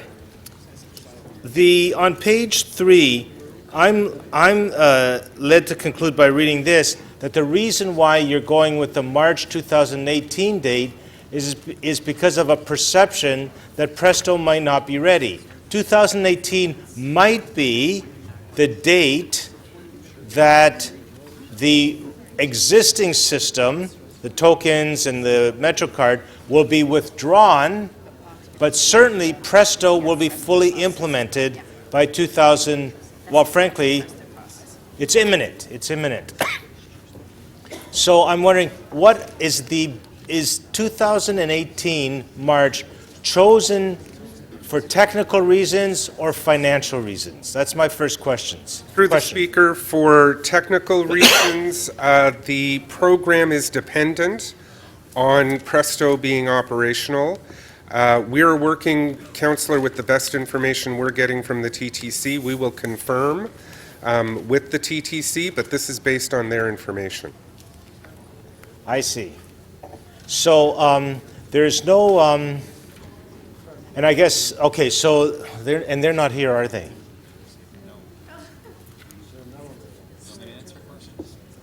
Sorry?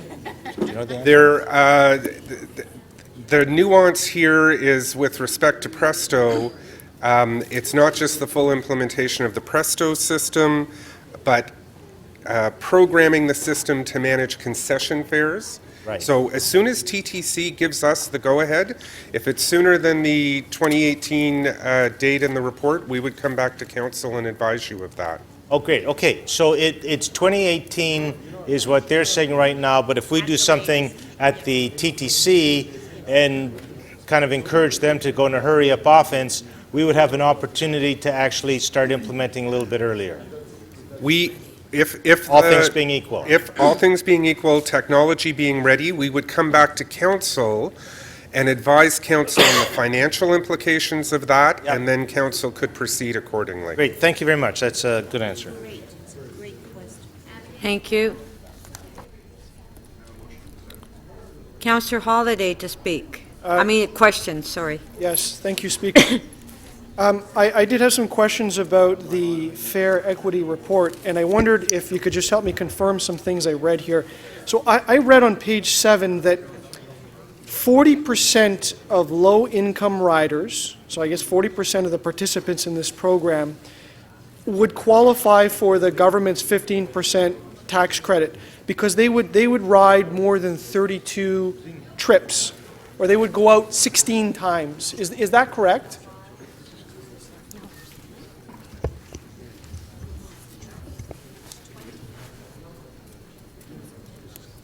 Could you hold my time, Speaker? Yes. Thank you. It would be up to a maximum of 40% would ever qualify for it. It's not that's not a threshold. That's a maximum of the low-income population who would qualify. Okay, so conversely, at least 60% would not qualify for that. So it means that they would ride transit, or they'd go out on transit 16 times or less a month, or would ride transit 32 times. Correct. Or they less wouldn't meet the qualifying criteria for the credit. So that means that 60% or more people would have a benefit of about $10, because transit is $2.90 a trip, and they would get 33% off. So the benefit we're talking about to 60% or more is $10 or less, because the maximum would be $10 if they rode the 32 trips, or less if they went out less often. Am I correct in that understanding? The benefit would be variable. I would have to check your numbers, Councillor. even at that low level, it would have an impact for people living in Oh, poverty. I understood. Okay, I don't argue that. So somewhere else in the report, it talks about 40 to 50% of the riders ride enough to make a monthly pass a viable and useful tool. Am I correct that to deliver a monthly pass discount, it's about $9.5 million? Yes. Okay.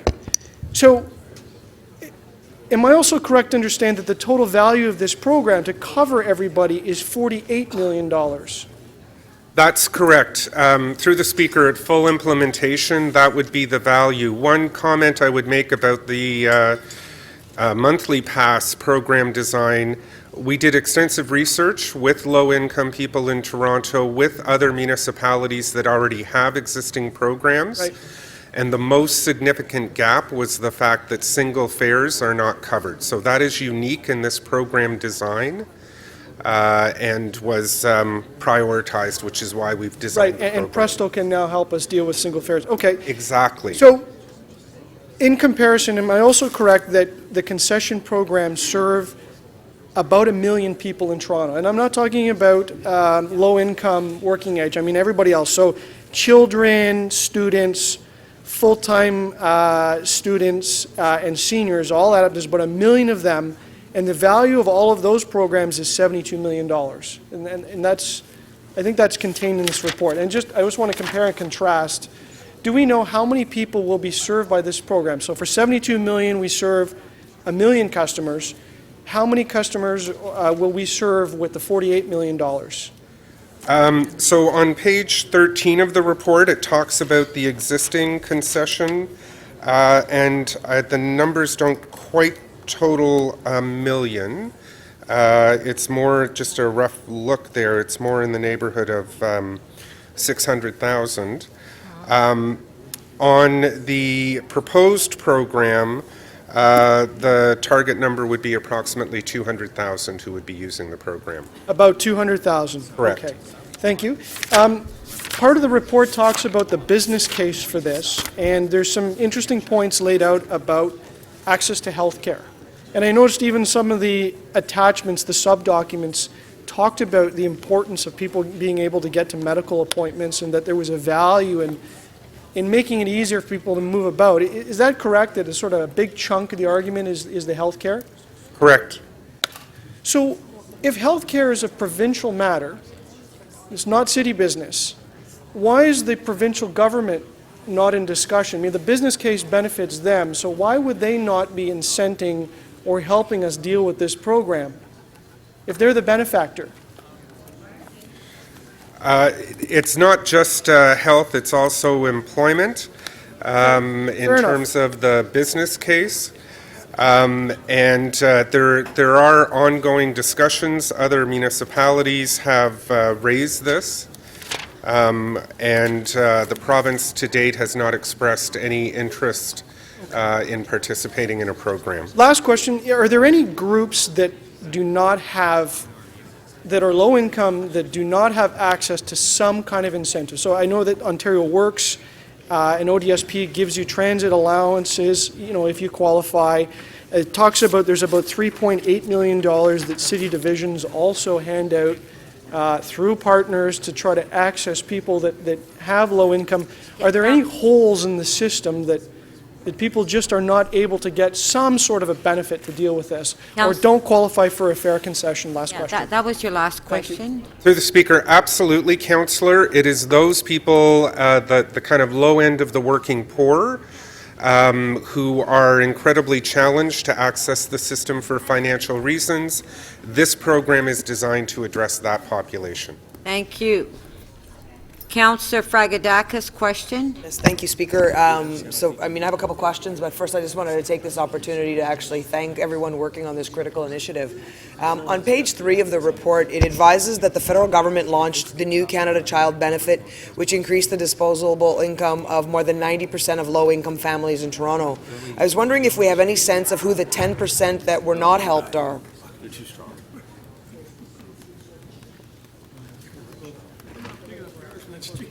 So, We are still working with colleagues in other divisions in the community to understand the full impact of that change in the federal benefit. So I don't have that kind of detail.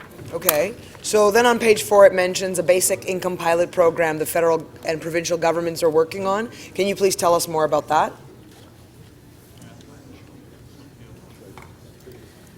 Yes, I can give you some preliminary information. The province of Ontario is undertaking consultations at the moment about running a pilot program. Senator Hugh Segal did table some recommendations to the province, and based on that, the province is undertaking consultations. The consultation questions, as well as the document that Hugh Segal produced, are available online. He suggested some concentration sites for a pilot, as well as a random selection of clients. The pilot period would be for a period of 3 years. Thank you. So I'd like to know more about the grants and loans for private low-rent landlords and lower-income homeowners to make health, safety, and energy efficiency repairs or accessibility modifications that are mentioned on page 6. Sorry, could I just, Madam Speaker, if you could hold my time, there's a lot of noise here. Sorry, it's very loud. Okay. Is it Councillor Perruzza? I'm not naming names. It's very loud. Councillor DiCiano? Okay, come on, please. Like, I know we're all getting tired, but, you know. I like the way you pronounce my name, though. That's good. Perruzza. I like the pronunciation. It's good. Can I just... It's all'italiano. Okay, can you go ahead, Councillor Fragada? Yes. Sorry, so through you, Madam Speaker, what's the question?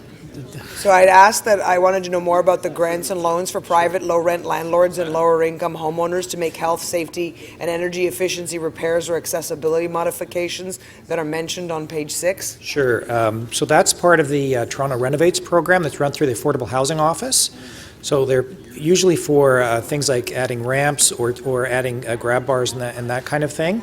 And there's an income cutoff, so it's for low-income households.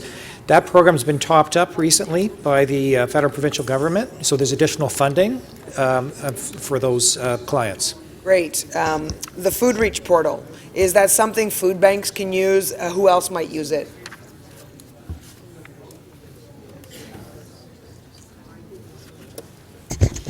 Through you, Madam Speaker, yes, community-based organizations, including food banks as well as government programs, can use the Food Reach portal. Great. Further down on page 6, it mentions a partnership with the Wellesley Institute to, quote, draft a policy options paper to inform discussions about other roles the city can play in addressing household food insecurity, end quote. When can we expect that, and what might we expect from it?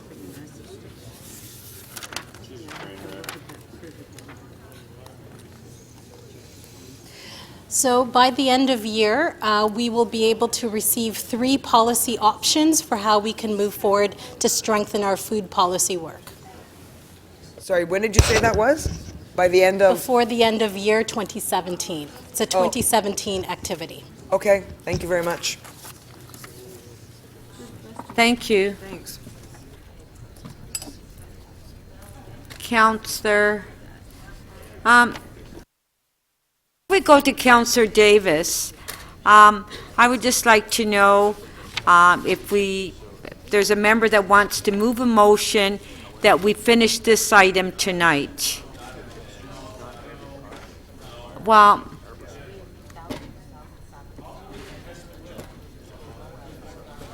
okay, Councillor Cole, Mayor Tory, is there a suggestion that we move this, can I have a motion that we finish this item? Okay, hold on. Okay, so there's a motion that we finish this item only and quick releases. Councillor Robinson? Yes. Just quick releases. Just quick releases. No, there's a wish to finish this item. See if there is this week. Is it the rate budgets? No, we just need to talk less. Rate items? Just water and Yeah, you're gonna solid run out of waste. So time, we- so just I work think all night and then our Friday. clarity will improve. You know? Okay. Okay, Mayor Tory. I was just going to suggest, Madam Speaker, we're into this item. It'll take certainly no shorter if we deal with it tomorrow, that's for sure. And if we ask people if they're what the speaker's list is going to be, and then close it and say, fine, once people have indicated that right now there's nobody there, but I just think that we're talking about packing up, and it's 7:45. Yeah. I mean, we have, and I don't think people want to be here on Friday, and then we'll end up railroading things through at the end of the day tomorrow because we didn't take the time now to finish this. So is there a motion to finish this item I would move tonight? that we finish this And item. quick items? Okay, and Councillor Robinson, you wanted to say, you were standing? I did. I was going to ask, Madam Chair, if we could time the Gardner EX 20.14 for after the rate item tomorrow, the rates items. Okay. Would that be all right? Okay, well, let's vote on this motion first, okay? Okay. Councillor DiCiano. Is that the speaker's list? That's closed? Is that closed? No, we don't close the list. Well, that's what the mayor said. The mayor was going to suggest. Okay, we have a motion before us. We have a motion before us, recorded vote. Councillor Shiner? Yes. You had quick items, and could we also have... Counselor, please.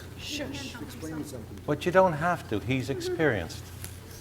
Could you also allow for me to introduce the notice of motion that I had on that, so it can be circulated tonight because I have an urgent item? Yes, as long as Thank we... you very much. Councillor Shiner, as long as we got 30 members of council here. Okay, so we have the motion to extend to finish this item, quick releases, and the confirming in one motion.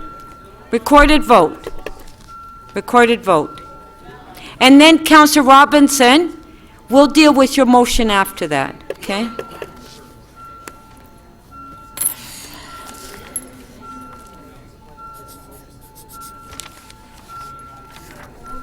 Councillor Kelly, please. Councillor Karygiannis. Councillor Perks, please.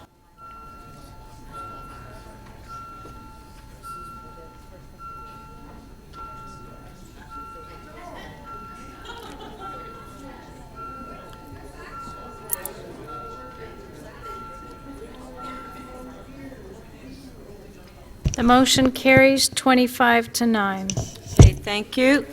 Now, Councillor Robinson, your motion? Yes, EX 20.14, the new implementation approach for the Gardner. If we could move that to follow the rate-supported budgets is my request. Tomorrow, okay. On favor? Recorded vote.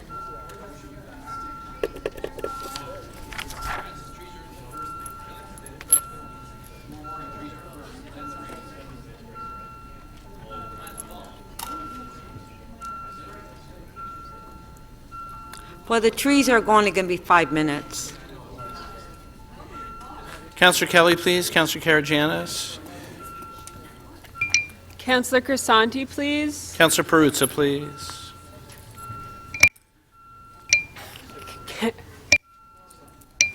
Councillor Crawford, please.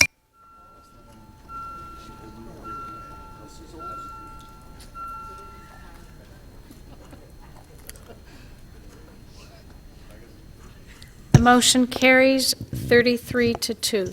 Okay, thank you. So we'll go back to the questions, and Councillor Perks, you were up. Yes, thank you. Just to review, the poverty strategy had 5 key themes. 2 of them were housing and daycare, is that correct? Housing and childcare? Housing and services broadly, including childcare. Services broadly, including childcare.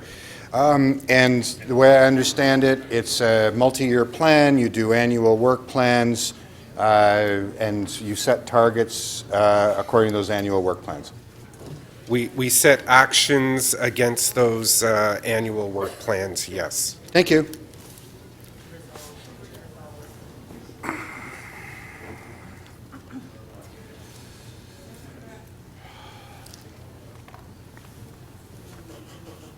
Councillor Davis, questions? Thank you. I just wanted, I know the last time we dealt with the poverty reduction strategy, I raised the issue of social assistance rates and whether or not one of our key objectives, even though I know we're focusing on things that fall within our purview, have we taken any stronger and clearer positions on raising the basic Ontario Works and ODSP rates with the provincial government? Through the chair, I do sit at a provincial table where we very strongly advocate for an increase in rates for OW. They are undertaking social assistance reform and are consulting and putting up options on things like increasing the rates immediately. The basic income pilot is one of the efforts to try to increase the earnings or the amount of monies that low-income persons would get. So we are advocating very, very strongly in that regard. Have we got a very clear position? I know when we had the first few reports on, I can never remember their names, but we were very clear on what our ask of the provincial government was, and I have not seen a really clear position on what we're asking from the provincial government in terms of social assistance. So could we understand better what positions we're taking at the table in terms of social assistance reform? Could we have a report on that? I don't know that we've had that. No, we have not done a report through the chair. We could certainly lay out the Toronto position, particularly in relation to basic income. Just one sec. We have a point of order, Councillor Cole. Sorry, I couldn't hear you. Sorry to interrupt. Maybe it's more of a question. Are we dealing with the poverty reduction strategy or the transit fare equity program right now? We're dealing with both. EX 20.10. With both, and A, and 10A. Okay. 10A. It's the whole item. It's Yeah, all it's together. EX 20.10. That's what we're dealing with. Okay. Thank you. Yeah. Is there another one, Councillor Cole? No, that's it. Oh, yeah, okay. Okay, go ahead, Councillor Davis. So if I were to request a report to set out the city's position in terms of social assistance reform and our clear ask of the province, you could do that? We certainly could. Okay. We've been very supportive of the basic income in any case, and other municipalities have put forward positions, so we could do that. Okay. I also want to mention that within the areas where we have discretion to increase the amount of money in the pockets of social assistance recipients, we have done so. Okay. Thank you. One of the issues, going through the page after page after page in the table, it's a bit hard to capture this thing as a whole. I know you've tried to categorize everything. I'm just wondering if there's a better way to put together what's included here in a different way. I don't know how to explain this, but a summary document of some sort. Could you put together a summary document? The report does include a year one community report as an appendix, and staff have yes. attempted to kind of boil things down Okay. in a more digestible format. That being said, the issue of poverty and associated issues is hugely complex and intractable, so we've done our best. Okay. But it is difficult. So the other thing that I noticed, and one of the things I've struggled with, frankly, Mr. Brillinger, is that we have had this place-based approach to investing in neighborhoods that is intended to focus city resources into those neighborhoods. And I still struggle to understand where and how I can find evidence that we're doing that. Like, is there a way that we can actually demonstrate the investments by neighborhood that are embedded in various divisions? Is that possible? 'Cause the only thing I see here on SDFA is that we added another hub, another neighborhood. So through the Speaker, we do have council direction to provide an update on the implementation of the Toronto Strong Neighbourhood Strategy, and we'll be coming forward with that report probably in Q2 of 2017.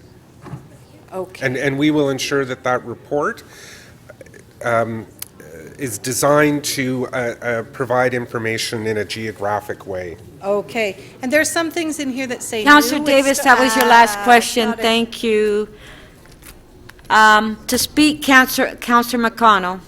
Thank you very much, Madam Speaker, and I have written some notes, so I go through it as quickly as I can, because I am aware that Council is tired, but also that this is perhaps one of the most important things to help our community. This is about lifelines, to make sure that people, when they fall into poverty, are helped out, but mostly it's also about setting up a safety net that allows people not to get there.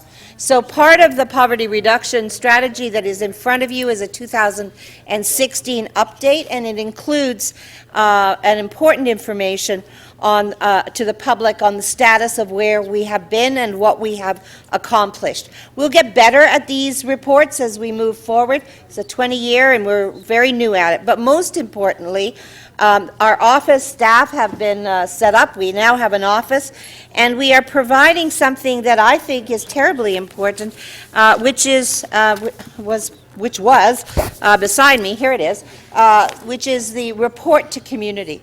And that's a very simplistic piece of work that talks about all of the 5 fingers of what we're trying to do. It also looks at where we've come and where we're going. And it does put out for the people who have worked on this, who are sitting behind me, some of them with lived experience, and it also helps them, I think, as we move forward, because we want to know, as experts, and what we've been trying to put together is the table and the hearings for them as experts. These are the people who have helped to develop the strategy.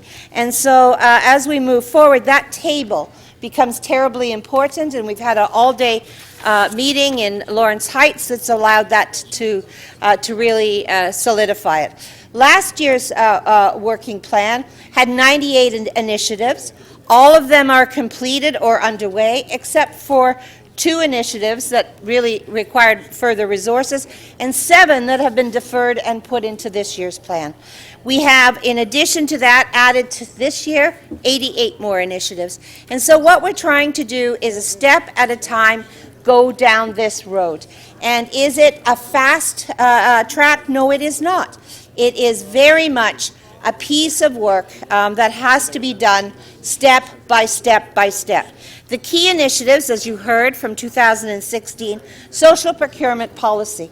That will bring us jobs, unbelievable number of jobs for many, many years to many, many of our community. The expansion of the access to the public dental opportunities in the 23 or 36 clinics that we have, but also starting to measure how many affordable housing units we actually put in place. And that's a very difficult thing, because it's a difficult thing between who is actually getting keys and when the development happened. So putting a framework in place that tells us that there are 912 new units of affordable rental and home ownership this year. 494 of those units are now completed. So you will have that over the next little while. Much of this work also rests on partnerships. So I just wanted to briefly talk about about some of our partners. The business community is working on advancing youth employment pay. It is, we have 1,800 youth engaged in employment on Bay Street as a result of that business initiative. Collectively, the labor movement has stepped up to the plate, and they are working on raising awareness and identifying strategies to address the precarious employment that we all know about, and they are breathing life into the procurement, the social procurement policy, because they are helping us with our employment and access to apprenticeships. But we are also working with other orders of government. We know that there's 100,000 new childcare spaces, and we know that we're going to have to, we'll get 30% of those. So we're going to have to be ready with those, with subsidies and with places. And so that's a very important initiative that needs to happen over this year. And also, obviously, the investment in social housing. So the key changes in 17 include the adoption of the first phase, as you're going to do today, in the Fair Equity, the Fair Pass. And we know that the first group of those will be OW and ODSP, but we know the second group will be people who have already been income tested in our community, and that will be in the second round. We're going to establish formally the Lived Experience Advisory Group, and we have implemented and we are monitoring and helping with the implementation of the TCHC Thank you, Councillor formation. Can I just finish one last piece, please, if I could? I think that I would just say to members of council, I really hope that you are committed fully to this plan in 2017. I know we have much to do on childcare, housing, and transit, but I believe that we can all do it together, and we can do it for the betterment of all of our people, because poverty is everybody's business. Thank you very much. Thank you. Councillor Mihevc to speak. Thank you very much, Madam Speaker. What we have before us is actually a major piece of work by the City of Toronto.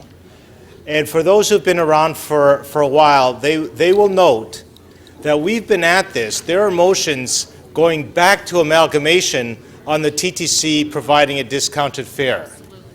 And in those days, frankly, it always fell on deaf ears at council. But something different happened this time. And I think before, if it was the technical people of the TTC, mostly with a kind of engineering framework, and bringing it to council, that never passed the mustard. It never allowed us to happen. But something new happened here. And what it was that the technical expertise of the TTC was combined with the lens and the paradigm that SDFA and our friends there provided, and the Healthy Cities approach that Public Health provided. Those departments working together, I think we're able to score, frankly, what I think is a major victory for our community.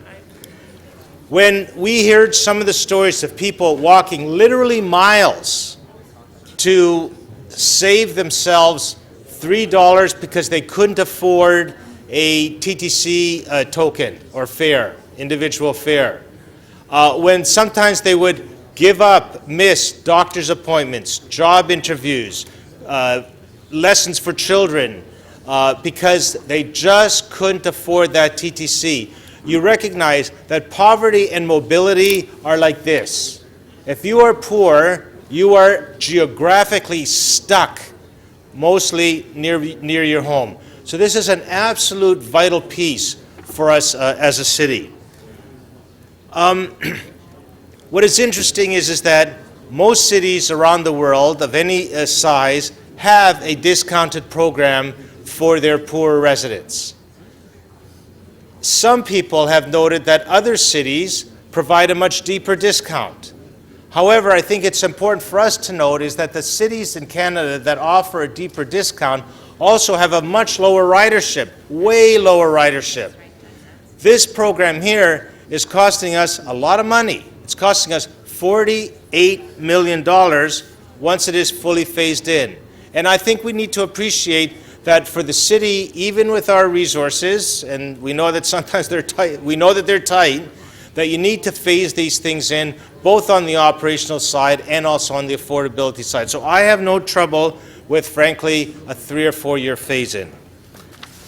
So I say, let's do it. This is a good plan. It's been thoroughly thought out. And now with the introduction of Presto on the administration side, which has always been a difficulty in getting this thing through, it is the flick of a switch. Once you do this, the software and allow the ODSP folks and the OW folks to automatically transfer that information over to Metrolinx, the Presto section, it can happen with the blink of an eye. And then phase 2, it can happen very quickly because those folks are income tested, either because they get a housing allowance or because they get child care support. So this is and then of course phase 3 will be a little bit more complicated because you do have to find some income testing strategy for people who are working, but the working poor, frankly. My motion here before us, this program, we are being told by the staff, is subject to some software development by the Presto folks. This is to request them to try to do it a little more quickly, and if they do it quickly, that comes back to us as council, and maybe it will allow for an earlier implementation. Maybe we'll find the money to do it, so there's a lot of ifs, and ifs, but let's give it our best shot. People have been waiting a long time for this, and if we can say to them, you know what, we're doing this just as quickly as possible, I think that would be to the good. So kudos to everyone, especially our SDFA staff, public health staff, TTC staff, for providing that cross-silo approach that really made this program possible. Thank you very much.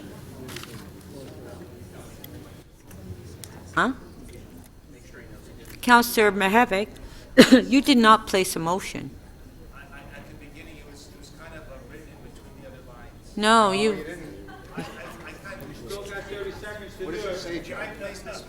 Sorry, you...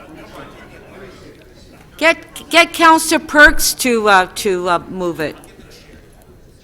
Councillor Holliday to speak. Thank you, Speaker. You know, there's an old saying, silence is deafening. And thank you.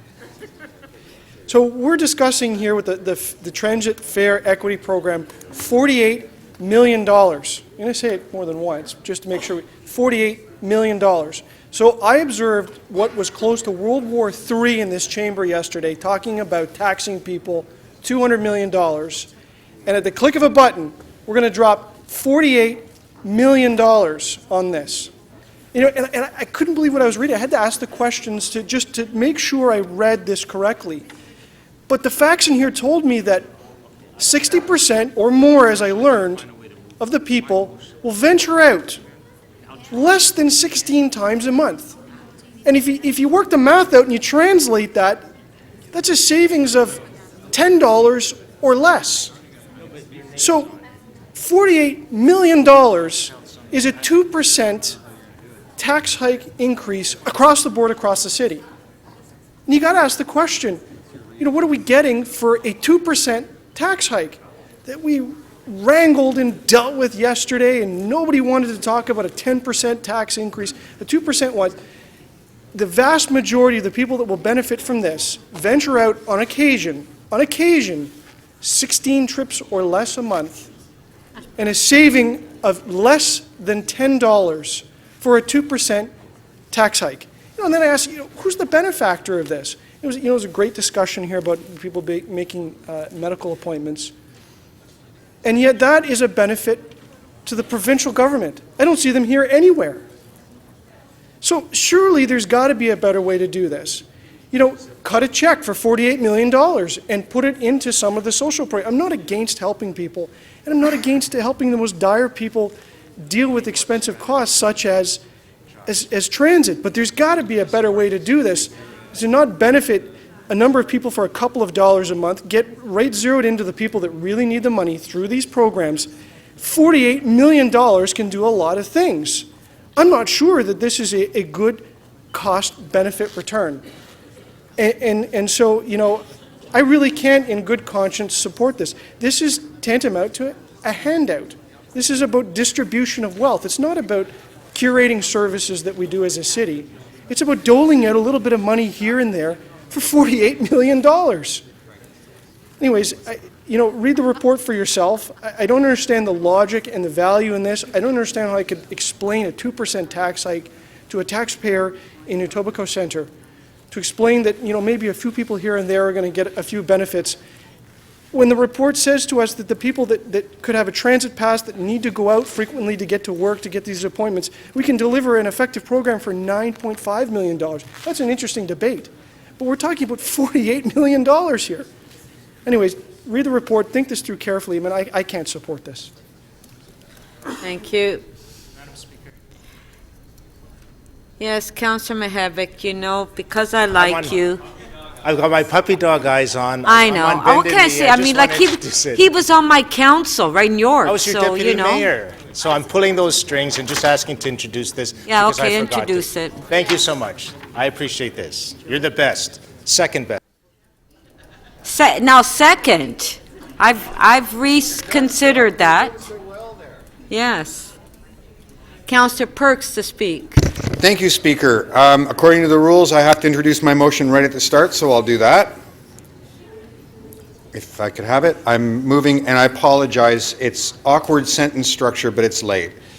City Council direct the Executive Director of Social Development Finance Administration to add to work plans starting in 2018 targets and timetables for reducing wait lists for daycare and affordable housing. So what we have here is their work plan for 2017 and their report on what they did in 2016. Every year they do this. I'm saying that we're going to have some better information on the daycare and housing wait lists and how well they work that they're developing this year. So next year we'll be in a position to develop targets and timetables. And the reason why this is critical, the work we've done on poverty says that there are 4 or 5 key things we have to do. We have to find people jobs, we have to provide people access and transportation, we have to provide people housing, we have to provide services like daycare, and I'm sorry the 5th one's out of my head at the moment. If we don't have specific plans for what we're going to achieve in those areas, we won't achieve very much. We won't achieve enough. And I want to talk a little bit about the importance of setting those. In 2005, the City of Toronto embarked on an ambitious plan to start to build affordable housing. Under Mayor Miller, we created the Affordable Housing Office. And since then, we've been creating affordable housing units. Councillor Mammoliti, in one of his better contributions to the City of Toronto, brought us the Housing Opportunities Task Force report in 2009, setting a benchmark of 1,000 units a year. And since over that decade, we've created 6,875,000 units of affordable housing. The City of Toronto has been working away at this. But what we haven't done is set annual goals for how we're going to eliminate the waiting list. Right now, there are 80,000 households waiting for affordable housing. At the rate we have gone this year and in previous years, we are going to be at it for more than 100 years before we, I'm sorry, Speaker, I'm not at 5 minutes and 40 seconds, before we clear the backlog. Similarly, councillors like Councillor McConnell and Councillor Davis and others who've been on this council for some time have fought and clawed and scratched and kicked and won us more and more daycare subsidies and daycare spaces. But if you look at the rate that we're putting daycare spaces in last year, it is going to take about 125 years to clear the backlog we have, the waiting list we have for daycare spaces in the City of Toronto. So, yeah, Torontonians can either move away and stop having babies, or we can actually develop meaningful timetables and targets as we do for anything else in the City of Toronto. Of course, annually, we're going to have to review what the budgetary impacts are, but if we don't set a yardstick, we can't measure whether or not we're getting anywhere. Thank you very much. Thank you. The timers weren't working, but you were at 3.5 minutes. This makes it. Work was done. Certainly, Deputy Mayor McConnell helped a lot with that too. This is a transformational piece, transformative piece, in part because we will finally have the technology to be able to do this with Presto, hopefully sooner than sometimes I worry about or keeps me up at night. But we finally have that capability and technology that will allow some of this. The other thing that will trigger somewhat of a difficult conversation really, we have to have that conversation too to see if this is more appropriately administered and even compensated or funded by the province of Ontario. They administer those other programs. The fit is more natural. We will finally have fair integration across our systems. It may make more sense for it to reside there. My last comment, and I wholly support this, but maybe it's a bit of a plea. This has a big price tag to it. Councillor Holyday is right to point that out. My hope is that while this is the responsibility of the city, as I wear my TTC chair hat right now, that eventually the city subsidy is not $48 million less to the TTC to cover this. And that's my concern, that the financial pressures that we all face in this room and between the TTC and what's always a growing budget because the cost of transit is always more expensive, that while the city will fund it, the subsidy that goes from the city to the TTC over the years will be $48 million less, or however many dollars less than we've had in the past. And so my plea is that if the city and councillors want to step up and fund this, I commend you. I'll vote the same way, but to ensure that it doesn't shortchange the TTC for the funding that we so desperately need. And that we all know that should be provided by other levels of government too, but is not right now. But we can't be short on this 48 or 50 million or whatever it might be to get people and move people around the city. So I will certainly support this. I commend people on a lot of collaborative work to get this done, and I look forward to actually having Presto fully implemented so we can use this and modernize our fare system for all of our passengers. Thank you, Madam Speaker. Thank you. Councillor Davis.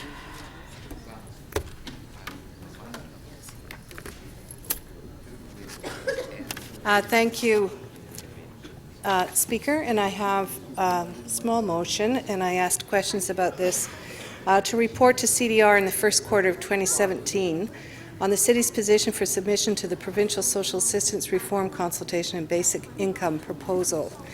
I would start first by obviously commending the people who have been involved in pulling together and developing the, excuse me, Speaker, I know. I think everybody's tired. Councillor Karygiannis. I'm not the one screaming, Madam Speaker. It's my colleague. Oh. She's speaking to you.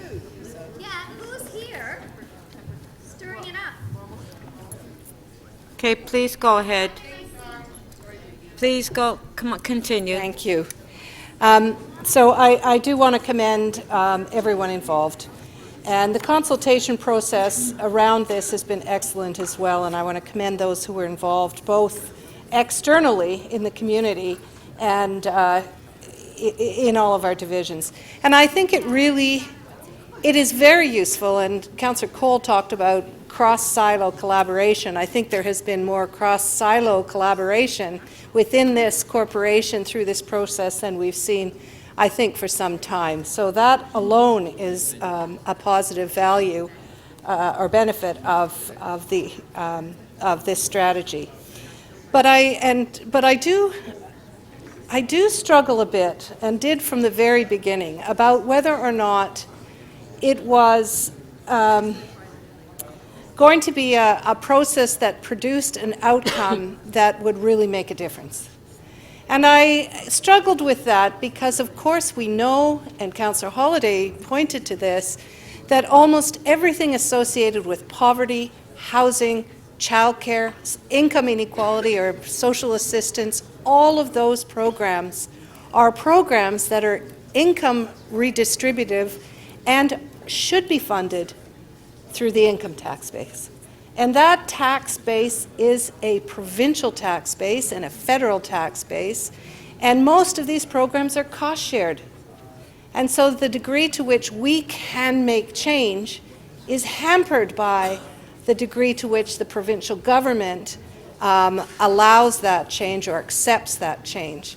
So I know that we yesterday as well, and let me just speak to the motion.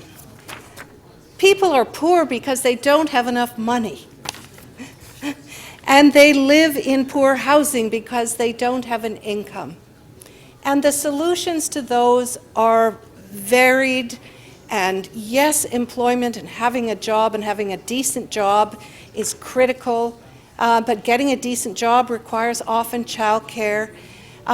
People who are living on social assistance, many of them are not there by choice or not there because of the lack of effort to get out of that hole.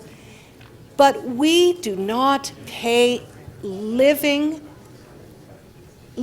benefits right now under social assistance.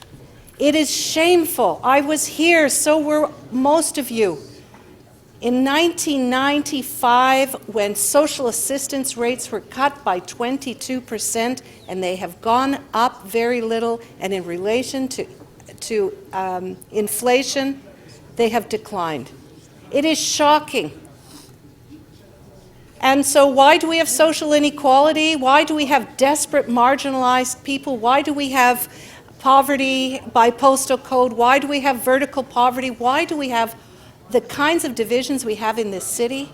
It's because of income inequality. And for many, many newcomers as well, it's because of lack of access to services. We cannot solve poverty. The City of Toronto.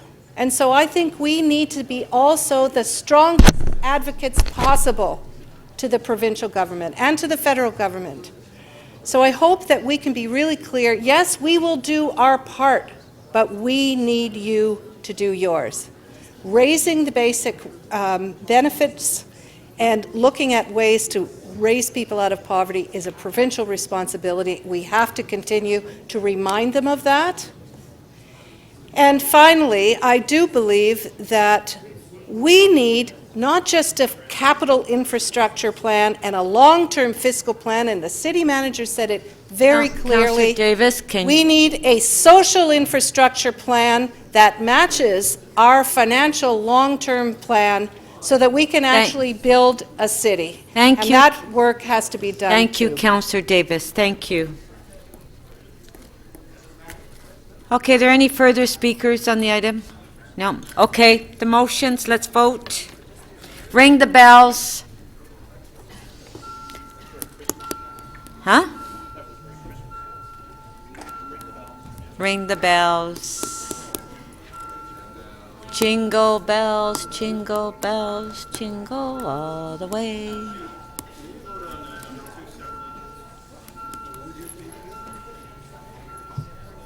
Vote on what? In the report. Yeah. Okay, motion by Councillor Mihevc.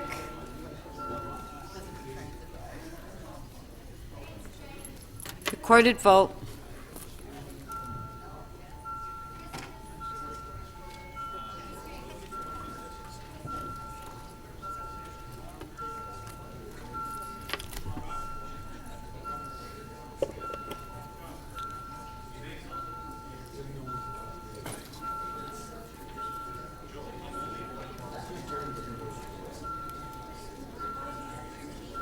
Councillor Karygiannis, please. Councillor Perruzza. Councillor DiGiorgio. Councillor Layton, please. Councillor Ford, please. Councillor Robinson, please.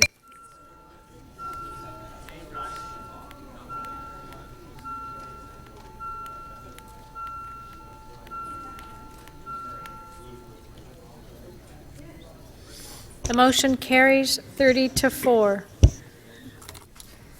Okay.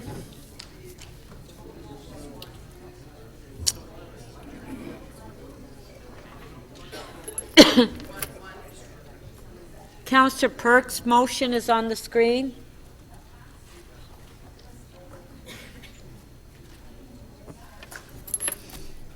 All in favor? Recorded.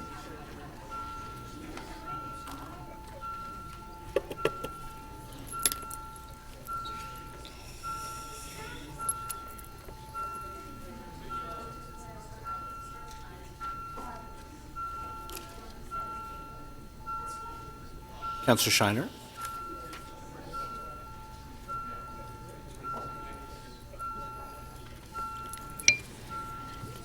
Councillor Mihevik, please. Councillor Burnside, please. Councillor Fletcher, please.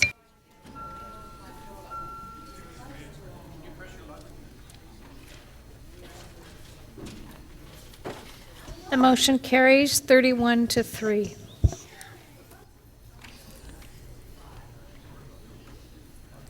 Okay, the next one.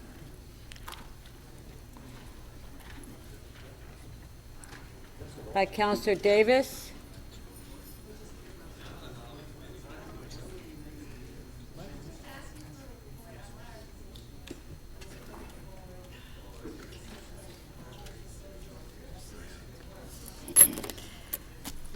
On favor? On favor? Carried. Okay, there's been a request that on the report that we vote on number 2 separate. Correct, Councillor Campbell? 2 and 5?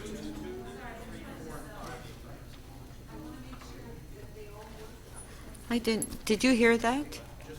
Okay.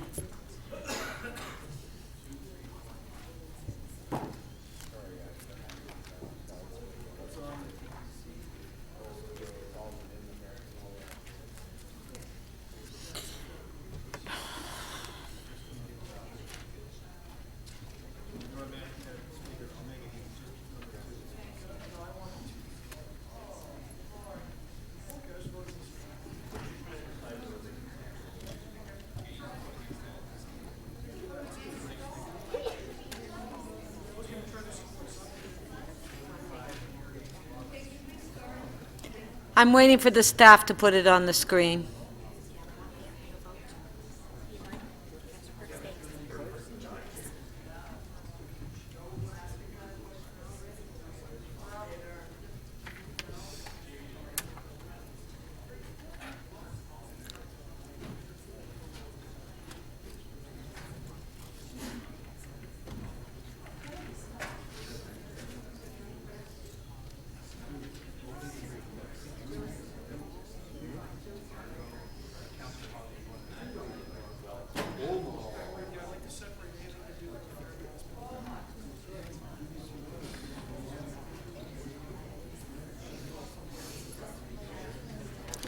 I don't know. Is it possible that we vote on these separately, or it's... No, I'm asking the clerk because Councillor Holyday is asking. I don't know if we can.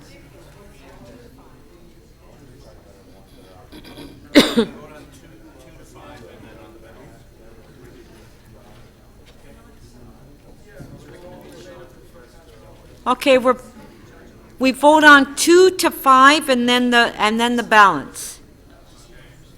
Okay, recorded vote.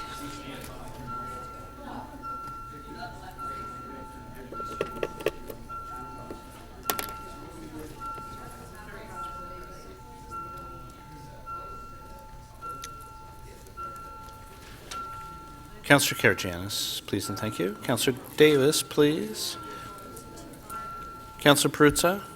2 to 5, Rex 2 to 5. Councillor Layton, please. Councillor Shiner. Councillor Karygiannis, please.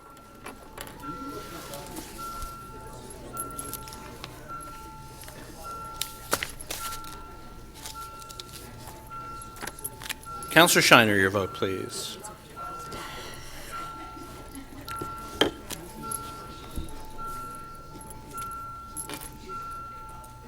Councillor Karygiannis, your vote, please.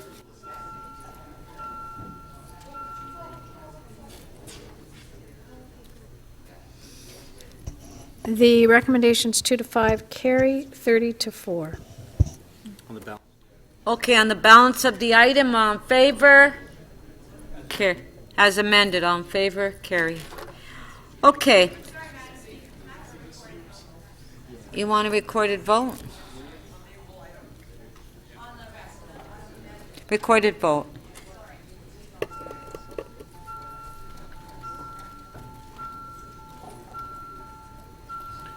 Councillor Karagianis, please. Councillor Perruzza, Councillor McMahon, Councillor Wong Tam. Councillor Layton, please. Councillor Davis. Councillor Cole, please. Councillor Crawford, please.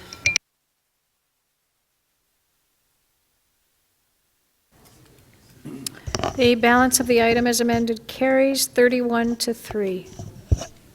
Funny age where kids get. Items. What? Quick item?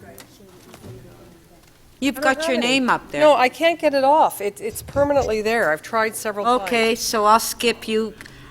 Okay, we're doing quick items. That's what the motion was. Do we have quick items? Councillor DiCiano, do you have a quick item? Well, that's what I'm saying. Do you have it? Okay. Okay. Thanks, Madam Speaker. I'd like to release MM 23.3. Okay, what page? Page 278 of 302. Oh, sorry, on the order paper. This member's motion 23.3. I'd like to release that. The Deputy Mayor Minnan-Wong held it first. Okay? Councillor Perruzza, quick item? Minnan-Wong. Yes, Speaker. Let me just find the page. Sorry. It was page 5, GM 1618. I'm happy to move that with an amendment. Perhaps the clerk can put the amendment on the screen. Amendment which has the concurrence of both Tess, real estate, and the Okay, do the staff have the solicitor. amendment? Pardon? Yeah. Does the staff have it? The staff have Okay, it's on the have screen. generated input and have had concurrence Okay. with it. The amendment on the screen, all in favor? Recorded.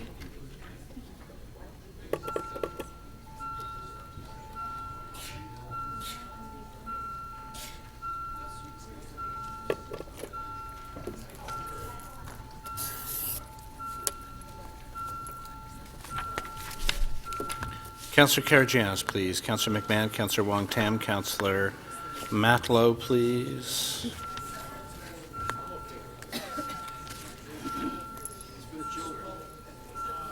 Councillor Matlow, please.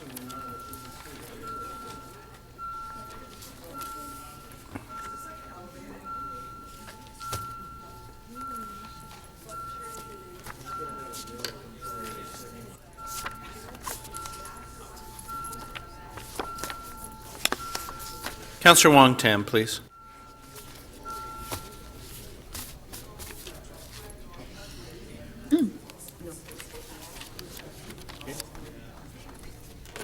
The motion carries unanimously, 33 in favor. Okay, item as amended, all in favor? Carried.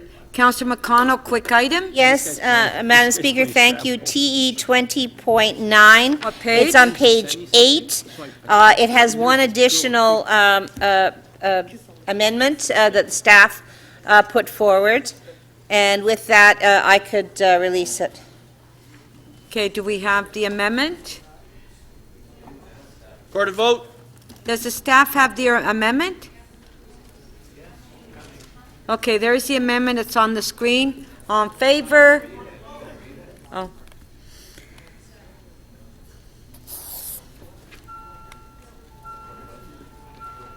No, I think, do we want a recorded vote on this? Recorded vote.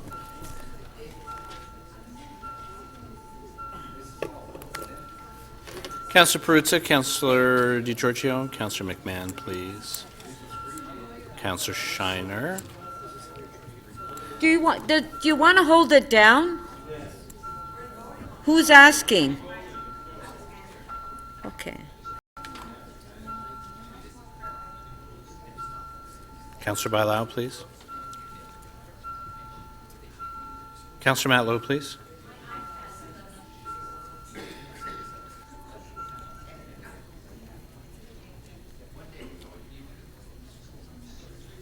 The amendment carries 32 to 1. Item as amended, all in favor, carried. Councillor McMahon. Yes, thank you, Madam Speaker. Last one, and I actually have to withdraw my member motion, unfortunately. Oh, it is, oh, I don't know. Michael? Okay, so it didn't get circulated. It's the 14 Trent Avenue. Yeah, it didn't get circulated because, Yeah, it doesn't have a number yet, but I just have to, I did introduce it. okay, so we'll withdraw it. All in favor? Thank you. Carried. Councillor Carmichael Greb.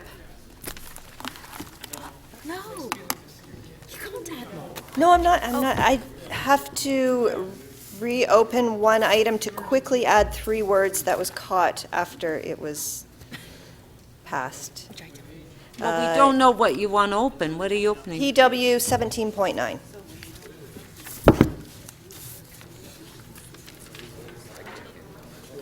And what is PW 17? No, it was yesterday. Metrolinx. It was parking for Metrolinx, Green Pea parking, and staff realized after the fact that there are 3 words missing from part Okay, of it. all in favor of reopening? It's quick, very And then for the amendment?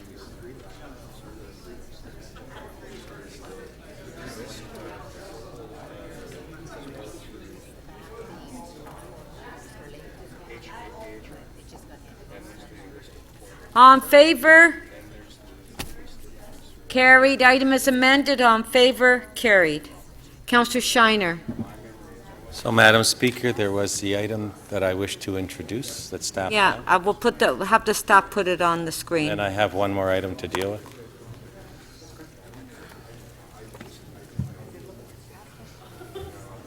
This is so Councillor Shiner could circulate. On favor, carried. And Madam Speaker, circulated to us was Members' Motion 23.35. It is about a Yes? Section 37 agreement. Throughout it, it says to delete parts and adopt instead. I believe normally we show what was being deleted. This doesn't show it, and I would ask that an amended motion be circulated tomorrow that shows what's being deleted, because it says delete. A, it says delete one thing, B, delete another, C, delete another, D, delete another, E, and none of it, and replace it with items, but I don't know what we're deleting. Okay, that's Councillor Bylaw, that's your motion. I think it was done on behalf of one of our colleagues. So I'm just asking if it could be amended tomorrow and we circulate it to say what was being Okay, deleted. we'll do that tomorrow. Who's the second councillor? Thank you. Seconded by councillor. Okay, Councillor Fragedakis, we want to recess soon. Yes, I'll be very Okay. brief. I'm standing on a point of personal privilege because yesterday Councillor Karygiannis suggested that Highway 5 was Danforth Avenue when in fact it's Dundas Street.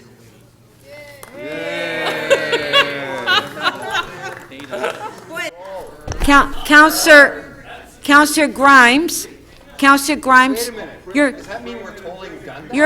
your member's motion, your member's motion MM 2333 for 20 Alton Crescent, do you want to move it? It's been circulated. They could do what they were told to do. It's been circulated. Okay. You're going to move it? So moved, and ask for recorded vote. Okay, recorded vote. This is members' motion 2333 that was circulated. What's the title of it? It's OMB hearing for 20 Alton Crescent. We've already introduced it. He's just moving it.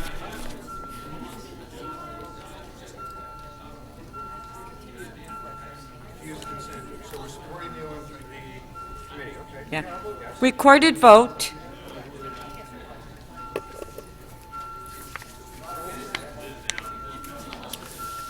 Councillor Perruzza, please. Councillor Wong Tam.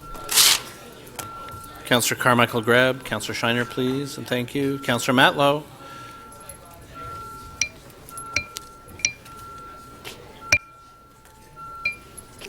Councillor Matlow, please.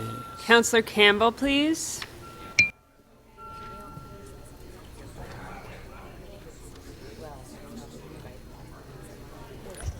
The motion carries 31 to 2.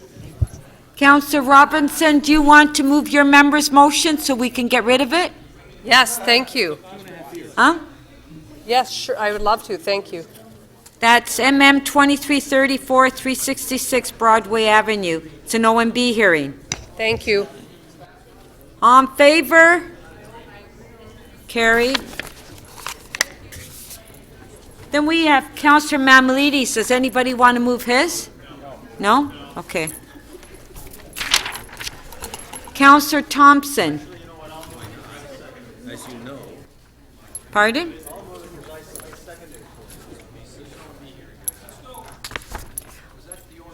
Yeah. So MM 2332 by Councillor Mammoliti, an OMB hearing. Councillor Campbell is moving it. All in favor? Carried. Thank you. Councillor Thompson, you have a motion to introduce the confirming bill. I do, Speaker, that leave be granted to introduce a bill to confirm to the point of the introduction of this motion the proceedings of City Council meeting 23 on December 13th and 14th, 2016. Shall leave be granted to introduce this bill? Recorded vote. Thank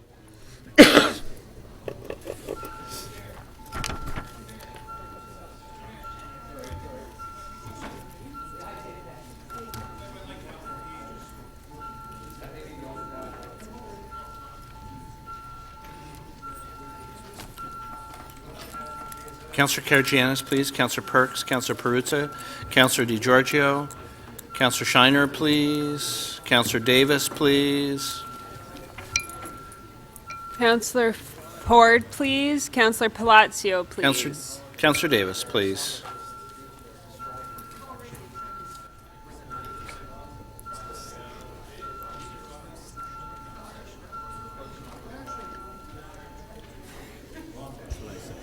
The motion to introduce the confirming bill carries unanimously 30 in favor. Shall this bill be passed and declared as a bylaw? Recorded vote.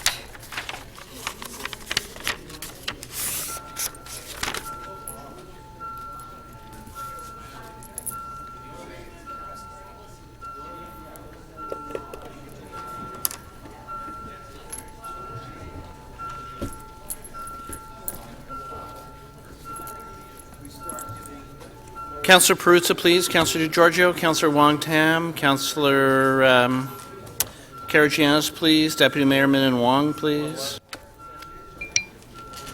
Councillor Robinson, please.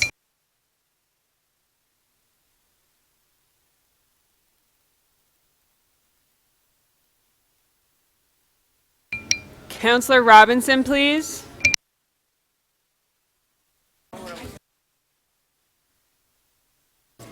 Motion to enact the confirming bill carries unanimously 33 in favor. Motion to recess to 9:30 tomorrow. Thank you. Thank you to staff. Thank you to members of council. Good night.